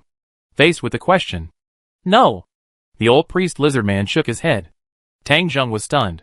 I can set up this magic circle for enhanced magic, the old priest lizardman continued. Then you start setting it up now. Tang Zheng's eyes twitched uncontrollably, and he spoke to the old priest lizardman expressionlessly. He had remembered. This enhanced magic did not exist in the game Yggdrasil. When the level guardian Cositus saw the lizardman use it, he expressed surprise and curiosity. Upon hearing the order, the old priest lizardman immediately sprang into action, retrieving various materials from the room and, lying on the ground, began to construct the magic circle. What do you need to prepare the magic ritual? Tang Zheng, seeing this, stepped aside and asked. He currently held a parchment scroll of a magic ritual, which had come from the forest gnomes of the time, and was related to the faith magic of wild transformation. However, Tang Zheng knew very little about the arrangements and conditions for magic rituals, and this presented an opportunity. Thanks to the old priest, the lizard man, Tang Zheng finally gained a basic understanding of magic rituals. Different magic rituals differ greatly, but the most crucial elements in any ritual are the design of the magic circle and the materials used to construct it. For example, the magic enhancement ritual before him didn't require high material requirements. It only required materials containing magical energy. The key to this magic enhancement lies in the limitations of magic itself. Time passed slowly. The magic circle gradually became clearer, but Tang Zheng frowned. The patterns on the entire magic circle seemed more complex than he had imagined. The old lizardman priest used a variety of magical materials, animal bones, thick blood-like dyes, and other miscellaneous magical substances. This caused the strange odor in the room, which had been dispelled, to intensify again. To prevent it from interfering with the ritual, Tang Zheng could only endure the odor, and not use the deodorization spell. Just then, a painful groan emanated from the doorway of the wooden house. The evil hound was guarding the doorway, and the unconscious Sukue Zhu had been carried to the doorway, but not killed. It wasn't that Tang Zheng was showing mercy, but rather that he needed the tribe leader to lead the way. Sukue Zhu painfully opened his eyes, and upon seeing the wooden roof before him, a look of bewilderment crossed his face, before he quickly regained consciousness. Bang! Sukue Zhu gritted his teeth, swallowing the pain from the wounds from the hound's bites, and quickly turning over. He immediately spotted Tang Zheng in the room, and the old priest lizardman drawing a magic circle. Human! The moment Sukue Zhu saw Tang Zheng, his eyes flashed bloodshot. He roared, and lunged desperately. I don't have time for you right now. Tang Zheng glanced at Sukue Zhu and moved his feet. He appeared in front of him at a speed far exceeding Sukue Zhu's. How could that be? Sukue Zhu's eyes narrowed. With two classes that increased his speed, guerrilla soldier and light cavalry, his agility had always been his strength. And the opponent before him was just a magic caster. Bang! Tang Zheng raised his right leg and delivered a whip kick to Sukue Zhu's chest.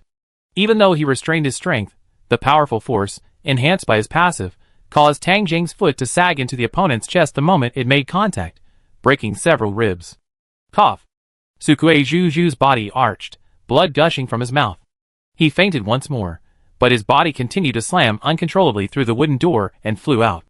He crashed far into another lizardman's wooden house across the way. Bring him back, Tang Zheng said to the evil hound. Awoo! The evil hound moved its limbs and swiftly sprang out, retrieving the unconscious Sukue Zhu in a flash and throwing him to the ground. After confirming that the opponent was still alive, Tang Zheng paid no further attention and continued to gaze at the magic circle in the room. It took about an hour and a half. The old priest lizardman finally completed the entire magic circle. What should we do next? Tang Zheng asked, observing the complex magic circle on the ground. Under the old priest lizardman's guidance, Tang Zheng stood within the magic circle. As he injected a bit of his own magic power, the entire magic circle began to emit a pale blue light. According to the old lizardman, this magic ritual enhancement will allow me to use magic 2 levels beyond my current mastery. Tang Zheng's eyes flickered with thought.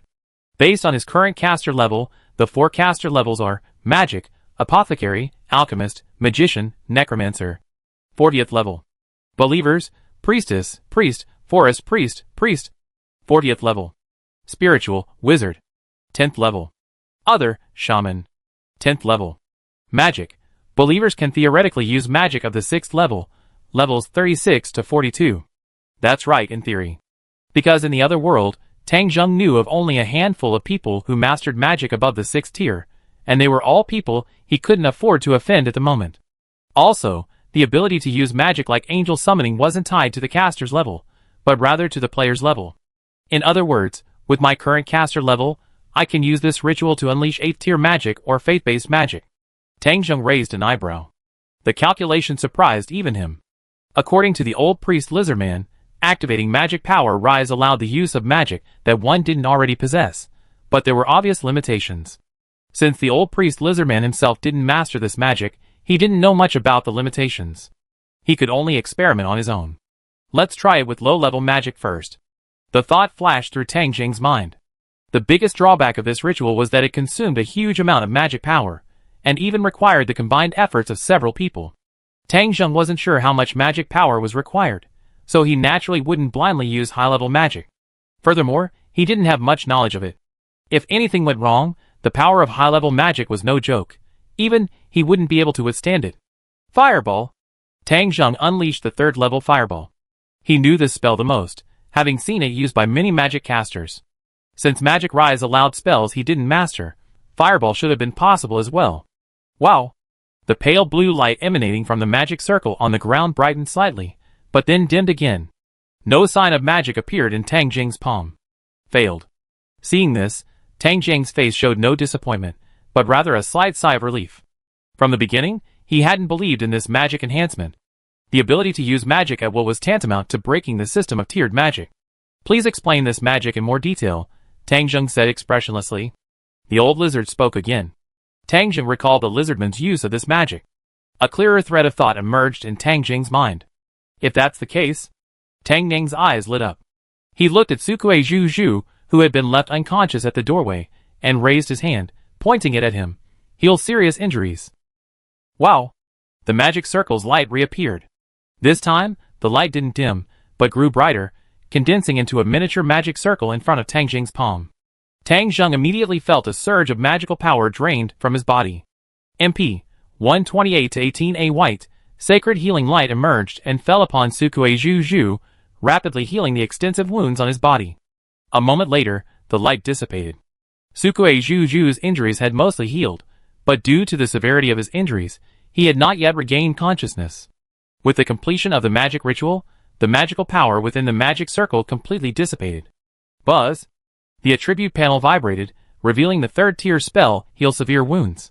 It requires a Faith Caster level, 12th to 21st. The requirements are met. Do you want to learn it? The magic skill Magic Rise has been discovered, requiring the Magic Chanter class. The requirements are met. Do you want to learn it? So that's how it is. Seeing the information displayed on the attribute panel, Tang Zheng's face lit up with a look of astonishment. A thought struck him. Skill points, 59 to 57.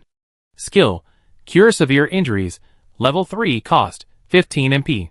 Description, Restores 50 HP. Skill, Mana Up. Cost, 50 MP. Description, after using this skill, you can cast magic 1 tier higher than your own, but the magic cost is double the original magic. With special rituals, you can cast magic 2 tiers higher, further doubling the magic cost. Chapter 153. Tang Zheng immediately looked at the description of Magic Rising.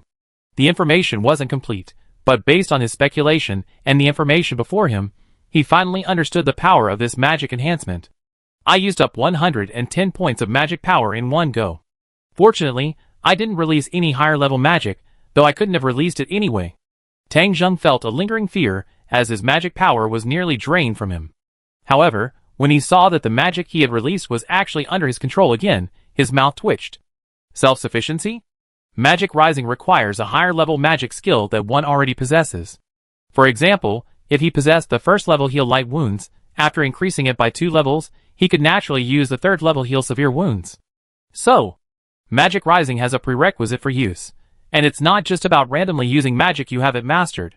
Tang Zheng stepped out of the magic circle and stood in front of Sukue Zhu. He pulled out the Orb of Death with his left hand and pointed it at him again. Magic Up, Heal Medium Wounds. A palm-sized magic circle materialized within his palm, followed by a milky white glow that enveloped Sukue Zhu once more. Finally, I understand. Tang Zheng, observing this, ignored the skill information that reappeared on the attribute panel and smiled. Having already mastered level 3, Heal Severe Wounds, there was no need to master level 2, Heal Medium Wounds. Look at it this way. Magic Up also had obvious drawbacks. For example, the spell Fireball had no higher level counterpart, so even with Magic Up, he couldn't cast higher level spells. Orb of Death, 210/280 70 mana points. That's a truly staggering cost. Tang Zheng smacked his lips. Magic Up itself costs 50 mana points, and with the doubled mana cost, if the ritual is used, the magic cost quadruples. This level of cost made Tang Zheng realize that this magic enhancement couldn't be used as a standard tactic. No wonder the old priest Lizardman found it useless. The ritual preparation process, in particular, was even less suitable for use in combat. It might be more effective in large-scale group battles. However, the existence of this enhancement spell did give Tang Zheng a real trump card, as well as a way to acquire higher-level magic. For example, Tang Zheng could use level 4 papermaking to achieve the effect of level 5 using Magic Up, and so on, saving a skill point. Besides, he currently possesses the 5th-tier Resurrection Magic Resurrection of the Dead.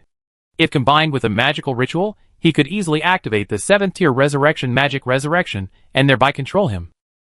Unfortunately, the 7th tier requires a Believer caster level, 43 to 49, which he currently does not meet. The harvest far exceeded expectations. Tang Zheng watched Sukue Zhu gradually awaken after 2 spells of healing, then glanced at the evil spirit dog. Woo! The evil spirit dog immediately understood, stepped forward, raised its front paws, and slammed down on the back of Sukue Zhu's head, pressing it hard to the ground. Bang! Sukue Zhu's head slammed heavily against the ground, and he fainted again after just regaining consciousness. Help me draw the entire magic circle. Tang Zheng turned and approached the old priest Lizardman. He took out a piece of magic paper that could retain text for a long time and handed it to him from his prop box. This magic circle was quite complex. Though Tang Zheng had carefully observed the entire process, he wasn't confident he could draw it on his own, so he asked him to carefully draw the entire magic circle on the paper. Copy what you see. He still knew how to do it. By the time the old priest lizard man had completely drawn the miniature magic circle on the paper, the sky outside had already darkened. Tang Zheng carefully put the magic ritual scroll and paper back into his prop box, then looked up at him and said, "Thank you for your hard work." Crack! Tang Zheng raised his hands, pressed them against the man's neck, and twisted them hard. With a crackling sound, the man's spine snapped, and he was completely lifeless. Experience gained, 510. Lifting his feet. Tang Zheng picked up the unconscious Sukui Zhu Zhu, walked out of the cabin, and set the entire structure ablaze. Next tribe. A faint voice, accompanied by the flames, danced in the dusk. Using the old method. After Sukui Zhu Zhu regained consciousness, Tang Zheng easily controlled him with racial charm, and learned from him the identities of the two closest lizardmen tribes. One was the Green Claw tribe, and the other was the Dragon Tooth tribe. Neither tribe could match the strength of the Little Tooth tribe. The Green Claw tribe possessed the supreme weapon, the Frozen Fang. And the Dragon Tooth tribe possessed another supreme treasure, the large flask of wine. In terms of military strength, the Green Claw tribe was no less formidable. They had over 120 lizardmen warriors alone, twice as many as the Little Tooth tribe, and they also had 5 priests. The Dragon Tooth tribe's overall military strength was comparable to theirs, but they only had 2 priests. Furthermore, Sukui Zhu Zhu revealed that the Dragon Tooth tribe's former chief had been defeated 2 years prior by the chief of the Sharp Claw tribe, who formerly possessed the Frozen Fang. Therefore, in pursuit of greater strength, he had gone on a journey. This resulted in the Dragon Tooth tribe's current chief being relatively weak. With this analysis, the Dragon Tooth tribe was clearly the most suitable target. Late night. The faint moonlight emanating from the half-moon made the darkness barely perceptible. At this moment, all the lizardmen of the Dragon Tooth tribe had fallen into a deep sleep. Only the 2 lizardmen warriors guarding the entrance yawned intermittently, leaning against the wooden pillars, their heads tilted as if on the verge of falling asleep at any moment. In the deep darkness, Sukui Zhu Zhu and the evil hound, expressionless, slowly and silently emerged from the darkness and gazed at the 2 lizardmen warriors at the entrance. At this moment, above the Dragon Tooth tribe, Tang Zheng used the fly spell to hover in midair, his gaze calmly gazing down at the silent Dragon Tooth tribe below. "Let's begin," Tang Zheng muttered to himself. He knew that after dealing with this tribe, he would face not just 1, but 3. Then, a magic scroll appeared in each of his palms, and he squeezed it with force. Whoa! Whoa! 2 fire archangels appeared in midair, their sacred milky white light illuminating the sky. Then, clutching their flaming swords, the 2 fire archangels swiftly charged toward the real Dragon Tooth tribe below. At the tribe's gate, Sukui Zhu Zhu and the evil spirit dog saw the 2 white lights cascading down from the sky like meteors. Rapid fire. Sukui Zhu Zhu raised his slingshot and, in the blink of an eye, unleashed 2 stones. Bang! 2 stones struck the heads of the dozing lizardmen warriors at the tribe's gate with pinpoint accuracy, sending 2 streams of blood spurting out. The 2 lizardmen groaned, without even a cry of warning, before collapsing to the ground, lifeless. Chapter 154. Amidst the pitch-black night, 2 dazzling streaks of light swiftly descended, appearing in the sky above the Dragon Tooth tribe in a moment. The darkness of the tribe was noticeably brighter, but it was already late at night, and the lizardmen had long since fallen into a deep sleep. The 2 guards were quickly dispatched by Sukui Zhu Zhu, resulting in the entire Dragon Tooth tribe not reacting immediately. In midair, Tang Zheng, wearing a half-framed mirror with night vision magic item in his left eye, surveyed the lizardmen tribe below. According to Sukui Zhu Zhu's instructions, while the patriarch holds the highest status within the lizardmen tribe, the priests of the Council of Elders are the most respected. As a result, their residences are mostly located deep within the tribe, and their wooden huts are often more conspicuous than those of ordinary lizardmen. Utilizing the light emitted by the 2 flame archangels, and the night vision effect of the magic item, Tang Zheng quickly located several prominent wooden huts deep within the tribe. With a thought in mind, the 2 flame archangels flapped their wings and attacked, heading away from the wooden houses suspected to be inhabited by the priestly lizardmen. Without any elaborate movements, the flame archangels, with their inherent defensive power and swooping speed, easily shattered the 2 wooden houses. Boom! Boom! 2 loud explosions echoed through the Dragon Tooth tribe, instantly waking most of the slumbering lizard men. Especially the lizard men in the 2 shattered wooden houses. Before they could react, the lightsabers, blazing with flames and a holy aura, swung down. The lizard men in the wooden houses were slain. Immediately afterwards, The two flame archangels rushed towards the surrounding wooden houses, continuing their attacks. A sudden attack. It was even more successful than expected. In just 2 or 3 minutes, the flame archangels had slain all the lizardmen in the wooden houses. Instantly, all the lizardmen who had rushed out were drawn in. Really lax. It seems the lizardmen who escaped from the Little-Tooth tribe didn't come to the Dragon-Tooth tribe. Instead, they went to the more powerful Green Claw tribe. Tang Zheng spoke softly, gazing at the Dragon-Tooth tribe below, which had become noisy and chaotic, and was only now fully reacting. Among the lizardmen tribes, only the priest lizardmen posed a problem for Tang Zheng. Even if those ordinary lizardmen warriors were stronger, they wouldn't pose much of a problem against a level 21 flame archangel with excellent defense. It was simply a matter of leveraging their numbers to kill the flame archangel. After all, the supposedly strongest lizardman warrior, Zarius Shasha, wielder of the Frozen Fang, was only level 20. Ordinary lizardmen warriors were even weaker, around level 11 or level 2, roughly on par with ogres. Intruders. Those two monsters. Help! The cacophony of panic and confusion echoed throughout the tribe. As the lizardmen warriors gathered, drawn together by the conspicuous presence of the two flame archangels, Sukue Juju and the Ghost Hound, who had been hiding in the shadows, also successfully infiltrated the tribe. They headed straight for the two priest lizardmen. Their mission was to capture one of the sacrificial lizardmen alive and kill the other. Inside the Dragon-Tooth tribe. Die, enemy!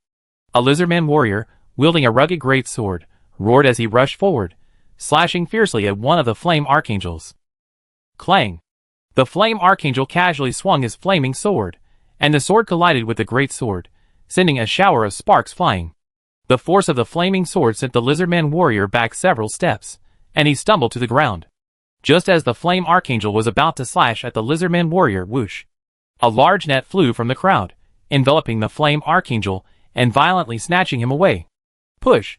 Several loud roars echoed, and the ropes attached to the net tightened, forcibly pulling the flame archangel down from the air. A barrage of attacks descended swiftly. The flame archangel swung his flaming sword, severing the net and killing the nearest lizardman warrior. He was then struck by the angry attacks of the remaining lizardmen, dissipating into a speck of light. The lizardmen cheered and prepared to attack another flame archangel, but at that moment, a streak of light slid down from the sky again. A brand new flame archangel appeared before all the lizardmen. The cheering atmosphere paused. The battle lasted 10 minutes from start to finish. No, the battle should have truly ended in under 5. Tang Zheng stared at the defeated flame archangel, glanced at his pocket watch, and silently calculated the time. The flame archangel was indeed formidable, but that was only in a one-on-one situation. When the enemy outnumbered them, the flame archangel was no match for them. In the final analysis, converting combat power, the flame archangel is a flying level 21 warrior. And if the group of lizardmen below were converted to human troops, they would be completely elite. No! Tang Zheng remembered that the average level of the warrior regiment formed by Gazef was only around level 7, which was already considered elite among the human army. And the average level of these lizardmen warriors was above level 10. Adding to the advantages of the subhuman race and their thick-skinned structure, they must be at least fully armed elites. The advantages of the subhuman race are indeed unmatched by humans. Tang Zheng couldn't help but sigh again after mentally calculating. Although the number of lizardmen warriors gathered below is large, there should be no more than 10 who can actually engage the flame archangel in direct combat. One lizardman warrior is equivalent to 2 elite human soldiers. So, 20 elite human soldiers, with casualties, can eliminate a flame archangel. Tang Zheng gazed calmly below. Boom! Another flame archangel was destroyed. Tang Zheng casually crushed a magic scroll, and a new flame archangel joined the battlefield. Compared to the Little Fang tribe, the Dragon Fang tribe's battle is indeed more valuable for reference. Tang Zheng observed the battle below intently. Since the two priest lizardmen had not yet arrived, the Little Fang tribe's attempt to merely control the flame archangel without destroying it would naturally not occur. The Little Fang tribe's rapid collapse was entirely due to the defeat of the patriarch and the control of the priests by Tang Zheng, which caused most of the lizardmen warriors to lose their will to fight. Furthermore, the old priest lizardman seemed to have anticipated the worst-case scenario and had some of the tribe's lizardmen evacuate in advance. At least 1/3 of the entire Xiuya tribe managed to escape. This was also due to Tang Gang's lack of pursuit. These old, weak, and sick were destined for the future graveyard. The battle within the Dragon-Tooth tribe began to fray. An invisible panic spread among the lizardmen. The Archangel of Fire knew no fatigue, no fear, and even no fear of death. But the lizardmen did? They labored tirelessly, even sacrificing several of their companions, to finally slay one Archangel of Fire, only for another to reappear in the blink of an eye. To this day, no one has figured out what this winged, armored monster is, or why it suddenly appeared in the tribe. Furthermore, some lizardmen warriors had already sensed something was amiss. Why hadn't the two priest elders appeared yet? Don't be afraid. The ancestors are watching us. Kill! Oh! Just as this atmosphere of panic was brewing, a lizardman warrior roared, lifting the spirits of all the other lizardmen. Unfortunately, this exhilaration didn't last long.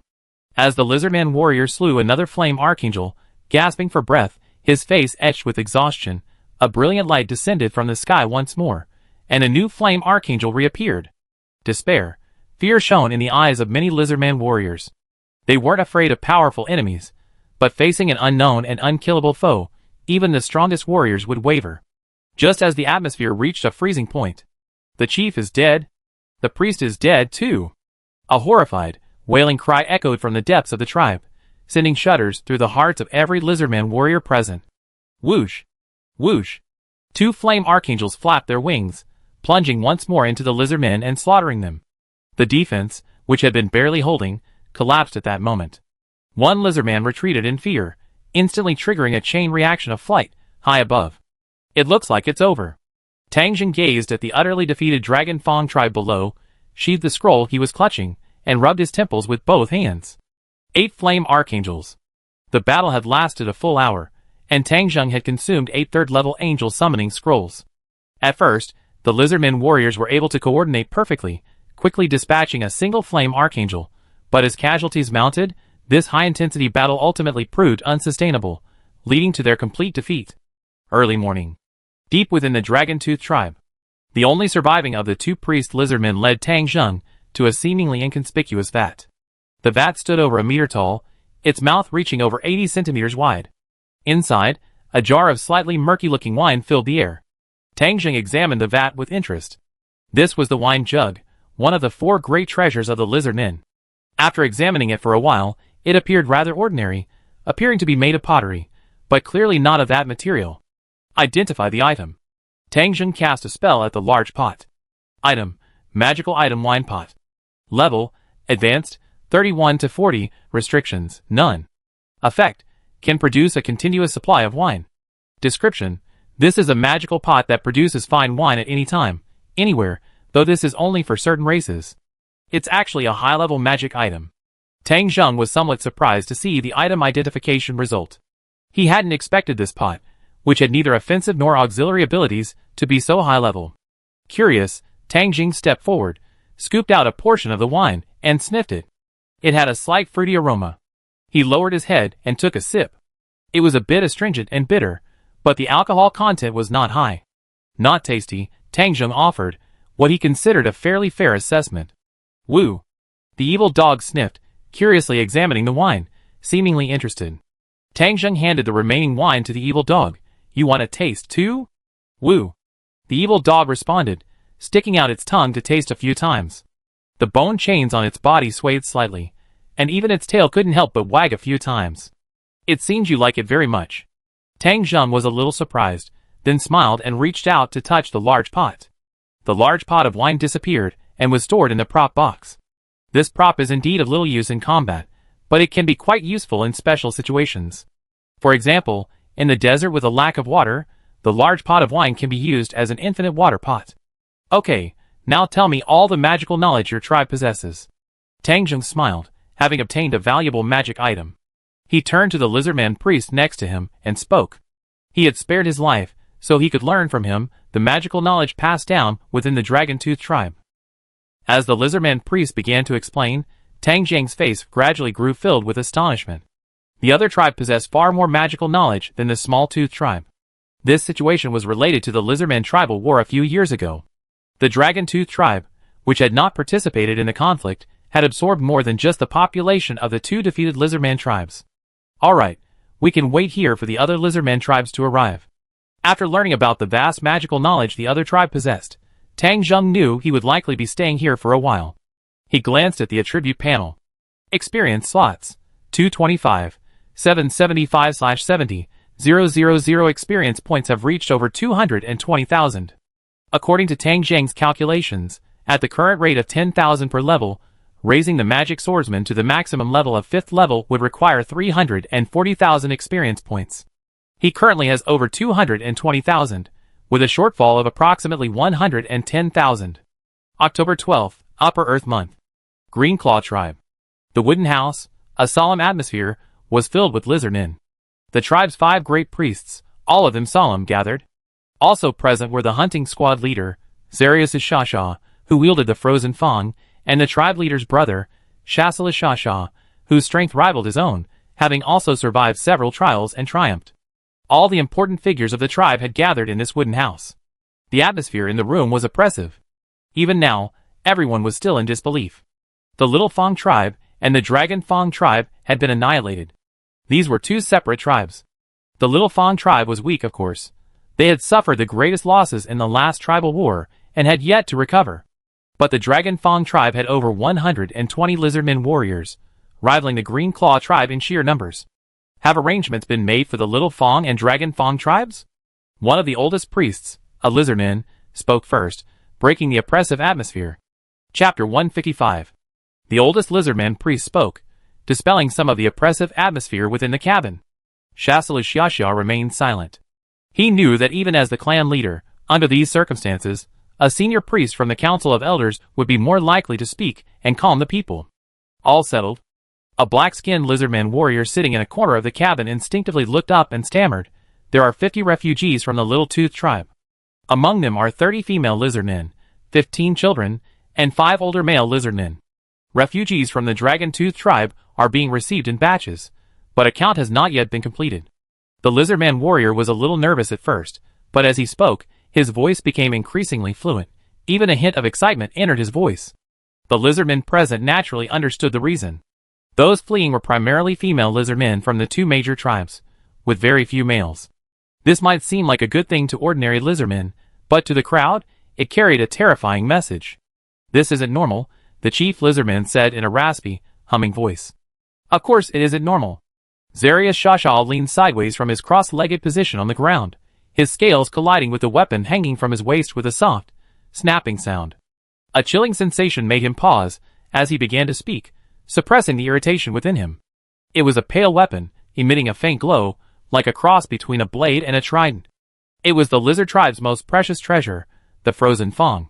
In any case, women and children are always the easiest to kill.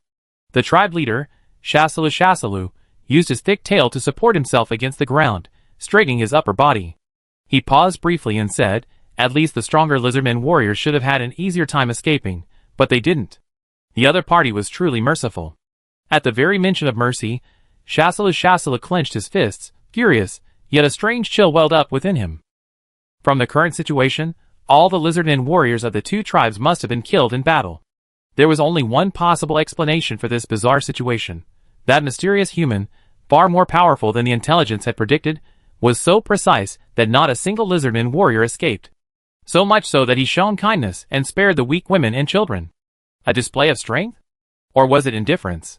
Whatever it wasn't good news for them.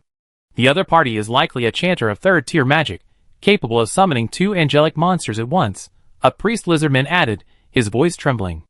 Among the priests present, the strongest, the old priest lizardman, possessed only the strength of the 2nd tier. From the intelligence we have so far, the enemy has only demonstrated this one ability. It's very likely they have other, unknown methods. Another priest lizardman spoke up, especially from the Dragon Fang tribe. They mentioned that their warriors killed several angel monsters in succession, yet were still overwhelmed by the constantly replenishing angel monsters. It's speculated that the human possesses considerable magical power. As information trickled in, the fear of the unknown gradually faded. The old priest lizardman, observing this, said softly, "After all, the enemy is only one person.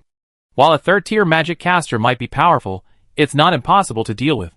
The small Fang and Dragon Fang tribes had no intelligence, so they collapsed quickly after being ambushed. Now that we have intelligence on them, it won't be difficult to devise a countermeasure. Before anyone could rejoice, Zarius Shasha, who had been silent all along, suddenly spoke up. "Because they only have one man, is it possible they are stronger than the intelligence we've revealed so far?" The atmosphere froze. It's not your turn, a traveler, to speak here. The burly hunter lizardman glared at him, nearly roaring. I'm just speculating, Zarius' Shasha said expressionlessly. So, even if they're stronger, you're going to run away? The hunter lizardman glared. Are you an idiot? If they're stronger, our current countermeasures might not work. We need to be more prepared. The Vermilion Eye and Sharp-Tail tribes also need to be notified. We must ensure that the human is killed and not let him escape due to negligence. Zarius' Shasha shouted back. Enough. The old priest lizardman shouted angrily at the two men who were still arguing. The room fell silent. Chief, what are your thoughts? The old priest lizardman looked at Shasalu. Zarius is right. The enemy only has one man. If he escapes, it will be a real disaster. We must ensure that we can defeat him in one fell swoop. Shasalu raised his head and spoke seriously. This isn't just a matter for our tribe alone. With the matter settled, the entire Green Claw tribe began to mobilize, with two lizardman teams heading towards the Vermilion Eye tribe and the Sharp-Tail tribe, respectively. This incident involved the destruction of two major tribes. Even if relations between the tribes were strained, the tribal leaders knew what to do in this situation. The Green Claw tribe, on the one hand, mobilized all its lizardman warriors to stand guard day and night, guarding against a surprise attack from the human. On the other hand, it dispatched a hunting squad to cautiously investigate the destroyed Dragon-Tooth tribe. The personnel of the three major tribes began to converge. Amidst this chaotic situation, within the Green Claw tribe, a frail-looking lizardman, carrying a fish basket, occasionally greeted the patrolling lizardmen as they headed out of the village. The current situation made it difficult to leave the tribe. However, for the lizardmen, who favored raw food and sought fresh fish, obtaining food was a major concern. Luckily, the tribe was located near a lake. The lizardmen quickly arrived at the nearby lake, quickly checking to see if there were any other lizardmen around. With a plop, they leaped into the water. A black figure swam swiftly through the lake, heading deeper. When the lizardman emerged from the lake again, his once robust body began to shrink at a visible speed. The rough black scales on his forehead began to shrink, and spikes emerged. In the blink of an eye, the lizardman had shrunk by half, looking from afar like a miniature lizardman. No! This wasn't a lizardman at all, but a troglodyte, a rare species that inhabited the upper lake region deep within the great wetlands. The spikes on his head were proof of this. The cave lizard man raised a slender, sharp-nailed hand. On it was a ring emitting a dark glow. This was a magical item. It was with these magical items that he could disguise himself as a lizard man and live among the other tribes. A bunch of simple-minded fools. The lower lake wetlands should be ours. The cave lizard man sneered in a low, raspy voice, a hint of hope in his eyes.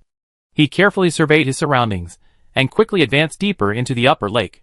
Compared to the comfortable and safe lower lake wetlands, the upper lake wetlands harbored a large number of dangerous magical beasts, and the equally annoying frogmen. Soon, the cave lizard man passed by the perimeter of a frogman's territory, and immediately spotted a frogman of similar size to the lizard man. It was lazily sprawled in the mud, occasionally rolling over. Not far away, several other frogmen were performing the same movements. The frogmen had clearly noticed the cave lizard man immediately, but after a brief glance, they lazily averted their gaze, unconcerned. Damn it! The cave lizard men cursed inwardly, but they moved through the area with extreme caution, daring not to interact with any of the frogmen. Unlike the xenophobic and staid lizard men, the frogmen were not xenophobic, and would not show excessive hostility to passing beasts, monsters, or other creatures. Frogmen were friendly. No! These were even more cold-blooded than the staid lizard men. These frogmen might appear friendly, but in reality, their race had no inherent sense of hierarchy, let alone the concept of friendship. They're simply not hungry right now. Of course, that assumes the creatures passing through their territory aren't threatening, otherwise these frogmen would immediately react with frenzy. In the eyes of the cave lizardmen, both lizardmen and frogmen are fools. Despite their intelligence, they occupy the smallest territory. The deep wetland jungle began to grow more complex. The cave lizardmen, however, moved swiftly and skillfully, soon arriving at a place covered in strange vines and mosses, shrouded in a thick, light fog. Deep in the forest, in front of an abandoned castle about 3 stories high. Here! A look of awe immediately crossed the cave lizardman's face, and even their movements became cautious. Hee, what do I see? A cute little lizard. Suddenly, a somewhat eerie, low laugh echoed from behind the cave lizardman. There was nothing behind him just now. The thought flashed through the cave lizard's mind, but his body moved even faster than the thought. He immediately knelt on the ground, burying his head deeply. Great Master, something has happened with the lizard men. Oh, what happened? Hope is something worth my attention. The strange, sweet laugh turned ethereal. The cave lizard recounted the incident. Interesting indeed. Go away. Hearing this, the cave lizard lowered his head, not daring to look up, and turned and quickly left. At the deep castle gate, a slender figure appeared, but its shadow split into two as it landed on the ground. You heard it, a strange, sweet laugh echoed. I'm not interested in such frivolous matters. You've already wasted too much of my time. Better hope the latest results satisfy me. A flat voice rang out from the third floor of the castle. Click! A rotten window swung open. In the shadows, a figure in a black robe, with a hooked nose and a stern face, appeared. Human! No one could have imagined that humans existed deep within the great wetlands. Debris and dust falling from the rotten window frame were directly shaken away by the surge of magical power emanating from the black-robed man. Simply standing by the window, an invisible air pressure and magical power began to spread, filling the air with a sense of terror. Angels? From the theocracy? I hope you won't disrupt my plans. The hook-nosed mage's light brown eyes gazed into the depths of the jungle, a glint of coldness in his gaze. Dragon-Tooth Tribe. Tangjing put down the scroll in his hand and rubbed his temple. He had been studying the magical knowledge and techniques passed down by the lizardmen for a while now. Fortunately, he had specially retained a lizardman priest. 2 days have passed. I wonder what the lizardmen are up to. Tangjing straightened his back, stretched, and reached up to touch the head of the evil hound lying beside him. Chapter 156. Tangjing walked out of the cabin and saw the clear sky outside. He took a deep breath of the slightly moist air to clear his slightly groggy mind. The magic and techniques passed down by the lizardmen were primarily related to faith-based magic. Some of these spells even interested Tangjing, but they were too low-level and not very practical. Some similar high-level spells could produce better results.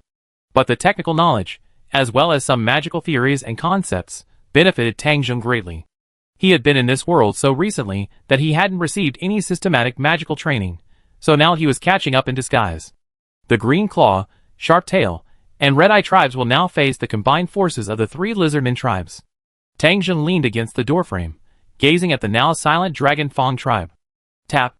The priest lizardman emerged from the room with a dazed expression and handed a crude-looking map to Tangjing. This is the location between the remaining 3 tribes and the Dragon Fang tribe, mapped according to his memory. The Green Claw tribe is the closest. As long as they don't do anything foolish, facing the destruction of 2 tribes, the 3 lizardmen tribes should have united by now. Tangjing studied the map, a slight smile on his face. It's not that he doesn't care. On the contrary, the next step is what he needs to pay real attention to, otherwise he might be in real danger. Zarius Shasha of Frozen Fang, Chief Kazuzu of White Dragon Ancient Armor, and Crush Lulu, who can use 3rd-tier faith magic. Let's not talk about anything else for now. Fighting these 3 lizardmen alone, relying solely on 2 flame archangels wouldn't even have a 20% chance of victory. This doesn't even include the lizardmen warriors from the 3 lizardmen tribes, whose combined strength surpasses even the most elite human forces. And then, there are the priestly lizardmen who can also wield magic. If he were just an ordinary 3rd-tier magic caster, facing such a lineup, he would have turned and fled without hesitation. A hint of excitement deepened in Tangjing's eyes. Not to mention the 2 lizardmen's most precious treasures. The white-skinned lizardman, Crush Lulu, alone was enough to intrigue Tangjing. Not only was she a lizardman of the ancient awakened species, she also possessed several unique professions: summoner, mind shaman, and one that Tangjing couldn't yet identify. Due to varying translations, the opponent's final class has been translated several times, including Dragon Tamer, Dragon Tongue Apostle, and Dragon Mark Instructor. Regardless of the translation, Crush Lulu's final class is always related to dragons, seemingly derived from her own bloodline. If this class is basic or advanced, Tangjing naturally wouldn't mind learning it, and at the same time verify whether such a class derived from bloodline or mastered by a specific race is also possible. Whoa! A streak of white light swiftly flew from the sky, arriving in front of Tangjing's cabin in a moment. Finally, seeing the Archangel of Fire, Tangjing's eyes widened, knowing the lizardman tribe had arrived. Half a kilometer outside the Dragon Fang tribe, 3 lizardmen stood at the forefront, gazing at the silent Dragon Fang tribe in the distance. Behind them stood several priests, and a force of 300 lizardmen warriors. One carried a thick, nearly 2-meter-long sword, another clad in a strange, metallic shimmering armor made entirely of bone, and another draped in straw, completely obscuring himself. They were Shasalu, the chieftain of the three major lizardmen tribes, Green Claw, Sharp Tail, and Vermilion Eyes, Chief Kazuzu, and Crush Lulu. The only one missing from the group was Zarius Shasalu, wielding the frozen Fong. Is that human still in the Green Claw tribe? Crush Lulu, covered in straw, asked weakly. The hunting squad has been keeping an eye on this area. That human hasn't left the Dragon Fong tribe, Shasalu said calmly. In other words, the current situation isn't uncertain? Chief Kazuzu's words were slightly unclear. Shasalu and Crush Lulu knew this was due to the white dragon bone armor. Let's just confirm it for now, Crush Lulu whispered. Shasalu and Chief Kazuzu exchanged a glance and nodded. Crush Lulu raised her arms, her magic power surging through her body. A magic circle appeared in front of her arms. First her natural beast summoning, Sky Hawk. Bang! As white smoke dissipated from the magic circle, a half-human tall hawk appeared before them, flapping its wings and soaring into the air. In a matter of breaths, the hawk had already arrived above the dragon-toothed tribe. Its sharp wings swiftly swept across the tribe, quickly locking onto several figures. Then, the hawk quickly turned and returned in the direction it had come. On the flat road within the dragon-toothed tribe, Tang Zheng, accompanied by the evil hound and the priest lizardman, calmly headed towards the main gate. He raised his head slightly, looking up at the rapidly receding hawk in the sky. Tang Zheng narrowed his eyes slightly. Was it summoned by magic? He remembered that the first time he used wild transformation, he transformed into a hawk, so he was quite familiar with this beast. Recalling the abilities possessed by these lizardmen, he quickly deduced the answer. Natural beast summoning, Tang Zheng muttered, his eyes lacking interest. Summoning magic can generally be categorized into 6 types: angel summoning, undead summoning, demon summoning, elemental summoning, natural beast summoning, and companion summoning. Each type of summon monster has its own advantages, but in terms of power alone, the natural beast summoning system is definitely the weakest of the 5 summoning systems. Of course, the advantage is that the natural beast summoning system has a wide variety of types, and is extremely practical. Ever since Tang Zheng discovered that summoning magic can be gradually upgraded without using skill points, he has been eager to master a second type of summoning magic. He remembered that the lizardmen seemed to possess a summoning magic that combined elements. Outside, after Kaluxa Lulu informed everyone of what Goshawk had seen, everyone was certain. Their biggest worry was that once they had gathered their forces, the human would leave or go into hiding. This would be the most troublesome situation for them. That human is truly confident. Shasha raised his hand to grab the heavy sword behind him, sneering. Then, make him regret it. Chief Kazuza raised his hands and rubbed his bone armor, emitting a sharp humming sound. Forward. Cecilius waved his arm, and a 300-strong lizardman force began advancing toward the Dragon Fong tribe. At the same time, a 100-strong lizardman force had somehow circled behind the Dragon Fong tribe. Leading this force was none other than Zarius Cecilius, the wielder of the Frozen Fong. Chapter 157. Zarius Shasha clutched the Frozen Fong in his right hand, his black, scaly head poking out, his serpentine eyes fixed solemnly upon the unusually quiet Dragon Fong tribe, even after days had passed.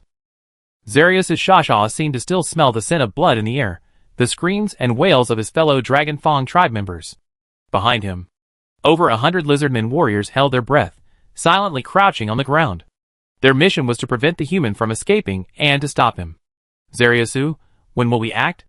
A lizardman warrior whispered, glancing at the Frozen Fong. As the most precious treasure of their race, the greatest dream of any lizardman warrior was to wield this weapon. It was Zarius Shasha, possessor of this weapon, who could command the lizardmen warriors of the 3 major tribes to obey his orders. Wait! Zarius Shasha paused for a moment, then spoke calmly. Their side wasn't the main battlefield, and this was also to prevent any unexpected fallbacks. The 3 major tribes had assembled a force of nearly 500 men. While it wasn't a full-scale attack, it was certainly a bit of an overkill to deal with a single human.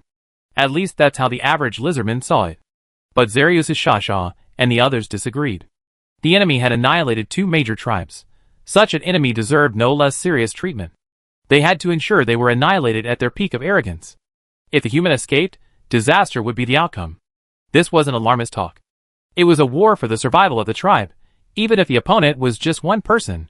Directly in front of the Dragon-Toothed tribe, over 300 lizardmen warriors, led by the chiefs of the 3 major tribes, began advancing towards the Dragon-Tooth tribe, but their pace was slow. Every few steps, a priest cast magic to scan the surrounding terrain for hidden spells or traps. The other party was a magic caster, after all, so no one could be sure of the specific tactics deployed. However, as they drew closer to the Dragon Fang tribe, no traps were ever discovered. This strange situation made the 3 clan leaders in front feel a sinking feeling in their hearts. When they were within 100 meters of the Dragon Fang tribe, Shassala Xiaxia raised his sturdy, black-scaled arm, halting the advance of all the lizardmen. "Excuse me, clan leader Shu Tong. Leave it to me." Coolish Lulu's voice rang out from within the straw covering her body. 3rd-tier natural beast summoning, giant arm of the wetlands. Boom! A blue magic circle appeared on the ground, and with a surge of magic power, a gigantic crab emerged from the circle. Its towering figure stood before them, its height alone reaching 5 meters. The sense of security brought by its enormous size eased the tense hearts of the lizardmen present. Under Crush Lulu's command, the giant crab swung its claws and swiftly crawled toward the Dragon Fang tribe. Obviously, the 3 lizardmen chiefs intended to use the same 3rd-tier summoning magic to determine the situation within the Dragon Fang tribe and, incidentally, to demonstrate their own strength. To be honest, if it weren't for this unexpected meeting, the chief's sharp tail and Dragon Fang wouldn't have guessed that the chief of the Red Eye tribe had been replaced, a priest capable of wielding 3rd-tier magic. It was precisely because of Crush Lulu's presence that they had the confidence to decisively deal with the human who had dared to offend them. The giant crab's massive form rushed toward the Dragon-Tooth tribe's entrance, intending to use its bulk to charge directly inside. Suddenly, whoosh! A streak of white light pierced through the Dragon-Tooth tribe. Before any of the lizardmen could react, it had already collided with the giant crab. Bang! The giant crab raised its massive claws and slammed down with a resounding roar. However, with a crack, the claws snapped into midair, crashing to the ground and creating a puddle of mud. Hiss! The giant crab let out a painful hiss, struggling to raise its other claw and clamp forward. The streak of light, incredibly fast, easily dodged the attack. A flash of red flame in its hand slashed powerfully against the giant crab's head. The sturdy shell shattered and shattered. A stream of mud-like, yellow-brown liquid gushed out from the giant crab's severed head. Bang! The giant crab dissipated in white smoke. The air was still. Crush Lulu took a step back. Even though she was covered in straw, Shassalu, standing nearby, could imagine her expression. Everyone's eyes turned to the streak of white light. Clad in silver armor, wielding a flaming sword, even its wings covered in a vast expanse of silver armor, a creature slowly descended from the sky. "Is this an angel?" Chief Kazuza looked up, his words slightly slurred. The mere sight of this angel instilled a sense of pressure on everyone. Why is this happening? Shassalu gripped the heavy sword tightly, feeling incredulous. Although he also possessed the abilities of a priest, he didn't know much about summon monsters. Normally, summon monsters of the same 3rd tier should have similar strengths. It wasn't as completely one-sided as it was now. Could it be? Shassalu's wrist trembled, a terrifying and unbelievable thought forming in his mind. That's the vibration of 3rd tier magic.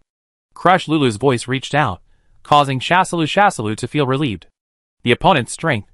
Chief Kazuzu. The strength of a summoned monster is closely related to the magic caster, according to the information provided by Xiaoya and the Dragon Fang tribe. The opponent can summon 2 angels. He's a specialized magic caster, so it's normal for him to have such strength, and this is good news. This means that the human's primary attack method is to summon monsters using angels, Crush Lulu explained, her voice still trembling. The crab she summoned was dispatched in a single encounter. The human spellcaster behind the angel was undoubtedly more powerful than she. No wonder the Xiaoya and Longya tribes were annihilated. Such a powerful flying summon monster is nearly impossible to defeat except by sheer numbers, unless the spellcaster can be eliminated in advance. Here they come! Shassalu's solemn voice suddenly rang out. 3 figures emerged from the Longya tribe's main gate without much haste. The one in front was a frail-looking figure dressed in a white robe. For many lizard folk, this was their first human encounter. Compared to their powerful bodies, the humans looked incredibly weak. A flurry of chatter and clamor erupted from the lizardmen warriors behind them. Who could have imagined that the human they treated with such respect could be so frail? Following the human were a lizardman and a wolf-like monster.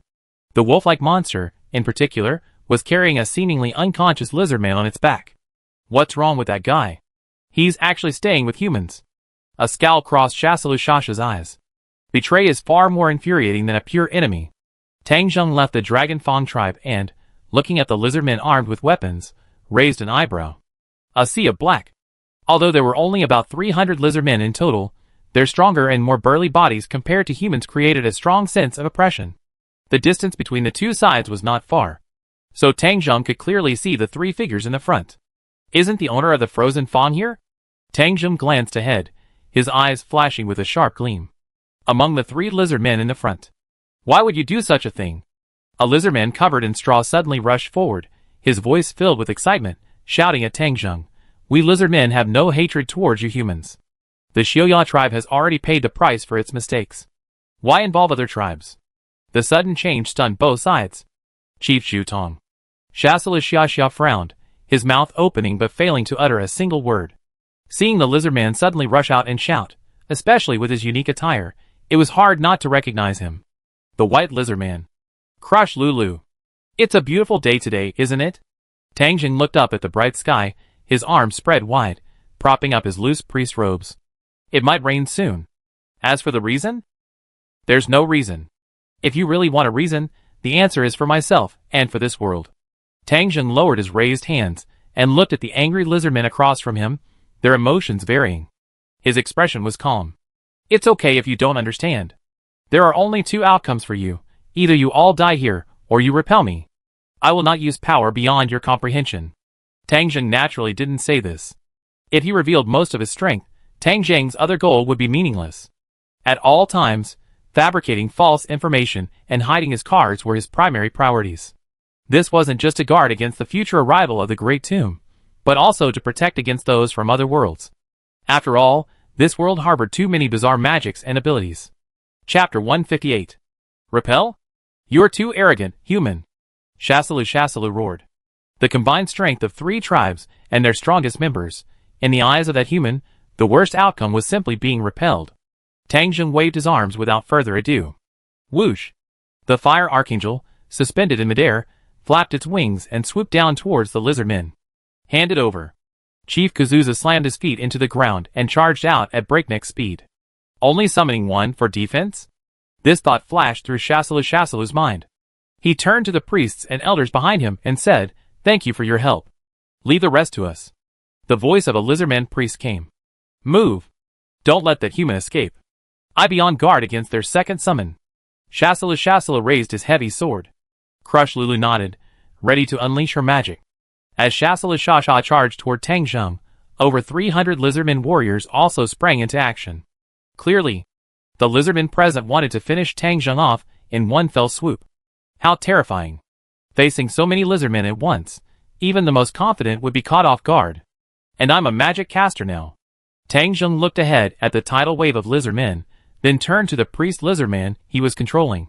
He said coldly, "Release your magic." The priest lizardman raised his hands and pointed forward, "Change the wind." This is a second-tier faith magic, capable of actively controlling the force of the wind. It's a more supportive type of magic. Swish. A cloud of air rapidly expanded between the priest lizardman's hands. Tang Zheng flicked his sleeve, and a bottle of potion appeared in his hand. He casually tossed it into the air. The bottle shattered. A large amount of powdery material mixed into the air. Bang! The priest lizardman thrust his hands forward, and the air cloud instantly exploded, forming a gust of wind that surged forward.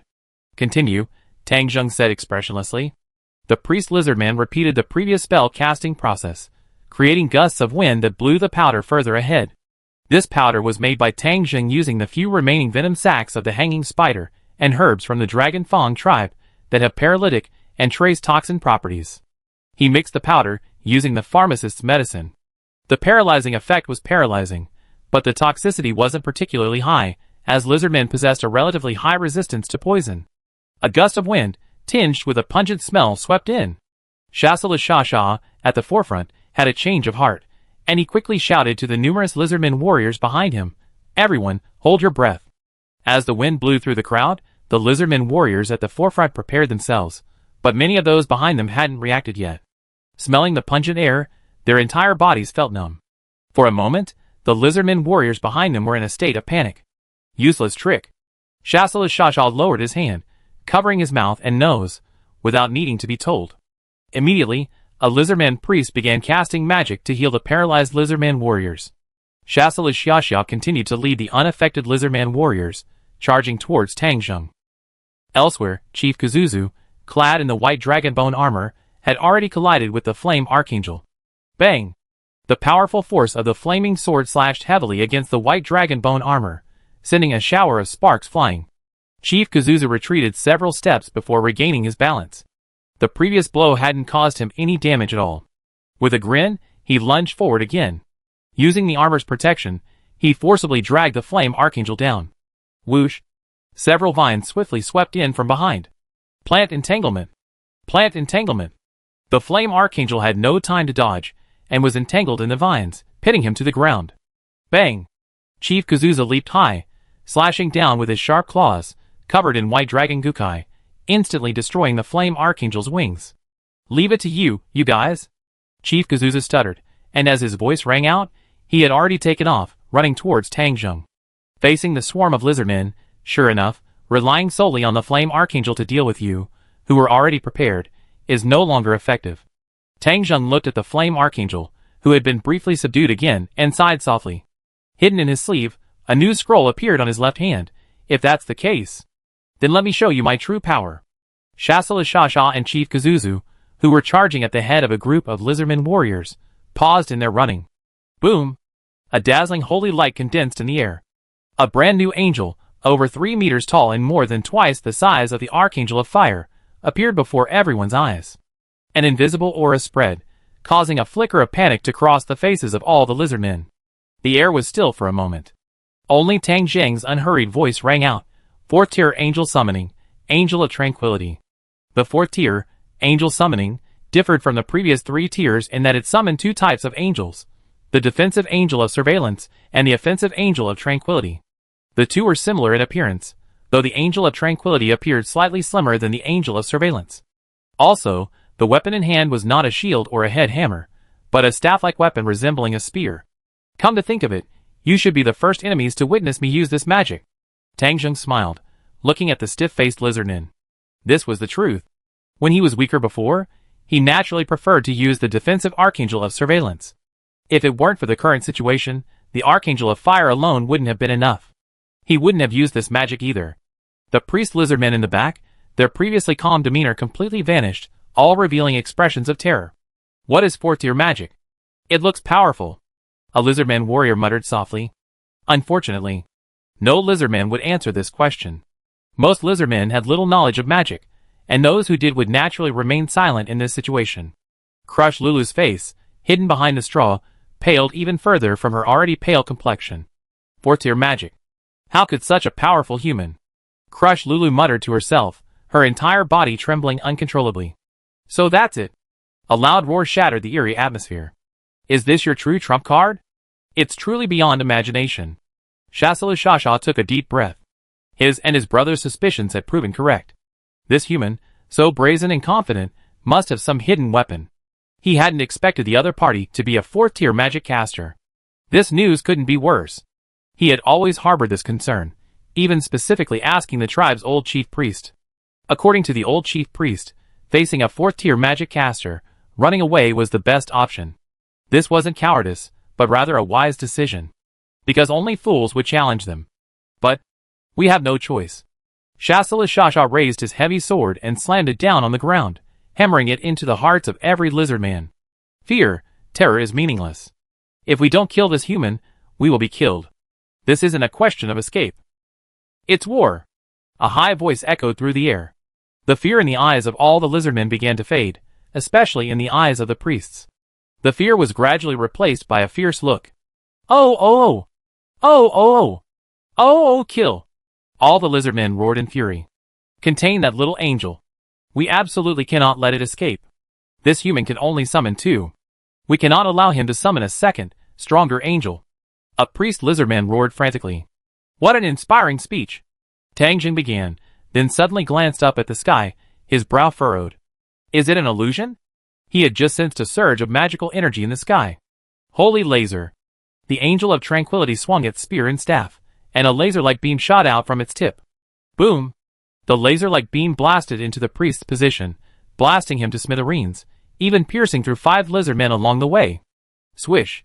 The 2 pairs of wings, one large and one small, fluttered behind the Angel of Tranquility, and as if teleporting, it arrived in front of Shasala.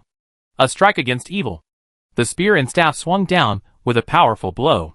Shasala's pupil shrank, and he quickly raised the heavy sword in his hand, thrusting it forward.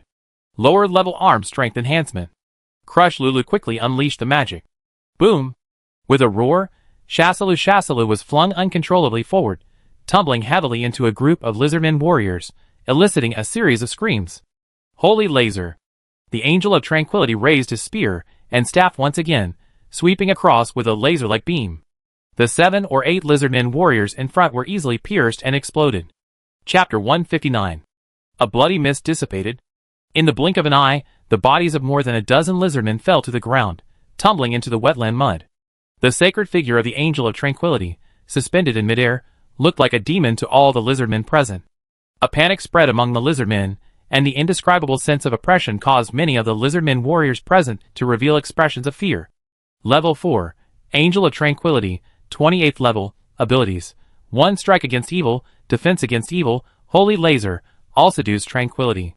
After Tang Zheng summoned the Angel of Tranquility, he automatically understood its abilities, which were similar to those of the Angel of Surveillance. Although it was an offensive angel, its abilities still revealed supportive qualities. Go, Tang Zheng said coldly. Whoa! The Angel of Tranquility's wings flapped, and it flew towards the bound Archangel of Fire.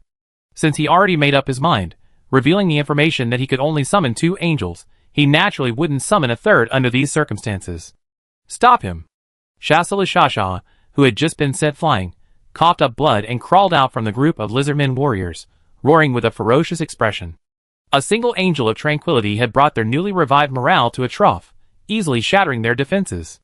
If they had summoned a second, not only would their ability to fight wouldn't have been a problem, their morale would have collapsed completely. Leave it to us, Chief of the Green Claws. A priest lizardman, a look of tragic courage on his face, cast a spell to intercept. At the same time, the lizardmen warriors, armed with bows and other long-range weapons, began to redirect their attacks, targeting the Angel of Tranquility. Crush Lulu scurried over and cast a spell at Shasala, whose arms were twisted and drooping limply to the ground. Heal! Heal! White healing rays of light appeared one after another, rapidly healing Shasala's injuries. Just as his injured arms had regained feeling, Shasala had already risen, picking up the heavy longsword that had fallen to the ground. Chief Green Claw, your wounds are still. Crush Lulu began in a panic. Now is not the time to wait for your injuries to fully heal. They can't hold out much longer. We must eliminate that human as soon as possible. Shasala shouted, wielding the heavy long sword and charging forward. I understand. Crush Lulu, aware of the urgency of the moment, followed closely, ignoring the straw that kept falling from her body. Meanwhile, Chief Kazuzu, clad in white dragon bone armor, led dozens of lizardmen warriors and charged towards Tang Zheng. Chukuzuzu scurried across the ground, his eyes crimson. Letting your summoned creatures leave your side was the worst decision you've ever made, human. Earthbind. The lizardman priest standing beside Tang Zheng chanted. Gulu. The ground churned like a swamp, pouring forth a flood of mud and sand, enveloping the charging lizardmen warriors and Chief Kazuzu's legs. I don't think so. Tang Zheng turned and looked at the bound lizardmen. Traitor. Your ancestors will be ashamed of your actions. Seeing that it was one of their own who attacked them, even his stuttering disappeared, and he cursed furiously. Magic arrows. Tang Zheng raised his left hand and aimed at the group of lizardmen. Magic arrows flew out. One struck Chizuzu, but was blocked by his armor, creating a faint blue ripple. The other 2 easily killed the 2 lizardmen behind him.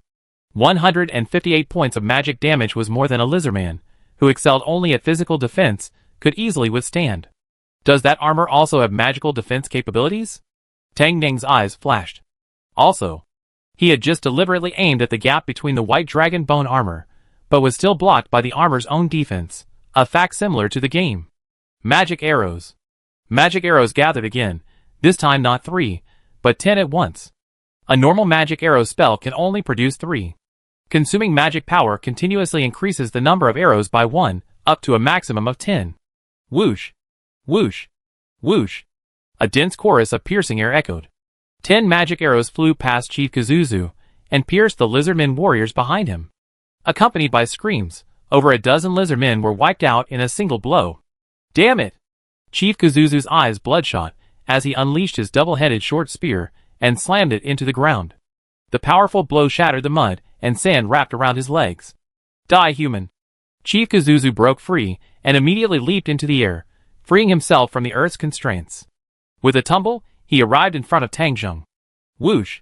The double-headed short spear swung, its blade slicing through the air, creating a gust of air that swept in all directions, slashing down with force. Alra's charm. Tang Zheng raised his eyebrows and chanted calmly. Chikuzuzu's movements froze, and he stood there in a daze. What the hell is going on?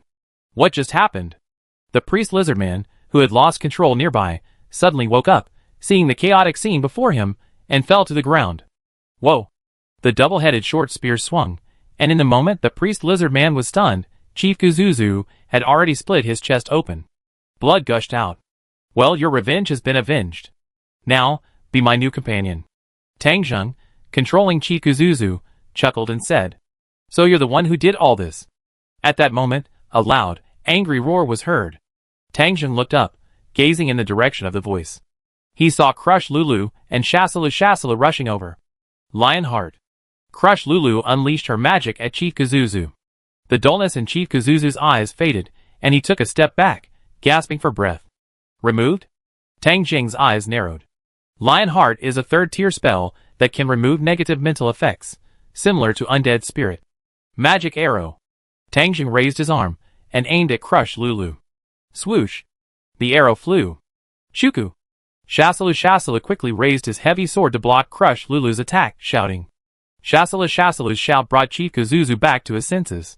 He quickly grasped his double-headed short spear and slashed at Tang Zheng again. Roar!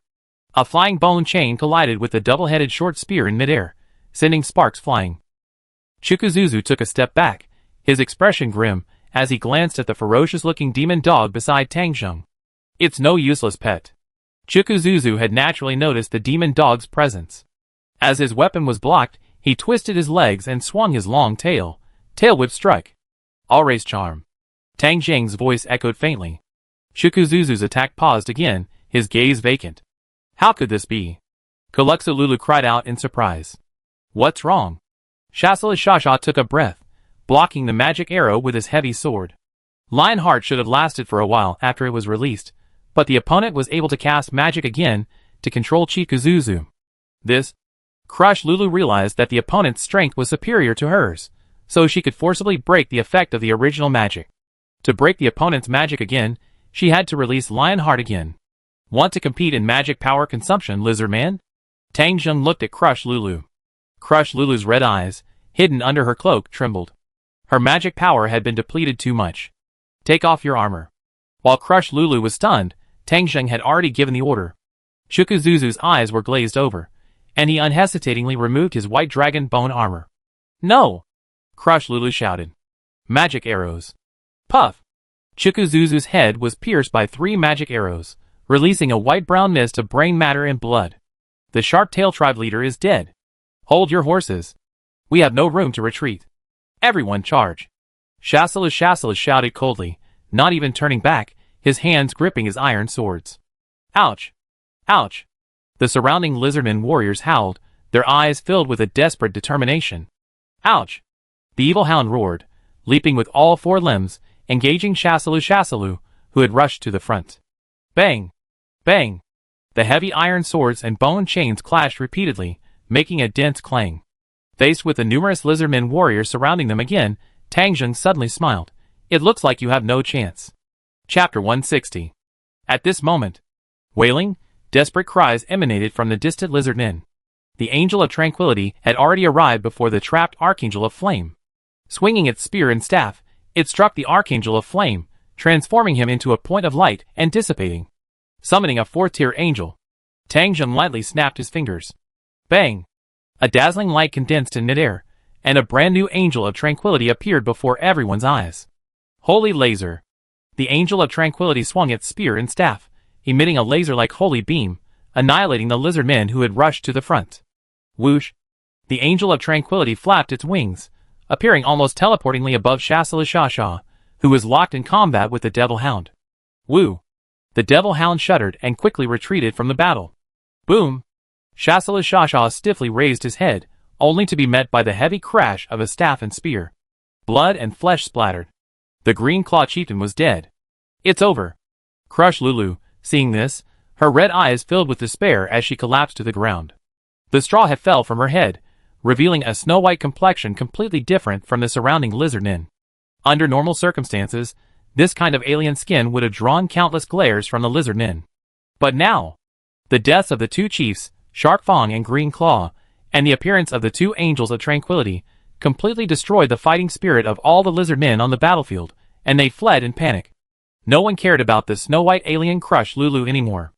On the wetland, lizardmen's wails echoed from all directions. We surrender, Your Excellency human. Crushed Lulu trembled at the screams, tears streaming from her crimson eyes. She looked at Tang Zheng with a pleading gaze. Crushed Lulu, a stark contrast to the rugged, barbaric subhuman image of the average lizard man, exuded a delicate aura.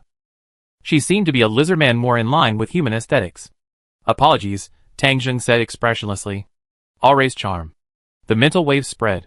Crushed Lulu's eyes grew dull, and she fell silent. Having killed so many lizard men, Tang Zheng didn't believe the lizard men would forget their hatred simply by saying surrender. Speaking of which, the Bone King and the Great Tomb's method of slaughtering the enemy first and then conquering them was rather unnatural. The reason why the various races acted so submissively was entirely due to the Great Tomb's terrifying power. Besides being crude, the Great Tomb's ruling strategy inherently had flaws that were difficult to conceal. Compared to the living, no one wanted to be ruled by the undead. If a power or force as powerful as the Great Tomb emerged, the weaknesses of the races forcibly conquered by the Great Tomb would be exposed, and they would suffer endless backlash. Huff, huff. The sounds of heavy breathing and running blended together. Zarius' Shasha, clutching the frozen fawn, followed by over 100 lizardmen warriors, ran at full speed towards the main gate of the Dragon Fawn tribe.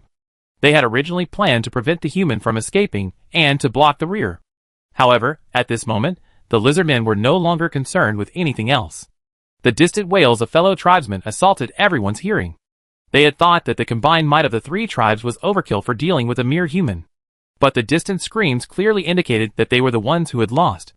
The smell of blood grew stronger as they approached the battlefield in front of the Dragon-Tooth tribe. The footsteps of all the lizardmen grew heavier, but none stopped, only their panting intensified.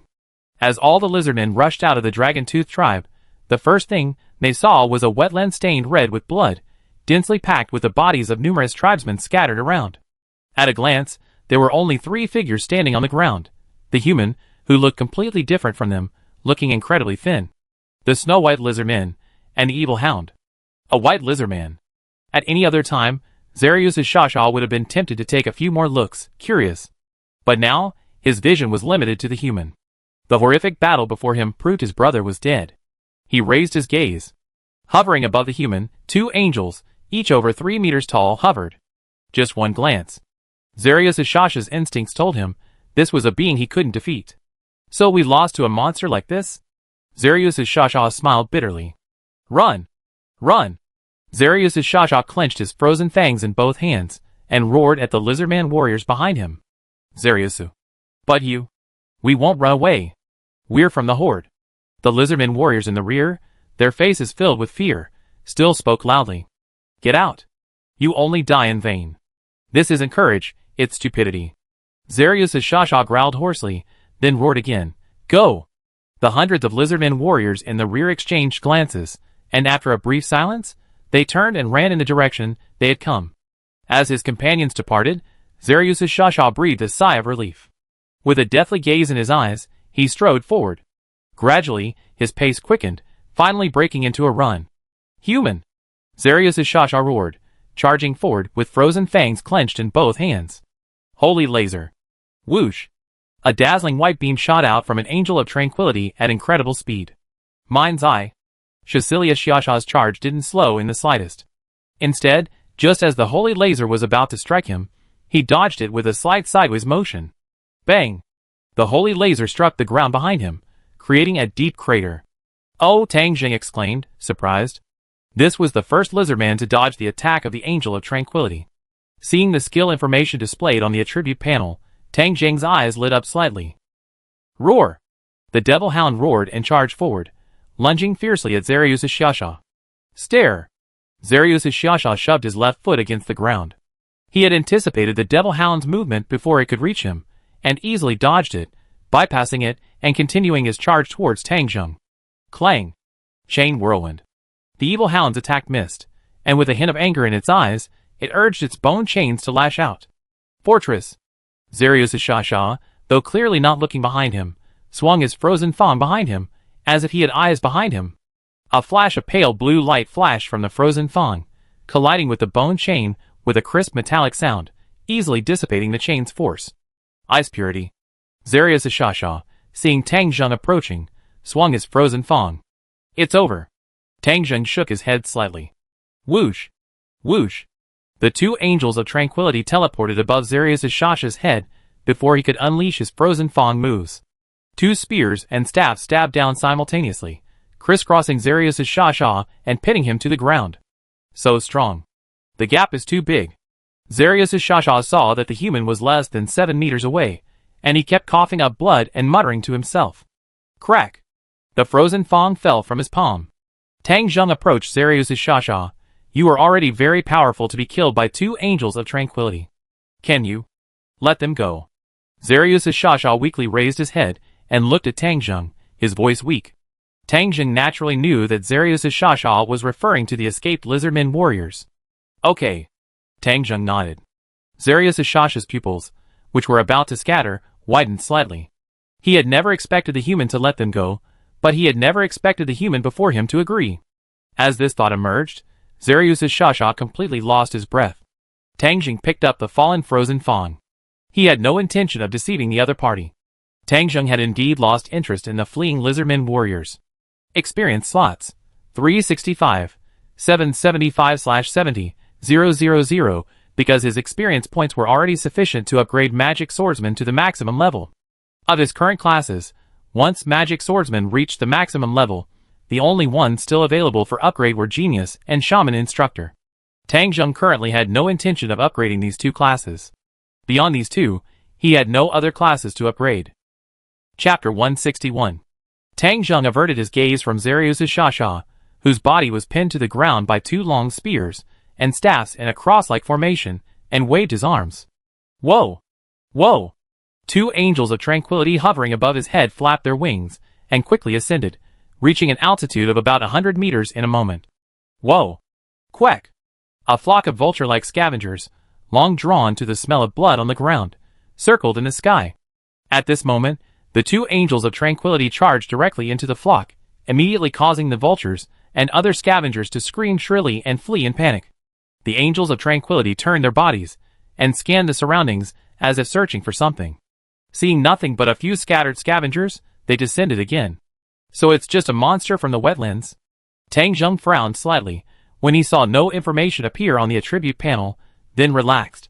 Long before, he had vaguely sensed intermittent, faint fluctuations of magical energy in the sky, and now he had confirmed it. It was probably just a flying monster within this vast wetland. As long as none of the creatures from the Angelicia Mountains were drawn here, Tang Jing didn't need to worry. Ever since I maxed out my Valkyrie, my perception seems to have invisibly increased significantly. Tang Jing muttered thoughtfully. After successively maxing out several classes, Tang Jing discovered that these class upgrades brought more than just passive abilities and class skills. They even increased basic stats. Sword Master had made him extremely proficient and flexible in the use of swords, while Magic Swordsman had improved his control over his magical energy. These invisible improvements couldn't be revealed on the attribute panel. Snap! Tang Jing snapped his fingers. The two angels of tranquility suspended in midair dissipated into white specks of light, vanishing along with them the two spears and staffs piercing Zarius' Xiaxia's body. Bang! Zarius' Xiaxia's body collapsed onto the wet ground. Huh? Tang Jing exhaled a breath of air emitting a faint frost.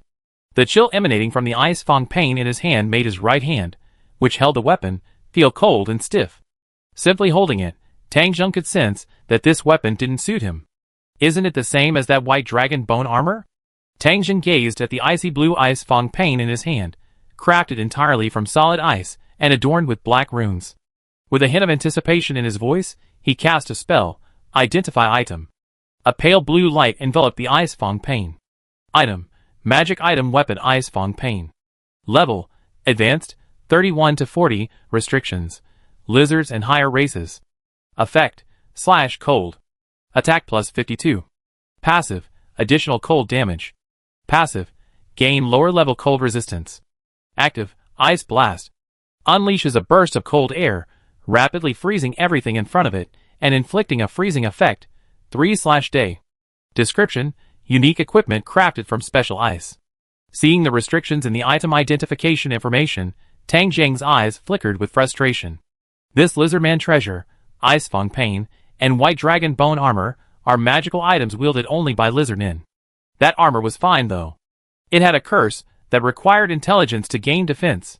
Although the curse didn't work on Tang Zheng, its defensive effectiveness was significantly reduced. Tang Zheng was far more interested in the Ice Fang Pain before him. It was a magical weapon perfectly suited to his aesthetic taste.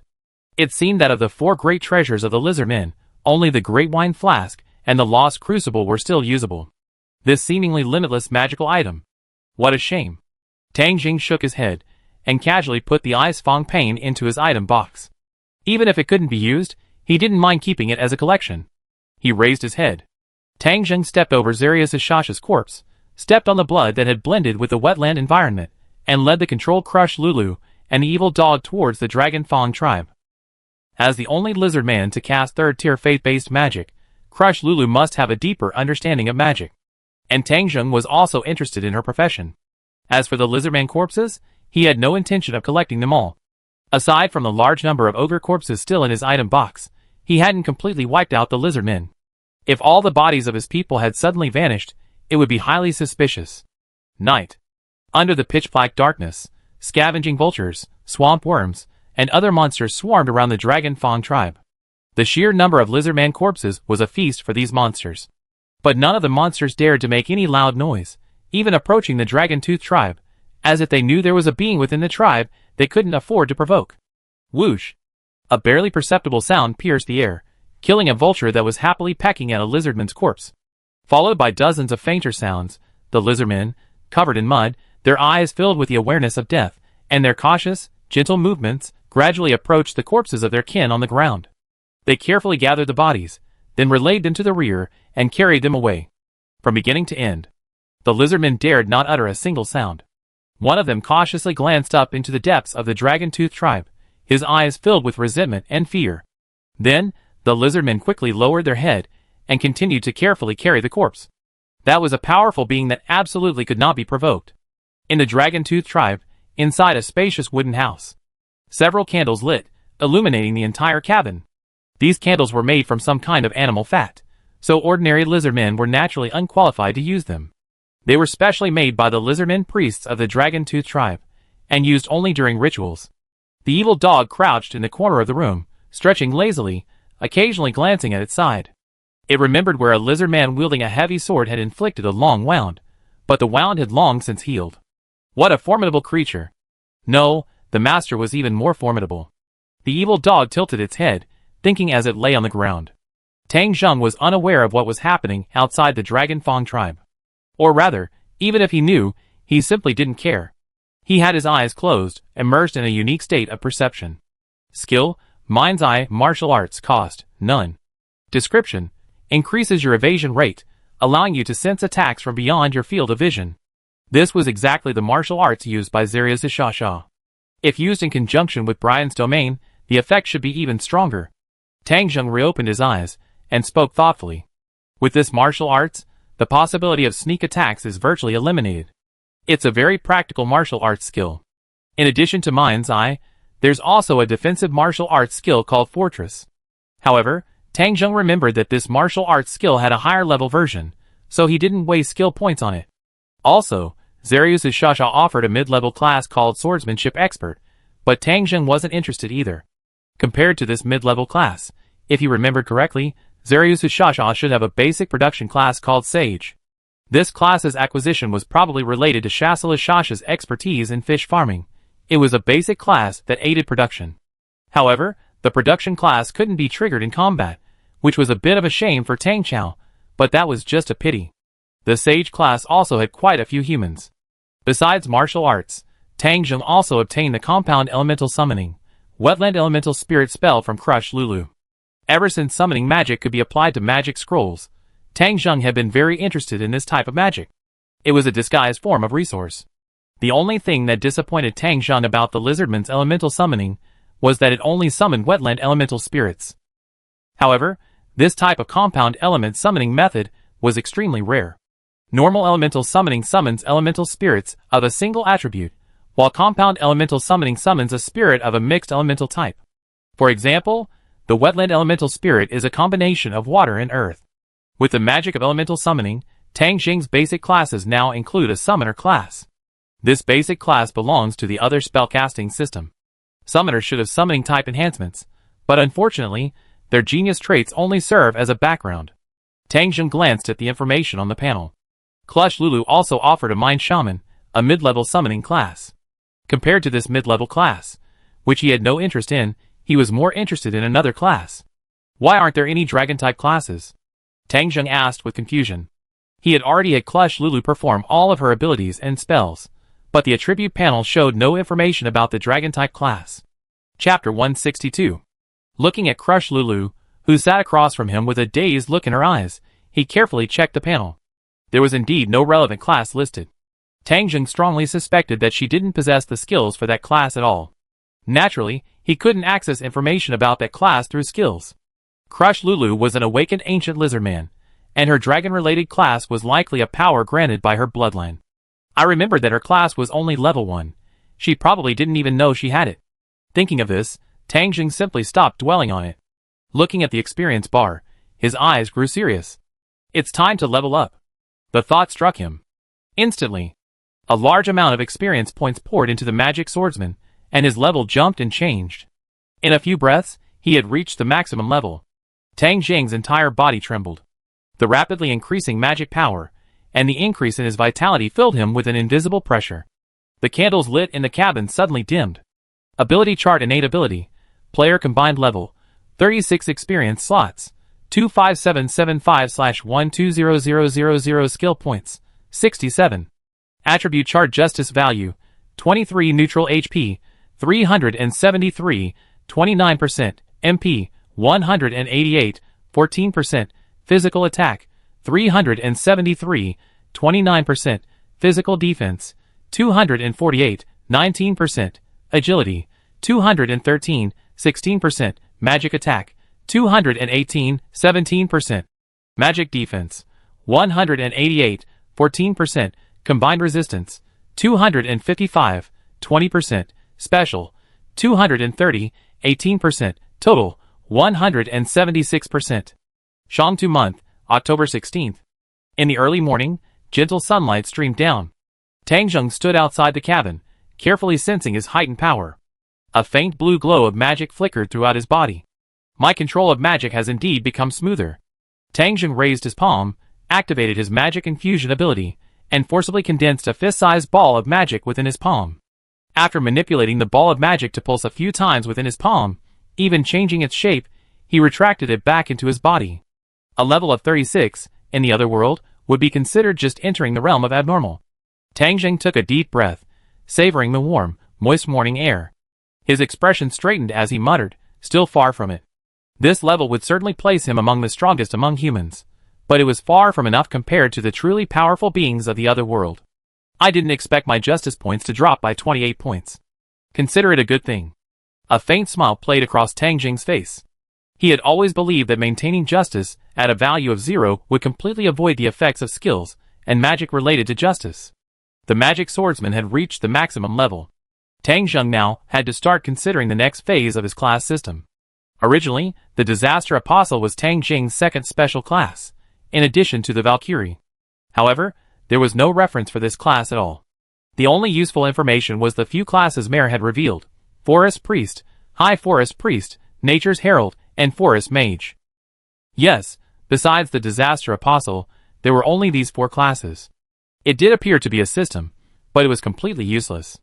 Among the several levels of guardians in the Great Tomb, Tang Jing initially paid little attention to Mare, as he didn't seem particularly strong and was a mischievous cross-dresser. But it wasn't until he saw in the paperback novel how Juesi Jueming's desperate attacks couldn't even break Mare's defense that he suddenly took him seriously. It was then that Tang Jing suddenly realized that among the several levels of guardians in the Great Tomb, Mare's overall stats were surprisingly second only to Shao Tier. This meant that Mare's undisclosed profession might be the key. Tang Jing felt a headache at the thought. Whether relying on data or only the revealed professions, without comparison, even basic deductions were impossible. Faith-based professions, like High Forest Priest and Nature's Pioneer, were likely only found among the elves living in the Iva Shah Great Forest. However, that was the Elf King's territory, and the enemy's strength was at least level 70 or above. Going there now would be tantamount to seeking death.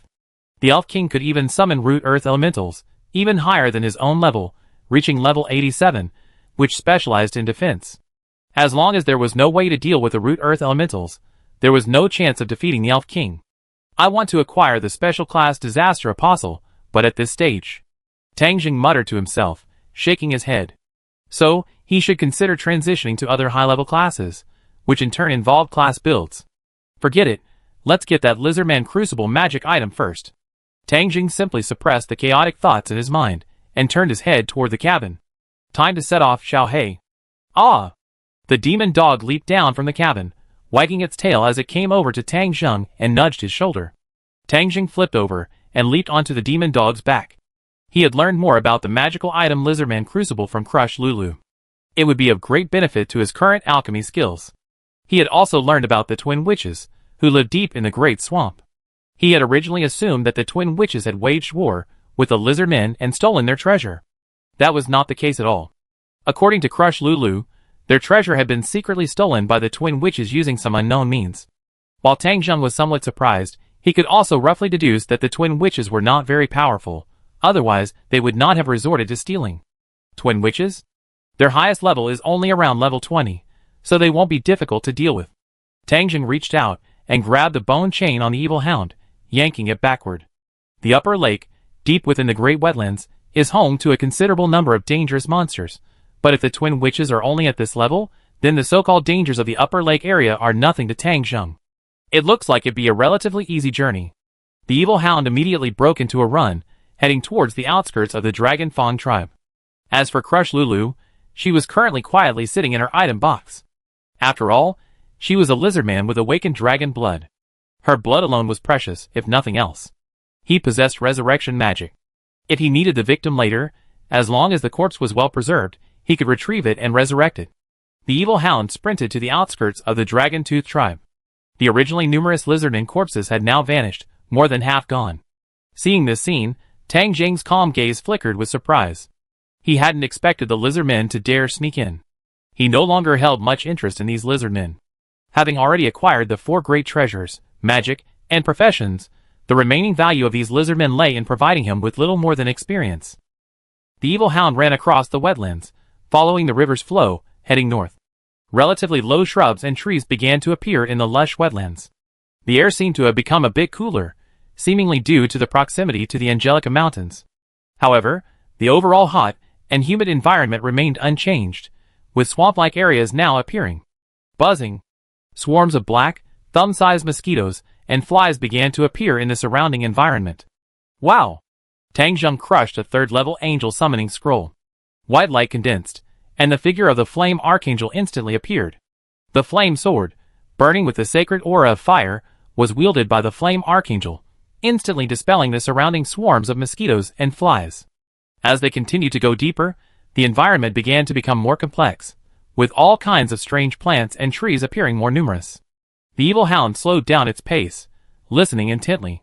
The clear water of the swamp, scattered around, suddenly rippled with small, shimmering creatures of varying sizes. Puff! Puff! Several mud-covered, stinking wetland sharks leaped from the water below, their bloody mouths wide open, tearing towards Tang Jing's position. Wow! The Flame Archangel flapped its wings and flew overhead, rapidly swinging and spinning its flaming sword. Several wetland sharks that charged at them were easily chopped apart in midair by the flaming swords, their bodies scattered in scattered fragments. Experience gained, 131. Experience gained, 137. Just as the Flame Archangel attacked the desert sharks, a seemingly insignificant pile of waterweed on the ground in front of the Devil Hound suddenly stirred. thick, palm with leaves rapidly extended, like suddenly gaping maws, closing in on the devil hound and Tang Zheng. There are so many bizarre monsters. Tang Zheng expressionlessly raised his arm and aimed at the waterweed. Magic arrows. 3 arrows swiftly shot out, easily piercing the extended, thick leaves and striking the core of the strange waterweed. The strange waterweed trembled, its open leaves shrinking at a visible speed, turning withered and yellow. Experience gained, 172. Tang Zheng continued forward on his devil hound, encountering more and more bizarre monsters. Chapter 163. Roar! Roar! Roar! A piercing hissing sound emanated from the mouths of mantis-like monsters, each drab and covered in tiny, dark yellow spikes. These monsters had dark red markings on their bodies, and their insect-like mouths, open and extremely ferocious, were incredibly dangerous. This group of monsters is much more dangerous than the previous group. Tang Zheng glanced around. 7 of them had already surrounded him. These mantis monsters were not small, about a meter tall, and their bodies were covered in a drab, shell-like substance, exuding the dangerous aura of predators. Magic arrows. Tang Zheng didn't wait for the mantis monsters to attack, but cast a spell on the one in front. Whoosh! 3 magic arrows flew out, piercing the chest of the mantis monster in front, releasing a stream of greenish-yellow liquid. Roar! The attacked mantis monster hissed in pain and fell to the ground. Its average strength, slightly stronger than ordinary lizardmen, Tang Zheng said calmly upon seeing the result. A companion was under attack. The other mantis monsters all let out sharp hisses, their ferocious jaws gaping, and saliva and mucus, emitting a corrosive smell, spurted from their mouths. Wow! The flame archangel quickly blocked Tang Zheng's path, blocking the sour and corrosive liquid from the front, while the evil hound had to dodge Tang Zheng nimbly, avoiding the liquid flying from behind. Sizzle! Sizzle! The sour and corrosive liquid landed on the flame archangel's bright silver armor, emitting a corrosive sizzling sound and white smoke. Kill them, Tang Zheng said coldly, his eyes narrowing slightly at the sight. Whoosh!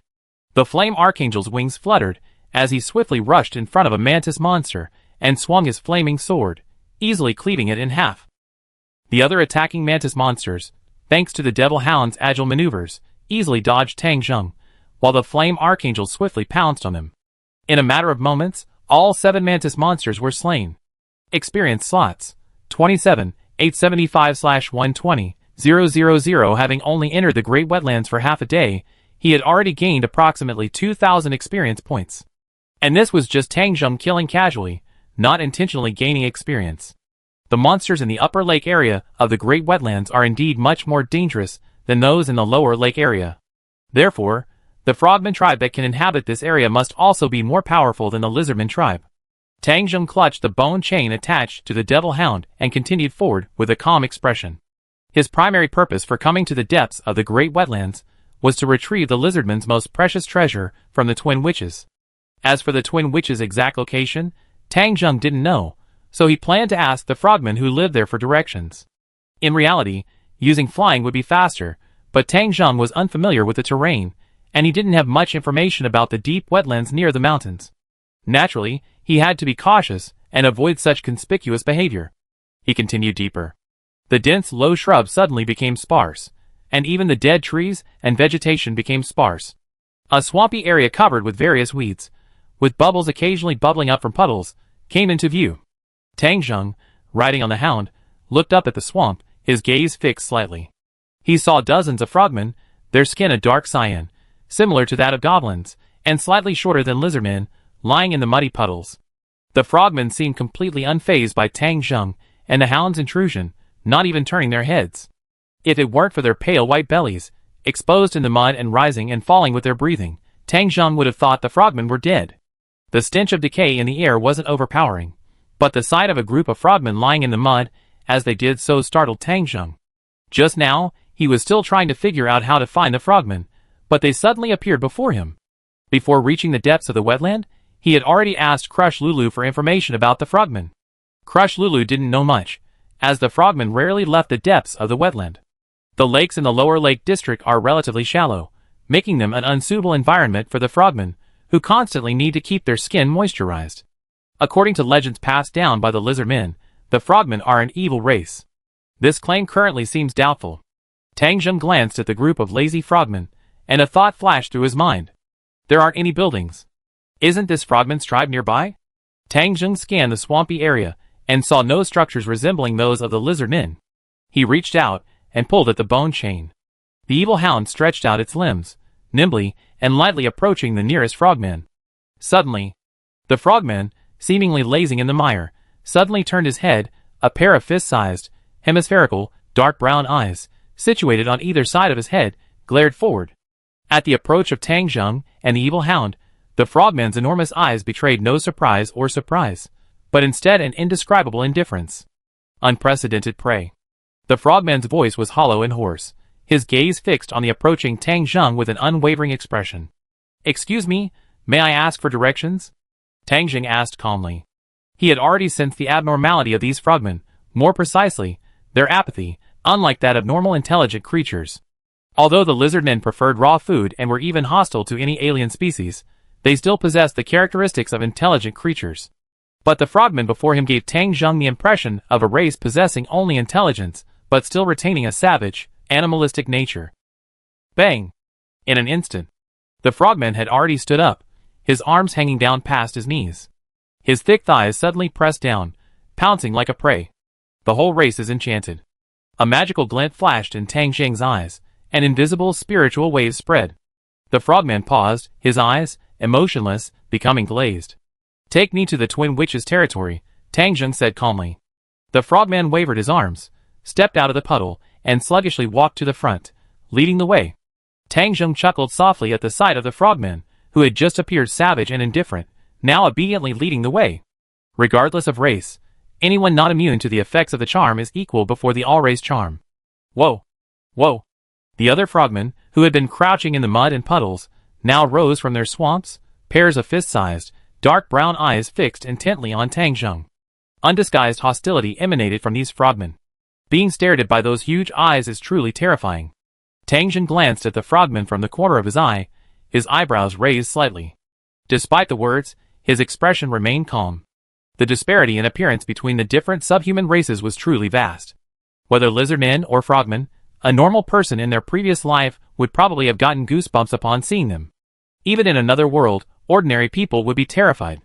If he hadn't adapted to facing this intelligent, non-human species through the process of slaying so many goblins, he would probably need some adjustment. "Kill them all," Tang Zheng said calmly, waving his arm. Hovering in midair, the flame sky flapped its wings and pounced towards the frogman in the swamp. "Wow!"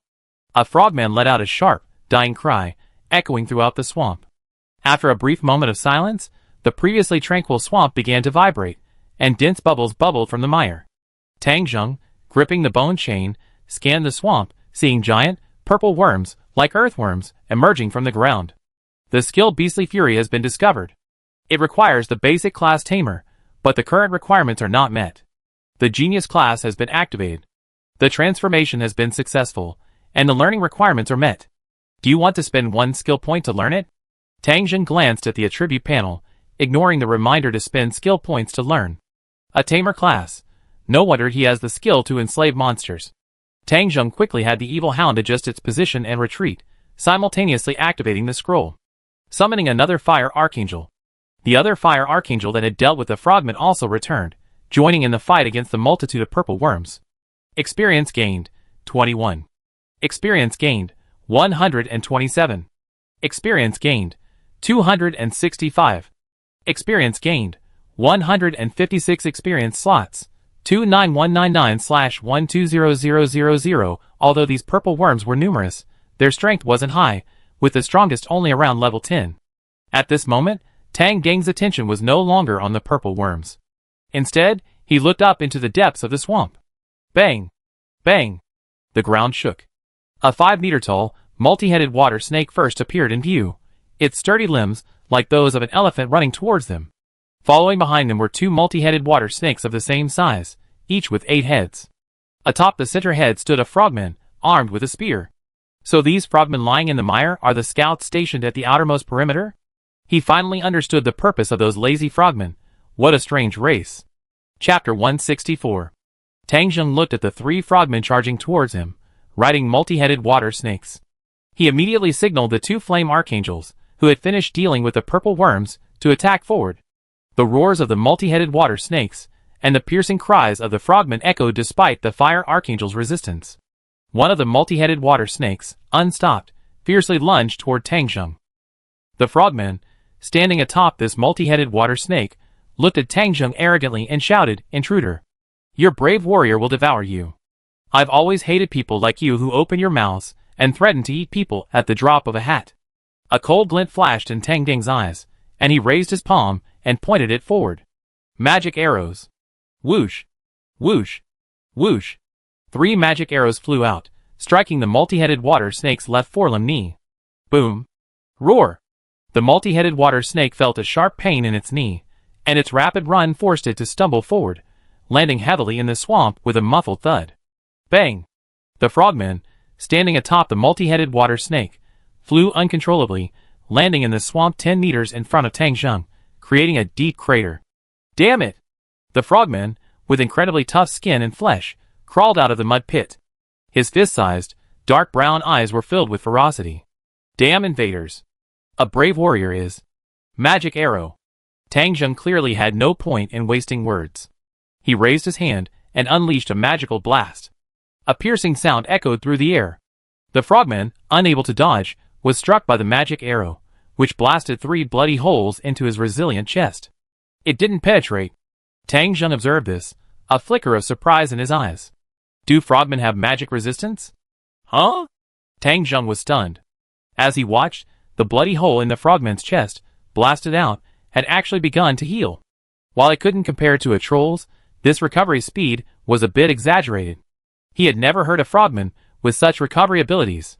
I discovered that the skill partner contract 1 requires a basic class tamer, but the current requirements are not met. The genius class has been activated, successfully transformed, and the learning requirements are met. Do you want to spend 1 skill point to learn it? Tang Ning's eyes flashed. Another tamer skill. The previous tamer skill, Beastly Fury, hadn't impressed Tang Zheng much, both in terms of name and effect. But the effect of this skill, displayed by the frogman, caught his eye. He certainly didn't mind having too many basic classes. As long as it didn't waste skill points, he wouldn't mind learning any. Skill, Partner Contract 1. Cost, none, 1 hour cooldown. Description, choose to form a close partnership with a non-hostile monster, allowing the user to use one of their partner's abilities. The user can also choose to have their partner use one of their own abilities. Each activation can only be performed by 1 party, and the cost is paid by the party being used. P.S. Once selected, it cannot be cancelled unless the partner dies, at which point it can be replaced.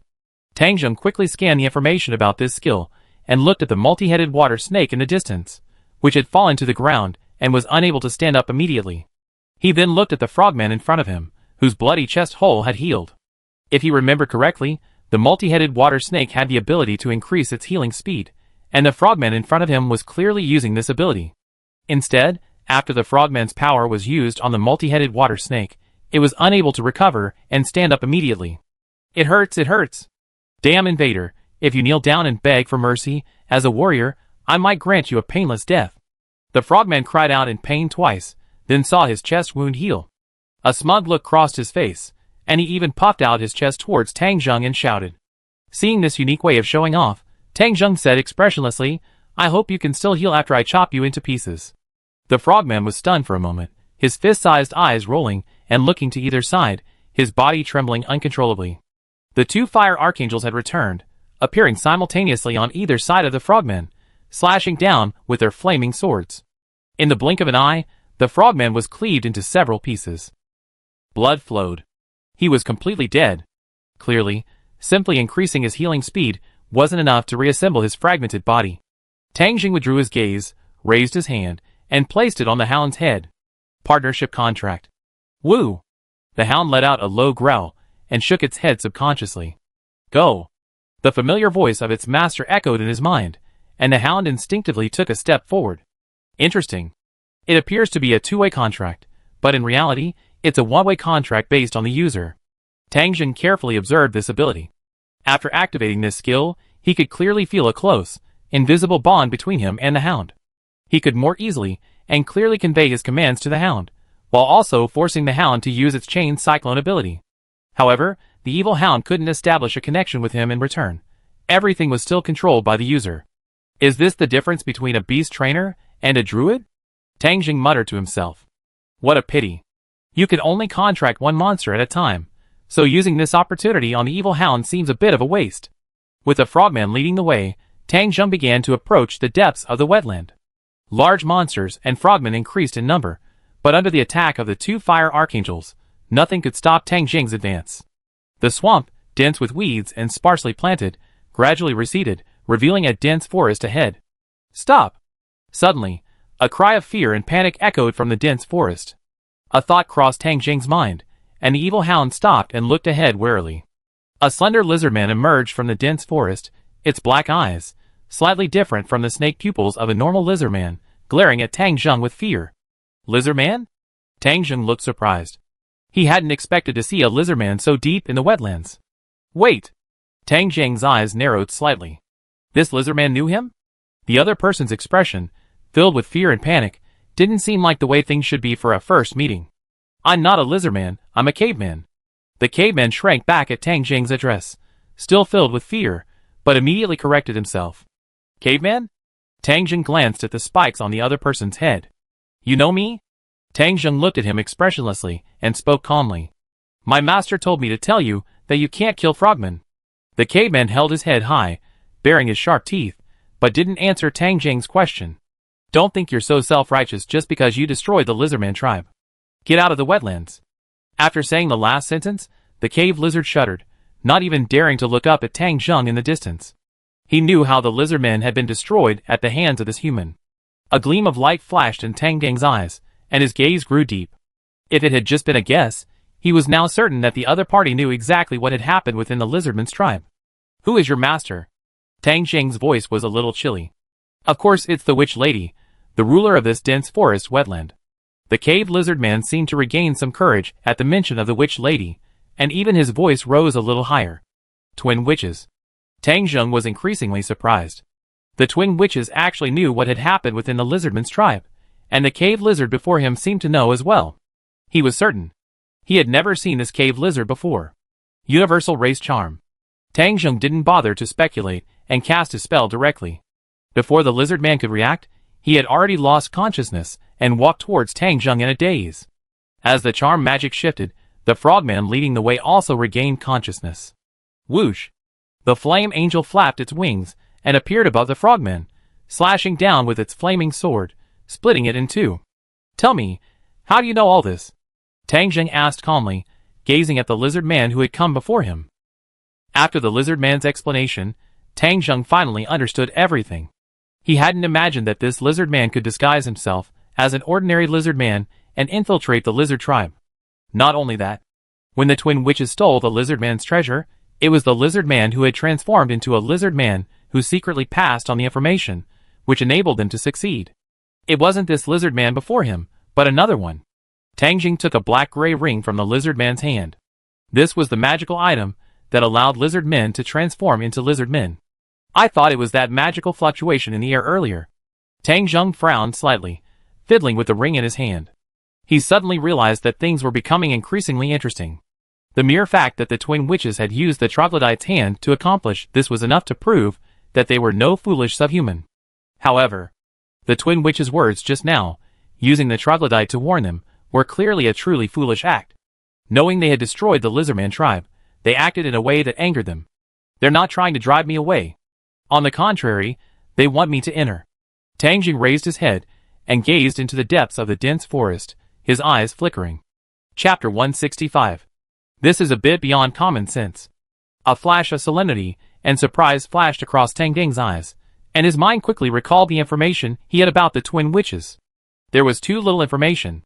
Whether it was the information he had learned in his previous life, or the information he had obtained from the lizard men, including the information he had obtained from the cavemen before him, the useful information he could provide was pitifully small. The only thing Tang Jing could be sure of was that the twin witches would still exist when the Great Tomb descended 4 years later. Inexplicably, a bad premonition arose in Tang Jing's heart, because the situation before him was truly strange. Of course, it was not ruled out that the twin witches, with their wisdom, had deliberately made such an unusual move to scare him away. Tang Jing gazed into the depths of the dense forest wetland, shrouded in a faint mist, and suddenly chuckled. All right then, let me see what you're up to. No matter what tricks. Strength is the most important thing. He was certain the twin witch's strength would never exceed level 30, perhaps just above level 20 at most. Although he hadn't had time to replenish his scrolls in the past few days, he still had 15 scrolls of the Archangel of Fire and 18 scrolls of 4th level angels, 10 of which were scrolls of the Angel of Surveillance. 8 were scrolls of the Angel of Tranquility, 2 of which he had used in the previous battle against the lizard men. Lead the way, Tang Jing said calmly, motioning the charmed cave lizard men to lead the way. The dense forest was filled with a damp atmosphere, with all sorts of strange-looking trees intertwined, and verdant vines winding all around. An invisible sense of terror permeated the dense forest. Tang Jing held the forest-crossing magic item in his palm, allowing the hound's movement to continue unaffected by the surroundings. Coo, hiss, tick-tick, sparse bird calls could be heard from afar. As they advanced deeper, a massive black shadow slowly emerged from the dense forest. Tang Jing paused the hound's advance, raised his head, and gazed forward for a moment. Due to the fog, he couldn't immediately identify the black shadow. It's the Master's castle, the cave lizard explained with a dull expression under the spell. Castle? Tang Jing raised an eyebrow in surprise at this answer. A subhuman actually built a castle deep in the forest. It seemed that the twin witches were not only intelligent, but also quite adept at enjoying life. Tang Jing became slightly more cautious. Seeing the twin witches' castle meant they were nearing their territory. Hee. Suddenly, a soft, melodious laugh echoed through the dark forest. Little lizard, you actually brought humans in here. Doing something like this is very upsetting to me. The ethereal, delicate voice echoed from all directions within the forest. The twin witches. Tang Ning's gaze fixed. Unable to determine the other party's location by sound, he reached out and patted the evil dog's head. Roar! The evil dog growled, raising its nose and sniffing the air, trying to determine the other party's location. However, the mixed smells in the wetland air made it impossible for the evil dog to accurately determine the twin witch's location. Strange, why isn't the little lizard reacting? So it's being controlled? Hee, you human actually have such a trick. The ethereal voice continued to echo from all directions, but Tang Jing could clearly sense it getting closer and closer. The spell illusionary sound was discovered. It requires a basic psychic class, and the current requirements are met. Do you want to spend 1 skill point to learn it? Playing tricks. Tang Jing glanced at the information that appeared on the attribute panel, a flash of surprise in his eyes, and then he sneered. Psychic spellcasting classes are less common than the other 3 spellcasting classes.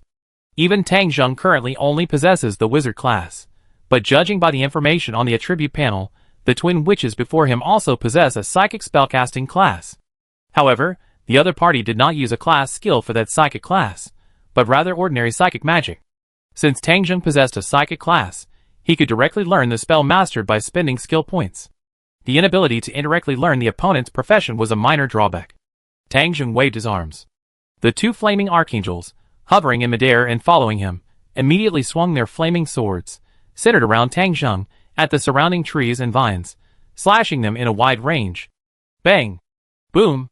The broken branches and vines were ravaged, sending wood chips flying and a roaring sound. The ethereal sound of approaching stopped abruptly. Seeing the effect, a flash of understanding crossed Tang Jing's eyes. Besides the indiscernible sound created by their magic, the twin witches likely possessed a special ability that allowed them to blend in with their surroundings. The attribute panel can be used to learn an opponent's magic and skills by consuming skill points, but it cannot acquire the opponent's inherent abilities. You human! Damn it! The originally playful voice turned somewhat exasperated. Darkness! Instantly, the gloomy environment of the jungle darkened at a visible speed, all light rapidly evaporating. Even the pale white light emanating from the flame archangel vanished, shrouded in darkness. Whoosh! A faint sound shifted in the darkness. Dang! Ah! First there was the sound of something sharp striking the flame archangel's armor, followed by a scream from the darkness. The thick darkness faded after a brief pause, and dim light once again enveloped the dense forest. Tang Jing remained seated on the evil hound. One of the flame archangels had returned, hovering quietly to the left. A close look revealed a noticeable dent on the flame archangel's chest, clearly indicating some sort of attack in the darkness. Another archangel of fire appeared 8 meters ahead, facing off against a slender creature wrapped entirely in emerald green leaves, its body exposed only by a pair of bright yellow pupils. Even shrouded in emerald green leaves, its graceful figure was still visible. Is this the twin witches? Tang Jing looked at this mysterious subhuman. Because it was shrouded in leaves, He couldn't determine its exact species. Also, is there only one twin witch? Tang Jing glanced around, but aside from the one facing him, he couldn't see any others. How did you see that? The twin witch's voice tinged with fear, clutching a burnt spot on their shoulder. That was the spot where the flaming sword had struck them. Of course, it's a magic item. Tang Jing raised his finger and tapped the monocle on his left eye. The spell he used, Darkness, eliminated ambient light and wasn't a negative effect. The passive ability Divine Blessing couldn't counteract it. However, the ordinary night vision magic item in his hand wasn't very effective. Tang Jing had just secretly used his mind's eye skill, which was how he spotted the twin witch's sneak attack. Darkness was a magical spell, while Phantom Sound was a spiritual spell. The other party possessed dual magic classes. Tang Jing quickly determined the class structure of the twin witches and unleashed a magical spell at them. Magic arrows. Whoosh! 3 arrows shot out at high speed. Simultaneously, the Flame Archangel also lunged forward, swinging his flaming sword and striking hard. He had already discovered that the leaves wrapped around the twin witches were easily damaged by the flames burning on the flaming sword. Corruption and destruction. The twin witches screamed, and dark gray magical waves surged out. The flying magic arrows corroded and dissipated in midair. This power also descended upon the Flame Archangel, but the impact was not noticeable. A flash of flaming sword light. Another large wound pierced the twin witch's chest, spilling a stream of bright red blood. Simultaneously, the leaves wrapped around her chest immediately ignited and burned. Corruption and destruction. The twin witches screamed in pain and cast another spell. The flames ignited in their chests were extinguished, and their bright yellow pupils stared intently at Tang Jing, the charm of the human race. The immortal spirit. A flash of magic flashed in Tang Jing's eyes, and he immediately cast a blocking spell while controlling the Flame Archangel to continue the attack. Help me! The twin witches cried out. In an instant, a head with the same bright yellow pupils, but shrouded in white mist, emerged from the twin witch's chest. Chapter 166. A strange scene. Tang Jing's pupils shrank. What kind of subhuman race was this? Or perhaps an alien species? Ah! A head shrouded in white mist let out a piercing sonic scream. Visible layers of sonic waves spread. The Archangel of Fire, who had rushed forward, was immediately repelled. Human, leave here, and I won't hold you accountable for invading my territory. The twin witches trembled all over, the leaves wrapped around them rustling. Their bright yellow eyes looked at Tang Jing with fear. However, deep within their eyes, a hint of disappointment lingered. To be able to destroy the 5 great lizardman tribes, they must be formidable, but... Whoa! The mist-like head emerged from their chest, continuing to peek out. Then, a whole figure emerged from the twin witch's body and collapsed to the ground. Your voice is terrible, sister. A figure shrouded in white mist rose from the ground, her voice rasping with weakness. Now! 2 figures appeared before Tang Jing, one shrouded in dense foliage, the other in thick fog. You look like the true twin witches now, don't you? Tang Jing looked at the 2 figures, a flicker of surprise crossing his face. Then he spoke calmly, leaving? Not impossible. Hand over the lizardman's treasure. So you were drawn here by that magic crucible. The mist witch sneered hoarsely, her yellow eyes glaring at Tang Jing with resentment. Die, human! A piercing roar echoed. The mist witch leaped, lunging towards the Fire Archangel, positioned between them. Her body, shrouded in thick fog, appeared unusually light. Magic armor. The green leaf witch swung a ball of green light, enveloping the mist witch. The Fire Archangel swung his flaming sword, striking the mist witch, but the flash of magic armor blocked the blow. Just as the Fire Archangel prepared to swing his magic sword again, the mist witch not only made no move to retreat, but continued to lunge at the Fire Archangel. In the blink of an eye, the mist witch collided with the Fire Archangel's bright silver armor. However, the expected collision did not occur. In an incredible way, the mist witch penetrated the Fire Archangel's body. The next moment, the Fire Archangel paused his attack, turned around, and rushed towards Tang Jing.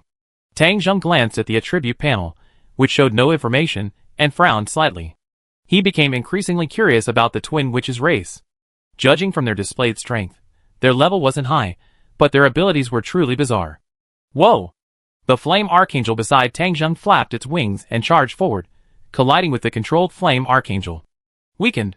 The green leaf witch's hand radiated magical light, aiming at the Flame Archangel. The Flame Archangel battling the mist, which suddenly slowed down considerably. After only a few swings, the mist witch's controlled Flame Archangel shattered it, dissipating into a speck of light. The mist witch continued to control the flame archangel and charged forward.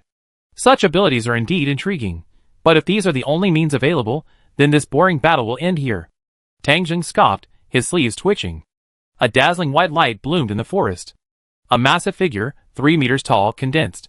The Angel of Surveillance, a shield in its left hand and a short hammer in its right, appeared above Tang Zheng's head. Holy strike! The Angel of Surveillance suddenly raised its short hammer and, in a flash, was in front of the controlled flame archangel. An invisible pressure surged over. The controlled flame archangel froze, and even a look of fear crossed the face of the green leaf witch behind him. Weakened strength. Giant transformation. 2 voices rang out simultaneously. The green leaf witch's magical attack struck the Angel of Surveillance, slowing its hammer swing. Meanwhile, the flame archangel, under the control of the mist witch, began to swell. Boom! The short hammer and the flaming sword collided with a resounding thud. The powerful concussion spread out, shaking down all the leaves in the surrounding forest, and even dispersing some of the distant fog. The flame archangel held out for only a moment before being blasted apart by the blow, dissipating into a speck of white light. The mist witch was also blasted away from the scattered light, crashing to the ground and spitting blood. The thick fog wrapped around her also dissipated along with her. A pale, slender, subhuman figure, with pointed ears and a rather ferocious face, appeared before Tang Zheng. At first glance, it bore a resemblance to the demonic serpent Naga, but its lower body was not a serpent's body, but rather human-like legs. When Tang Zheng saw the other person's image, the image of a banshee flashed through his mind, but then he felt that she was different from the legendary banshee. I discovered that the class skill Giant Transformation requires the basic spellcasting class which, but the current requirement is not met. The Genius class has been activated and successfully transformed. The learning requirements are met. Do you want to spend 1 skill point to learn it? The information on the attribute panel appeared. Which? Tang Zheng remembered that among the spellcasting classes he mastered, there was a wizard, and now there was another witch. In particular, the witch's class skill Giant Transformation is the exact opposite of the wizard's class skill Shrinkage. Wizards are spiritual spellcasters, and this witch before him should also be a spiritual spellcaster. The thought flashed through his mind. Learn. With the skills mastered, Tang Zheng was just about to continue pressuring the twin witches to find out where the lizardman's magic crucible was. Suddenly, Tang Zheng felt the magic within him grow restless, a startling power seemingly brewing within him. The next moment, the attribute panel vibrated. Buzz. High-level class requirements triggered. Magic spellcasting level 15, Faith spellcasting level 15, Spirit spellcasting level 15, and other spellcasting levels 15. All 4 spellcasting systems must reach level 15, triggering the high-level class. Crazy Magician. Do you choose to take up the position? The sudden appearance of the high-level class requirements made Tang Zheng startled. He had never expected a high-level class to appear under such circumstances. Just as Tang Zheng was lost in thought, a painful scream rang out from the front. The scent-flying mist witch, blood gushing from her mouth, curled up, clutching her stomach, and roared in agony. Sister! The emerald witch quickly leaned over, nervously looking at the mist witch. Then, frantically, she pulled a bottle of potion from a low-quality, translucent glass bottle from her pocket, and poured it into the mist witch's mouth. Tang Zheng was somewhat surprised to see the other woman struggling in pain. The Angel of Tranquility's attack had indeed injured the mist witch, but she shouldn't have screamed like that. This scream was more like... Tang Zheng's eyes widened, and a look of disbelief crossed his face. The woman's previously flat stomach suddenly swelled, causing the mist witch to scream once more. If it were just that, it wouldn't be a problem. A hint of green suddenly appeared within the pale belly of the mist witch. Then, the belly suddenly expanded, and a frogman, covered in a translucent liquid, crawled out. He stood up unsteadily from the ground, his fist-sized, creepy eyes glazed over. Seeing this scene, Tang Zheng seriously wondered if he was hallucinating. A frogman had actually emerged from the body of another species? The question was, due to the characteristics of their race, shouldn't frogmen first transform into tadpoles, and then slowly grow into frogmen? It is precisely because of this unique growth pattern that frogmen do not have the concepts of class, family, and so on that exist in normal races. Wait! Frogman? Tang Zheng's eyes narrowed, his expression instantly wary. He suddenly remembered the cave lizard man's earlier statement, "Don't kill frogmen," and the twin witch's deliberate act of letting the cave lizard man spread it to provoke him. It all seemed strange, especially in this situation. Could it be? Tang Jing's mind flickered as the hovering angel of surveillance retreated to his side, simultaneously opening a third-tier magic scroll. Bang! A flash of white light. A flame archangel appeared, immediately charging at the frogman. However, just as the flame archangel flew halfway, before it could even reach the frogman, a ball of blue lightning shot out from the depths of the distant jungle. Instantly, it struck the flame archangel. Bang! The flame archangel was shattered by the magical blow, vanishing into a speck of light. You, the people of the Celian theocracy, are as annoying as ever. A cold, disgusted voice emanated from the dense forest. Surprised, aren't you? This is a masterpiece. You should feel honored to witness the birth of new life. Chapter 167. A middle-aged man, clad in an exquisite black-gray magic robe, with long light brown hair and pupils, and a hooked nose, stepped out from the depths of the dense forest. The soft ground, composed of weeds and rotting leaves, had no effect on his progress, as if an invisible force was supporting the gray-robed mage as he walked. The soft forest floor didn't even give way under his footsteps. And then, an invisible aura emanated from the gray-robed mage, forcibly pushing aside the surrounding branches and leaves. An invisible pressure surged. The white mist witch, who had just screamed, abruptly stopped. The green leaf witch clutched the white mist witch's arm tightly, lowering her head in fear. And now, the white mist witch's ruptured stomach began to heal at a visible rate, but her aura had noticeably weakened. Tang Dang's eyes flashed with caution and seriousness as he saw the gray-robed mage. Even from a distance, he could still sense the other man's power, a distinctly different level. This feeling was strange, a feeling Tang Zheng had never felt before from any opponent he had faced. Above level 20? No. This opponent was definitely a magic caster at level 29 or above, having entered the heroic realm. Tang Zheng glanced at the frightened twin witches not far away. Thinking of their bizarre actions, including sending the cave lizardmen to deliberately provoke him, and then allow him to enter, he finally had an answer. The twin witches were planning to use him to drive the other man away or eliminate the gray-robed mage. Huh, using a knife to kill someone? These twin witches are truly clever. But, Tang Zheng stared at the slowly approaching gray-robed mage. Who exactly was he, and why was he here? A fourth-tier angel of surveillance? No wonder you dared to enter this vast wetland alone. You possess this level of magic at your age. You shouldn't be a nameless figure in the Celian theocracy. So you're another hidden talent? The gray-robed mage's light brown eyes indifferently glanced at the angel of surveillance, which was in a defensive position above Tang Jing's head. There was no trace of concern in his voice for this level of summoned angel. When he mentioned the word talent, his tone was even heavier, dripping with sarcasm. Human rights are supreme, and humans are the chosen race. This kind of brainwashing indoctrination is truly disgusting. The gray-robed mage's sneer grew louder. Those high-ranking officials in your theocracy are truly cold-blooded. Excuse me. Tang Jing's voice suddenly rang out. The gray-robed mage looked at Tang Zheng with a cold gaze, as if he were looking at a lamb to be slaughtered. While I'm not sure what grudge you have with the Celian theocracy, I still like to clarify that I'm not from the Celian theocracy, Tang Zheng reminded him. Oh. The gray-robed mage raised his neck slightly and sighed, his light brown eyes turning from their original coldness to indifference. That's a shame. I originally wanted you to live a little longer, but this is fine. An undisguised murderous intent emanated from the gray-robed mage. It seems like even leaving on my own accord is impossible now. So, before you die, can you tell me what's going on with this frogman? Tang Jing's eyes darkened slightly, his hand lightly gripping the hound's bone chain, and he asked curiously, trying to stall for time? Or do you think you have a chance of winning? The gray-robed mage raised his hands, a low chuckle emanating from his hooked nose. He paid no attention to Tang Jing's thoughts, boasting, isn't it amazing that a frogman could actually emerge from another creature's stomach? You know, frogs are amazing creatures. They reproduce by laying eggs, and as they grow, their appearance changes dramatically. Frogmen share this trait. The gray-robed mage's eyes lit up as he spoke, his hand swiping from his waist. A pearl-sized, translucent glass ball appeared in his palm. Look, this is a frogman's egg. I've processed it a bit, and added a little something before it develops. Tang Zheng frowned slightly at the sight of the frogman's egg in the other person's hand, gleaming faintly in the sunlight. Isn't that the metamorphosis that frogs experience during their development? How could someone from another world study this? The little thing I added will develop along with the frogman until it reaches full maturity, and then it will be completely under my control.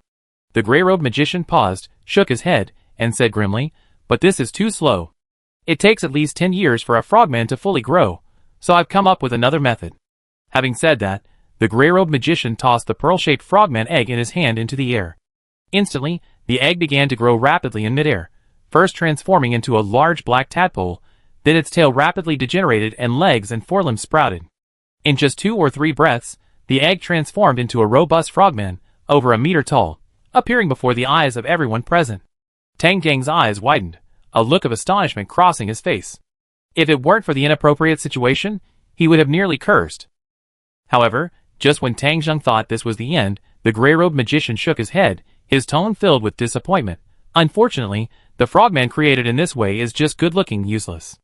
As he spoke, the frogman suddenly began to swell, then abruptly contracted, and then violently exploded, sending a shower of blood and flesh splattering. Before the blood and flesh could splatter against the gray-robed mage, the opponent's magic robes created a gust of air, completely blocking it and sending it flying. "Come here, filthy creature." The gray-robed mage raised his head again, looked at the frogman born from the mist witch, and waved. The frogman, who had been standing there in a daze, immediately reacted. With a slight push of its muscular legs, it leaped and landed beside the gray-robed mage. A surge of air. This powerful leap brought a smile back to the gray-robed mage's face. Since the accelerated ripening method doesn't work, let's do it the other way around. As the gray-robed mage spoke, he raised a finger and tapped the frogman's forehead. Boom! A sound like a beating heart echoed from the frogman's body. Its entire body began to collapse, then transformed into a pearl-like frog egg that fell to the ground. The gray-robed mage picked up the frog egg. His cold face and light brown eyes glared at Tang Jiang with murderous intent. A perfect piece, isn't it? At that moment, the air grew quiet. Impressive. Tang Jiang was silent for a moment, then sighed heartily. He continued, "It looks like I won't be able to leave this dense forest alive." The fact that the other party had so openly revealed such a secret to him clearly showed that he had never intended to let him leave alive. And with that, Tang Jiang raised his head, staring directly at the gray-robed mage across from him, and grinned. "That would have to kill me too." Buzz! A staggering surge of magical power emanated from the gray-robed mage, and a 2-meter-long silver spear rapidly condensed in midair. Chapter 168. Buzz! A startling surge of magical power emanated from the gray-robed magician, and a 2-meter-long silver spear rapidly condensed in midair. "Silver Knight Spear," the gray-robed mage said indifferently. The silver spear transformed into a streak of silver lightning, instantly charging forward. The Angel of Surveillance immediately raised his shield to block the attack, colliding with the Silver Knight Spear. Boom! A sharp explosion echoed. Intense sparks erupted where the tip of the Silver Knight Spear met the shield, but the stalemate lasted only a fraction of a second. Crack! The shield in the Angel of Surveillance's hand shattered, and the Silver Knight Spear pierced through his body, blasting into the dense forest behind him and disappearing. Bang! The Angel of Surveillance was shattered by the blow, dissipating into a white speck of light. A strong wind swept through, rustling Tang Jiang's white priest robes. As a 4th-tier angel summoned, the defensive Angel of Surveillance was surprisingly defeated by the opponent's magic. Tang Jiang subconsciously narrowed his eyes slightly. Silver Knight Spear is a 4th-tier magical spell, dealing silver attribute physical damage and possessing the special effect of piercing. Even among 4th-tier spells, it's a relatively powerful offensive spell. But the opponent had easily pierced the Angel of Surveillance's defenses with a spell of the same tier. This meant they either possessed a certain enhancement to this type of magic or possessed a certain ability to counter it. And my initial assumption had proven correct. The gray-robed mage before him must be a powerful figure who had entered the realm of hero. I forgot to tell you, kid, I'm particularly adept at dealing with magic casters like you who specialize in summoning, especially those with divine attributes. The gray-robed magician's voice rang out in a cold, mocking tone. If that's all you have, then die. Don't worry, this pair of witches will accompany you. The gray-robed magician's magical power surged once more. Tang Jiang's face was already serious. This was his first time facing a powerful being in the hero realm. He was particularly unlucky, encountering someone who could counter the methods he had currently displayed. His previous opponents had been relatively weak, so relying solely on angel summoning was sufficient. But when faced with a powerful being like this, the weakness of summoning an angel was exposed. He had to summon a 5th-level angel. Tang Jiang didn't intend to expose his close combat abilities, so he could only display a summoning magic that had also reached the hero realm. After all, he was confident he could kill the opponent, so it wasn't a big deal. Since he hadn't yet crafted a 5th-level magic scroll, Just as he was about to expend his own magic power to summon, he suddenly reacted. Wait! Tang Jing's pupils shrank. He had just said he would kill the twin witches. He clearly remembered that 4 years later, when the Great Tomb descended, the twin witches were among those ruled in the vast wetlands ruled by the Bone King. They hadn't died. How could that be? Given the character displayed by this grey-robed mage, there was no way he would let the twin witches go. So who had saved them? Tang Jing subconsciously recalled the fleeting magical fluctuations in the sky during his battle with the lizard Nin. That wasn't magic. So it wasn't the work of the grey-robed mage before him. If such a person truly existed, they'd likely be hiding in the dark. Silver Knight Spear. The grey-robed magician's indifferent voice continued. The silver spear condensed in the air. The grey-robed magician saw Tang Jing, sitting motionless on the evil hound, and sneered, "Are you frightened by your strongest weapon being easily defeated? Another genius fool who lives by the name of someone else. Then die!" Whoosh! The Silver Knight Spear transformed into a streak of silver lightning and rushed towards him. Tang Jing only then raised his head, as if regaining his composure. It seemed too late to resist. In the shadows of the dense forest, a shadow suddenly moved. Then, a black afterimage emerged from the shadows, rushing towards Tang Jing at an extremely fast speed. So fast! It actually reached Tang Jing at the same time as the incoming Silver Knight Spear. The black afterimage slammed into the Silver Knight Spear, causing it to deviate from its original course. Boom! The Silver Knight Spear grazed Tang Jing's right ear and flew behind him, creating a deep crater in the ground behind him. The black afterimage also blocked Tang Jing's path, glaring menacingly at the grey-robed mage across from him. At this moment, Tang Jing clearly saw the shadow that had shielded him from the attack. It was a pitch-black panther monster, larger than a demonic hound, with 4 tails. At the sight of this sudden appearance of a 4-tailed black panther, the grey-robed mage's pupil shrank sharply. Magic Shield. A layer of magical protection, invisible to the naked eye, quickly enveloped the opponent's entire body.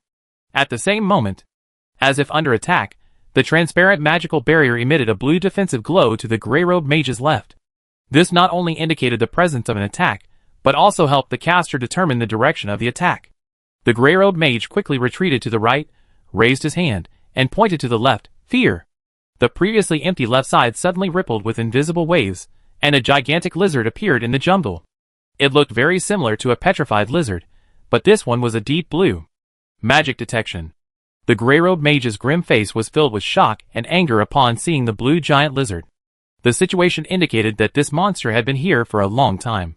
How could he have never noticed it? The detection magic light flickered, but there was no response. Get out of here! You coward! The grey-robed mage cast another magical shield around himself and shouted coldly. The air was once again silent. The green leaf witch and the mist which had quietly risen from the ground, expressions of fear on their faces, and cautiously retreated into the distance. Both Tang Jing and the grey-robed mage were the first to notice the twin witches' subtle movements, but neither of them cared about the 2 witch sisters at the moment. Tang Jing's expression was slightly grim. Someone had been hiding in the shadows, and he hadn't noticed it all. Rustles. Just then, footsteps sounded not far from Tang Jing, as if appearing out of nowhere. Tang Jing immediately turned his head and looked in their direction. Behold! A man with golden hair, crimson eyes, a simple black cloak, and a gentle smile emerged from the woods. What caught his eye the most was the crimson-eyed owl on his shoulder, its pupils emitting a faint crimson glow. This blond man. The moment Tang Jing laid eyes on him, his pupils constricted, a hint of surprise in his eyes. Why is he here? Dark Festival 5th Place, One-Man Army. Chapter 169. Quinace Hisaya Quintia. Tang Jing saw the blond young man suddenly appear, his face filled with a gentle smile, and his name flashed through his mind. Why were the people from the Dark Scripture here? If Tang Jing had been merely wary before, he was now completely on guard. The Dark Scripture was the most mysterious and powerful of the 6 scriptures of the Celian theocracy. The only requirement for joining was reaching the hero realm. Tang Jing recognized him immediately because his sister was the infamous Funny Sister, formerly the 9th member of the Dark Scripture, codenamed Speedy Windbreaker. The 2 looked 80% alike, making it hard to mistake them. That was thrilling. Are you okay? Quinace emerged from the woods and spoke gently to Tang Jing. With short blonde hair covering his forehead, a gentle face, and a kind demeanor in every gesture, he instilled a warm and welcoming aura in anyone who met him. Thank you, Tang Jing said softly, feigning relief, but a feeling welled up within him. Acer wasn't wearing a mask or anything else to conceal his features, so he must be alone. Because the Black Codex is a secret unit within a secret unit, the identities of all its members remain secret. When on missions, they wear masks or other concealing devices. Because everyone within the Black Codex, besides their secret identities, also has other publicly known identities within the Celian theocracy. I'm sorry, I was a little late and nearly hurt you. Ace spoke apologetically, then introduced himself. I'm a missionary of the Celian theocracy who believes in the Earth God.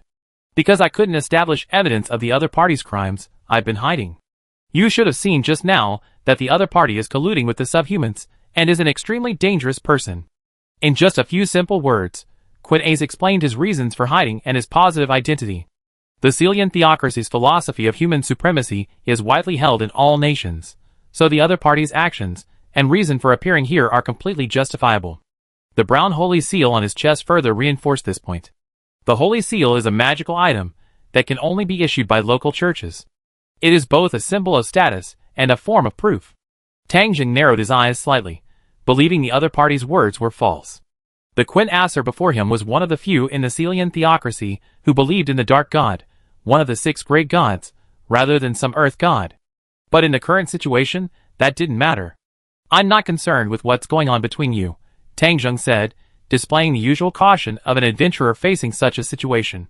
He tugged at the devil hound's bone chains, making a gesture of ceding the battlefield and retreating. Of the 2 before him, one was a member of the Black Festival, the other's identity was even more mysterious, and both had reached the heroic realm. This was definitely not something that could be dealt with through ordinary means. Tang Jing's attitude toward the people of the Celian theocracy was to keep a respectful distance. For now, he absolutely had no intention of having any contact with them, especially those from the Black Festival. Ace's crimson eyes flickered as he saw Tang Jing trying to retreat. He was about to speak. Hee hee. Across from him, the gray-robed mage lowered his head, his shoulders shaking as he let out a hoarse chuckle that grew louder and louder. Ha ha ha. That's hilarious. You're acting like a clown, directing and acting all your own show. The panic and surprise the gray-robed mage had shown at Ace's sudden appearance had vanished. At this moment, the gray-robed mage's lip curled, a sinister expression on his face. His cold eyes fixed on Ace. Do you know why I'm explaining my masterpiece to you? Do you really think I make such a foolish and ignorant mistake like the villains in the storybooks? You really think I'm a fool and a villain? This was clearly directed at Tang Jing. However, the gray-robed wizard's gaze remained fixed on Ace the entire time. Of course, I told him. Such an outstanding masterpiece perfectly complements your innate abilities, boy from the Quintia family. You've been eyeing me for a long time, haven't you? If the frogman egg hadn't been completely crafted, you, with your caution, would never have shown up. What apology? What's a step too late? How can someone like you care about others? This is a hunter's game. You've set your sights on my masterpiece, and I've set my sights on your innate abilities. Your blood will be the final step in completing my masterpiece. The gray-robed wizard spread his arms, his gaze blazing. It's intriguing to think that a devout believer in the 6 great gods would actually seek to borrow the power of a subhuman race. A wild, shrill, mocking laugh echoed through the jungle. Acer stood quietly, a gentle smile still plastered on his face, though the air pressure around him seemed to drop in an instant. He was clearly smiling, yet there was something chilling about him. Where is that man? Acer's tone was gentle, as if he were asking a friend. The Celian theocracy possesses magic specifically designed to examine innate abilities, but individual abilities remain a closely guarded secret, and the theocracy itself will not disclose them. Especially for someone like him, a member of the Black Festival.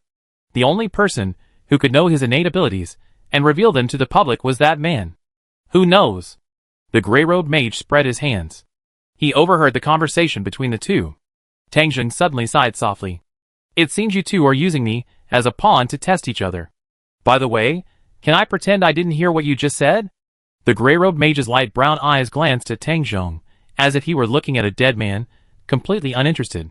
Because he knew that without him having to make a move, the other side would already have dispatched this talented black-haired youth. If you want to blame someone, blame your bad luck. Almost instantly, a message appeared on the attribute panel. Partnership Contract 1 has been broken. This only happens when a monster dies, severing its connection with the caster, but the evil hound was clearly not dead. Innate supernatural powers? The thought flashed through Tang Jing's mind. Swish. The bone chains on the evil hound trembled, binding Tang Zheng and forcibly strapping him to its back. The four-tailed Black Panther, which had just helped Tang Zheng resist the magical attack, turned its head and opened its mouth, aiming at Tang Zheng and the evil hound. In an instant, a breath of pure dark energy erupted from the Black Panther's mouth, striking them instantly. The upper half of the demon hound's body was destroyed by the dark energy, and Tang Zheng flew out, crashing into the distant jungle.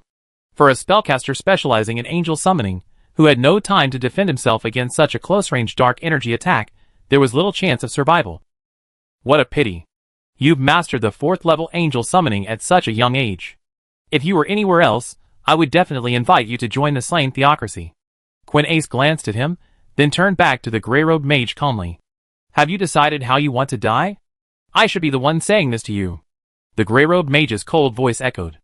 And now, in the distant jungle, in a pit of broken trees, branches, and rotting leaves, Tang Zheng rose from the pit unharmed, clutching the remaining half-carcass of the demon hound, his expression icy cold. His priest's robes were tattered, the white cloth stained red by the blood of the evil hound. 40% dark attribute resistance plus magic defense was enough to easily withstand the dark energy attack of the four-tailed Black Panther, but the evil hound was clearly no match. Inauguration. Tang Zheng flicked his wrist, and tucked the half-dead body of the evil hound into the item box, his eyes filled with murderous intent. Now, he would slaughter both of them, even if it meant exposing some of his strength. Buzz. Inauguration successful. Class, Crazy Mage. Level, Advanced Class. Ability effect, passive, choose spellcasting system. With each level gained in this class, the increased caster level can be added to any magic caster system. Magic prep, you can prepare a spell in advance and set it, rather than wasting time casting it. You can set it again after it's consumed. Elemental attribute change, you can change the elemental attributes of attribute spells, changing them to the 4 primary magic attributes of wind, fire, water, and earth. For example, a fireball becomes a water ball. You will also lose any attribute specializations. Class skill, Crazy Meditation. This offsets the cost of casting a spell, 3/day. Note, each level increases HP, MP, magic attack, and magic defense by 15 points. Introduction. Everyone praises your talent, but behind the scenes, countless people describe you as a lunatic, a mediocre lunatic. No magician would do what you do. Tang Zheng quickly scanned the information about the new class, a cold glint in his eyes, and a thought occurred to him. 1 skill point cost. Mastered the 3rd tier magic spell Thunderball. 1 skill point cost. Mastered the 4th tier magic spell Silver Knight Lance. Tang Zheng pressed his palm against the open space in front of him, and a wooden barrel half a man's height appeared, filled with ogre blood. Bang! Tang Zheng kicked the barrel over. Thick, bright red blood immediately spilled onto the ground, filling the air with a strong smell of blood. Lifting his foot, Tang Zheng stepped into the pool of blood, unconcerned about the splashes. He pulled out a nearby branch, leaned down, and began to draw a magic circle in the blood. And at that moment, on the other side, bang! The dark energy impact collided with the thunderball, emitting a roaring sound. The next moment, the Silver Knight's spear flew out of the thick fog. The four-tailed Black Panther, having just unleashed an energy attack, weakened, unable to dodge, and watched helplessly as the attack was about to fall upon them. Attack tilt. Quinace raised his left palm, revealing a magic ring on each finger. The ring on his thumb flashed first. The Silver Knight's spear, originally aimed at the four-tailed Black Panther, suddenly tilted midair and struck the ground nearby, creating a large crater. A magic item? Then can you redirect this? The insect swarm is everywhere. The gray-robed magician sneered, his magic power surging through his body. Buzz, buzz, a dense swarm of mosquitoes and flies appeared out of thin air like a black mist, swarming forward. Lizards love to eat insects, Quinace said calmly. The aquamarine lizard, previously controlled by fear, suddenly broke free, opened its jaws, and bit the flies. However, the moment the flies made contact with the aquamarine lizard, they all exploded, spraying a thick, acidic liquid. Hiss! The aquamarine lizard screamed in pain, forced back step by step. Seeing this, Quinace's brow furrowed slightly, and he suddenly realized that the gray-robed wizard in the distance had vanished. Coo! The crimson owl perched on his shoulder turned its head and gazed ahead. Shadow hunt. Quinace's lips curled. With a flutter of its wings, the crimson owl teleported away from Quinace's shoulder, vanishing in an instant. Bang! A muffled sound echoed from the empty area, and the deep-throated owl, which had vanished moments earlier, reappeared from nowhere. The gray-robed mage also emerged from his invisibility, taking 2 steps backward. The magic barrier around him flickered and collapsed. Damn it! Seeing the Crimson Owl pouncing again, a grimace crossed the gray-robed mage's face. He raised his hand and unleashed a spell, Shockwave. The visibly blasting force spread, repelling the Crimson Owl. Summon the wolf! A faint voice followed. A massive magic circle, 3 meters in diameter, appeared at Quint Acer's feet. Wolves burst forth one after another. In the blink of an eye, over 20 wolves gathered, forming a pack that surrounded the gray-robed mage. Disperse.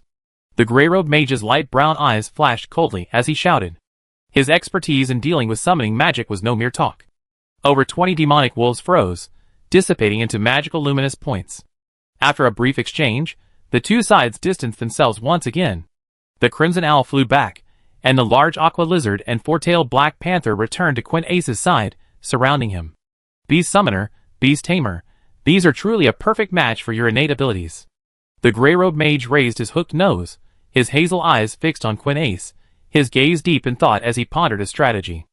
As a magic caster, he was naturally not adept at close combat, and facing the opponent's method of controlling beasts to fight, he found it quite challenging. If these are all your means, then please go. Quint Ace had already roughly grasped the gray-robed mage's tactics. The opponent's previous attack had consumed a significant amount of mana. Whether it was a direct attack or a competitive attack, he held a clear advantage. He was barely halfway through his words. Quint Ace's expression suddenly changed, and he spun around, looking behind him. The gray-robed mage followed closely behind him, his eyes fixed. A terrifying surge of lightning energy condensed from the jungle behind him. Magic power upgrade 5th level magic dragon thunder. A cold voice echoed from the jungle. A dazzling blue-white light instantly blazed through the gloomy jungle. A dragon-shaped bolt of lightning, 2 arms thick, flashed through the jungle and blasted towards Quint Ace. Lightning attacks are inherently incredibly fast, let alone 5th level magic. Quint Ace's expression changed, and the 4-tailed black panther beside him suddenly leaped up, blocking his way. Boom! The lightning strike landed on the 4-tailed black panther. Without even a scream, it disintegrated into a shattered piece of charcoal, falling from the air. The dazzling blue-white light dissipated. A scorched jungle path, pierced by lightning, appeared before Quint Ace and the gray-robed wizard. Across from them, Tang Zheng stood silently, gazing at them with an icy gaze. The 5th tier spell Dragon Thunder has been discovered. It requires a magic caster level, 29 to 35, which is currently met. Do you want to spend 1 skill point to learn it? Learn. Tang Zheng muttered to himself, his expressionless face steadily emerging from the jungle. Through the magic ascension ritual, he elevated the 3rd tier spell Thunder Ball to the 5th tier, unleashing the even more powerful Dragon Thunder. Of course, under normal circumstances, this process would consume 150 mana points. However, the Crazy Magician class skill negates this mana cost. Chapter 170. Lightning pierced the air and trees, the emanating smell of burning permeating the air. At that moment, the world seemed to suddenly quiet down. Quint Ace and the gray-robed wizard, who had been confronting each other, looked at Tang Zheng with wary eyes, their eyes filled with disbelief. 5th tier magic. This brat? The gray-robed wizard's hazel eyes widened. The ability to use 5th tier magic must mean that the other party has entered the realm of heroes, but how is that possible? The terrifying magical fluctuations in the air still had not completely subsided, as if telling him that what had just happened was not a lie. The problem. The magic this brat initially displayed was clearly faith magic, and it was a summoned 4th tier angel of surveillance. 4th tier faith magic? 5th tier mana magic? Mastering 2 such high-level spellcasting abilities meant that this black-haired brat had definitely transcended the hero realm and entered the realm of the deviant. Impossible. The gray-robed mage roared, his voice almost mute, and instinctively took a step back. Across all human nations, the number of people who had publicly reached the level of abnormal could be counted on one hand. Perhaps there were still those at that level hidden in the dark, but it was definitely not this young, somewhat outrageous black-haired boy before him. Compared to the shocked gray-robed mage, Quint Acer immediately calmed down, quickly placing the aqua-blue lizardman in front of him, his crimson eyes flickering with surprise and suspicion. The reason he was able to calm down so quickly was because he had witnessed a truly powerful being, one beyond words. It was a suffocating aura and oppression that one could feel simply by being stared at. People from another world couldn't accurately judge their own or others' specific levels like players could, only judging them by their general strength.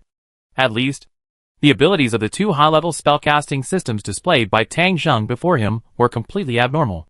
Suddenly, Quinace noticed the magic circle behind Tang Zheng, stained red with blood, amidst the dense forest scorched by lightning. The large traces of blood were quite obvious in the surroundings. So that's it. It's a magical ritual. Quinace's expression returned to calm, and he chuckled softly, regaining his usual composure. The four-tailed Black Panther, dead and charred, remained unconcerned throughout, not even glancing at it. The calm words reached the ears of the gray-robed mage nearby, startling him. He also quickly noticed the blood-stained magic circle. This brat actually possesses such a skill. The gray-robed mage felt relieved. Though still a little surprised, his initial nervousness had faded. If it were a magical ritual, then that made sense. Fluda, the guardian god of the Baharis Empire, was a legendary powerhouse among humans, known as the Triple Magic Chanter. He could not only wield 6th-tier mana magic, but also 3rd-tier faith magic. He had lived nearly 300 years since the founding of the Baharis Empire, thanks to his mastery of 6th-tier spiritual magic. Common sense would have made this impossible, yet Fluda had accomplished it, relying on magical rituals and mysterious forbidden techniques. The gray-robed mage had also heard that some specialized professions shared common characteristics across different systems. Crack! A black, charred branch was crushed under a foot. You know what? I don't want to fight with guys like you. It's not because you're strong, but because you possess resurrection magic. It's too much trouble to completely kill you. Tang Zheng's cold voice echoed through the now quiet forest. Looking at the two men, who had been a little surprised just moments ago, he regained his composure. Tang Zheng didn't know what they were thinking, but he could roughly guess. The magic rising ritual required magical materials to set up. He used ogre blood, a conspicuous material, not only because he didn't have any good magical materials on him, but also on purpose. The number of magic skills in the game Yggdrasil was simply too vast, and Tang Zheng's own knowledge of them was already very limited. Not to mention that people from other worlds could develop, and even modify magic themselves. Tang Zheng couldn't be sure. Even if he killed the two men before him, wouldn't there still be the risk of leaking information? Quinace is a member of the Black Scripture, so whether he carries items from the 6 great gods is completely unknown. While it's likely that members of the Black Scripture won't be carrying items unless they're on a mission, and the church will reclaim player items, preventing them from carrying items, he still has to take these factors into consideration. I take back what I said. You're no small figure. Quinace's calm voice came from behind the aqua lizard. You weren't hurt by the attack. Is it because of the protection provided by your magic item?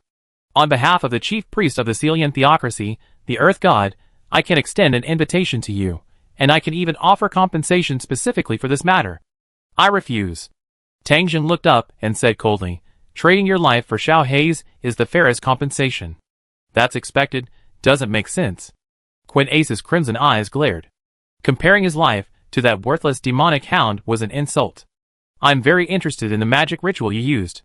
Don't worry, I'll leave you some time. So what if he could use 5th-tier magic? The heroic realm was merely a threshold to the mysterious team he belonged to. Almost as soon as Quinace finished his words, from the shadow of a large tree not far behind Tang Zheng, a brand new 4-tailed Black Panther, hidden in the shadows, silently leaped out and pounced on Tang Zheng's back. Silver Knight Spear. Tang Zheng didn't even turn his head. A Silver Knight Spear condensed in midair, instantly piercing the 4-tailed Black Panther. He didn't possess any detection magic, but he did possess the martial art mind's eye, which allowed him to observe and sense attacks beyond his field of vision. Thunderball. As Tang Zheng and Quinace briefly exchanged blows, a blinding ball of lightning blasts Quinace. Boom! Roar. The aqua-blue lizard hissed, lashing its tail with the thunderball. The two collided in midair, causing a roar of explosion. How about we team up, boy? The other party excels at summoning monsters and manipulating them for group combat. The gray-robed mage smiled grimly at Tang Zheng and said, killing him will be a real hassle. Don't you want the lizard man's magic cauldron? I have it in exchange. His proposal was mutually beneficial, and he didn't think Tang Zheng would refuse. However, bang! Bang! With two dazzling flashes of light, two angels of tranquility appeared in the arena, their wings flapping as they pounced towards Quinace. Tang Zheng then turned and looked at the gray-robed mage. I think the best option is to take you all out in one fell swoop. You idiot. The gray-robed mage froze, unable to resist cursing. The next moment, he quickly unleashed a spell, Magic Shield. Flame Knight Lance. Tang Zheng spoke coldly, and a knight's lance, condensed with flames, instantly appeared and blasted towards the gray-robed mage. Boom! The flame knight lance collided with the magic shield, causing a massive explosion. The powerful impact sent the gray-robed mage retreating in panic. The gray-robed mage, somewhat exasperated, was about to unleash another attack spell when a sharp, piercing sound echoed. Storm Knight Spear. A translucent spear condensed from a raging wind blasted towards him, significantly faster than the Flame Knight Spear. Faced with this situation, the gray-robed mage was too late to dodge, and could only helplessly continue using his fastest defensive spell to block it, Magic Shield. Bang! The Storm Knight's spear collided with the magic shield, emitting a series of intense, piercing frictional hisses. The gray-robed mage, sensing the Storm Knight's spear's obvious ability to sustain destructive power, changed expression. He hurriedly poured magic power into the magic shield, barely managing to withstand the Storm Knight's spear's continued destructive force. Torrent Knight Spear. Another chant echoed. The gray-robed mage's expression changed drastically. He was currently pouring magic power into his magic shield, unable to cast any more spells. Boom! A stream of aquamarine light flashed through the air. The magic shield shattered. Blood gushed from the gray-robed mage's mouth, and with a hint of horror, he looked at the Riptide Knight lance striking him. The gray mage's robe trembled, and an invisible magical barrier instantly unfolded from it, blocking the Riptide Knight lance's impact. What the hell is this? The gray-robed mage, blood staining the corners of his mouth, stumbled back several steps, his face filled with astonishment. Are water-based attacks less powerful? A faint voice echoed from the opposite side. The speaker was naturally Tangjung. The Mad Mage's passive elemental conversion ability allows elemental magic to be converted into the 4 primary elements of wind, fire, water, and earth. The Silver Knight Lance possesses silver-attributed attack magic. Tangjung remembered that among the 10 greatest demi-humans of the Ablion Hills, there was a demonic queen who, through the magic Silver Knight Spear, developed 3 types of Knight Spear magic: Thunderstorm, Ice Burial, and Blazing Fire. Other demi-humans called it Ice and Fire Thunder. Now that he could transform 4 elements, should he call it wind, fire, water, and earth? A wicked thought flashed through Tangjung's mind. This passive ability could only transform elemental magic. He had just secretly tested it on a summoned angel, and found it had no effect on it. On second thought, it made sense. The key to the summoned angel lay in the angel itself. The divine attributes it possessed were merely a secondary ability. However, this passive should be useful against elemental summoning spells, and he happened to possess the mixed wetland elemental summoning spell. Then, a fleeting thought flashed through his mind. Looking at the stunned gray-robed mage across from him, Tangjung's eyes were icy as he whispered again, Earth Blast Knight Lance. Wow! A Knight Spear, wielded entirely from rock power, appeared, sending a wave of air blasting towards the gray-robed mage. Damn it! Silver Knight Lance. Seeing Tangjung giving him no time to breathe, the gray-robed mage, sweat dripping from his forehead, quickly followed suit with his most powerful attack spell. He excelled at dealing with summoning magic. Whether it was Quinn Ace, with the Warcraft Summoner class, or Tangjung, who had just begun to display his angel summoning abilities, he was confident of victory. But Tangjung's sudden change of direction and powerful magical attacks put him at a disadvantage. Boom! The Earth Blast Knight Lance and the Silver Knight Lance collided heavily, triggering a powerful shockwave that spread in all directions. The dense trees around were shattered by the shockwave, sending a shower of fallen leaves flying. The 2 Knight Lances, both of 4th-tier magic, seemed equally powerful. After the powerful collision, the Silver Knight Lance began to dissipate. The Earth Blast Knight Lance cart, on the other hand, was covered in dense cracks and then disintegrated, transforming into a torrent of tiny rubble that hurled itself towards the gray-robed mage. The sudden scene. The gray-robed mage was somewhat caught off guard, but fortunately, his defensive magic robes once again blocked the attack. Storm Knight Spear. Tangjung's voice echoed calmly. Whoosh! The translucent spear shadow vanished into the air, piercing the gray-robed mage's chest before he could react. Puff! The gray-robed mage coughed up blood, his eyes widening. Bang! Dust flew up, and he fell face first to the ground, his hook-nosed face filled with disbelief and bewilderment. Lost so quickly. He clearly still had many spells left to cast, but facing this pure attack. Why are there so many types of Knight Spear magic? The gray-robed mage showed no fear of death, only resentment. Tram. Footsteps echoed. Tangjung approached the gray-robed mage, whose chest was pierced by a large hole and whose breath was weak. He took out a bottle of alchemical potion and poured it directly onto his chest. Then, Tang Zheng delivered a powerful kick to the grey-robed mage's neck, knocking him unconscious. One taken care of. Looking at the unconscious grey-robed mage, Tang Zheng averted his gaze. Of course, he wouldn't let the grey-robed mage die immediately, as he had to guard against the possibility of him being resurrected by the resurrection magic. Death Orb. 12280. It took a single strike of 5 4-tier Night Spear spells, each with a relatively high attack power, to defeat the grey-robed mage. The opponent's defeat was well-deserved. Tang Zheng had no intention of slowly unleashing magic against the opponent. He needed to deal with him quickly and focus on his other opponent. If it weren't for the mana consumption issue, and the need to observe the change in magic power after the elemental transformation, he would have intended to unleash the 5th-tier Dragon Thunder. Next, Tang Zheng turned, his left hand, hidden within his loose sleeves, clutching the Orb of Death, as he looked at Renase, who was being held back by 2 Angels of Tranquility. No! Not held back at all.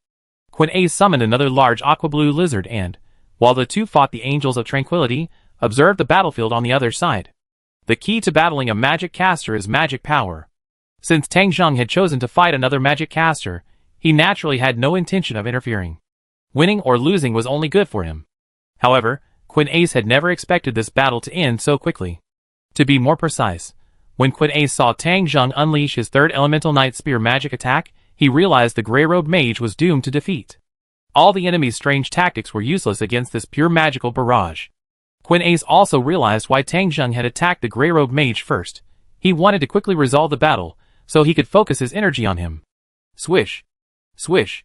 The 2 Angels of Tranquility suddenly flapped their wings and began to retreat, returning to Tang Zheng, who had already appeared before him. The 2 large aqua-blue lizards also retreated, guarding Renase on his left and right. Snap! Snap! Snap! Renase's gentle, calm face broke into a smile, and he raised his hands to applaud. What a wonderful fight! Storm Night Spear. Tang Zheng, without further ado, launched a single spell. Renase raised his left hand, the magic ring on his thumb flashing. Magic attacks of this magnitude are useless to me. Attack deflected. Bang! The Storm Night Spear, swift, suddenly veered off course in midair, flew over Renase's head, and slammed into the jungle behind him with a resounding bang. Tang Zheng frowned, noticing that the man's left hand was covered in rings, clearly magical items. This is indeed a tricky situation. How much mana do you have left? It looks like you're going to die here today. Renase easily deflected the magic Tang Zheng had just used to defeat the grey-robed wizard, and the gentle smile on his face grew even brighter. No! Tang Zheng looked up at Renase. I think you be the one to die here. Chapter 171. There's something wrong with this black-haired young man. Renase's expression remained calm, but a hint of solemnity lingered in his eyes. If before, he had simply dismissed him as a bluffing fool, a self-proclaimed talent and power idiot, then whether it was the ritual he initiated, the summoning of angels, or the series of spells he unleashed against the grey-robed wizard, despite such intense magic power consumption, he surprisingly showed no signs of weakness from excessive mana consumption. Innate ability? Magical item? Whatever it was, the strength he displayed was a level that required reporting to his superiors. However, he couldn't tell anyone about his private actions, or he would not only be expelled from the Honorable Black Festival unit, but his family would also be affected. What bad luck. Something that seemed almost certain to succeed, yet suddenly, such a mysterious figure suddenly appeared. Basic lizard. Renase's bright red eyes darkened, and he felt extremely angry. Now was no time to hold back. Roar! With a roar, the entire ground shook, and a giant petrified lizard, 10 meters long, appeared before Renase. The shaking continued. Crimson lizard. A fiery red lizard, its body covered in red markings, and slightly smaller than the petrified lizard, also appeared. In the blink of an eye. For giant lizards had gathered before Renase, 2 aquamarine lizards, a petrified lizard, and a fiery red lizard. But this wasn't the end yet. Renase raised his right hand, and a magic ring on his middle finger suddenly shattered, causing his aura to rise. 2-headed vicious dog. Swamp crocodile. Black-scaled beetle. Venomous wolf spider. Crazy tree spirit. Scorpion tail lion. Ferocious, violent roars and snarls echoed through the forest. 10 monsters, ranging from 3 meters long to 10 meters tall, appeared, their terrifying aura permeating the air. These monsters would be top predators, dominating any other jungle, yet they were gathered here.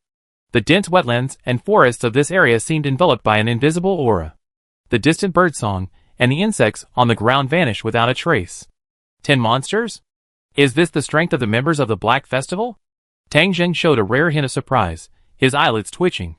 Based on the aura emanating from these monsters, he could confirm that they were all above level 20.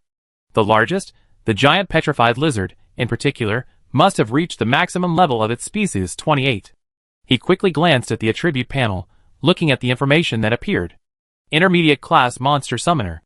Don't be so surprised. You are not the only one who wields power beyond ordinary comprehension. You should feel honored to have witnessed this might. Ace's voice came from behind the monsters, each with a ferocious look. With a roar, 10 massive monsters dispersed to the sides. Ace walked out slowly, looked at Tang Jing across from him, and smiled slightly. Now, answer the question again, who will die? You are indeed stronger than that guy. Tang Jing let out a soft breath. I think you're still the one who die. The air was still. Boom! All 10 powerful monsters moved. 5th tier magic. Tang Jing's magic power boiled over, and tiny red sparks erupted from his arms, quickly gathering in front of his chest, forming a dragon-shaped flame. This was due to the passive ability elemental attribute change, transforming the original Dragon Thunder into Dragon Flame. Tang Jing had previously used the Silver Knight's Spear to experiment with the differences in magical attacks after the 4 primary attributes were transformed. He discovered that wind attacks were the most destructive, but fire dealt area of effect damage. Furthermore, Dragon Thunder itself wasn't a purely single-target attack. Phew. As the dragon-shaped flames coalesced, a dragon-shaped hurricane, formed by a turquoise wind, also converged on Tang Jing's body. The flames and hurricane rose from Tang Jing's body, piercing through the air. The energy converged in midair, forming an even more terrifying magical aura. These were clearly 2 spells. A normal magic caster couldn't possibly cast 2 spells simultaneously unless they used the special magic enhancement technique of magic duplication/triplication. Even then, they would only be releasing 2 or 3 identical spells simultaneously, not 2 different ones. In this case, it was naturally the Mad Mage's passive magic preparation ability, storing a spell in advance. The purpose of his previous conversation with Ace was to secretly store this spell. Dragon Flame, Dragon Wind. Tang Jing glared, unleashing 2 5th-tier spells simultaneously. The 2 forces collided in midair, merging like hot oil poured onto a burning flame, raging intensified. It expanded in midair into a flaming dragon head, approximately 4 meters in size, blazing with a crimson glow. Boom! The moment the dragon's flames collided with the 10 monsters, they exploded, sending a monstrous wave of fire sweeping across the surrounding area. Intense roars and screams echoed from the numerous monsters. The surrounding dense forest was completely engulfed in flames. Dazzling flames shot skyward, reducing numerous trees to ash. The stumps and rotten leaves on the ground were completely consumed in a single blast. The 10 terrifying monsters that had been charging towards them uttered only a few screams before disappearing like the surrounding trees. A 5th-tier magic attack was simply too much for a level 20 monster to withstand, and the combined power of Dragon Fire and Dragon Wind far surpassed that of normal 5th-tier magic. As the flames dissipated, the vast expanse of dense forest ahead vanished, leaving a charred expanse of earth before Tang Jing. Whoosh! Suddenly, a figure burst out from beneath the charred ground. Ace soared into the air, his entire body in disarray, rapidly soaring into the sky. Flying magic item. Sure enough, he's not dead. Tang Jing wasn't surprised to see Ace survive such a powerful magical attack. The prompt to gain experience didn't appear. After all, he was a member of the Dark Scripture. If he didn't have some hidden weapon, it wouldn't be possible. Fly! A surge of magical energy quickly enveloped him. You two, one keep an eye on the Grey Mage, and the other go capture the twin witches. Tang Jing instructed the 2 angels of tranquility beside him, who followed him into the air. Damn it! What the hell is wrong with that guy? Ace's delicate, soft blonde hair was disheveled, with burn marks on the ends, making him look utterly miserable. The turbulence generated by his rapid flight constantly blew past him, causing his blackened cloak to rustle in the strong wind. Ace yanked the seemingly insignificant gray cloak off his body, and threw it away. This was an extremely expensive magical armor, not only possessing the ability to invisibility and resist detection magic, but also possessing excellent protection. But facing 2 5th-tier magic attacks, it clearly couldn't withstand it, and was completely crippled. Ace's face was so gloomy that it looked like water dripping from his eyes. All 10 of his strongest monsters were dead. Deep loss couldn't even begin to describe the pain Ace felt at that moment. These were powerful monsters he had spent a great deal of effort to collect, able to handle a variety of opponents and diverse environments. Most importantly, half of his strength was further enhanced by the use of these monsters. The deaths of the 10 strongest monsters were a foreshadowing. He was completely defeated by that mysterious young man. Something was wrong. Something was terribly wrong. The other party must have a secret. Whoosh! The sound of pursuit piercing the air came from behind. Ace's face changed, and he quickly glanced at Tang Zheng, who had already caught up. With a silent curse, he raised his hand and removed the ring from his left thumb. He spread his palm and waved it behind him. A bright flash of light flashed from the ring on his left index finger. Holy light! A dazzling light was released, forming a blinding beam. You have so many tricks. Tang Zheng subconsciously narrowed his eyes, his face serious, and quickly scanned the attribute panel. The opponent possessed a vast number of magical items, making Ace's various tactics unpredictable even for Tang Zheng. Furthermore, as a beast summoner and beast tamer, and a member of the Black Festival, his strategies for coping with his weaknesses and his combat prowess were far beyond the reach of ordinary heroic-level human warriors. In short, Ace must not be allowed to escape, or he would be in deep trouble. What worried Tang Zheng most was the uncertainty of whether Ace could contact the theocracy. Skip the Holy Light spell prompt and look at the new one. I discovered that the skill Water Lizard Invisibility requires the intermediate class Hunter, but the current requirements are not met. The Genius class has been activated, successfully converting to a basic class, meeting the learning requirements. Should I spend 3 skill points to learn it? Another intermediate class. Beast Tamer, Beast Summoner, Hunter. The opponent's class structure of 1 basic class and 2 intermediate classes became clear to Tang Zheng. The forward flight paused.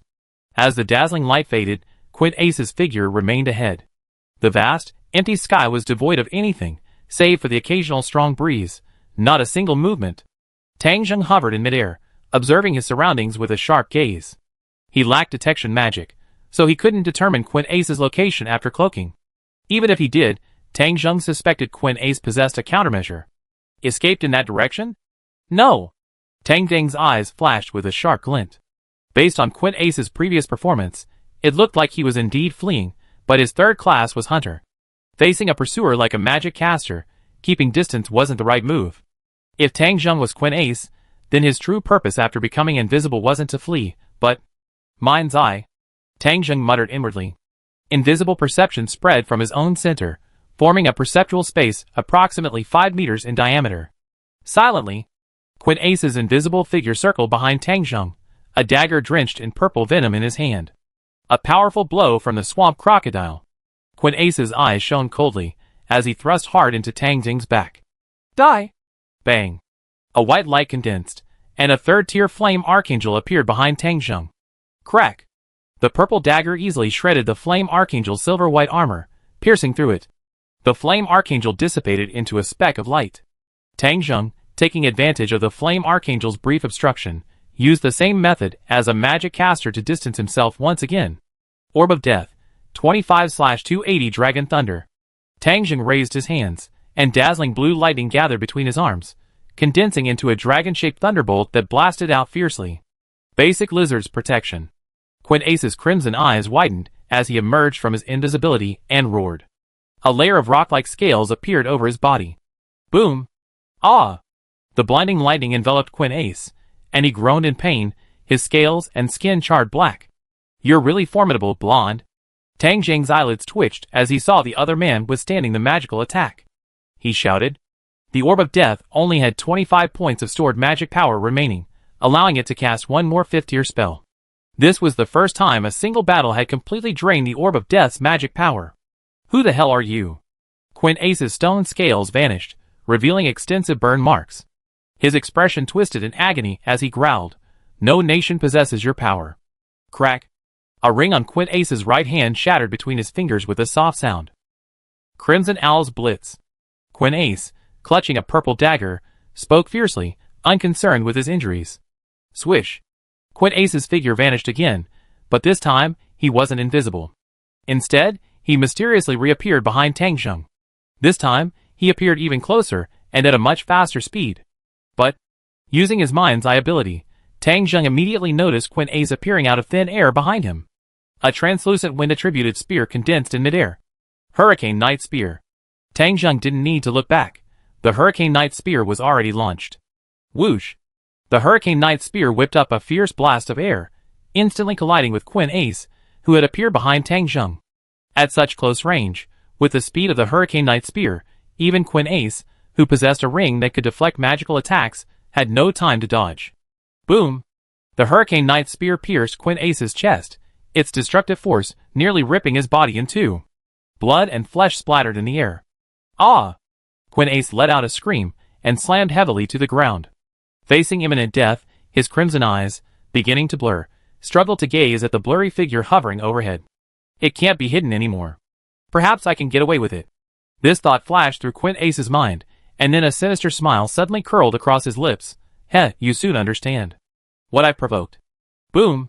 A loud noise echoed through the jungle, and a deep pit appeared in the earth. Tang Zheng was momentarily stunned, because Quinn Ace had faced the Hurricane Knight Spear attack with complete resistance. Damn it! Tang Zheng reacted and quickly descended. He found Quinn Ace lying in the pit, his chest completely shredded by the Hurricane Knight Spear, only the skin on either side barely holding together, preventing him from being completely dismembered. At this moment, the other party's aura was so weak that it was barely detectable. Without a moment's hesitation, he pulled out bottles of regeneration potion and freely poured them upon the other party. If Quinn Ace were to die, the Celian theocracy would surely know, especially the godlike captain of the Black Scripture, who was responsible for the resurrection of the entire team. And then, there's the ever-troublesome Astrology 1000 Miles. That detection magic caster wearing a high school-like uniform. High school uniforms don't exist in other worlds, so the outfit he's wearing is likely equipment left behind by the 6 great gods. In the anime, he's able to lock onto the battlefield of the Observation Kingdom from a distance, so naturally, he also has the ability to lock onto the Great Wetlands. Chapter 172. Bottle after bottle of regeneration potion was pouring in, and Quinn Ace's massive chest wound showed some signs of healing. However, the injury was too severe, and the slow healing effect of the regeneration potion alone was insufficient. Quinn Ace might die before his injuries healed. Tang Zheng had no choice but to cast the Heal Serious Wounds spell. The combined power of the potion and magic forcibly stabilized the opponent's aura. Quinn Ace's previously hazy consciousness began to clear under the intense pain. Resurrection? The thought flashed through his mind. Quinn Ace lifted his heavy eyelids and opened his crimson eyes. However, what he saw was not a familiar figure, but Tang Zheng, who shocked and enraged him. His already pale face became even paler and uglier. "Sh." Quinn Ace opened his mouth, and blood gushed out, choking the words he was about to say. Bang! Tang Zheng raised his toes and kicked Quinn Ace in the neck, knocking him unconscious. He didn't intend to give him any chance to speak or even make a move. Leaning down, Tang Zheng reached out and groped Quinn Ace's belongings, removing the remaining 7 magic rings, a magic leather pouch, and a necklace of magic items. Not bothering to check the information on these magic items, he dumped them all into the item box. Based on the current situation, Quinn Ace is unlikely to contact the Celian theocracy, and he doesn't have the magic items of the 6 great gods. Tang Zheng felt a slight sense of relief and reached out to lift the unconscious Quinn Ace from the pit. The two things he was most worried about hadn't happened. In the game Yggdrasil, there's a long-distance communication magic called Message. In a typical game, this ability serves as a basic means of communication between players. In Yggdrasil, however, it's distinct from ordinary player communication, and is primarily used in special situations and locations. For example, people like Cocytus, the guardian of the Great Tomb, use message scrolls as a way to contact other members. These scrolls are not very valuable. Since the Great Tomb holds many, Tang Zheng naturally wonders if the items left behind by the 6 great gods also contain such scrolls. Besides, the information revealed in both the anime and the novel is too limited, and Tang Zheng is unsure whether other methods exist. This is why Tang Zheng only displayed his hero-level prowess during his battle with Quinn Acer, to prevent the worst-case scenario of information being exposed. And by Quinn Acer choosing to die, Tang Zheng at least confirmed that Quinn Acer could not actively contact the Celian theocracy. So, in the end, they could only resort to death as a disguised reminder. Whoosh! Tang Zheng, carrying the severely injured and unconscious Quinn Ace, flew swiftly through the dense forest, landing at the site of the original battle. The gray-robed mage remained unconscious, guarded by an angel of tranquility. The twin witches, who had escaped during their fight, were recaptured by another angel of tranquility, and now huddled tremblingly beneath a large tree. Seeing the subhuman witch sisters, Tang Jing raised his eyelids, then walked over expressionlessly. The green leaf witch trembled all over and immediately embraced the weakened white mist witch, pressing her head to her chest to protect her. Her eyes were filled with a mixture of fear and awe. In the eyes of the twin witches, the gray-robed mage was already an irresistible force, and Quinn Ace, who appeared behind him, was equally formidable. And yet these two, they were all defeated by the young man who seemed the weakest in front of him. Aren't humans supposed to be extremely weak? A flicker of bewilderment crossed the green leaf witch's face. Why were the humans they encountered so formidable? Tram. The footsteps paused. The green leaf witch, coming to her senses, saw Tang Jing standing before her and shrank back in fear. Do you know how much trouble you caused me? Tang Jing said calmly, looking at the twin witches. Whether it was the gray-robed mage or Quinn Ace, there were so many uncertainties that Tang Jing felt a sense of unease, whether to keep them alive or to kill them. Of course, there were also benefits. Because these two individuals' identities were so significant, Tang Jing could also obtain even more crucial information from them. The green leaf witch and the white mist witch shuddered simultaneously. I ask questions, you answer. Do you understand? Tang Jing said coldly. Hearing that Tang Jing was merely asking questions and not immediately killing them, the twin witches nodded quickly. What race are you? No, I don't know, the green leaf witch whispered cautiously. We are the only two of the same race in the entire Great Wetlands. Tang Jing was somewhat disappointed by this answer. Given the current situation, he didn't think the twin witches would lie about such a matter. Tell me the whole story, Tang Jing asked again coldly. As the twin witches spoke without reservation, the entire story began to become clear. The Grey Mage had arrived in the Great Wetlands years ago, and immediately apprehended the two of them. Using the magic cauldron stolen from the Lizardmen tribe, the twin witches collaborated with the Grey Mage to conduct magical research on the frogmen's eggs. Only recently, the Grey Mage's research finally yielded results, and the twin witches immediately realized that the moment their magical research yielded results, they would be completely useless. It was at this time that the twin witches, through their cave lizardmen, discovered Tang Jing, a powerful figure who could single-handedly take on an entire lizardman tribe. Thus, they lured Tang Jing deep into the Great Wetlands, hoping to use him to confront the Grey Mage and escape. As for Quinn Ace's appearance, it was completely unexpected and not part of the twin witches' plan. After listening, Tang Jing pondered for a moment, then raised his arm, and waved to the nearby Angel of Tranquility. The Angel of Tranquility moved, carrying the unconscious grey-robed mage to Tang Jing. From his arms, he pulled a translucent egg the size of a glass ball, and handed it to him. Is this what they've spent so much time researching?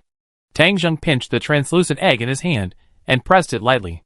It was slippery and slightly hard, judging by the previous experience. Another purpose for the Grey Mage to study this item was to lure Quinn Ace, something that would capture the attention of a member of the Dark Codex. This shows the value of this experimental item. Identify item. Tang Jing cast his spell. Item, artificial monster frogman egg, poor quality, level, lowest, 1 to 10, restrictions. Controllable only by the creator.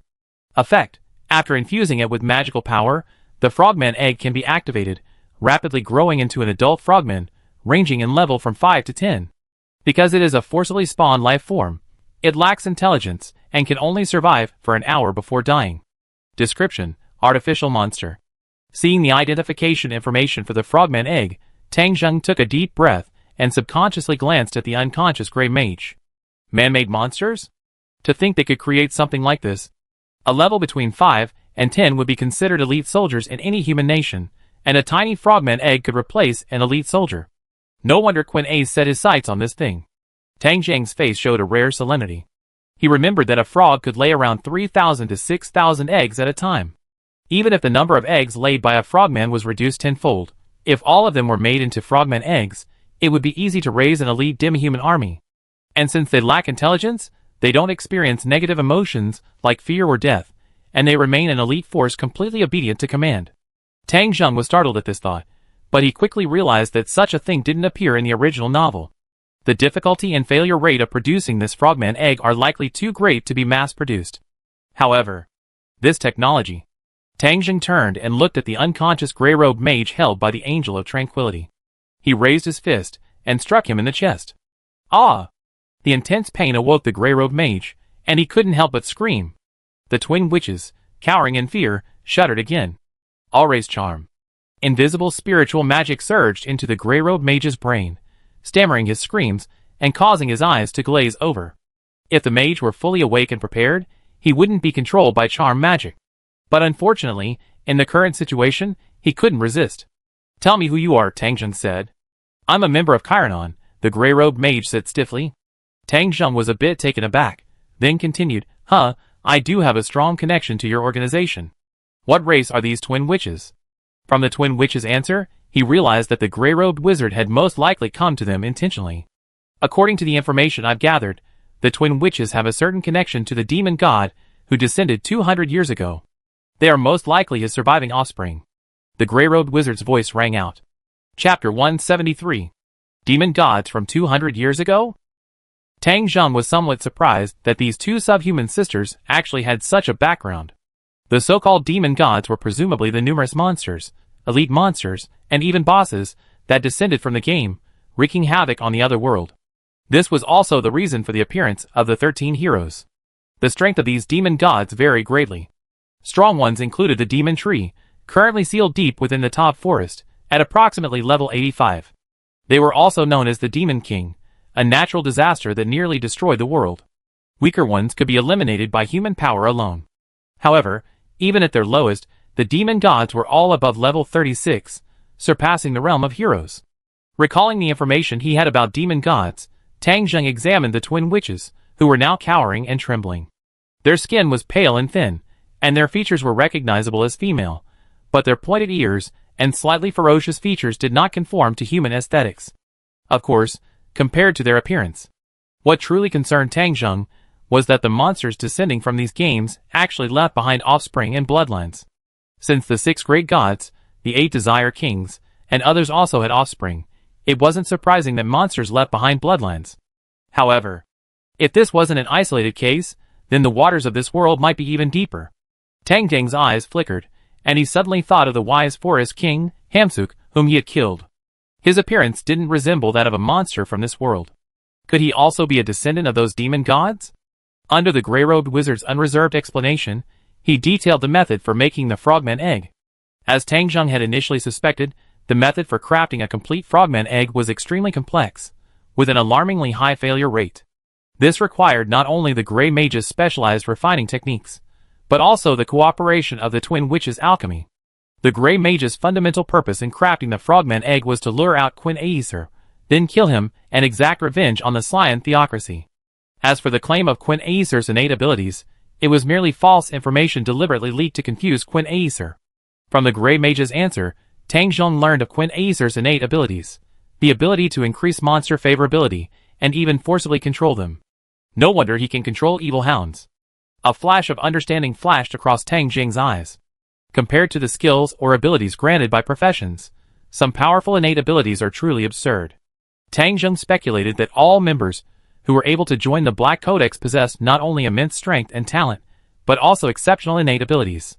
As for the gray-robe mage's feud with Quinn Aesir or the Scion theocracy, Tang Zheng had initially shown little interest, but unexpectedly learned a secret.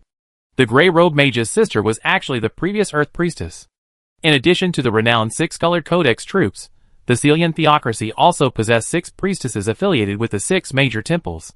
Each priestess, with the aid of special magical tools, could perform grand ritual magic, allowing them to unleash magic of a higher order far beyond their own level. However, these special magical tools were not accessible to everyone. They required exceptional talent or even innate abilities. The Scion theocracy itself possesses magic that can detect the innate abilities of others, making it relatively easy to find those who meet the requirements among its population of over 15 million. I'm honored. The Grey Mage's sister is such a suitable candidate, and he initially thought so as well. But the result? Tang Zheng watched the vacant, controlled Grey Mage, and shook his head slightly. Everything that falls from the sky has a price to pay. How could the leap from an ordinary person to a high-ranking Miko of one of the 6 holy temples come without a price? If Tang Zheng remembered correctly, the future Clementine had seized the crown of wisdom from the Dark Miko and defected from the Scion theocracy. And after losing the crown of wisdom, the Dark Miko went completely mad, and the madness here meant real madness. Because the crown of wisdom can strip the user of consciousness, turning them into a mere tool capable of casting magic, the crown of wisdom of the other great priestesses likely has a similar effect. What happens to the priestess who goes mad after losing her crown of wisdom? Or, if the next priestess needs to be replaced, what should the previous one do? Simply put, this ties into one of the main missions of the Black Scripture, to send these mad priestesses to the divine presence. The gray-robed wizard naturally didn't know about the existence of the Black Scripture, nor did he know that Quinace was a member of it. The main reason he sought out Quinace was because his sister had been taken away by Quinace's father. Tell us everything you know about you, the Chironon. Tang Zheng paused briefly before continuing his inquiry. The Grey Mage's case is difficult to assess. When the other party first mentioned the human supremacy of the Celian theocracy, the mocking tone was somewhat incomprehensible to Tang Zheng, but now he's somewhat more understanding. Many things are viewed differently from a collective perspective than from an individual perspective. Tang Zheng had always considered himself an ordinary person who had wielded power, but everything he experienced recently had transformed his perspective on certain matters beyond the ordinary world's simplistic notions of right and wrong, good and evil.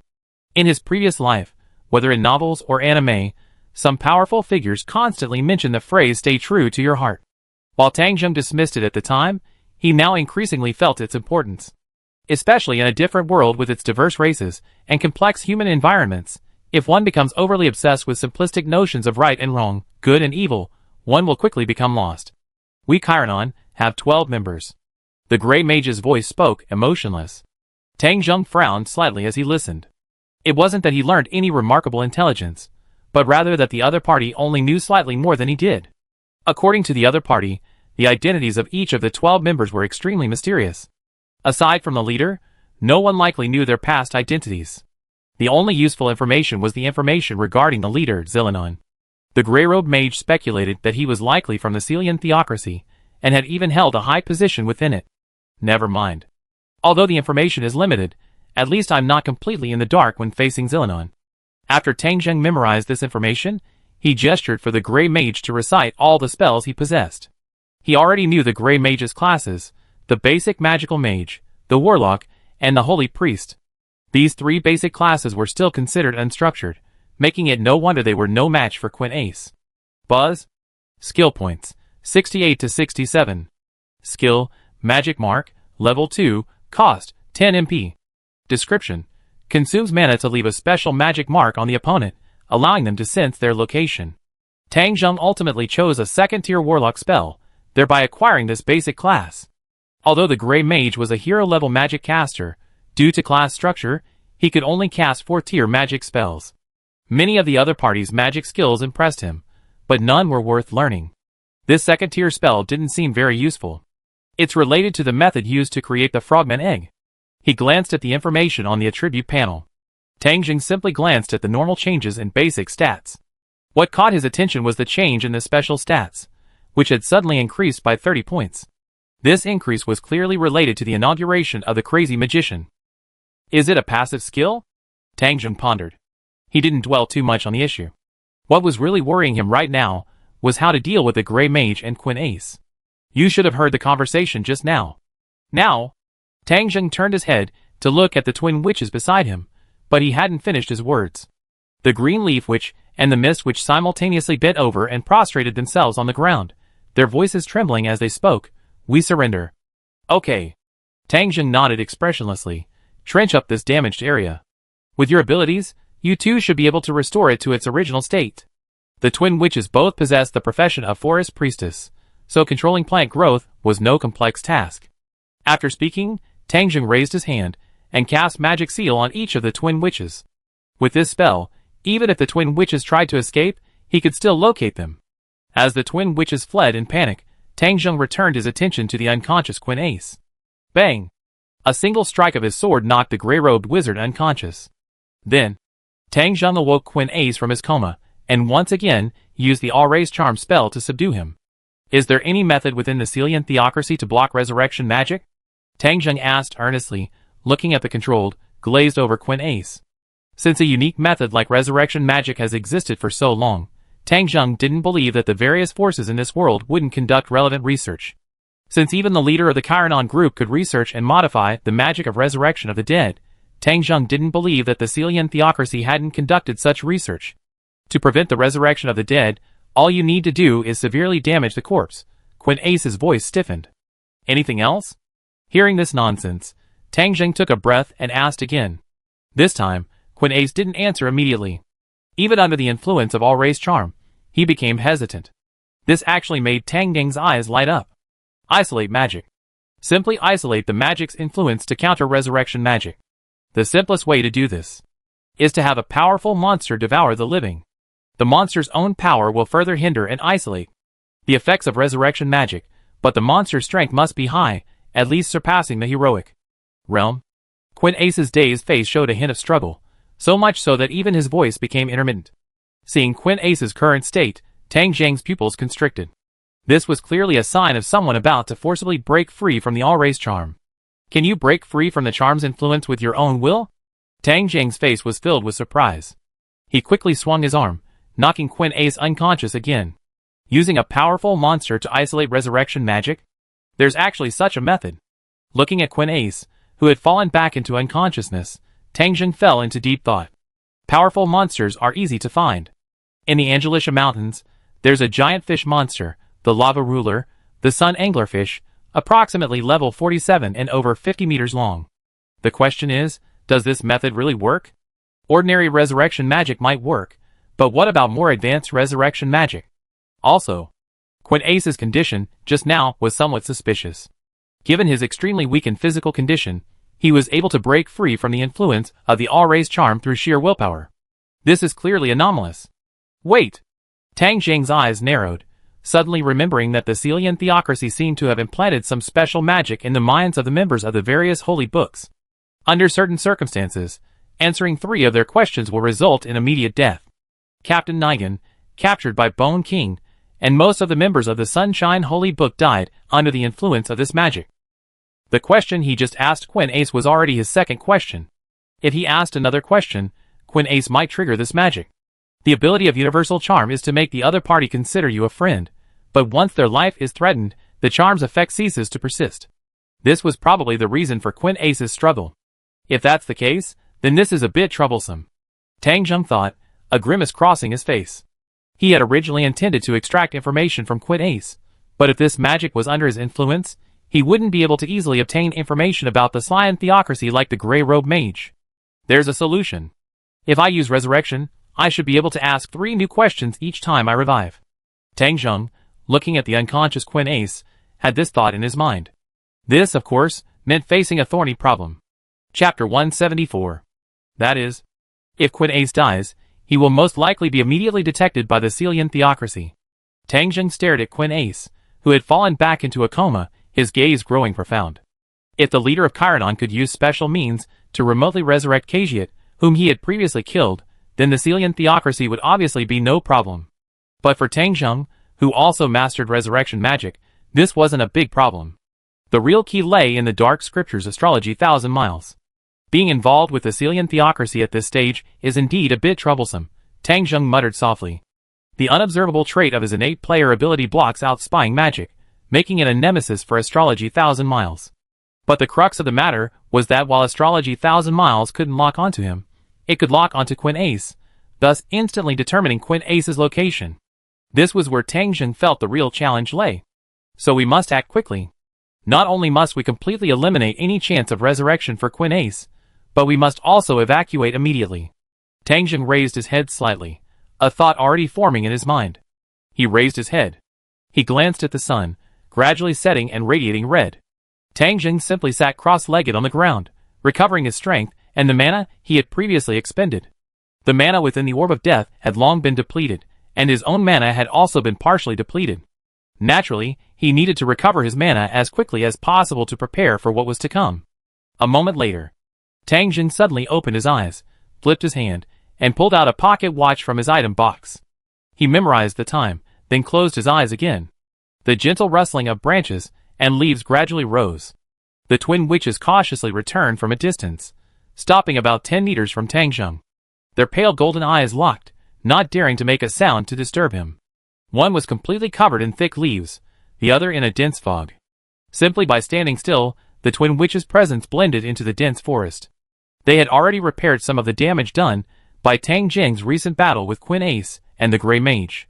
Of course, this repair only involved covering up the damage with weeds created by the plant magic of faith. Night fell, and the crescent moon, shrouded by dark clouds, dimmed the night light. Tang Ying slowly opened his eyes, first glancing at the mana value on the attribute panel, then at the pocket watch in his hand. My mana regeneration speed has increased by 10 minutes. Originally, his mana only regenerated a little per hour, but now it's been reduced to 50 minutes. It's because I've taken on a magic class, so my mana regeneration speed has also increased, Tang Zheng thought silently. This ability, like his previous class, isn't passive, but rather a function inherent in the class. You too. Tang Zheng looked up, his gaze calmly fixed on the twin witches. Master. Master. Two clear, melodious voices emanated from the Emerald Witch and the Mist Witch. Facing the even more powerful and terrifying Tang Zheng, the twin witches dared not entertain any ulterior motives. They knew full well that they had survived because the human before them was equally interested in the frogman egg created by the grey-robed mage. To create it, they would need their blood and alchemical abilities. Hearing the two girlish voices, Tang Zheng's eyelids lifted. Unfortunately, the twin witches' voices completely mismatched their appearance. Bring the lizardman's magic cauldron and the cave lizardman here, Tang Zheng instructed calmly. The twin witches, without hesitation, quickly turned and left. A short while later, the green leaf witch returned, carrying two black cauldrons, the size of wash basins and about 50 centimeters tall. The cave lizardman, who had only seen Tang Zheng, sprinted towards them from the dense forest in the distance. When it reached a short distance from Tang Zheng, it immediately stopped running. A stream of white mist emerged from the cave lizard's chest, gathering in midair and reforming the figure of the mist witch. The cave lizard shuddered violently, its confused eyes clearing as it gazed at the mist witch in front of it with horror. Bang! Master! The cave lizard quickly knelt on the ground and addressed the mist witch in a trembling voice. The mist witch ignored the cave lizard and looked respectfully at Tang Zheng. Thunderball. Tang Zheng glanced at the mist witch with interest, then raised his arm and aimed it at the cave lizard. The mist witch's ability to merge into the bodies of other creatures and control them was extremely useful against weaker enemies. Snap! Magic power gathered in his palm, quickly condensing into a flash of lightning, emitting a dazzling blue light in the night sky. In the blink of an eye, the flash of lightning expanded into a ball of lightning the size of a wash basin, soaring through the air and landing on the cave lizard's head. Lightning flash. Without even a scream, the cave lizard was killed by the lightning ball, transformed into black charcoal. A faint smell of burning filled the air. The thick fog enveloping the white mist witch trembled slightly, and she stood frozen in place. The green leaf witch beside her also showed fear in her pale golden eyes. Experience gained. 189 experience slots.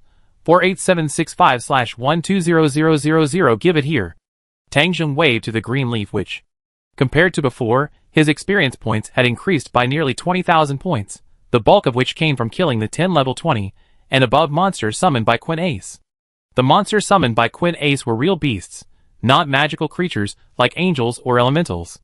The green leaf witch didn't react immediately, clearly still recovering from the terror of the cave lizardmen annihilated by the thunderball. Sister, the mist around the mist witch shrank as she whispered a warning. The green leaf witch shuddered and quickly lifted the magic cauldron in her hand, approaching Tang Zheng and carefully placing the magic item in front of him. The dark surface of the magic cauldron emanated a faint metallic sheen. It looked ordinary, even unremarkable, similar to the crucibles used by those evil witches in fairy tales. Identify the item, Tang Zheng said. Item, magic crucible. Level, advanced, 31 to 40, restrictions, none. Effect, cooking and refining. Blending herbs and materials into this item enhances and strengthens the material's effects. Purification and synthesis. Impurities can be removed during the refining process. If the materials are concentrated enough, they can be condensed into alchemical materials. Description: lizardmen actually use this to make paint. What a waste. Sure enough, this lizardman treasure is still a superior magic item. After reviewing the magic crucible's information, a look of understanding flashed across Tang Zheng's face. Based solely on its effects, this magic item is indeed a treasure for professions like pharmacists and alchemists in this world. It can condense alchemical materials. Tang Zheng was intrigued by this effect, but now was not the time to experiment. Chapter 175. With this magical item in hand, the four greatest treasures of the lizardmen now fell into Tang Zheng's hands. He turned his gaze away from the magic cauldron. What's with this magic ring? Tang Zheng flipped his palm, and a magic ring appeared in his palm. It was the same magic item he had obtained from the cave lizardmen, the one with the ability to change appearance.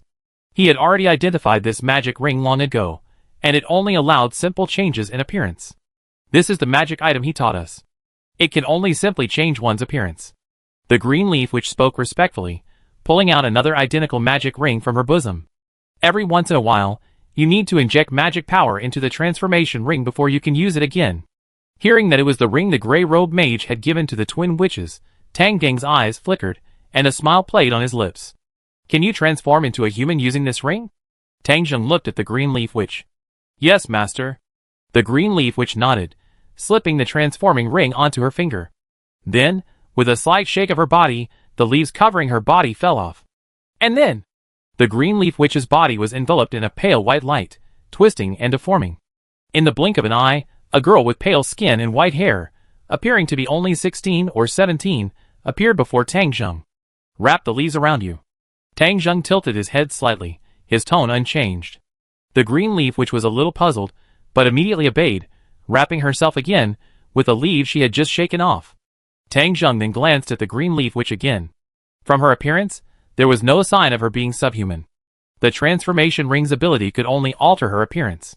Fortunately, aside from her appearance and overly skeletal build, the twin witches resembled humans. You go in. Tang Zheng glanced at the white mist witch beside him.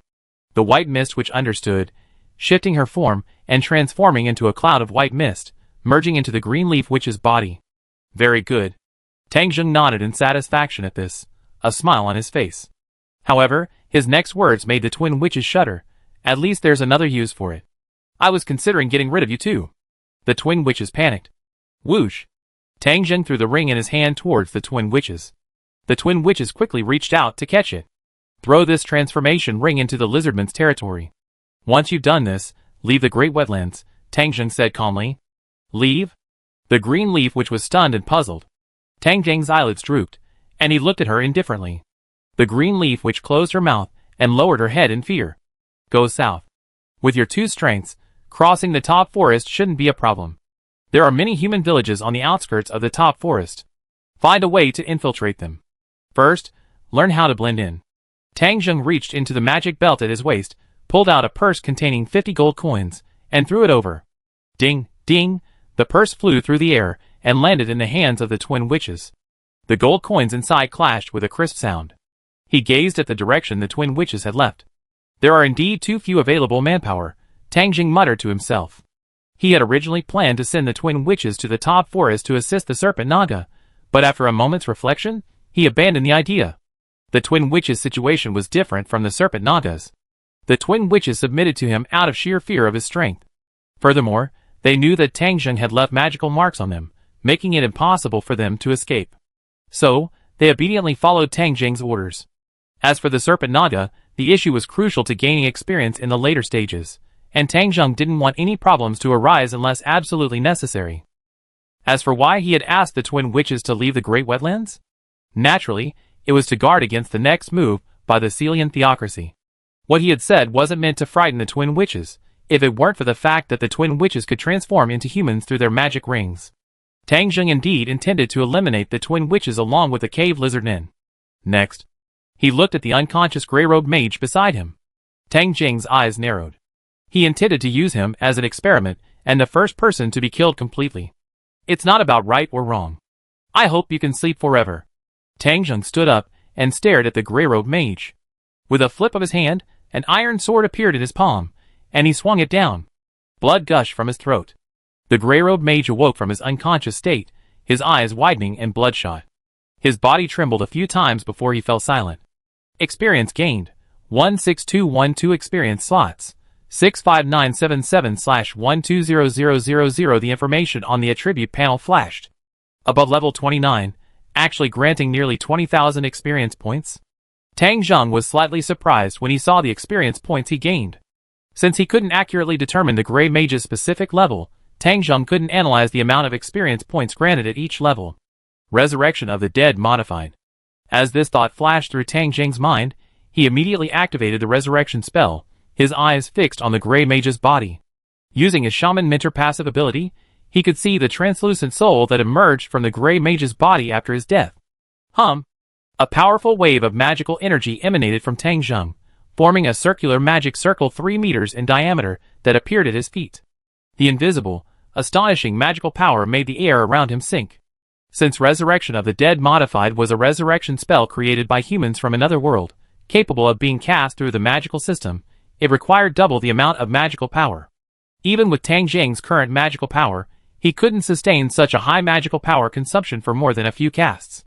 So, the Mad Mage activated his class skill, Mad Meditation, instead of consuming it. Whoa! The magic circle flashed. The soul, which had been hovering above the grey-robed mage's corpse, and was about to dissipate, was forcibly pressed back into the body by the resurrection magic. Ah! The grey-robed mage's corpse, revived in the blink of an eye, subconsciously let out a scream, as if awakened from a dream, sitting up with a face covered in cold sweat. Thank you, Alliance. The grey-robed mage took a few deep breaths, and as consciousness gradually returned, he subconsciously tried to speak. However, when the grey-robed mage saw Tang Jing standing before him, his pupils suddenly constricted, his face revealing a mix of shock, bewilderment, and disbelief. The insect swarm grey-robed mage attempted to unleash his magic, but Tang Jing, who had been prepared, struck first, knocking him unconscious again. At such close range, the grey-robed mage stood no chance against Tang Jing's true melee prowess. Resurrection magic is indeed related to the soul. Tang Jing looked at the unconscious grey-robed mage, reflecting on the changes that had occurred throughout the entire process, and muttered, his aura has clearly weakened. According to the characteristics of low-level resurrection magic, he should have dropped 4 levels. Tang Jing had long been aware of this change, so he wasn't surprised. In the anime and the Bunko novel, Bone King and Demiurge had conducted extensive experiments on healing and resurrection magic, reaching certain conclusions. After Tang Jing killed the wise forest king Hamsuk, he didn't resurrect him, because his health level would drop after resurrection. The loss of experience was not a big deal. The key point is that once an opponent's fur and other materials are revived after death, their level will be lowered. As for stripping the opponent's fur beforehand, it's useless, because upon resurrection, the missing limbs will also disappear. This is also Demiurge's conclusion, so it's impossible to farm materials through resurrection magic. There are some behaviors that can be exploited, but the results are unknown. Chapter 176. The iron sword swung. Blood gushed out again, and the grey-robed mage died once again. Experience gained. 10003 experience slots. 75980/120000 Resurrection of the Dead. Tang Jing narrowed his eyes, as he watched the soul once again levitate from the grey-robed mage's body. A bright blue light emerged along with the magic circle. The magical aura emanating from the 5th-tier magic made the air heavy again. Ah! The grey-robed mage screamed, and upon regaining consciousness, he rolled violently to the right and rear, trying to distance himself from Tang Jing. Fear filled his heart. The grey-robed mage's confidence had always come from the Alliance leader's immense power, and his mastery of resurrection magic. Even if he died, he could be resurrected with the Alliance leader's power. It would only cost him some strength, which he could regain with a little time. However, if the enemy also possessed resurrection magic, then for the grey-robed mage. No! For any enemy, that would be a true terror. The drop in life level after 2 consecutive resurrections had left the grey-robed mage feeling a weakness he had never felt before. He tumbled around in a panic, no longer caring about his dignity. He had to respond before his power was completely lost. If he died again, he might not even have the strength to resist. As a powerful figure in a heroic consular domain, he would be enough to make the nobles of any country bow down to him. To die in such a remote place one day. Damn it! I have plenty of money and valuable magic items. You're also a magic caster, so you should know how difficult it is to acquire powerful spells. The grey-robed mage spoke in a flustered voice. The other party had used resurrection magic to resurrect him, and then killed him, which meant they wouldn't let him go. He naturally didn't expect Tang Jing to agree, but even the slightest hesitation would be enough for him to prepare his magic. Bang! A dull sound echoed, and the grey-robed mage's vision went dark. He fainted and collapsed to the ground. For a magic caster, you're quite agile, Tang Jing praised, looking at the grey-robed mage at his feet. He pulled out his pocket watch. Tang Jing checked the time on the watch, silently calculating it in his mind. Without hesitation, he swung his iron sword down again. Blood beads dripped from the blade. This time, Tang Jing didn't use his Mad Mage class skill, choosing instead to draw on his own magic power, preserving his Mad Meditation skill. Experience gained, 4251 MP, 188 to 138 Resurrection of the Dead. Tang Ning's eyes flashed. The experience had dropped so much, from 10,000 to around 4,000. The soul doesn't seem as clear as it was at the beginning, becoming more ethereal. Tang Jing used the passive ability of Shaman Minter. The state of the Grey Robe Mage's soul after each death could be clearly observed. Besides the apparent drop in life level, the soul seemed to have also suffered some damage. Or perhaps, for those with great strength, not only does their life level rise, but their souls themselves also receive a certain strengthening. During the process of demotion, both the body and soul drop in levels simultaneously. This should also be the case. Tang Jing pondered silently, his hands moving without a pause. Puff. Experience gained. 676 MP. 138 becomes 88 Resurrection of the Dead. Puff. Tang Jing struck the newly resurrected Grey Robe Mage with his sword again, but this time, he failed to revive him. Experience points have dropped to 3 digits, meaning he must have fallen below level 20. Tang Jing stared at the Grey Robe Mage's corpse, calculating silently in his mind. The level range in the heroic realm is 29 to 35. Including this death, he has died 5 times. Based on the level drop, if he were to be resurrected again, his level should be between 9 and 15. Click. Tang Jing pulled out his pocket watch again, checked the time, and his eyes fixed. Time for the second preparation. The next moment, retrieving a large bucket of troll blood from his item box, Tang Jing diligently set about setting up the magic rising ritual on the ground. Since the Grey Mage belonged to Xeranon, the leader must have been aware of his death. Tang Jing didn't know the time the leader would set up the ritual for remote resurrection, but he could roughly estimate the time frame based on the Khajiit he had killed the previous time. The reason Tang Jing hadn't resurrected the Grey Mage again was for experimentation. Next, he would experiment with where the Grey Mage would be resurrected if he and the leader of Xeranon simultaneously used resurrection magic. This is crucial, because it affects how Quint Ace will be dealt with next. During this process, Tang Jing naturally considered the worst-case scenario. What if the resurrection magic performed by the Xeranon leader through the ritual was more powerful than normal resurrection magic? There's a very real possibility that the Grey Robe Mage could be resurrected by the Xeranon leader. Although he considered this possibility low, given that the Grey Robe Mage's intact body was with him, he still had to be on guard. Even faith-based magic could be cast by magic casters of the power system. It's unclear what other bizarre methods the humans of this world might devise. So, we had to be prepared for a backup plan. The modified resurrection of the dead consumes a significant amount of mana. Unfortunately, the current level of faith-based magic isn't high enough. Tang Jing leaned forward, meticulously and carefully setting up the magic circle on the ground. After about an hour, the magic ritual was finally complete. Tang Jing first glanced at the grey-robed wizard's corpse. After a brief pause, he stood up and walked to the center of the ritual. Buzz! As Tang Jing released his own magical power, it immediately connected with the ritual on the ground. A circular ritual, centered around patterns of stars and trees, illuminated beneath his feet. Invisible air currents surged, puffing up Tang Jing's priest robes. Magic Ascension, 7th level magic. Tang Ning's eyes widened. A dazzling white light appeared in the previously pitch-black wetland forest, dispelling the darkness within the area. Wow! A magic circle, 5 meters in diameter, emitting a brilliant white light and a sacred aura, condensed above Tang Jing's head. Followed by this, a small magic circle, only 3 meters in diameter, formed above the larger magic circles, forming a double magic circle in the air. Holy, powerful waves of magical energy converged and surged in the air.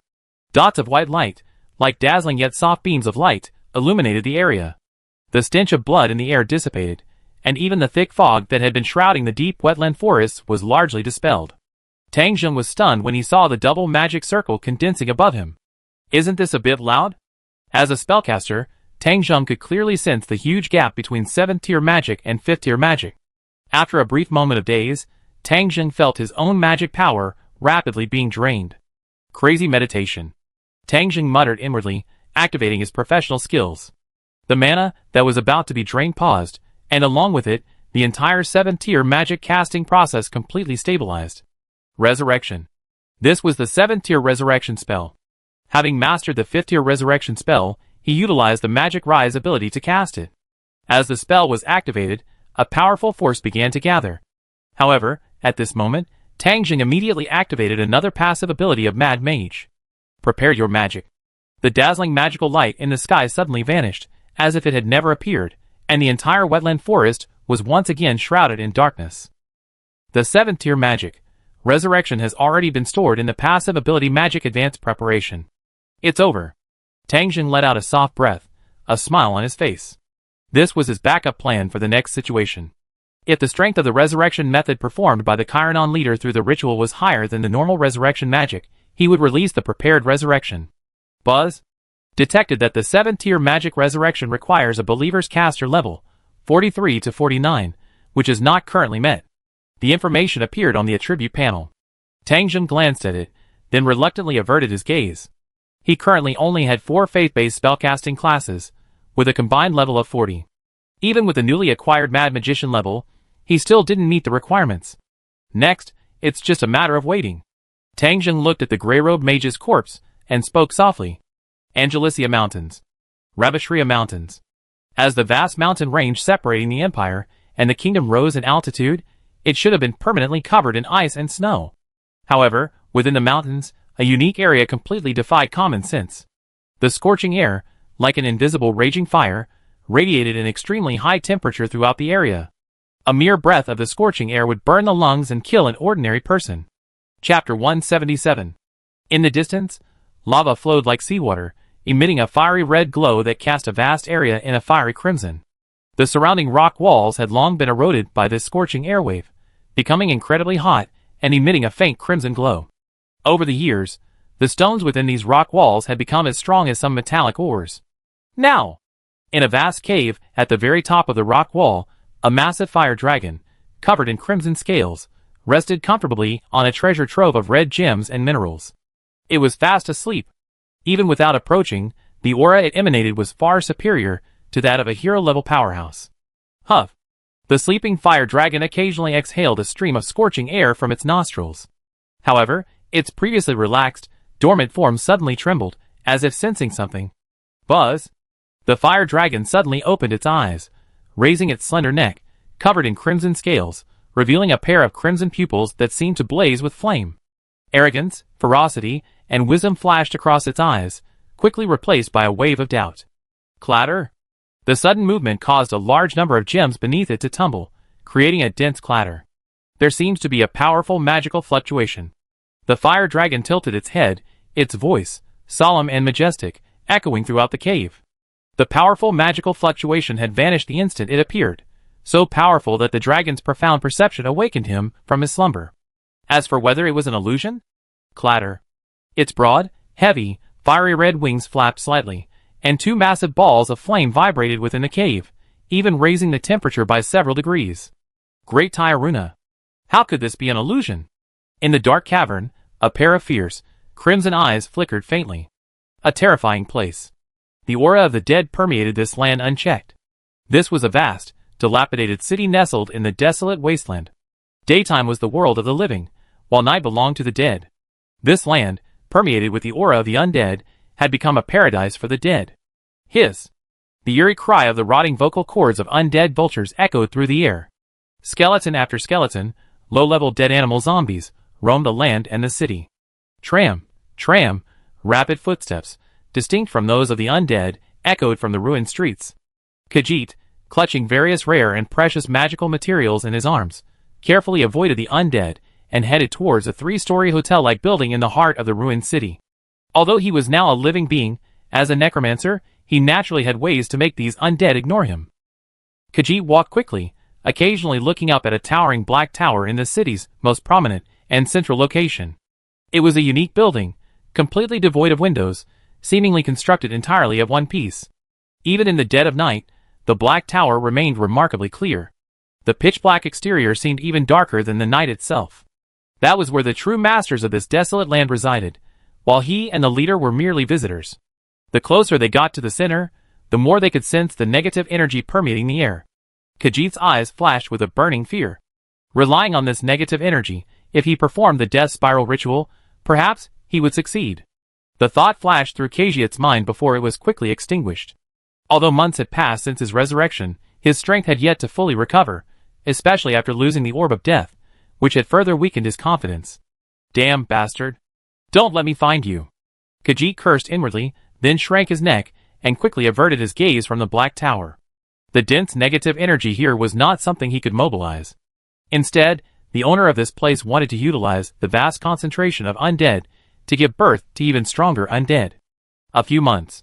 Khajiit had almost guessed who the owner of this devastated land, possessing such vast tracts of land and requiring their leader to visit, was. In this world, terrifying beings exist, surpassing even the great undead magi. They wield power capable of easily destroying entire kingdoms. According to the secret records of various nations, only 3 such individuals are recorded. The Dragon Dark Knight Magi, Funtara Angelus, the Titan Dark Knight Mage, Sjorn, and the most mysterious Dark Knight Mage known as the Shadow King, known as the Terrifying. These 3 are clearly recorded in every nation, but even the highest nobility, and even some members of the royal family may not know of their existence. For the living, ignorance is actually a kind of bliss. And here, this is the territory ruled by that most mysterious and terrifying being. Khajiit lowered his head, and quickly entered the 3-story inn. Reaching the top floor, he gently knocked on a door. Click! The door opened automatically. The leader of the Chironon Alliance, shrouded in a thick, dark fog, appeared before Khajiit. Hover. The leader extended a staff from his body, and waved it in Khajiit's direction. The vast amount of magical materials Khajiit had brought soared into the air, and began to be placed in various locations according to the complex ritual that had long been arranged in the room. After all this preparation you still failed? That's not surprising. That sinister blonde brat is not easy to deal with. The leader of the Chironon Alliance made arrangements, chuckling softly. Well, only failure can breed a more fervent yearning for power. Khajiit stood respectfully to one side, his gaunt face and sunken eyes fixed on the ground, cautiously glancing at the complex magical ritual from the corner of his eye. As for what had happened, Khajiit had already begun to suspect that he was likely not alone. Snap! As the last magical ingredient was placed, the magic concentration in the room began to rise dramatically. Leader Zillanon, emerging from the black mist that enveloped him, tossed a blood-red potion bottle into the ritual room. Even though the bottle was sealed with a stopper, Khajiit could still smell the sudden, strong stench of blood in the air. The dead are resurrected. A hoarse, deep voice rang out. In the upper lake of the great wetlands, deep in the dense forest. Tang Jing held his pocket watch in one hand, checking the time, occasionally glancing at the grey-robed mage's corpse. This is taking longer than the last time Khajiit was resurrected. Are they preparing for the resurrection ritual? Tang Jing muttered quietly to himself, showing no sign of impatience, as he continued to wait. Time slipped by.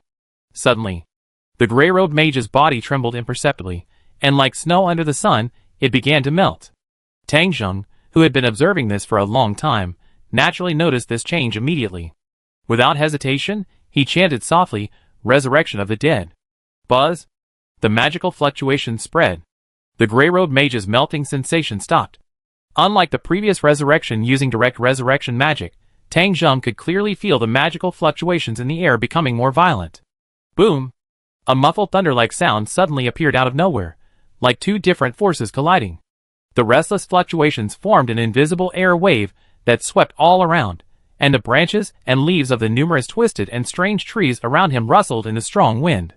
Humph! Tang Jing snorted coldly. He could sense that in this invisible confrontation, he had the upper hand. Swish! Tang Jing immediately increased his magic output, allowing the resurrection of the dead spell to become more concentrated. After a brief stalemate, the invisible vibration dissipated. The grey-robed mage screamed and sat up from the ground, gasping for breath. Success? Looks like there's no need to use the backup plan. Tang Jing looked at the grey-robed mage, who had been resurrected before him, a smile on his face. He recalled the previous magical confrontation and pondered, with an intact corpse, casting magic at close range is far more effective than long-range magic, isn't it? After receiving this experimental result, Tang Jing felt a sense of relief. He knew how to deal with Queen Ace next. Bang! Another muffled sound, and the grey-robed mage fainted once again, defenseless. Horror place. Inside the room, all the precious magical materials had been reduced to dust, and scattered all over the floor. The entire room was in a state of disarray, as if it had been hit by a 4-7 or 8 gale. Theocracy. The leader of the Chironon Alliance, shrouded in thick fog, let out an angry growl. The next day, as the sun's light returned to the wetlands, Tang Jing glanced at the attribute panel, revealing the Mad Mage class skill, which could be used again. He killed the Grey Mage, and then cast the Resurrection of the Dead spell to finish him off. After exhausting the Mad Meditation class skill 3 times, The gray mage was completely unable to be resurrected using resurrection magic. Crack! A blazing fireball, transformed from the lightning ball, flew out from Tang Jing's palm and landed on the gray mage's corpse, burning him to ashes. Wasn't I being too cautious? Tang Jing looked at the gray mage, reduced to ash, raised his hands, rubbed his temples, and muttered softly to himself. Chapter 178. Shang Tuyu, October 22nd. Night fell, and tiny stars twinkled against the deep sky. As they approached the Angelisha Mountains, the air temperature began to drop. A dark figure flew swiftly through the night. Tang Jing had exchanged his white priest robes for a black cloak, carrying the unconscious Quint Acer in his hands, and flew deep into the mountains. In the distance, a fiery red hue could be seen in the northern interior of the Angelisha Mountains. This was the 7th day since the Grey Robe Mage's death, and Tang Jing's 3rd day in the Angelisha Mountains. His magic power had fully recovered, and even the depleted magic power in the Orb of Death had been replenished. Tang Jing had chosen the interior of the mountains as the location to deal with Quint Acer. Since the Scion theocracy could pinpoint his location, the environment in the Great Wetlands was far less complex than that within the Angelisha Mountains. This would further confuse the audience. 7 days have passed. I wonder if the Scion theocracy has noticed anything unusual. Tang Jing muttered softly, feeling the cool breeze in the air. Whoa! A dark shadow swooped down from the sky. It was a harpy, roughly the size of a normal human, but with hawk-like wings and claws. It was one of the most dangerous monsters in the skies above the Angelica Mountains. Facing this sudden attack from the harpy, Tang Jing's flight remained unbroken. Just as the harpy was about to reach him, a magical great sword appeared in his palm, flashing a cold light against the night sky. The harpy was split in two. Experience gained. 1211 experience gauge. 82907/120000. Tang Jing's figure quickly passed the harpy, which didn't even utter a single scream. Using the cover of darkness, he continued his flight towards the northern side of the mountain range. He used physical means instead of magic, not only to conserve mana, but also to avoid attracting the attention of those within the Angelisha Mountains. At this moment, even Tang Jing himself wasn't sure which faction within the Angelisha Mountains he was currently occupying. Dwarves? Quaggoa?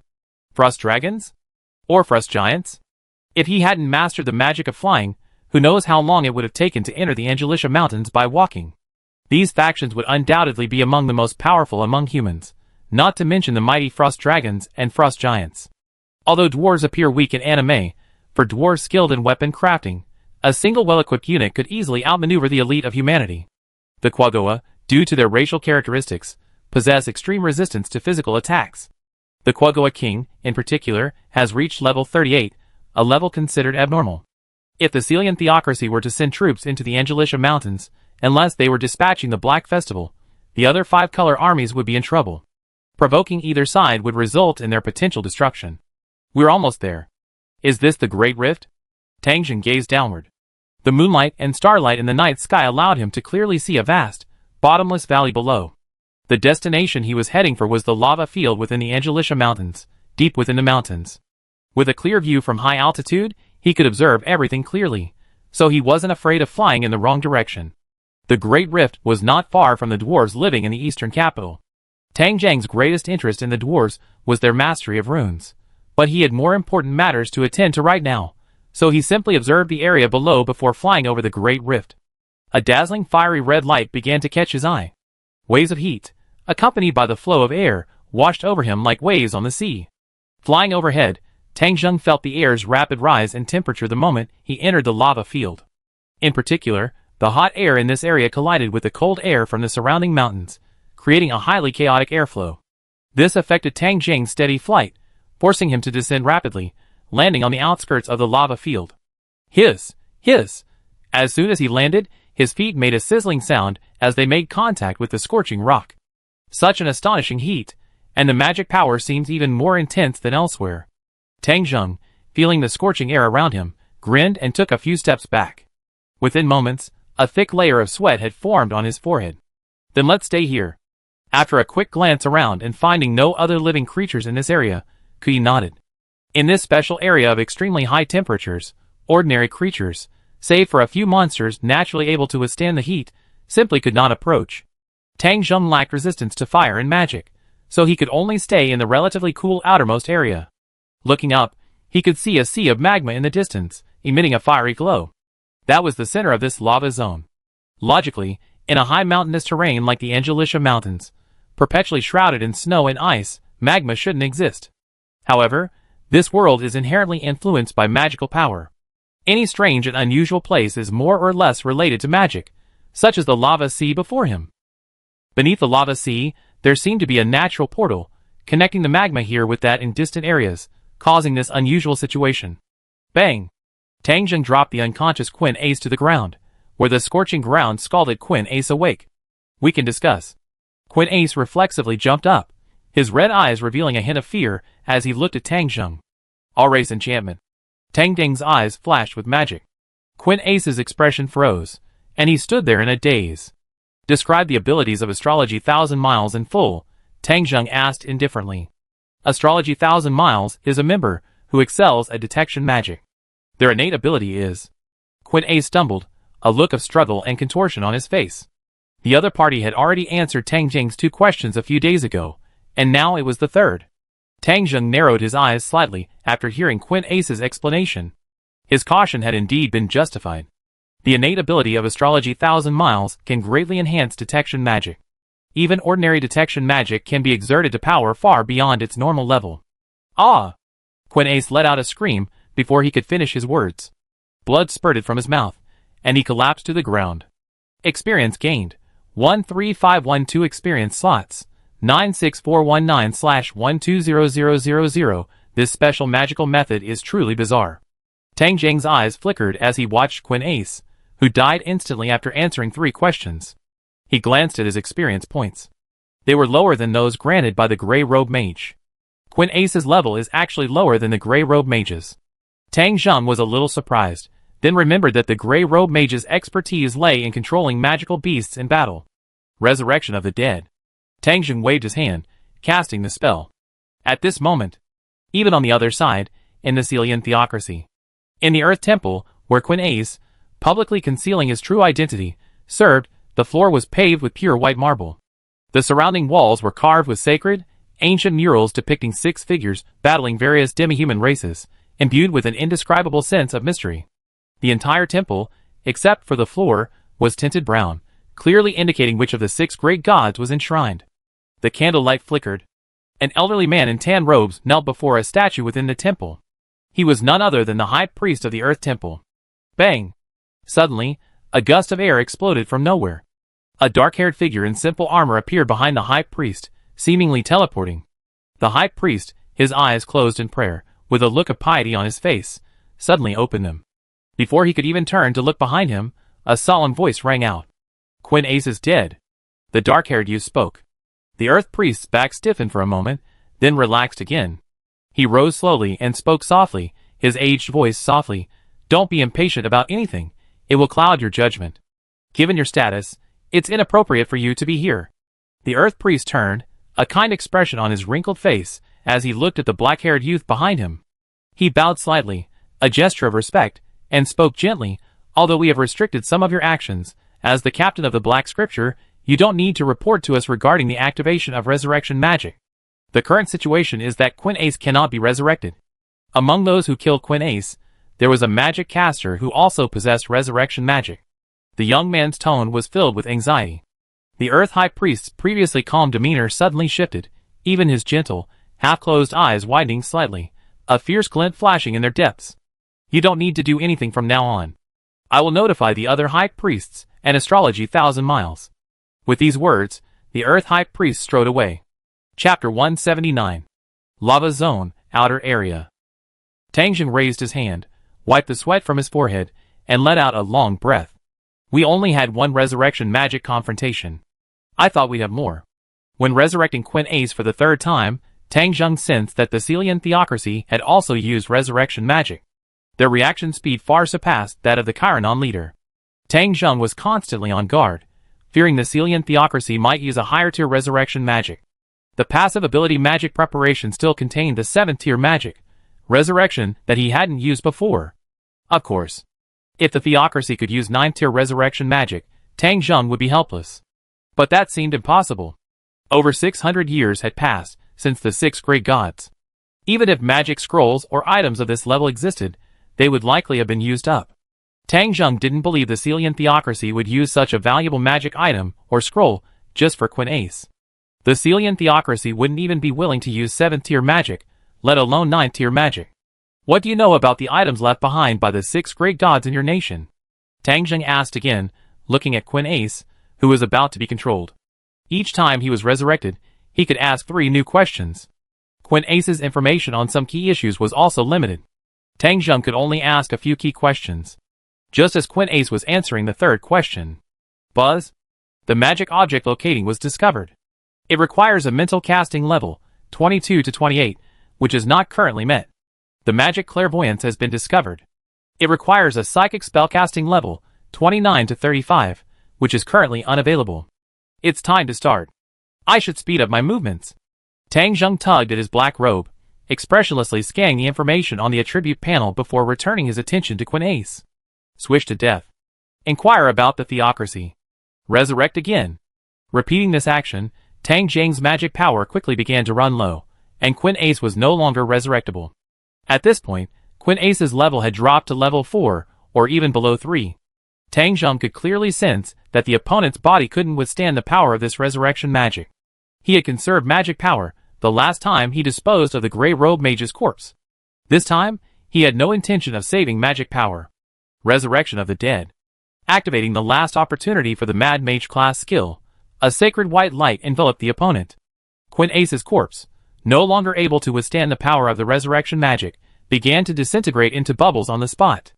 In a moment, the corpses on the ground had completely vanished. Finally resolved. Tang Zheng's expression relaxed, and he wiped his brow, beaded with sweat from the intense heat. It's time to evacuate this place. Tang Zheng stood up. From Quinace, he had gained considerable intelligence on the Celian theocracy, giving him a clearer understanding of its situation. As the most powerful nation among the human nations, it certainly exceeded Tang Zheng's initial expectations. But before I leave, Tang Zheng raised his arm and flipped his palm, pulling out the magic ring, magic necklace, and other items he had stripped from Quinace from his item box. What a pity these high-quality magic items are gone. 3rd tier magic. Composite elemental summoning. Wetland elemental spirit. Splash. A stream of mud quickly condensed on the ground, transforming into a 160 centimeter tall mass without arms, legs, or head. As the wetland elemental spirit appeared, the moisture in its body evaporated at a visible rate in the scorching heat, forming a white vapor. Elemental attribute change. Fire. Tang Zheng activated the passive ability of Crazy Mage. The wetland elemental's muddy body began to wriggle irregularly. A flash of red flame emerged from the mud, quickly covering its entire body. However, just when Tang Zheng thought he had succeeded, the wetland elemental, already half transformed into flame, suddenly faltered, and the entire wetland elemental began to show signs of collapse. What's going on? Since it can transform, it proves that the passive ability can be applied to elemental spirits. Suddenly, Tang Zheng noticed that only half of the wetland elemental spirit's body had transformed into flames, and a thought struck him. Elemental attribute change. Fire, earth. Boom! The wetland elemental spirit stopped its collapse. The power of the fire and earth elements merged, and a surge of intense heat emerged, forming a heat wave that surged in all directions. The next moment, the wetland elemental spirit transformed into a lava elemental spirit, its body flowing with magma. As expected, elemental spirits summoned using compound element cannot transform into a single elemental spirit, but only into a composite elemental spirit composed of 2 elements. Looking at the lava elemental spirit before him, Tang Zheng's eyes lit up. This one was much more durable than a single elemental spirit. With a wave of his hand, all the magic rings, necklaces, and other items were thrown onto the lava elemental. Carrying these magic items, the lava elemental moved deeper into the lava flow. Tang Zheng watched this scene with a look of pain on his face. The magic items on Quinace were extremely valuable. However, after discovering that Zhangqing Qinli could use object location magic, Tang Zheng had no choice but to discard these magic items from Quinace. The lava elemental, with its extreme tolerance for high temperatures, easily reached the edge of the lava sea and tossed all its magic items into the lava. Boom! At that moment, a massive wave of magma erupted from the lava sea, and a massive organ, resembling a palm and a lantern, flew out of the magma. Before the lava elemental could react, it was pulled into the lava sea below. Wow! The magma surged. A gigantic fish-like monster, over 50 meters long and covered in thick, hard, fiery red scales, leaped from the lava. Bang! A pair of indescribable crimson eyes, taller than a normal human, darted towards Tang Jing's position. Then, it plummeted from midair, slamming heavily into the lava sea, sending up another massive wave of lava, followed by a scorching heat wave. Lava Ruler Sun Anglerfish. Tang Jing raised his hands to shield his face, squinting. The sheer size of over 50 meters was enough to shock even Tang Jing, especially the creature's ability to swim freely in the lava. Tang Jing was filled with dread. The opponent's level had reached approximately 47. With his current strength, he didn't think he could be a match for this sun anglerfish. Luckily, sun anglers can't move on land, and can only live in lava. As long as he stayed out of the lava sea, the opponent would be powerless. Tang Jing turned to leave, but stopped after taking a few steps. In the sky not far away, a red shadow was rapidly approaching. In just a few breaths, it was in front of Tang Jing. A figure over 20 meters long flapped its wings and descended from midair, blocking Tang Jing's return route. With the appearance of this figure, a heavy pressure grew in the air, causing the relatively low temperature outside to rise by several degrees. The red scales and the striking size clearly revealed the creature before him. Surface Ruler, the ancient fire dragon. Tang Jing's expression was utterly grim as he stared at the dark red scales on the dragon's slender neck, a sign of the dragon's age. Damn it! Why was it here? The ancient fire dragon only made a passing mention in the original novel. It shouldn't have appeared at all. Human, hand over the precious magical item you possess. The ancient fire dragon's crimson eyes shone with greed and a hint of caution as it gazed at Tang Jing. In its perception, the human before him exuded a startling, hidden magical power, as if poised for unleashing. Chapter 180. A surge of heat. The ancient red dragon's massive form enveloped Tang Jing, bringing with it a heavy, oppressive feeling. Its body, covered in red scales the size of a wash basin, was covered in scales. Illuminated by the red light emanating from the lava sea behind it, the ancient red dragon looked like a crimson sun, its body radiating a metallic sheen. A terrifying aura made the air seem stagnant. A precious magic item? What? Tang Jing's expression was grim, and he instinctively took a step back with his left foot. This area, near the lava sea, was the territory of the sun anglerfish. The sudden appearance of the ancient red dragon was completely unexpected. What was going on? Could it be that he had attracted it by continuously casting 5th-level magic? Tang Jing could only curse his bad luck. He had no idea what the precious magic item was, and he wasn't concerned about it right now. He quickly glanced around. The terrain in this area wasn't complex, but a quick escape was nearly impossible. It was a dragon blocking his way. Tang Jing had always thought he'd meet this world's true dragon sooner or later, but that was only when he was powerful enough. He had never imagined it would happen so soon. The sun anglerfish was around level 47, so the ancient red dragon before him could only be higher, not lower. Furthermore, it was the strongest race, the dragon clan. Even if they were of the same level, they possessed the highest basic stats. What a headache. Tang Jing tensed, cursing inwardly. His magic power was now completely depleted, leaving him unable to cast any spells, even if he used the flight spell to quickly ascend. Standing before a dragon equally skilled in flight was simply asking for trouble. Whoosh! The ancient red dragon exhaled a wave of heat from its nose. It looked at the creature standing motionless, seemingly stunned by fear. It raised its head indifferently, gazing down at the lowly creature beneath it. Humble, inferior species, it is an honor for you to meet my great form. I hate repeating myself. In consideration of your ignorance, as a lowly species, I will offer you the magic items you possess, and you may leave this place alive. The arrogant, deep voice, imbued with invisible majesty, echoed off the surrounding mountain walls.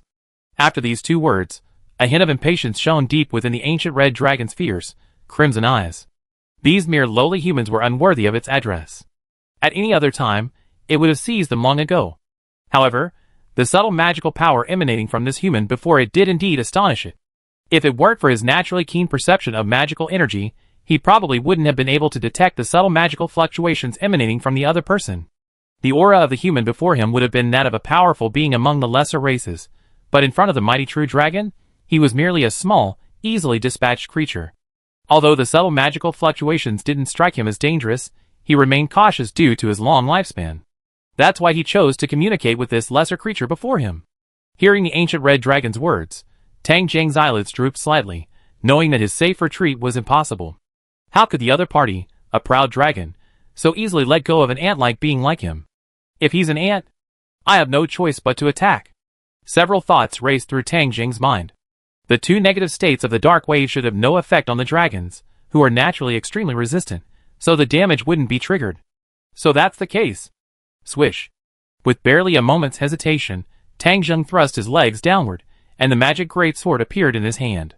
The moment the weapon appeared in Tang Jing's hand, the ancient red dragon, with its impatience and fiery red pupils suddenly constricted, sensed a hint of death from the lesser creature before it. A chill seemed to suddenly rise from the back of his neck. Bang! Tang Jing's figure moved at that moment. With a sharp stomp of his foot, he vanished from his original position, transforming into a black afterimage, charging towards the ancient red dragon. Vile human, how dare you defy the mighty true dragon? The ancient red dragon, startled and enraged, its long neck arched back. Then, realizing something, a surge of shameful rage filled its heart, and it let out a roar that was practically a roar. It had just experienced a moment of fear. I'm actually afraid of a lowly creature. How could it be possible?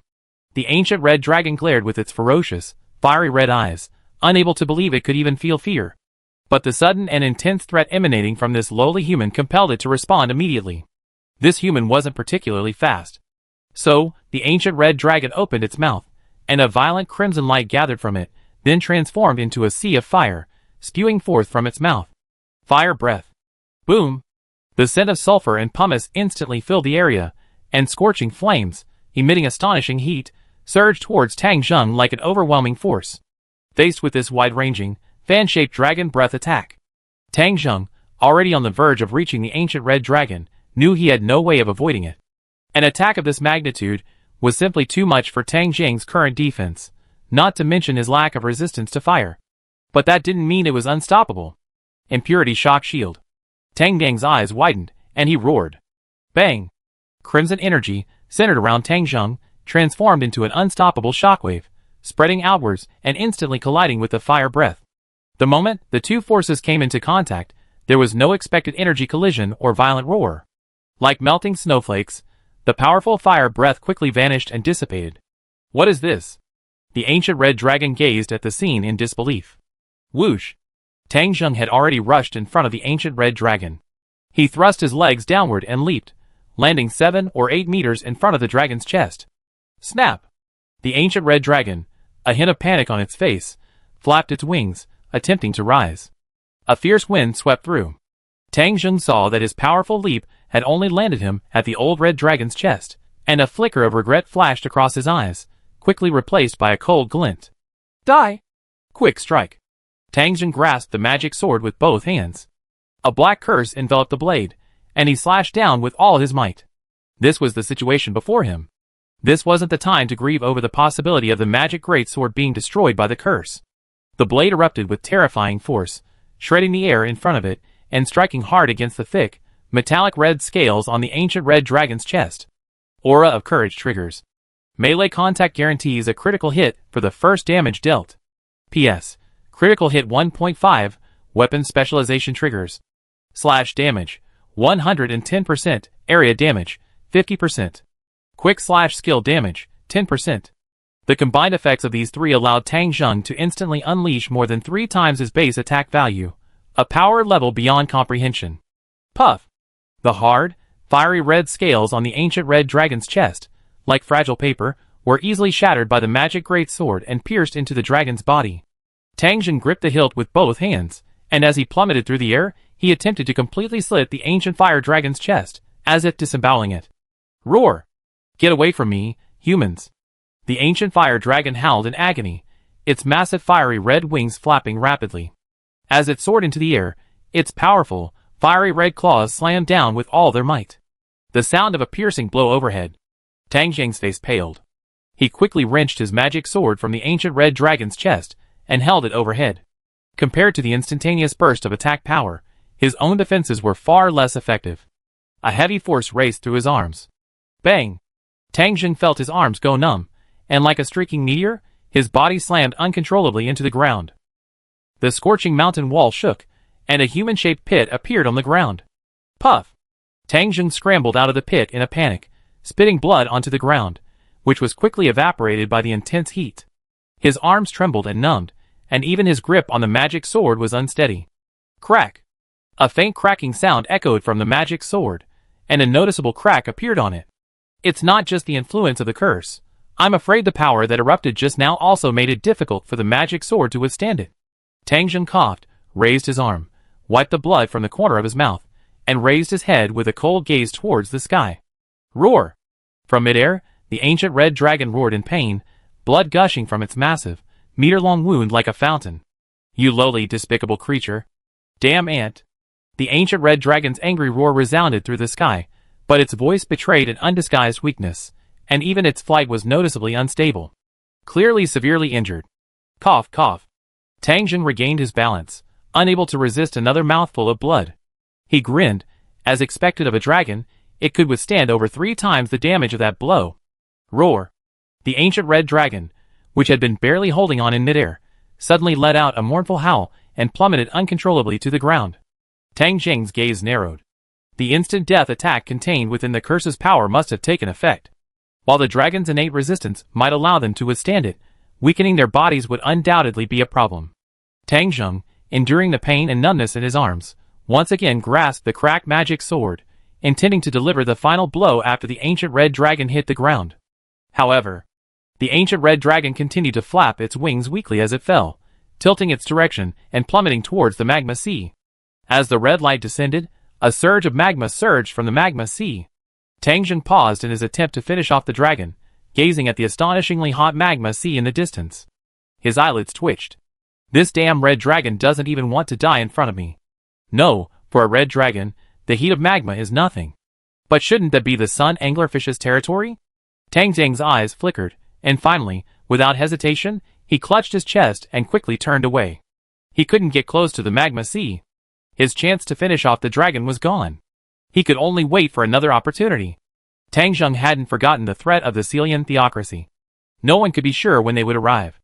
Now that his magic power was depleted and his body was severely injured, he had to leave this dangerous area as soon as possible.